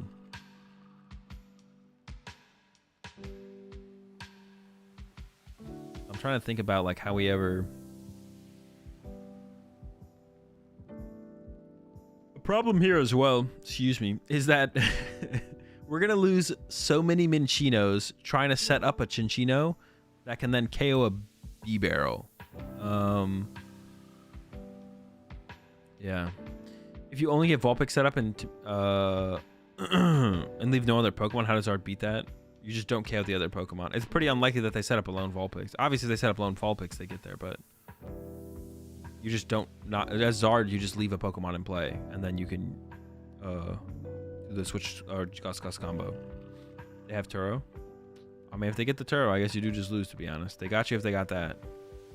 Then they got you. If they can do it, they get you. What is the ace spec in the hand here? Is it the Master Ball? It looks like they're lining up an Ultra Ball. I want to know what the ace spec they're playing is, though. Drew extra? Yeah, they had Gift Energy on the active. Oh, wait, did they actually not draw an extra? They actually should draw one more, right? I feel like they didn't draw. I feel like they only have 7 cards in their hand. It is the Master Ball. Let's go. Okay, there's a third Lugia Visa. All right, we're in business. We're in business. Damn, we're all doom and gloom. We're like, man, why are we even still here, bro? What are we doing here? But we're here because it wasn't all. They were not all prized.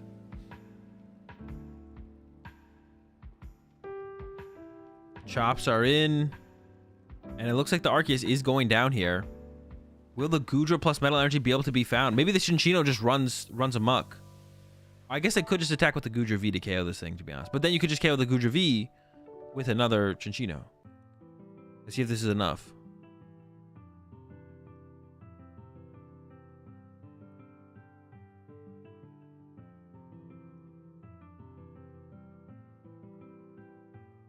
Man, I'm too tired. I'm getting tired. All right, so you could do an... Oh, we have the knockout here clean. So maybe you attach a double turbo... No, you probably attach a... you could attach an energy to the bench Chinchino, probably. I think there's like one non-double turbo in hand to bench to the Chinchino. Or double turbo to Lugia is also fine. Did Melanie rotate? For you, yeah. How much damage does Goodra V do? It does like 120. Oh, does the V-Guard protect from it? Oh, no. I think the V-Guard... Wait, it might do 140. It actually might do 140. It might do 140. All right, there we go. That's a knock... Bro, damn. This little rat's swinging, bro. So it's a 4-3 lineup Chinchino. Okay. We got the rat lineup in this deck for sure. All right. Honestly, even if they find the Goodra here, though... Hold up. They have the Goodra. They have the Metal. They have the Ultra Ball. Cool top deck. They have the Iono. But can this next Chinchino just knock this thing out? And they would need to find like a Raihan play to follow that up to make a new Arceus. Dude, the Chinchino's swinging. They hit 400 next turn and it still doesn't KO. What? Only 400? And it doesn't KO? I guess you have to just punch with Lugia then, right? You have to punch with Lugia to soften it up. Sheesh. And let me do the math in my head. Yeah, I guess they are short. Dude. Bro, Raihan rotated.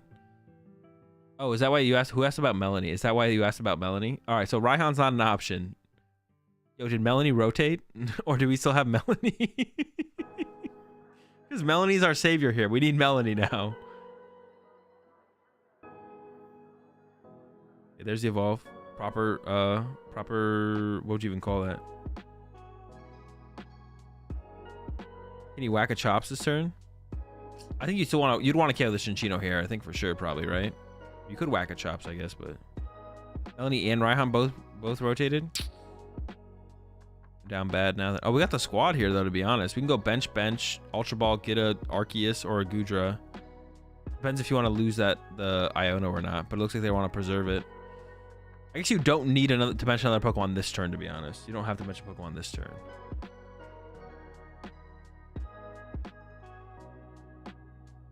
You need something next turn for sure, though.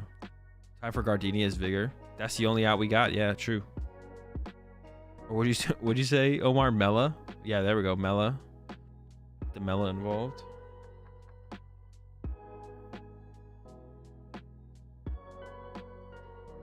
Okay. It's not possible to get the one-hit KO, so that means we have to go into a Lugia punch here, right? You could theoretically go boss KO B-Barrel with Lugia and then build up one energy on the Cinccino. And then build up another energy on the Cinccino next turn. What? No, you're gonna get healed on. Oh no, wait, did we use Starbirth? Oh, wait, we used Starbirth already. You can punch the Gudra here. Dude, in my head, I was thinking the Gudra still had its V-Star power. I was like, it still got its V-Star power. We can't punch this thing. It doesn't have the V-Star power, though. We can punch this thing. Yeah, you can go... The Cinccino can get Reckless. I'm here for it. Cinccino getting Reckless is what we need. But we need the Cinccino, though. Do we have the Cinccino? Reckless Rat? Yeah. Is that a Vessel in their hand? Do they just play a Vessel to have more outs to discard Archeops? I swear I saw a Vessel in their hand. It's probably not. It's probably not. Yeah, in my head, I was playing around the V-Star power. So I was like, all right, well, punching this thing really hard with Cinccino never makes sense. But they did use Starbirth. Pretty cool. Maybe they play the hands. I feel like you can't afford to play the hands in the Cinccino build. That's like a lot. You need to do 530 damage in 2 turns. We can do that. We can make it. Well, no, we don't have to do it in 2 turns. We just need to punch really hard with Cinccino and then clean up with Lugias eventually, right?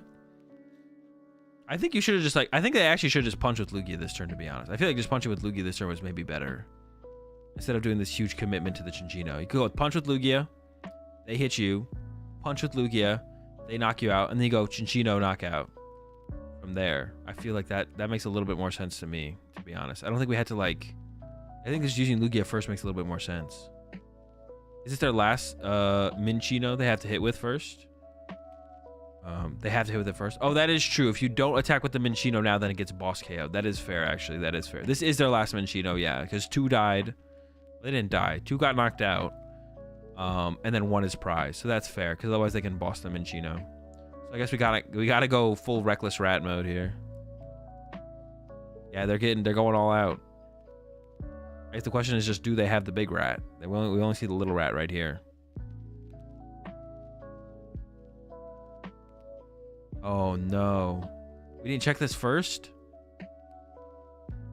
Dude, if they whiff the rat and there's just an overloaded rat in play. There's just a Cinccino with 5 energy on it.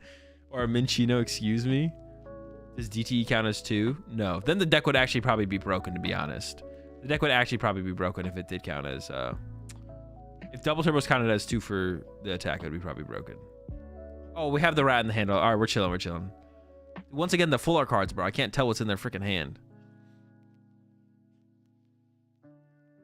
As a research has a boss. As a jet. Okay. We're swinging here. We're doing 200 and what? 250 damage? We need to hit harder, though. Should we actually attach that energy to the active? But am I trolling on that? Did I just miscount there? No, 250 damage, right? 250 damage. But then the thing still has 120 damage. Oh, then the Lugia would KO next turn. The Lugia does KO next turn, yeah. Even with a double turbo, the Lugia KOs next turn. Does Lugia typically play Mew VMAX? Mew EX, excuse me. I don't know. I don't know what if people are rocking MUEX right now in this. I would imagine so, because it fits so cleanly into the deck. There's still good stuff to copy with it, I assume. So I'd assume people would be playing MUEX, but maybe not. All right, we're punching.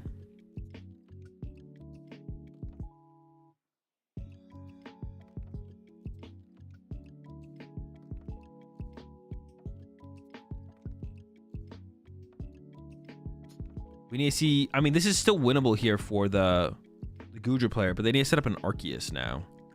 They need to find an Arceus and an Energy.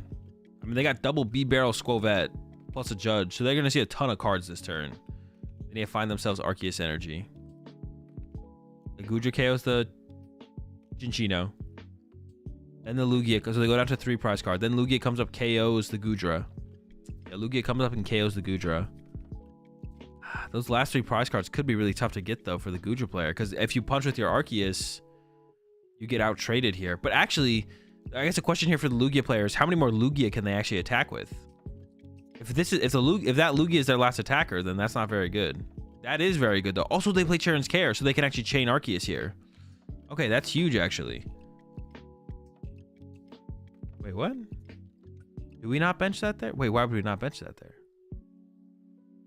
It chose not to bench the Arceus, but are then now benching the Arceus.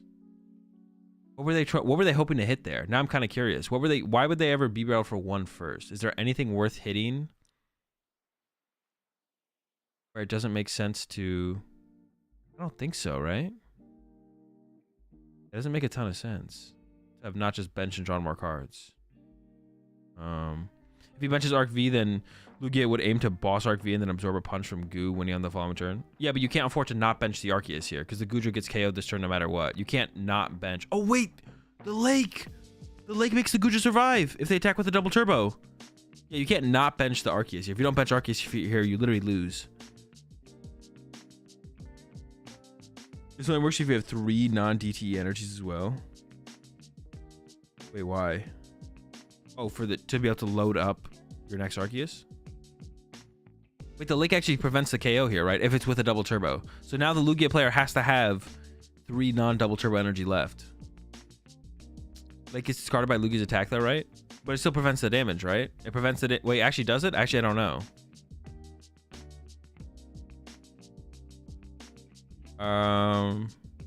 Does the Lake prevent the damage first? What is the sequencing on that? I can find Mezagoza? Yeah, of course. Damage, then effect. Yeah, so it should prevent it, right?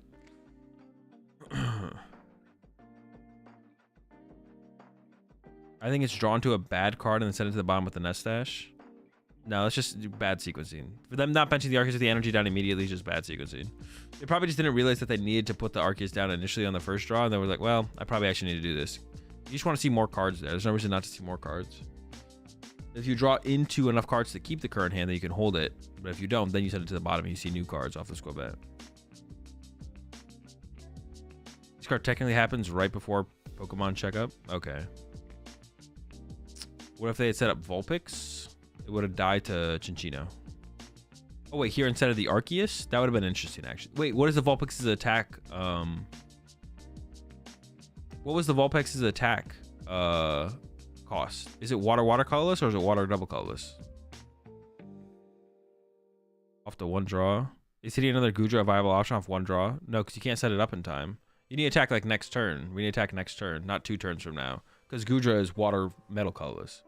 Water double colorless? Oh, I guess we could have actually... Okay, maybe that was what they were thinking then. Maybe they were thinking if I find Vulpix, I'll... Okay, that's probably what they were thinking then, is if I find Vulpix, I'll set up the Vulpix. Wait, they just bossed the...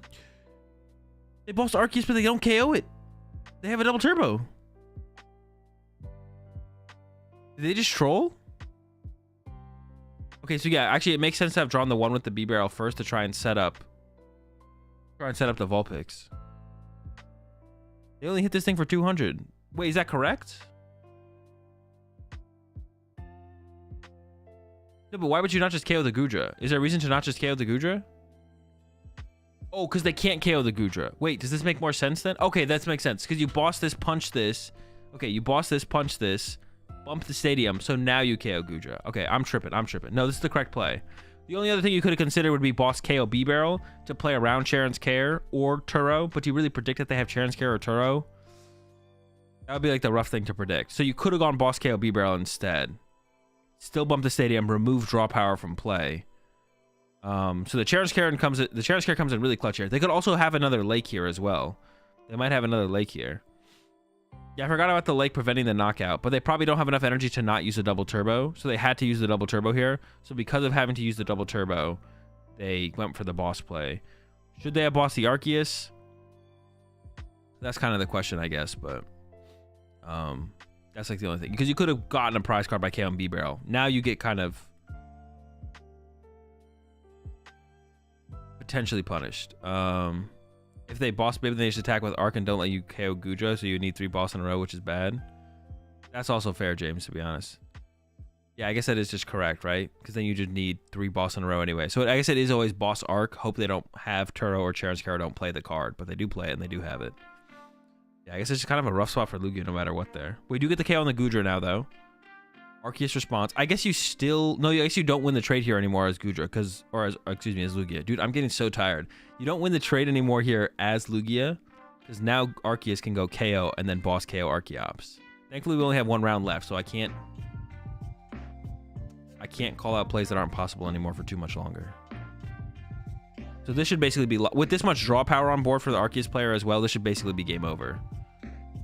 There's the attach, knock out the active. We just need to find a boss and the game's over.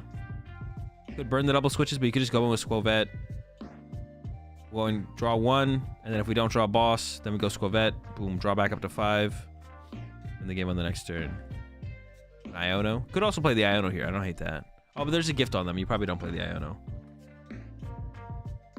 You probably don't play the Iono. Maybe Weirder to steal the game. I don't think they have enough energy left to make a big enough Weird here. It just comes down to the Arceus player drawing boss. If the Arceus player doesn't draw a boss, though, I guess it is possible to win here. It is possible to actually win here as Lugia. If they can attack with that next Lugia, and there's no boss draw from the Arceus player, to be honest. I got a TM Devo and a Vulpix, so I assume it's going to be attached TM Devo somewhere. And then draw... Attach TM Devo, active, draw 3. And if you just dig straight down, I assume you'll just find the boss here. If you just don't shuffle your deck anymore. But I guess they're considering playing Ultra Ball instead. That shuffles the deck, though, but I guess you draw more this turn. How many cards went to the bottom of the deck, though? 5 cards went to the bottom of the deck? And you're only discarding... You're only drawing plus 2 cards this turn, but it could lead to drawing more on the following turn as well. I'm actually not sure about that. They are going with the Ultra Ball, though. Okay. There's probably not anything gonna actually... They're probably not gonna grab anything unless there's like another Squovette in here. Oh, I guess you could bench another Arceus, right? There's that Arceus not under threat of getting KO'd. That works. Yeah, we couldn't bench the Vulpix, but... What are the time rules? The active... If the game ends on the active player's turn, the game is over. If it ends on the other player's turn, then the active player gets 1 more turn. Boss? Just a couple. Just a few. Literally every boss in the deck is now in the hand. This is a perfect time to play Iono, to be honest. And the Lugia player does have an Iono. All 3 bosses are about to go to the bottom of the deck. I guess one thing that could come up is, do they have a way to shuffle the deck? We still have to... Okay, the Lugia player does have enough energy to attack. 1 jet left in the deck. You need to save that in there so you can move your own Archeops. I guess that doesn't really matter in the situation. Haskell Vet. Yeah, still has a ton of draw power on board. They still have a ton of draw power. They need to shuffle the deck, though, because it's possible they dig just straight down and can't get to the bottom. So the Arceus player does need to find a way to shuffle the deck. It's almost bad. You don't actually want to draw all 3 bosses. You want to draw a boss there. You just don't want to draw all of your boss there. Because now if you get... I assume they don't play 4 boss. They could. I assume they probably play 3 boss, and now they're all in the hand. What is that? Is that a Fluttermane? I think I saw the Iono in hand here. That is a Fluttermane. Oh, they have their own boss? No! I thought they had the Iono. Maybe they didn't have the Iono, though. But they maybe went for a boss line here to play around another Charon's Care. That could have been their play here. And yeah, there's the boss. There's the boss. I thought I saw an Iono in hand. They maybe didn't have the Iono. But yeah, if they do punch the active Arceus, they could get like Charon's Carrot again or Turret or something. So maybe they were thinking about playing around that versus playing around the boss. But I think you do just play the Iono there. I don't know how many Iono you should be playing around here, to be honest, but I think should have gone for the Iono for sure. Iono seems better in my head, but I guess the boss plays, there's like merit to the boss play. Yeah, there's merit to the boss play for sure as well. All right. Prediction. Choose outcome. It's all going to... Who won again? Player on the right? Player on the right. All right, we got one round left, and then hopefully some reveals. We're hoping for some reveals here. We got to see the Chinchino, though, which is fun.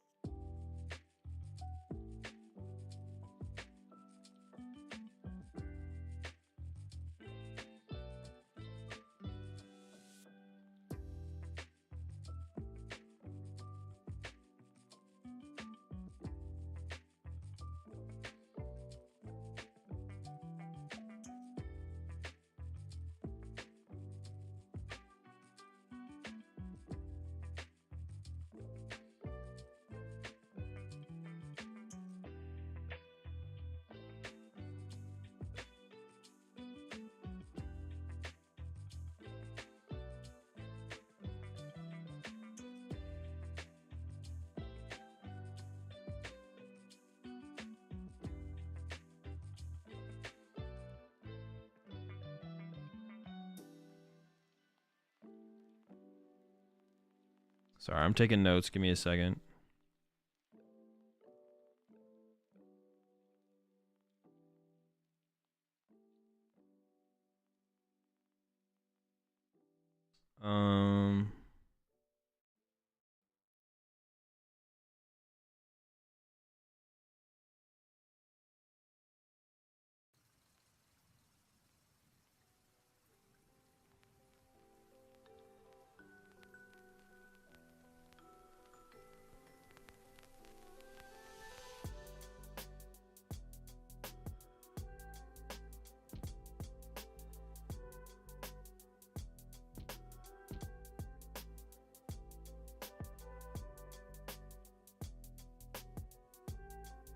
All right. What decks are hot in Japan? Charizard. But we did just see Gudra Arceus go beat Chinchino Lugia to go 8-0, which is also pretty cool. What round did we just watch? This was round 8. So that's something. Round 9, last round coming up.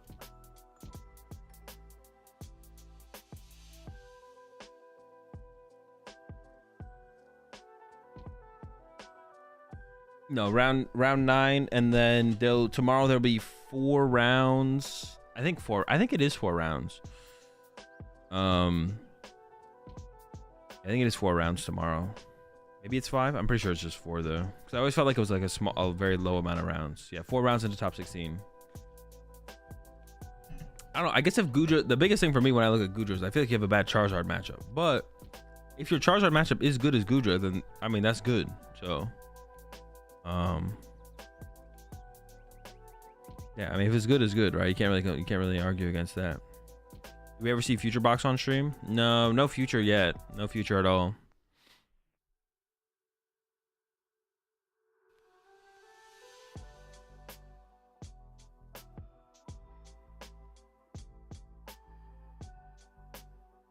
If you're playing Zard, you want to hold the heal instead of the... Yeah, but sometimes you just don't have a choice and you just have to use Starbirth anyways. But I guess they have the Vulpix, right? The Vulpix is there for the Charizard matchup. That's true. That's what we were just talking about, right? The Vulpix is there for the Charizard matchup. I guess I just don't know if that for sure beats it, but that'd be the question for sure. Have we seen Ancient Box? We saw a couple Ancient Boxes. We've seen Ancient Box twice now, yeah.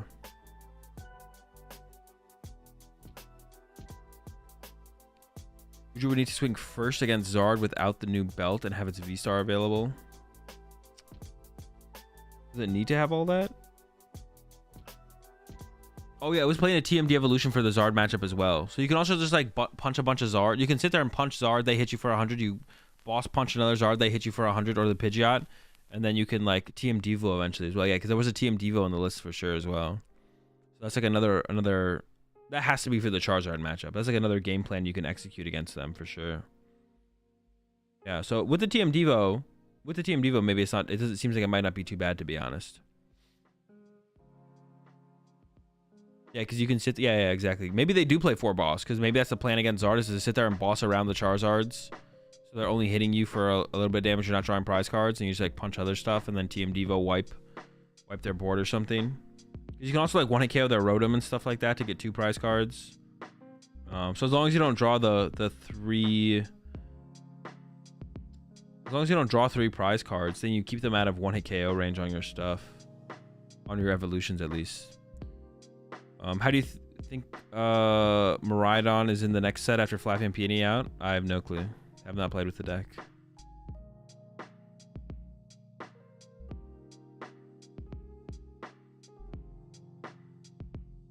I told my friend I want a path reprint. He suggested Area 0 as a path reprint of some sort.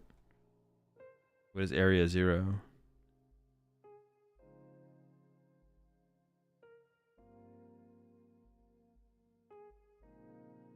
To be honest, what's making Goodra not playable right now is Moon and Giratina. I mean, I feel like Charizard's favored against it. I could be wrong on that, but I guess like you could play Vulpix right now. There's no reason not to play Vulpix right now. But yeah, I guess Moon and Tina are probably destroy it, and those probably aren't as popular moving forward.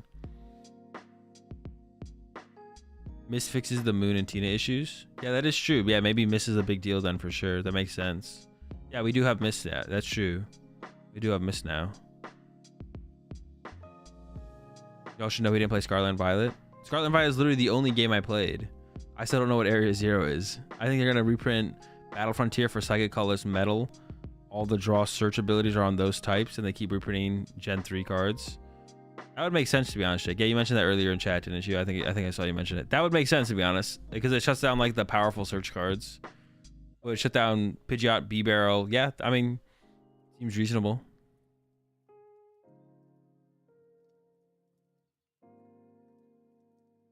All right, chat. Give me 2 minutes. I'll be right back. Last round's coming up, and then hopefully some reveals, and then I need to get some sleep so I can actually wake up tomorrow for day 2. I'll be right back.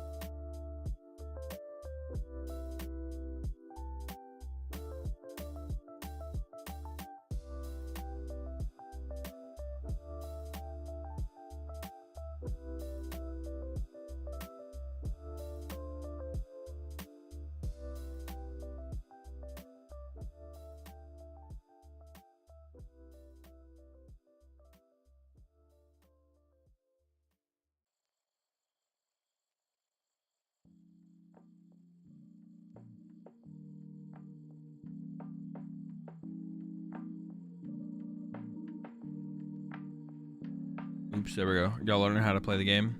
Y'all appreciate the 2 months there. Pixel.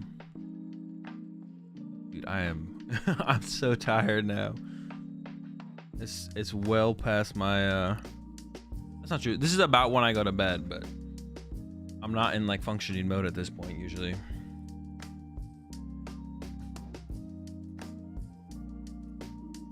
I'm past my functioning hours.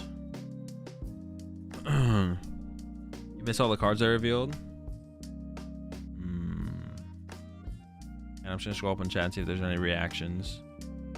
Alright, you're lying. Why would you lie to me like that? What?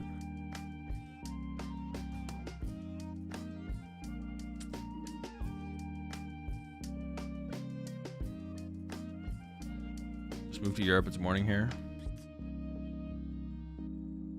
Maybe next year.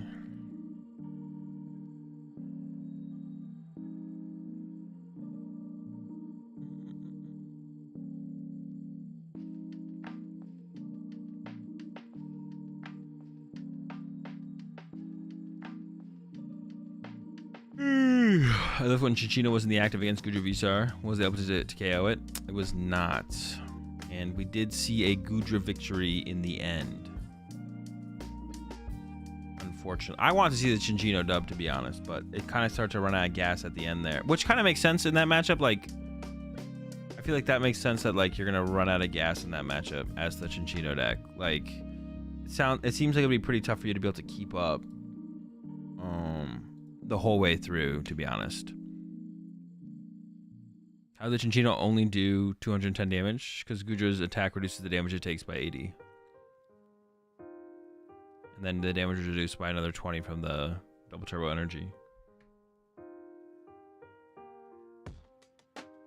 I know, Law. Wait, is that it? Did you just ask that?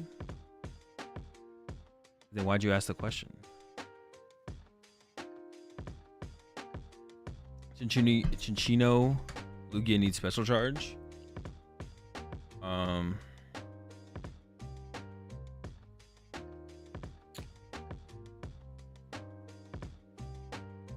Special charge would be nice. Would that even be like finding special charge sounds like a hassle, but it probably would be correct to play special. You probably play like 4 of them, right? You play like 4 special charge. Yeah, you play like 4 special charge in the Chinchino deck. That'll work.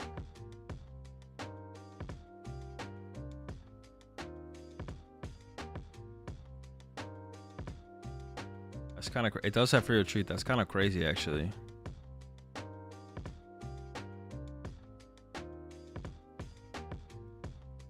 This tutorial game board looks better than live. Honestly, yeah. If we had, I would rather have this than live. I think, to be honest, or close to this. Not exactly this, probably, but I'd be down. I'd definitely be down. Will Neo upper energy see use in a viable deck? I don't know. Go to the future real fast. Let me know what's up out there. Do you think you'll make more of those IRL deck profiles for older decks? The Shoppa video was great. I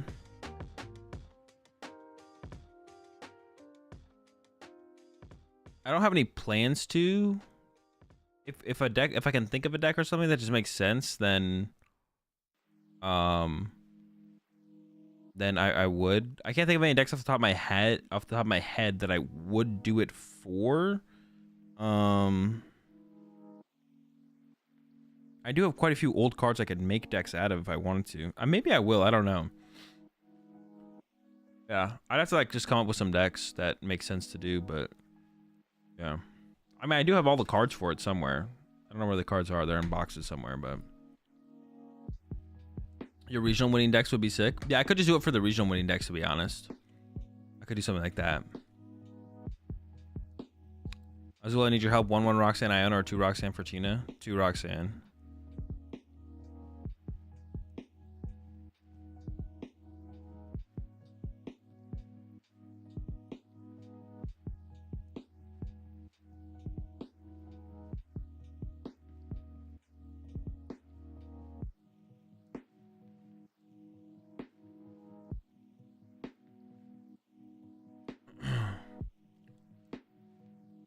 Starting with your old decks would be a really good start.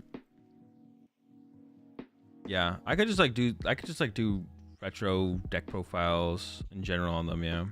On your Metafy account, you are booked up until April. Is there a wait list in case someone cancels their appointment? Unfortunately not. No, there's no wait list feature.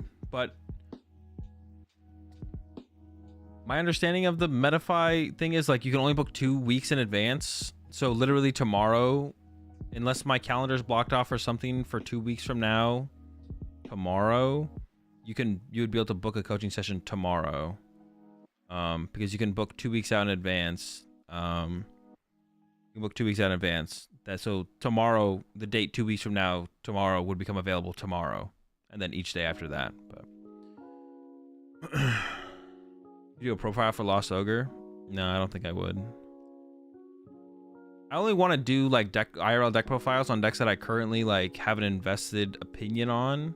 So that's why I did one on Charizard, and that's when and also like maybe a post event, like post major tournament deck profiles. Like I probably should have done one on the Lost Kyogre deck that we played.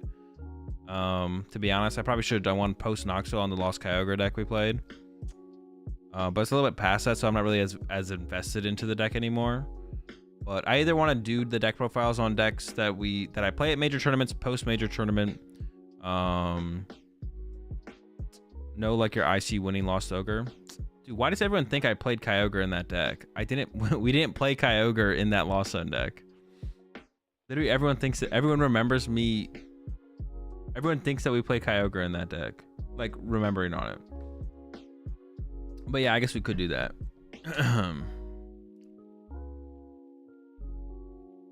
For the Uncommon Energy channel, it would be kind of cool for you and Chip to do World Championship deck face-offs. Yeah, we talked about doing some kind of retro stuff. Deck profile on the decks you and Chip make on your second Uncommon channel. Nah, that wouldn't be very interesting. Yeah, I'm gonna limit the deck profiles to like decks that I'm currently heavily invested in. Like when I did the Charizard one, I think I'm gonna do one for Miraidon here coming up next week, or maybe the week after. I'm gonna do a deck profile on Miraidon, like how I would play Miraidon currently. And then I'll do like the ones on the decks that I play at major tournaments, post major tournaments. And then probably just like maybe some retro stuff as well. Whenever I come up with a deck that I think would be cool to like showcase, I'll think of. Like I could probably come up with a list of retro ones to do and just do them as I find like can find the cards. Put the decks together, whatever. I guess I could start with like tournaments that I've used to win, or decks that I've used to win tournaments. But then doing like the Kyogre one wouldn't be very interesting, to be honest. Yeah, doing one on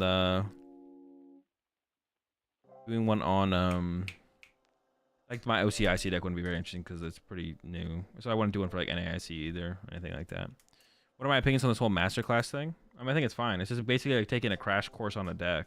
I don't understand why people would be against the idea of doing it.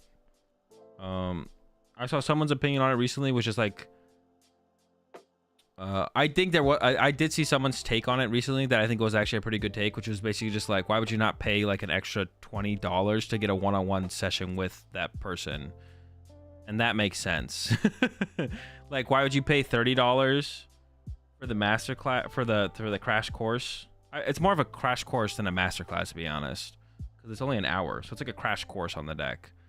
Why would you pay $30 for a crash course on a deck when you could pay them $50 for a one-on-one session and ask them questions like throughout the whole thing and just like do the same thing but one-on-one? That made sense to me, to be honest. That's like the only good reason I've seen to not do the crash course, is to then pay a little bit extra for the one-on-one session. But besides that, I mean, I think it's fine. I don't really have an opinion on it, to be honest. Like, it's just like another. It's like the same thing with like the coaching stuff, where it's just like the market will self-correct itself, and if you're not putting out a good product, people won't pay for it, and if it's a good product, then people will pay for it, and then that's kind of it.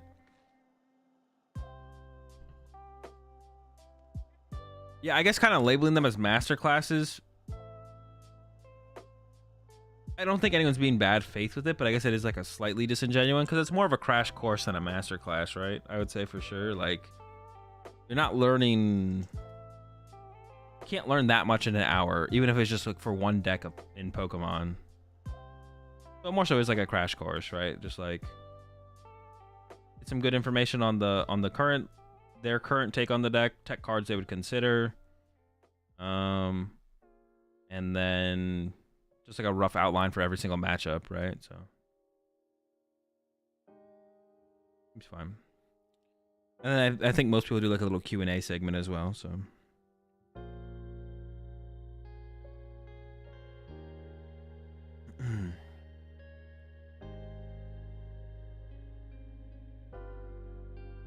Master course typically isn't to make you a master, but to learn from a master. Oh, is that the definition of a master class, really?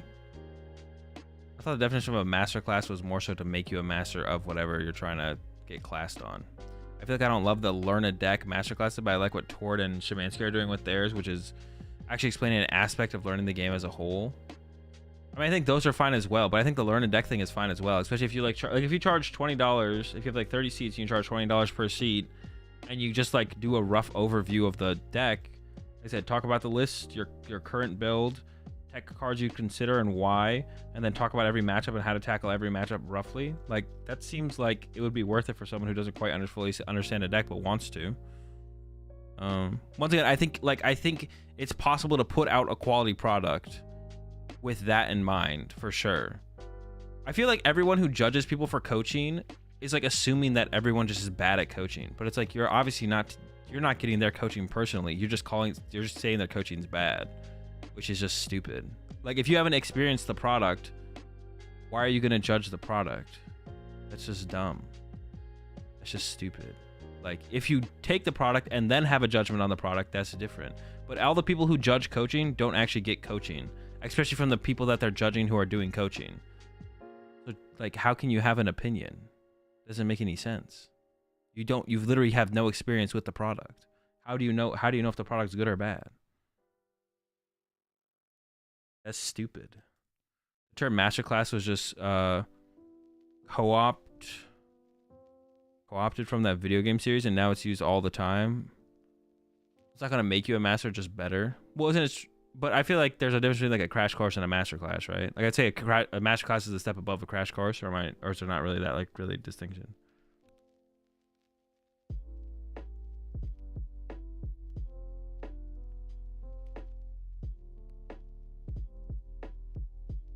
I'm not saying I dislike coaching. I guess it's me misframing my opinion as a consumer about what I would or wouldn't pay for. Yeah, but that's fine, but then you just don't pay for it. I guess like it's fine to have the discussion. I guess it is like fine to have the discussion about like, but I don't know. I feel like with all this kind of stuff though, it always just comes back that the market's going to self-correct itself. And if it's a bad product, no one will pay for it. It'll go away. If it's a good product, people will pay for it and continue to pay for it, and it'll stay. You know, I don't know. I guess that's how I always kind of view it, to be honest. Like the market at the end of the day will always self-correct from stuff like that. You give us a crash course on the difference between crash courses and master classes. I mean, I don't know the difference. I just kind of thought I had an assumption of what the differences were, to be honest. All right, we do have a win-in match here. 6-2 versus 6-2. Winner makes it to day 2. Loser goes home and cries. And we got the Relicanth in the building. Okay. Dude, they priced 4 supporters? Wait, what is the Relicanth played with? What are they playing here? Is it Fraligator? Are they playing a Fraligator deck? Now I'm kind of... Because you could play Relicanth with Fraligator to copy the little dude's attack that traps something in the active. And they have Iridas in there as well. And of course, we have Charizard. Of course, the Charizard on the other side. Dude, Charizard actually might be like 30% of the meta. It's literally all Charizard. Gyarados rotated. Incineroar? Would you play Irida with Incineroar, though? Like, that's what I was thinking. When I saw the Relicanth, I was thinking Incineroar as well. But then I saw the Irida, and I was like, do you play Irida with... I don't know if you play that.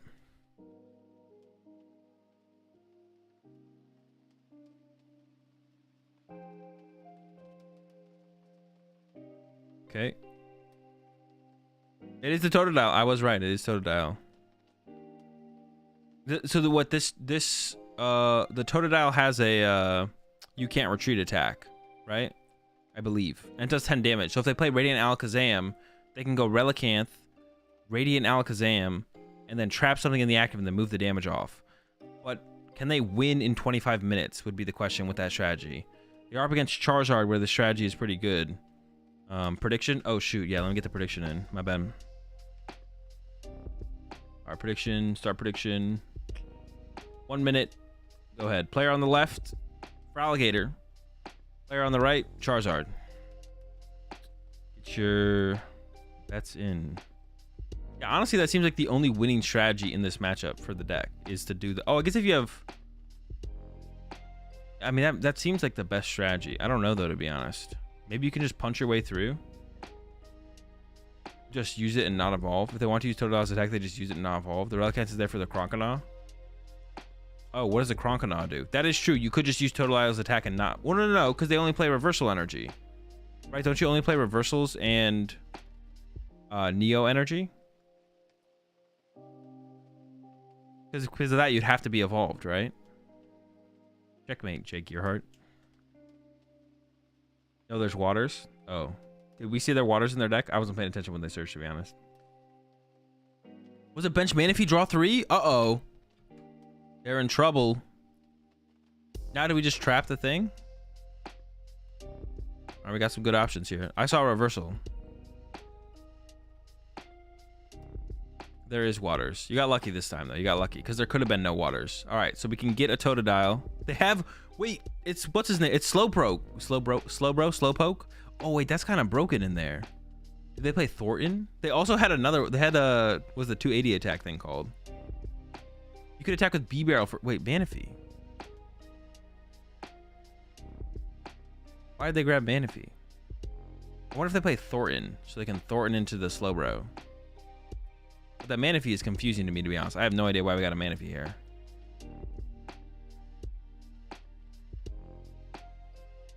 Maybe they know the Charizard player plays Delphox. Or maybe they're trying to thin it out of the deck, but that feels like a wasted bench space there. Delphox play around? I guess. Maybe they're just trying to be safe. I mean, obviously Delphox isn't happening this turn. They also don't know for sure what their opponent's playing, but you could always just find the Manaphy later if they like bench a Greninja or something. I don't know. We'll see how it goes. But maybe Thornton, because they have like the Slowbro thing in there, which makes you think that they... If you play the Slowbro, I would imagine you play Thornton. Because benching like lone Slowpoke doesn't seem great, but maybe it does work out. I don't know. Losing to Surprise, Delphox, and Best of One would feel terrible. It would feel terrible. That could be... That's like a good enough reason, probably, to be honest. All right, the Charizard player finally setting up here. Found an Arven on the last turn. Gonna Buddy Poff in here. Get a Charmander, maybe get a Pidgey. Could play the Forest Shield Stone. Could hold the Forest Shield Stone. Honestly, you're probably safe to not use the Forest Shield Stone here because you know you're up against Feraligatr. Although I don't know how much experience they have with Feraligatr, so they maybe don't know what they're up against here. Does Thornton not rotate? I have no clue. It could. Manaphy for the range splash math. What do you hit for 280? Probably not. But maybe you play like a... No, probably not. I'm just gonna go with no. No range splash math. You could play a Defiance Band, I guess that would get you there. Oh no, you could do it with the EX thing. You could do it with a... You could play it with the EX Band thing. Maximum Belt. That would do it. Actually, they maybe play the Maximum Belt. I guess we'll have to wait and see on that as well. Okay, the squad is set up. The Feraligatr deck really does have to fall behind though, right? You can't really win if you don't fall behind. Like you have to literally... But I guess that like is pretty effective in the Japanese format. Like your opponent can't just sit there and eventually tie you. So what they attach to the bench? Totodile. It's a reversal energy on the bench. There's a Slowpoke. Ooh, they also got rid of a Rare Candy there though. That kind of hurts. Yeah, the reversal. I mean, not the reversal. The Rare Candy hurts. The Slowpoke's in the discard pile for the Thornton though. I'm just gonna go ahead and make a guess here that they play Thornton. I don't know for sure, but it would feel weird to play like a 1/1 Slowpoke line. Maybe that would just work though to like bench a Slowpoke. But it feels like it would want to be a Thornton combo to make it work more effectively. There's a Croconaw Evolve. Man, why did we give the Rare Candy there? What do we keep over the Rare Candy? I'm kind of curious. Only drawing 3 there. Were the other 3 cards that good?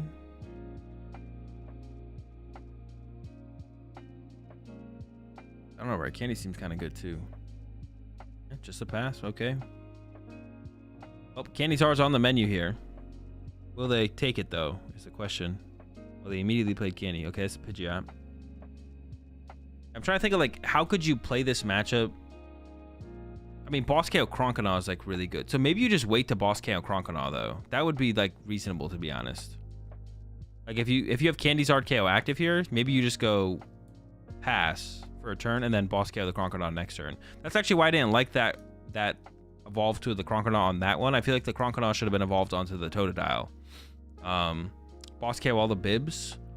Boss KO the Bibs is also a pretty good route. I don't hate boss KO Bibs. But we'll see if they even have the boss play this turn. I think they should definitely wait if they... Oh, they got a boss. Okay, I think they do have it. Their hand is ridiculously big. I don't like the playing of the switch card. If they can conserve the switch, they probably conserve the switch here. Let's see what else they got here. Play 7 Fire. Got the Zard. They have the Candy Zard. Now, I guess we'll just see what they boss, though. Slowbro moves damage about. No, they're playing the other Slowbro. The one that wins, or if your opponent has 1 prize card, you draw 2 prize cards.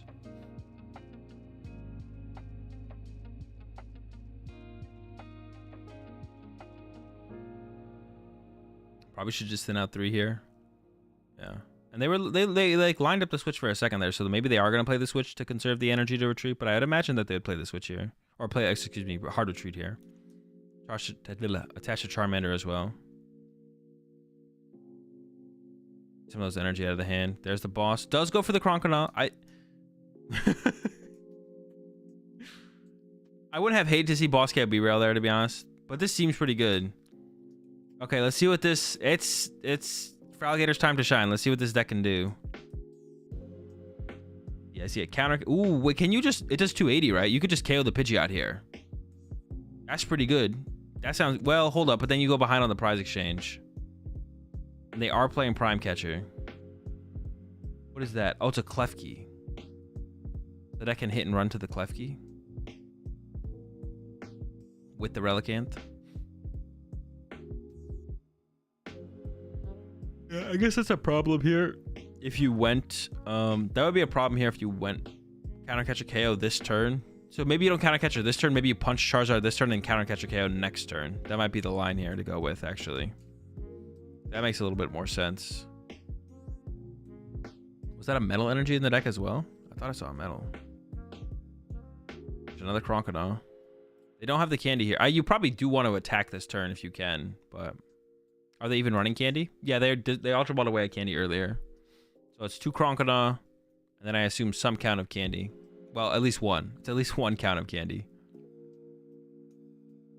Nice. Evenly distribute the cards into the deck with the Super Rod. For maximum randomization. I still don't get the candy discard. I mean, it depends what else was in their hand, right? Like, the candy card discard doesn't seem great, but like if their hand is... If the rest of their hand is better, then it's better, right?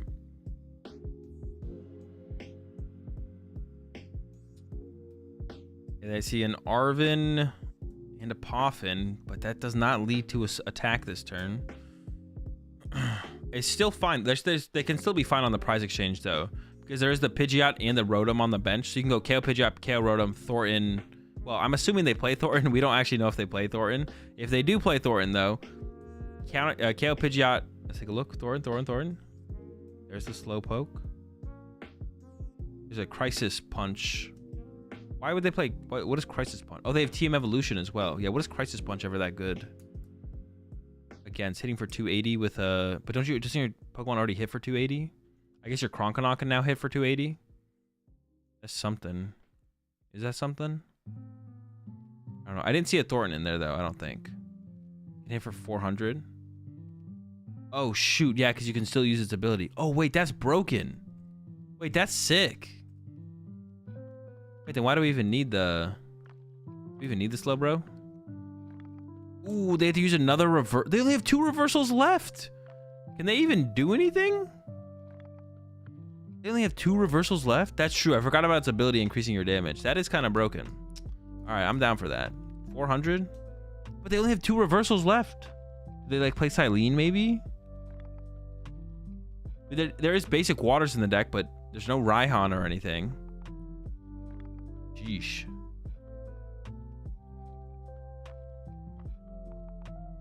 All right, well, search off the rip here. Is it just gonna be another boss KO on the Fraligator? Honestly, the more I see this Fraligator deck play out, though, the sicker it becomes, to be honest. This deck's pretty sick. This deck would have been great with Raihan. Raihan would have been a game changer in this one for sure. They have to be on Silene. I mean, yeah, at this point, they just lose the prize straight to boss, so... Roseanne's backup. Roseanne's backup is also possible, I guess. I feel like... is Silene better? I actually don't know, to be honest. Roseanne's backup sounds fine. Without Neo Energies, feels tough energy-wise. Oh, now they go after the B-Barrel. Okay, Draw Engine is going down. But that lets them keep the reversal energy. Actually, I don't know how I feel about that. They get to keep the reversal now. So if they have Candy this turn... But I'm pretty sure the hand is dead, actually.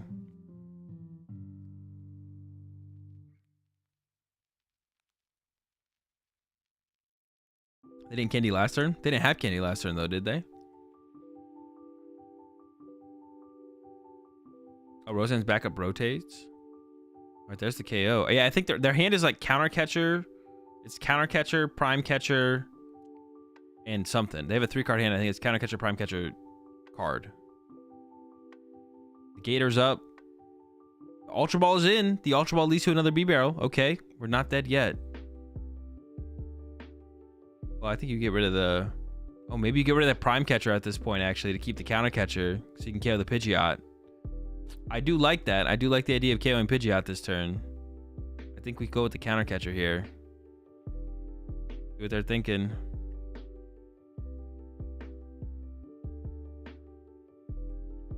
Decisions. Is the second B-Barrel prize? I don't believe it is. So I think we have access to the second B-Barrel here. I honestly don't think they play a Thornton. Oh, it is prize. That's it. That's game.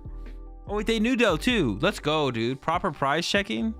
Love to see that. They know the B-Barrel's prize. So that does kind of suck because the game basically ends, but... That does suck because the game's basically over now. But you love to see some proper prize checking, right? They check their prize cards. They know the B-Barrel's prize. So they don't even think about going for the Ultra Ball here. They're like, well, I just want to preserve my Counter Catcher and my other thing. I'll just, I don't know, gust this thing up, hope it gets stuck. And obviously it didn't get stuck. So not looking good here for our hero, for Alligator. So it's kind of sad we didn't get to really see this deck. This is why Best of 1 sucks, bro. This is why Best of 1 sucks. Like, we don't even get to see the deck get played. You don't even get to play the game.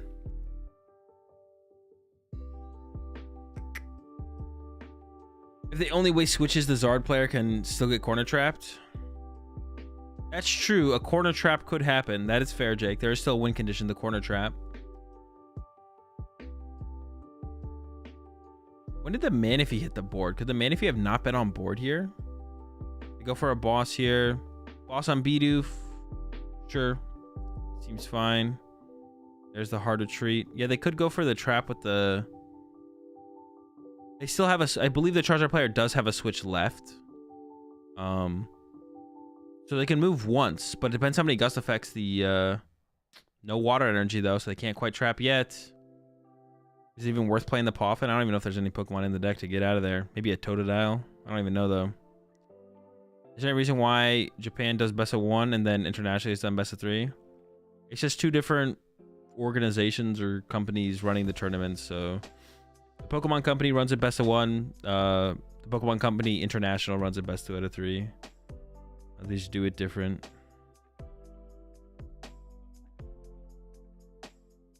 Trapping long enough to power up energy might also work. That could be enough time. Yeah, that's true, Jake. That could lead to enough time. But they can't trap this turn, so they basically lose on this turn if they don't. They have to trap this turn or they lose.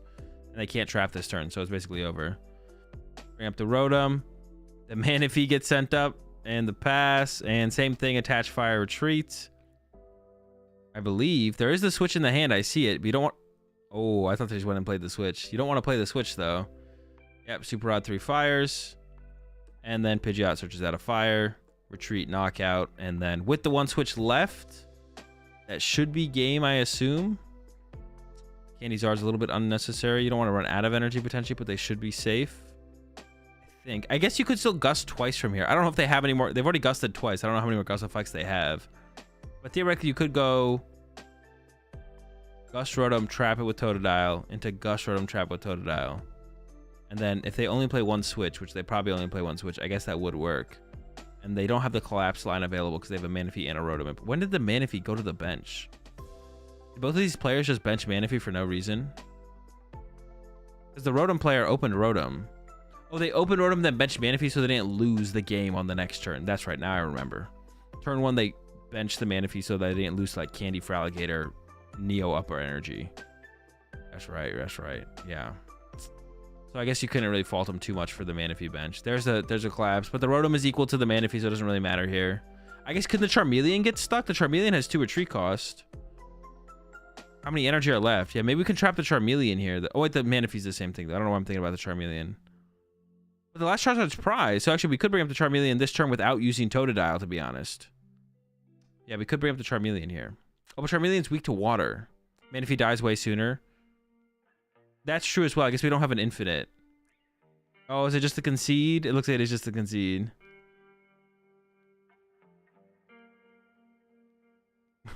Unfortunate. But I guess if they... Did we see if they had the Radiant Alakazam for the infinite lock? I feel like that makes sense. If you're going to play that, you may as well play Alakazam, right? Best of fun. Yeah, we're all having fun here. Everyone knows when they're going into best of 1, they better be prepared to only have fun playing Pokemon. Best of fun. Was this the last match? This was the last match. Now the question is, are they actually going to reveal anything? That's so tragic. That's best of fun. I like that. Best of fun. All right. Gators down.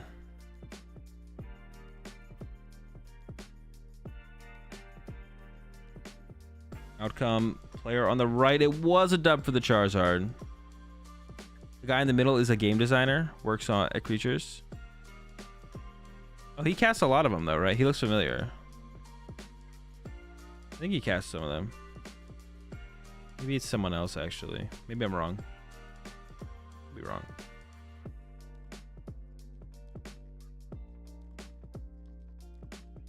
Yeah, he casts 2. Okay, yeah, he looks familiar.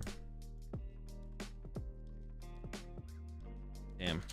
Yeah, that one's not even worth getting any notes about, to be honest. It was just a dead drawing for Alligator. New Darkrai EX, please. Didn't they just give us a Darkrai EX?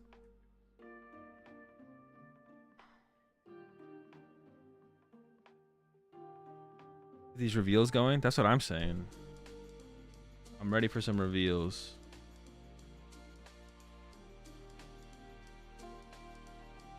It's from the Battle Academy, so it sucks.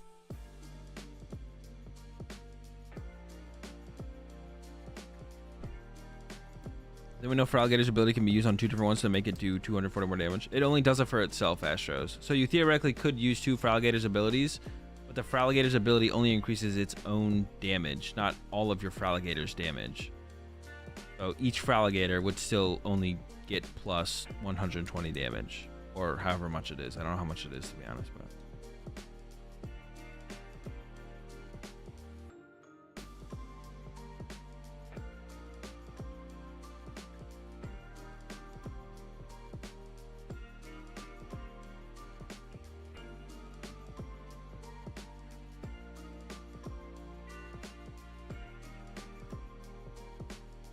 I don't know what they're saying, but it sounds like they're closing out the stream for the day. Maybe I'm wrong.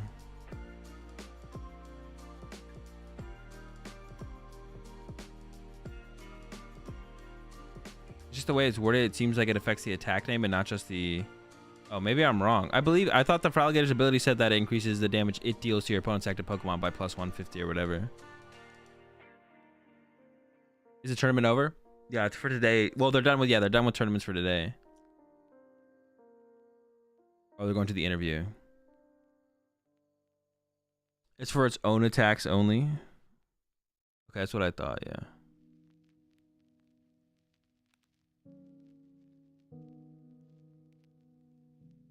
Heard they're dropping a new stadium, anti-Charizard zone. Bro, we might need it, bro. The card's broken. Charizard's too strong. We need an anti-Charizard zone.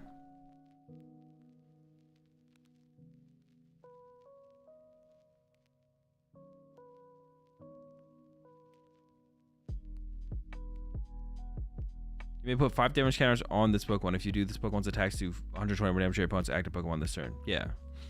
So it's just for the Feraligatr that use the ability.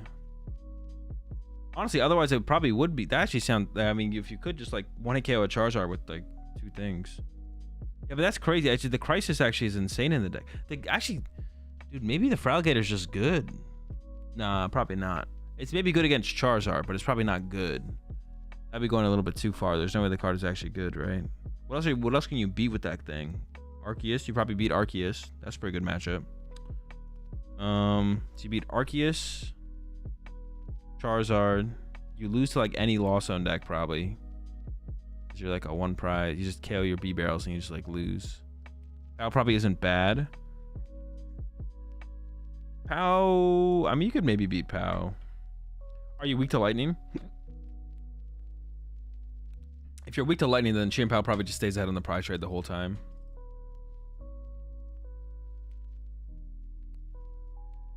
You don't lose. Oh, because you hit and run to Klefki for 130. Oh, that's interesting, actually. Wait, but don't you put 50 damage on yourself? Okay, I guess I could see that. You could beat them, I guess. You could beat them. The hit and run strategy. Okay, that's interesting. Damn, bro. Lost Box is really down bad without Escape Rope. You got Fluttermane, you got Klefki. You can't deal with either of those. That sucks. Yeah, you're really down bad with the without Escape Rope now. Your opponent can just be like, nah, I'm just gonna play this 1 of card. Fuck you. Iron Bundle. You can't Iron. Oh no, you could Iron. You can't Iron Bundle Klefki. You can Iron Bundle Fluttermane though. That's actually genius. I'm writing that down. The broken tech. Too bad Iron Bundle doesn't have 70 HP, so you can Poffin for it. I think they play the Slowbro that moves the damage to itself so they can heal the Feraligatr. Dude, I swear it was the other Slowbro, but maybe I missaw it. I swear that Slowbro... Oh, do they play both Slowbros? I swear that Slowbro that they discarded... Oh, they still discarded the Slowpoke. But the Slowbro that I saw on the deck looked like the one that drew prize cards. If your opponent drew prize card... Or is that 1 prize card?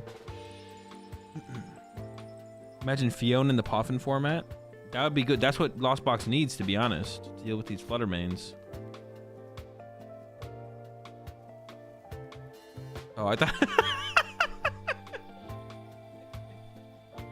They're just trying to show off the jacket. Okay.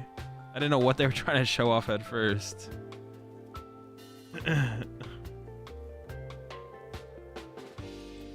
Very cool jacket, though. Very cool jacket.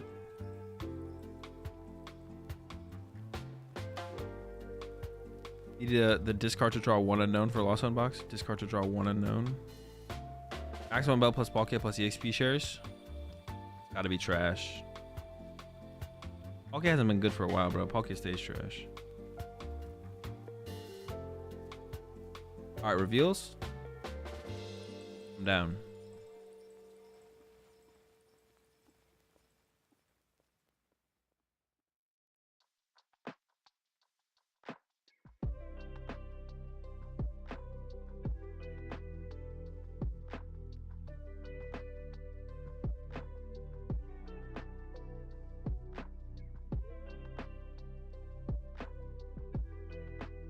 I should say round 7. They're not going to show us a round... Dude, no way. They're actually showing us a round 7 match?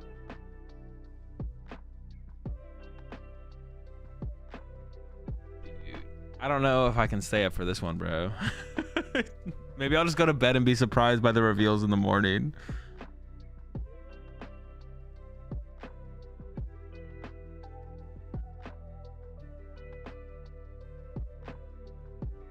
They leave 4 players on the right.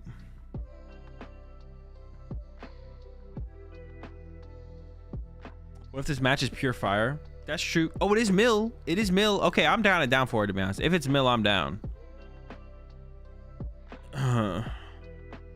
We're locked in. We're locked in. What time is it? Dude, it's almost 1. All right, I'm locked. I'm locked. Sleep when you're dead. It's gonna be soon if I don't get some sleep.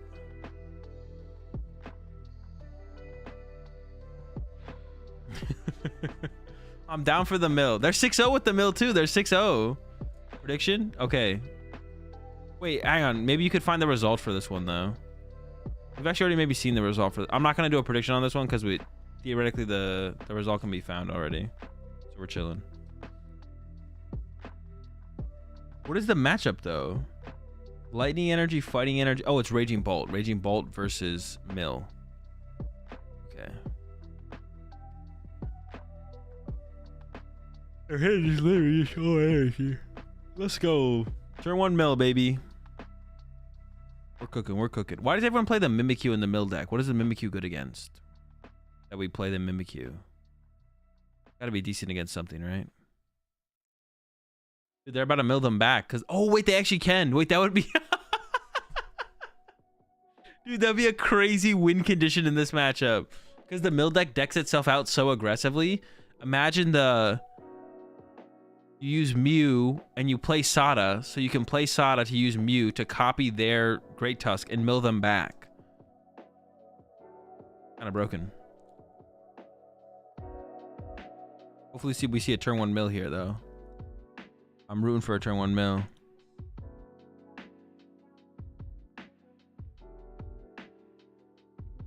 They might just like body them here, to be honest. Interesting that they didn't play the nest ball first there to get another little dude. Oh, they got it. They got the double turbo. But what else do they take here? What else do they prioritize? Are we not taking the double turbo here? Oh no, they're lining up the discards. Taking the track and choose is kind of wild, to be honest. Oh, they have a double turbo in hand, I guess. I didn't see that. Maybe you do discard it. Let's see what they go for.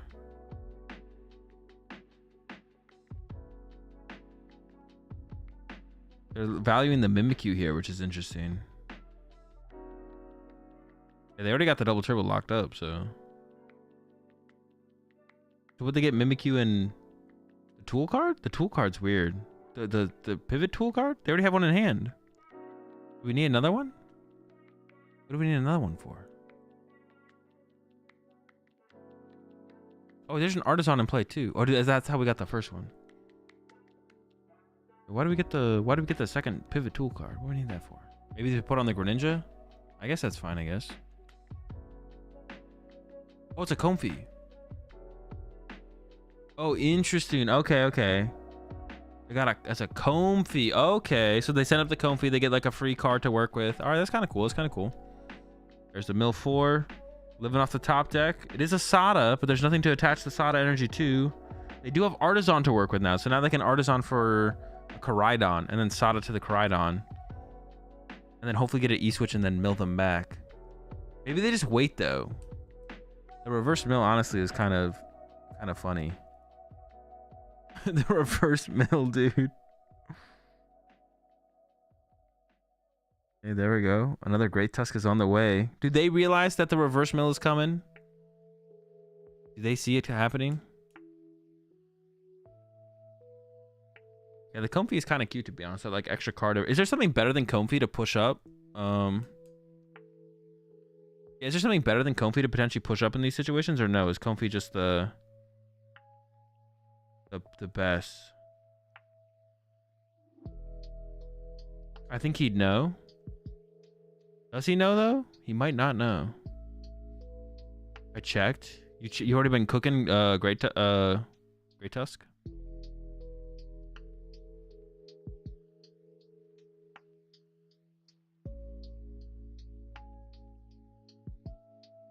There we go.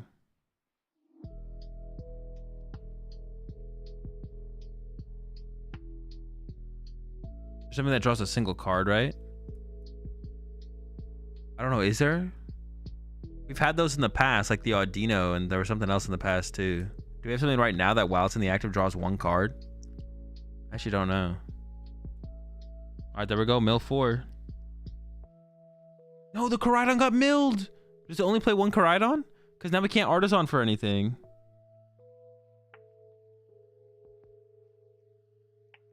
Oh, we top deck Nest Ball though, so we're good. But we're not going for the mill strategy? We gotta go for the mill strategy here. No, the reverse mill strategy is probably not correct, right?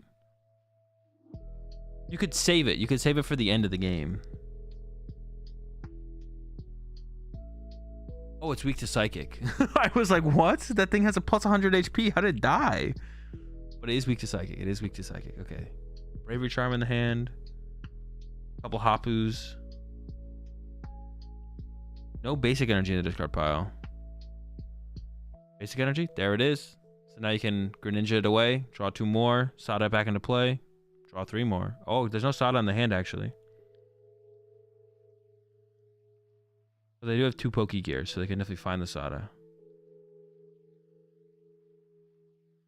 Alright, Vessel, no Sada still.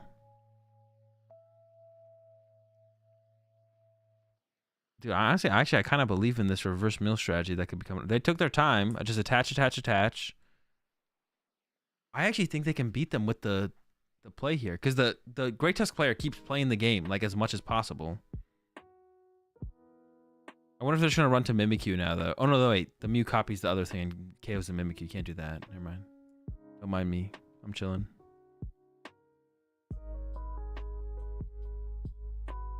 Going with the Vessel first. You can get rid of the Bravery Charm here, because the Bravery Charm even matter. I guess you can make Mimikyu stall for an extra turn. They definitely want to find Sada, though. Yeah, the Great Tusk is burning through their deck super fast. I actually think we could see, like, the reverse... Like, they're milling, like... They're taking, like, more than 4 cards out of their deck every single turn here. So as long as the Mew player sees the play, it feels like this could end up working. I assume they want to go for a Sada here, but they could just go attach attack as well. They don't have the Sada, I guess, right? Or did they already Sada? I don't even remember.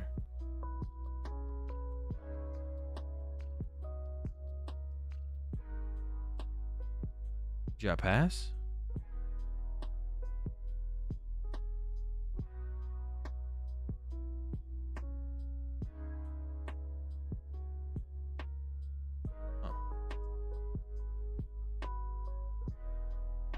Are they waiting to increase their odds of drawing into a Sada? They didn't play a ancient supporter that turn, so they can't actually mill with Great Tusk. All right, so Artisan use coming in. The Koraidon did get milled. Oh, there's another Koraidon though, so they could grab another Koraidon. Swing with Pidgey. I mean, they're gonna get swung on this turn though for 80. Oh, wait, they actually win that. Wait, 80, attach, 80. No, they lose that trade. Never mind. Wait, actually, no, do they win that trade? 80, attach, 80. Wait, they actually win that trade. They could actually, but their stadium could get bumped, and then all of a sudden they're losing the trade, so they can't wait for that. Yeah, they can't wait for their stadium to potentially get bumped.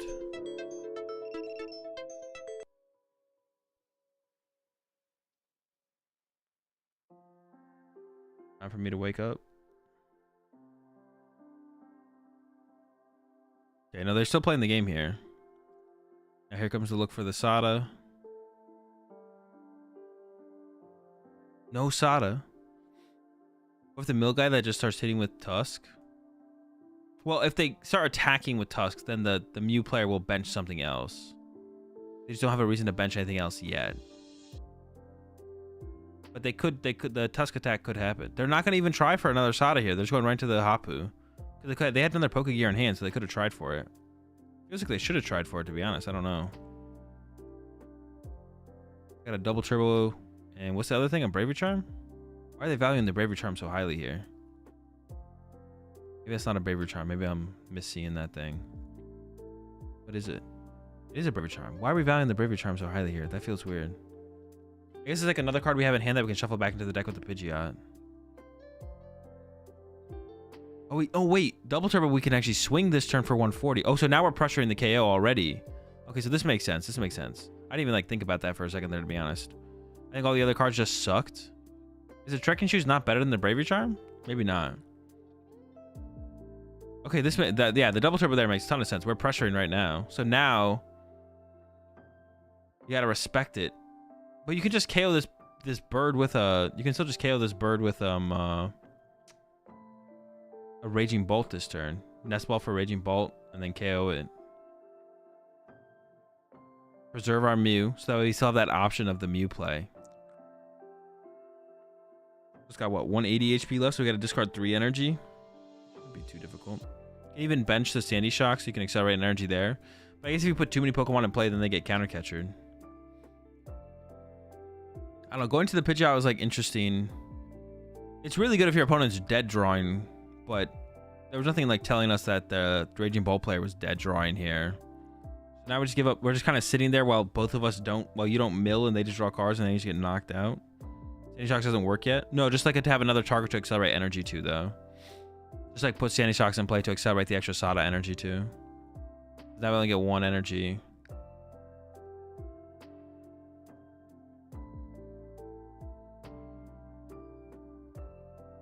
Puts the Ancient Tool in play. Doesn't really need to put the Ancient Tool in play, I don't think. I don't know how valuable putting extra energy in play actually is, to be honest, but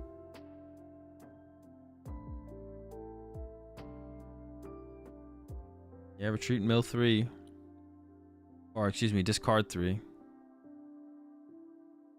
Is it 2 or do we play more towards getting back into Mew? So you could discard 3 off Mew so you can attack with Raging Bolt again. But you want to be able to get back into the Mew, I feel like. There we go. There's the KO. 3 prize cards left. So you have the option of the Raging Bolt attack and the Mew attack. But I assume Great Tusk is coming back up to the active here now and starting to make some more moves.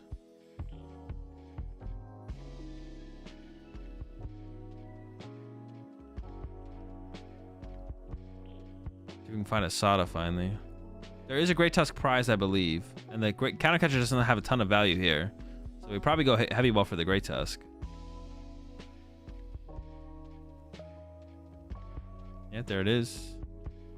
Also price 2 Palpad, it looks like.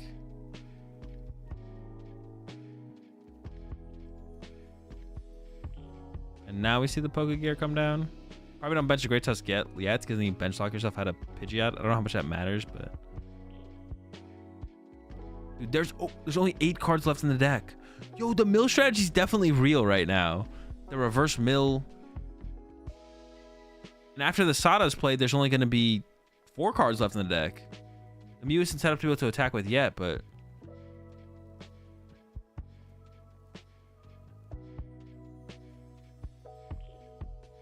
1, 2, 3. Can we get into the Mew though is the question. Also, once again, do they see the Mew play? I guess is something. They're not going to naturally deck out, of course, because they have the Pidgeot and a Super Rod. But will they be able to actually get there? Mill 4. Sada milled. The switch card. That's the big one. We do have a Palpat to recover double Sada here.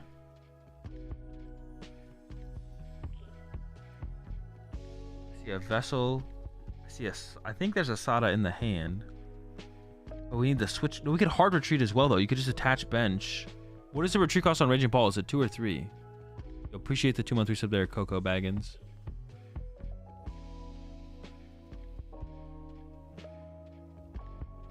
Three?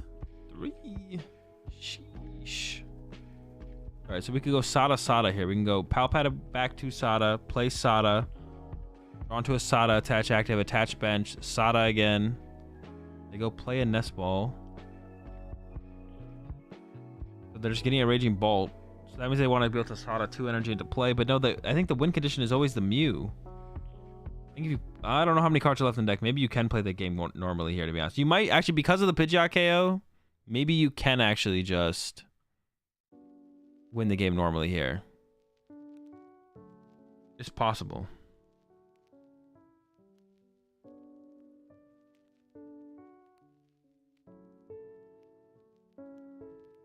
It's possible. We have to discard 3 energy to knock this thing out. There's the attach to the Mew. Maybe they're setting up for it.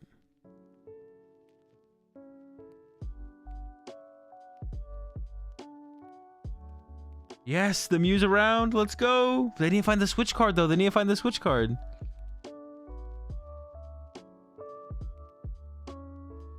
They have Vessel in hand to get energy out of the deck. If there's energy left in the deck,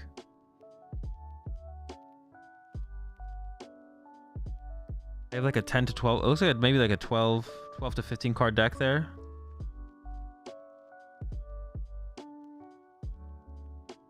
Can they attach DTE, Counter Catcher, KO Mew? Ooh, maybe they could KO the Mew here. Alright, they're decked out, but they have double Super Rod.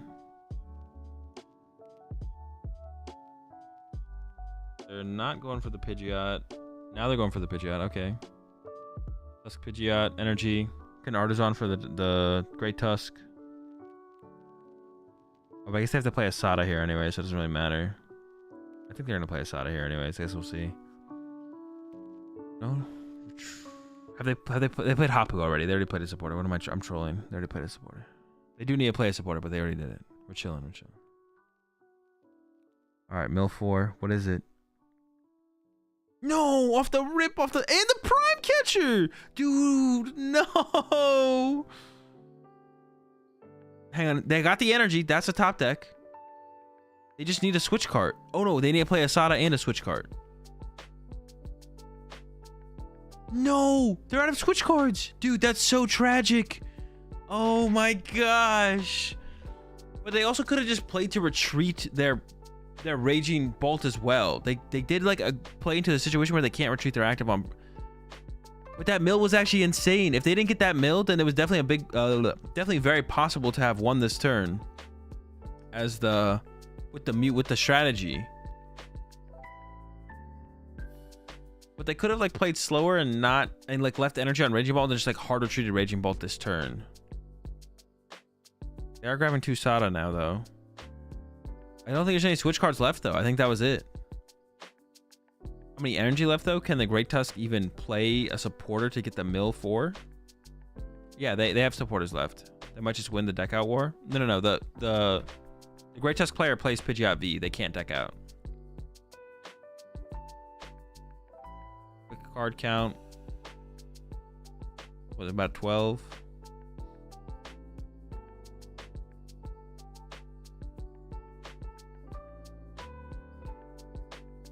Give it up. Not a Sada. One more trekking shoes, but the Sada doesn't matter, I don't think, unless there is another. There might be. What is it, a boss? A boss I don't think does it here. They got plenty of like energy and stuff left. Boss draw has attached retreat. That needs the Sada or something.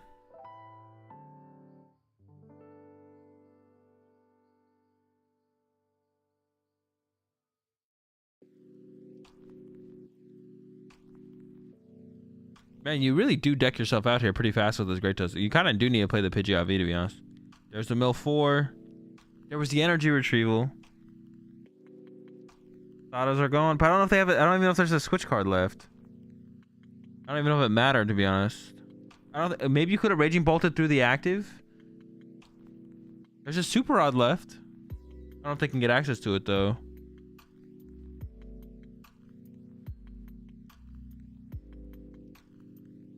Yeah, I think the Raging Ball player could have played a little bit more aggressively towards the copy attack to get the win here, to be honest. But now they don't have an out at all here, I don't think. The mills were rough here. The mills were rough. You can check your deck like that. They used Artisan. Yeah, boss on something, but it's not gonna matter. Energy in hand to retreat.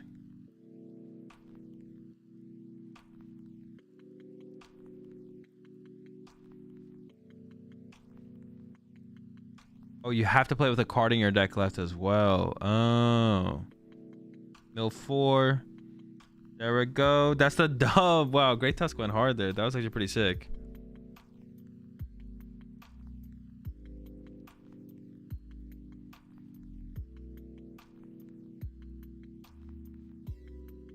That was a good one. I'm tired, so I can't fully enjoy that matchup, to be honest, but that was a fun match. What round was that? That was like bonus round 7.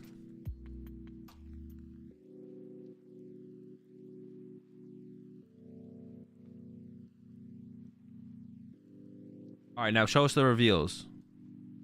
Leak.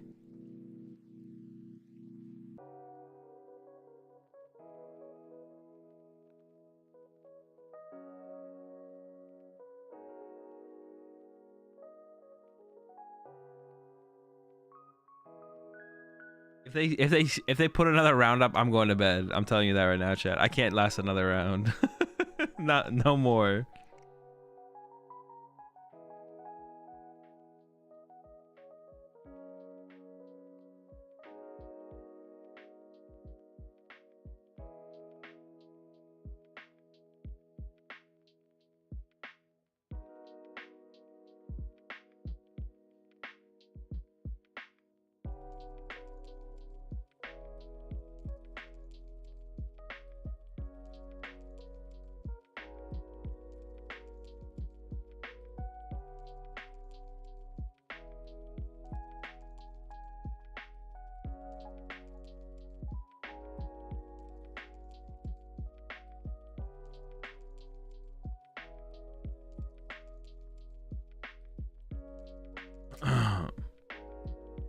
There's 2 groups.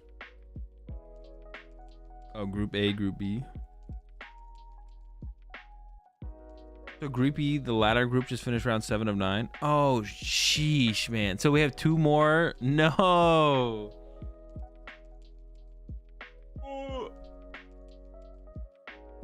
Good news, Azul. What's the good news? The official stream for the Fukuoka Champions League will be sharing the latest Pokemon TCG news in a few minutes. Stay tuned for translation of any new cards that might get revealed.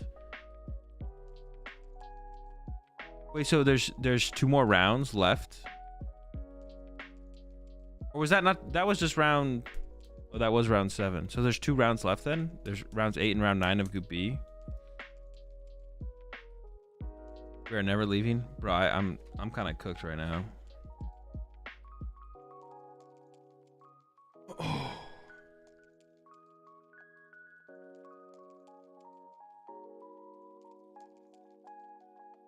Gotta keep pushing for the reveals. I mean, if they're coming up now, they better reveal now. That's what I'm saying. What are my notes?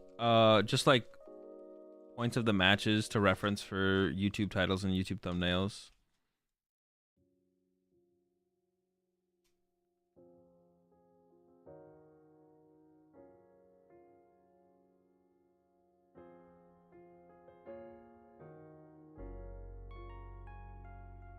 They going to a break? Dude, no break.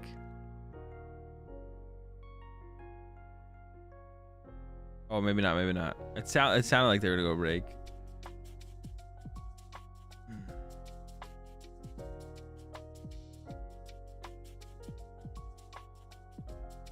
Don't leave us now. Hey, I want to stay up for the reveals too, but I do need to sleep at some point.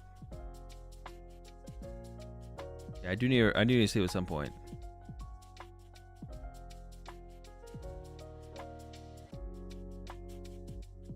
I mean, we knew it was going to be at the end of the stream.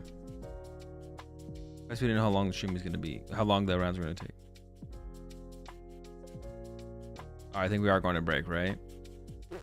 What's the latest you've ever stayed up? I mean, I've like pulled I stayed up for like 24 hours before, but... Or more than 24 hours, but... What am I doing tomorrow? What I did today, the exact same thing. We're just running it back. We're doing it again. Actually, speaking of that, yeah, tomorrow we're just doing it again. Okay, I actually don't. That's actually good. I didn't realize I didn't. I actually don't have any coaching tomorrow morning. I thought I had coaching tomorrow morning as well, which is like the thing that I would have to get up in time for. But I guess like that is off my schedule, so that's like a little bit helpful. But I would still like to get to bed because I'm pretty damn tired right now. But it sounds like we might have another couple rounds. Is there another round? There might be another couple rounds because that like Group B was only in round 7, so they have 2 more rounds left. I'm just happy that it doesn't seem like Bolt's isn't a complete flop. No, Bolt is definitely a complete flop. I'm calling it now. I'm down to call this one. Bolt is going to be garbage. It is the most 2-prize beat stick 2-prize deck that exists. Hella mid, absolute trash. There's never been a more 2-prize beat stick 2-prize beat sticker than what's it called? Raging Bulk.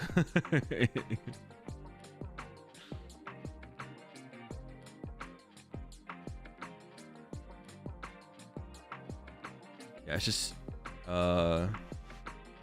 it's gotta be garbage. There's just no way that card is good.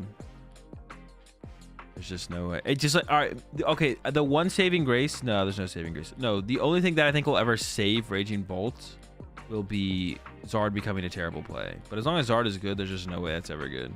Even more than Moon. Now Moon is way better for sure. Moon is definitely better.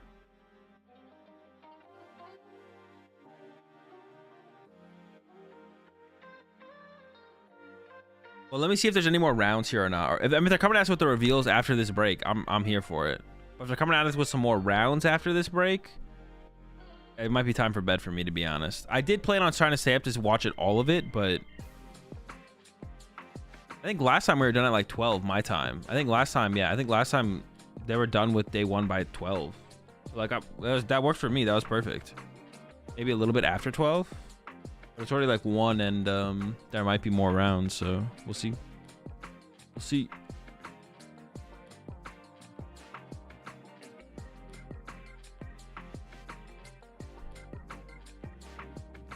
I think they play 10 rounds day 1, and you will need 8-2 to advance to day 2.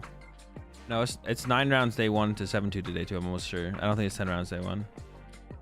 I could be wrong, but I'm pretty sure it's 9.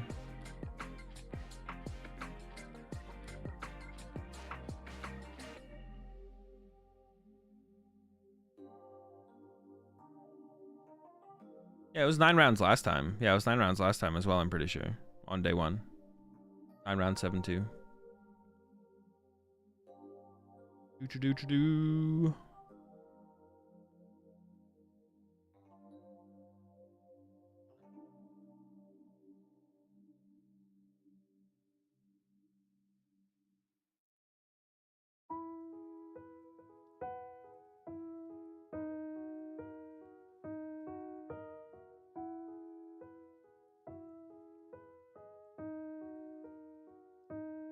There's no way they'd have 4 people on the desk if they weren't going to reveal new cards, right? There's no way.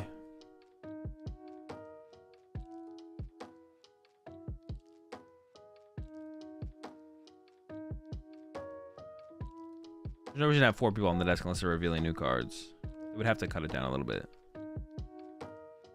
I need 5 to reveal cards, Azul. Well, I'm the 5th. I'm here for that.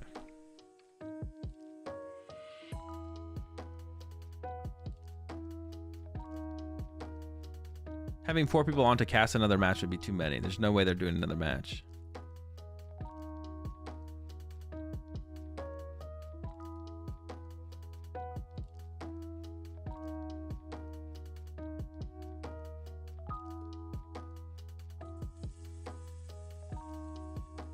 Okay, I thought they were going to say something about it, but I don't know what this says. If that background, that image that they just put up before this one made it seem like they were about to reveal some cards. It's a tournament? Or are they announcing like a tournament?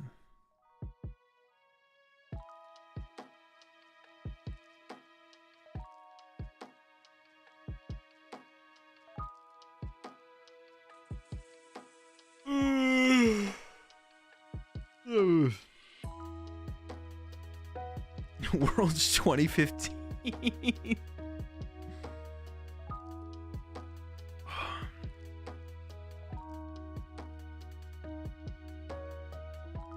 Is it an invitational or something? I don't know. Can anyone read Japanese in chat?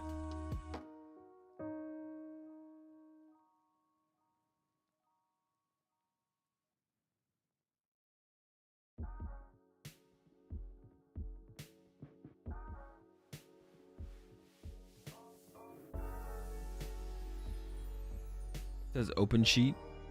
It's like a new tournament format they're trying. Cards you to register 3 decks with at least 15 cards that are different from each other. Interesting. Bring 3, pick 1, open deck list. So you can pick a different one each round, theoretically. Open sheet chess timers. New reveal in 2 hours. Right now you're just trolling. Open team sheet chess timers. Reveal in 2 hours.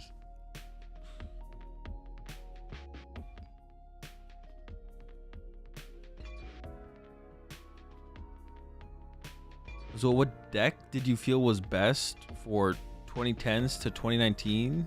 I don't know. Oh, like overall fun? Like I don't know. I don't really have a one off the top of my head, to be honest.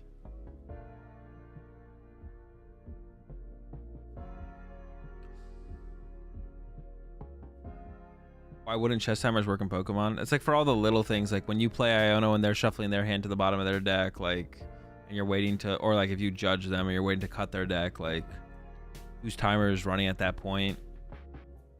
Is it yours? Is it theirs?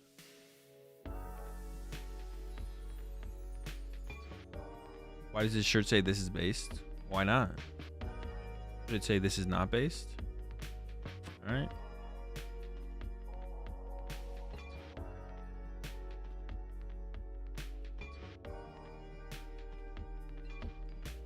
Can you explain in detail the Giratina Gardevoir matchup? Yeah, whoever draws 6 prize cards first wins. Pretty crazy.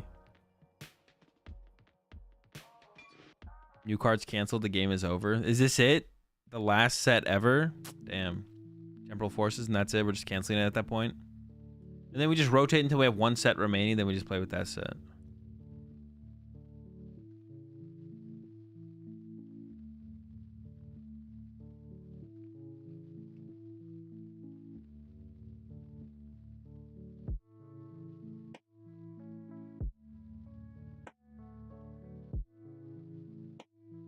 These 5 people are the new supporters.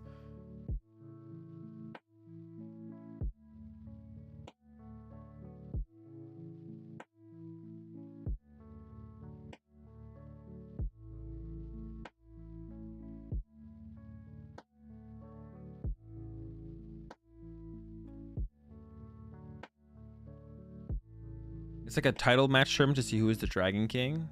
Interesting. There's some interesting new cards here. Yeah, they're really going for a more lifelike style with the new set here. I don't know how I feel about it. It's interesting. 2 out of 10. I have no idea who like 95% of these people are. What are the 5% that you know? Lifelike gym leaders? Yeah. Lifelike gym leaders.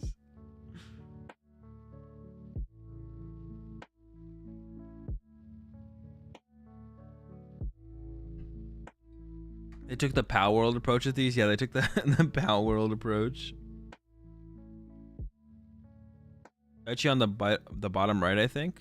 Was that Daichi? That's what I thought for a second as well. I thought it was the bottom. I thought was the bottom row there the Elite Four. That's what I thought for a second because they all looked a little familiar, but I was like, I don't recognize Daichi here. But was the bottom right Daichi? Oh, I don't know why. I was like, I don't think that was Daichi, but maybe it was. Pokemon Fortnite collab. Have they not done that yet? Actually, I don't know. No, Pokemon probably would not be down for that, to be honest. The more I think about it, I don't think they want the Pokemon getting shot in Fortnite.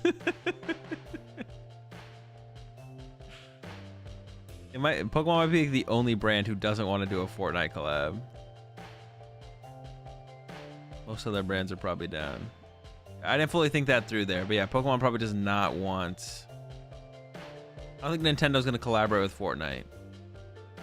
But honestly, playing as Mario in Fortnite would be kind of sick. With the Yahoos. The top 4 were the people on the official YouTube channel, and the bottom row was the Elite Four. Have they ever put Pokemon in any other games that isn't Pokemon besides Smash Bros? I don't think so. I don't know for sure though.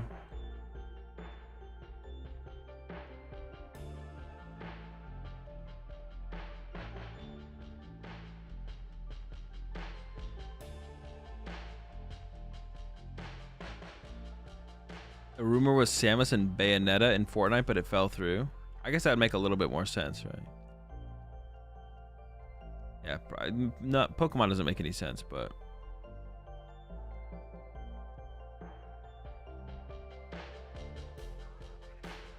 Fortnite wanted Metroid to have a skin, but Nintendo wanted to have it where people playing on the Switch only can see the skin. Oh, dude, Nintendo's just so protective of their IP, bro. It's so cringe. Like, it feels like overly protective.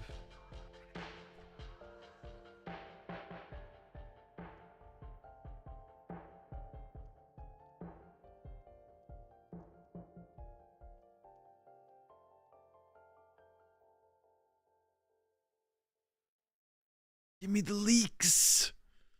Come on. The Rangaroo looks like he means business. Yeah, he's not messing around.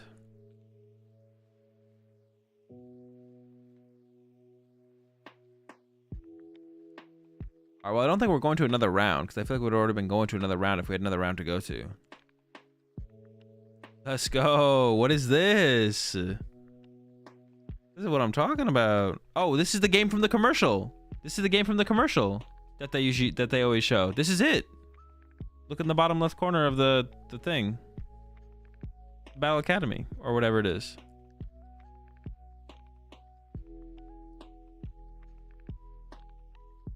This is the game they're always teaching us how to play.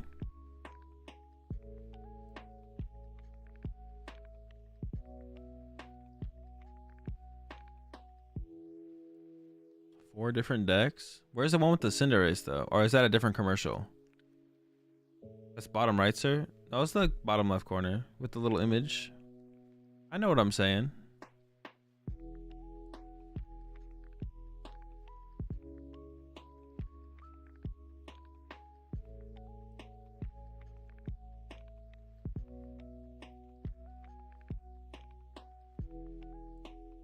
Need those. The dividers. Need those. Need those.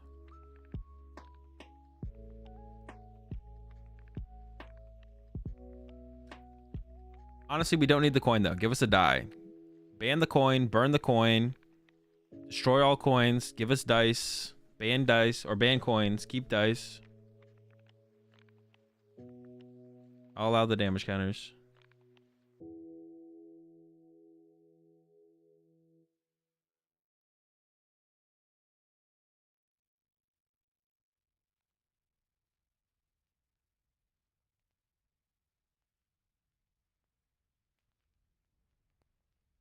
A coloring book? Or an instruction manual? How to Pokemon? Ooh, the playmat. Let's go. Need one of those. I don't know where to put our discard pile.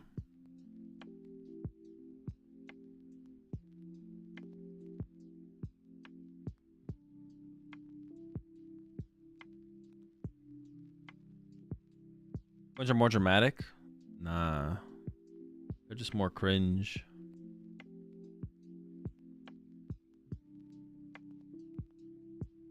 Dude, yeah, leak the ogre pawn already.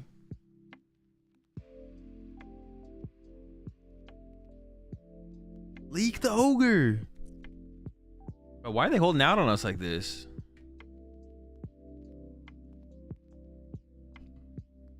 Oh man, I wish people would just be cool instead of cringe. Madge, same.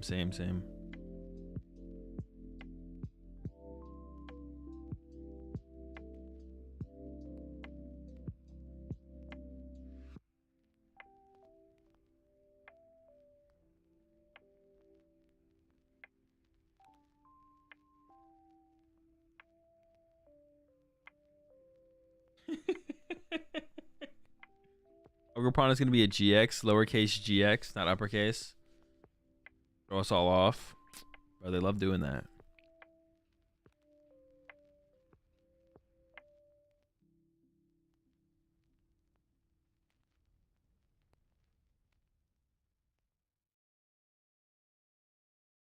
It's all dying. Dude, I'm so tired. I'm so tired.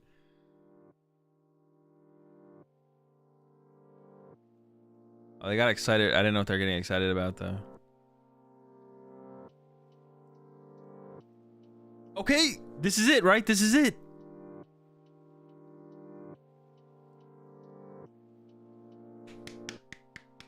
Now we clap. Now we clap. Blood Moon Luna. I don't know what it does. Show us what it does.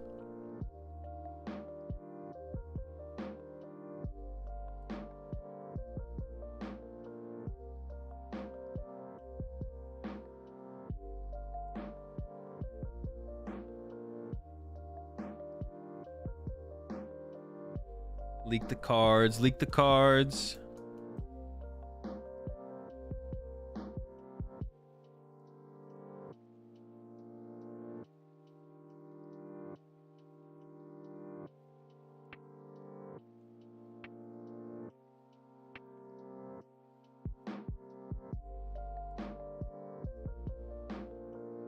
Not tomorrow.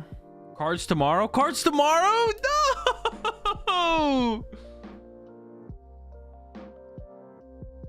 Are we actually getting the cards tomorrow? Oh my gosh. Bruh. They just said so? Is that it then? Or is the show over then? Alright, well. Was that the end of the show, or is there another round coming up? Is this like the outro ads or whatever they're doing? They are what? Doing another round? Might be another round. I don't know if I can stay up for another round. Yo, appreciate the tier 1 sub there, Marshy Pie. Welcome to the right back. We're all at the desk. We got plenty of lemonade. They did say the cards are tomorrow. I mean, I'm like, dude, now we're like stayed up this long. I almost want to like stay up for the next round if there's another round.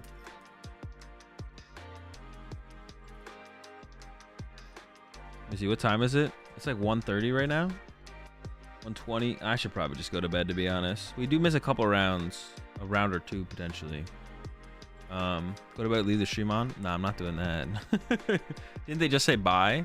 That's what I thought they were saying. I thought they were saying bye as well, but I don't actually know.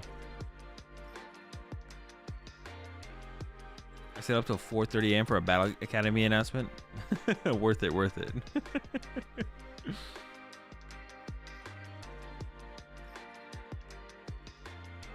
At this point, just keep going. That's what I'm kind of saying, to be honest. But I don't even know if there is another round.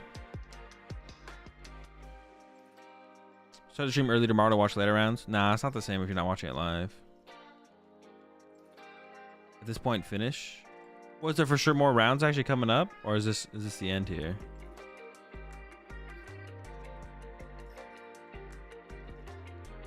That's the question. I don't even know if there's more rounds coming up. I was pretty dead in the last round, though, to be honest. I think there's another. You think Lugia is still a good deck? I don't know.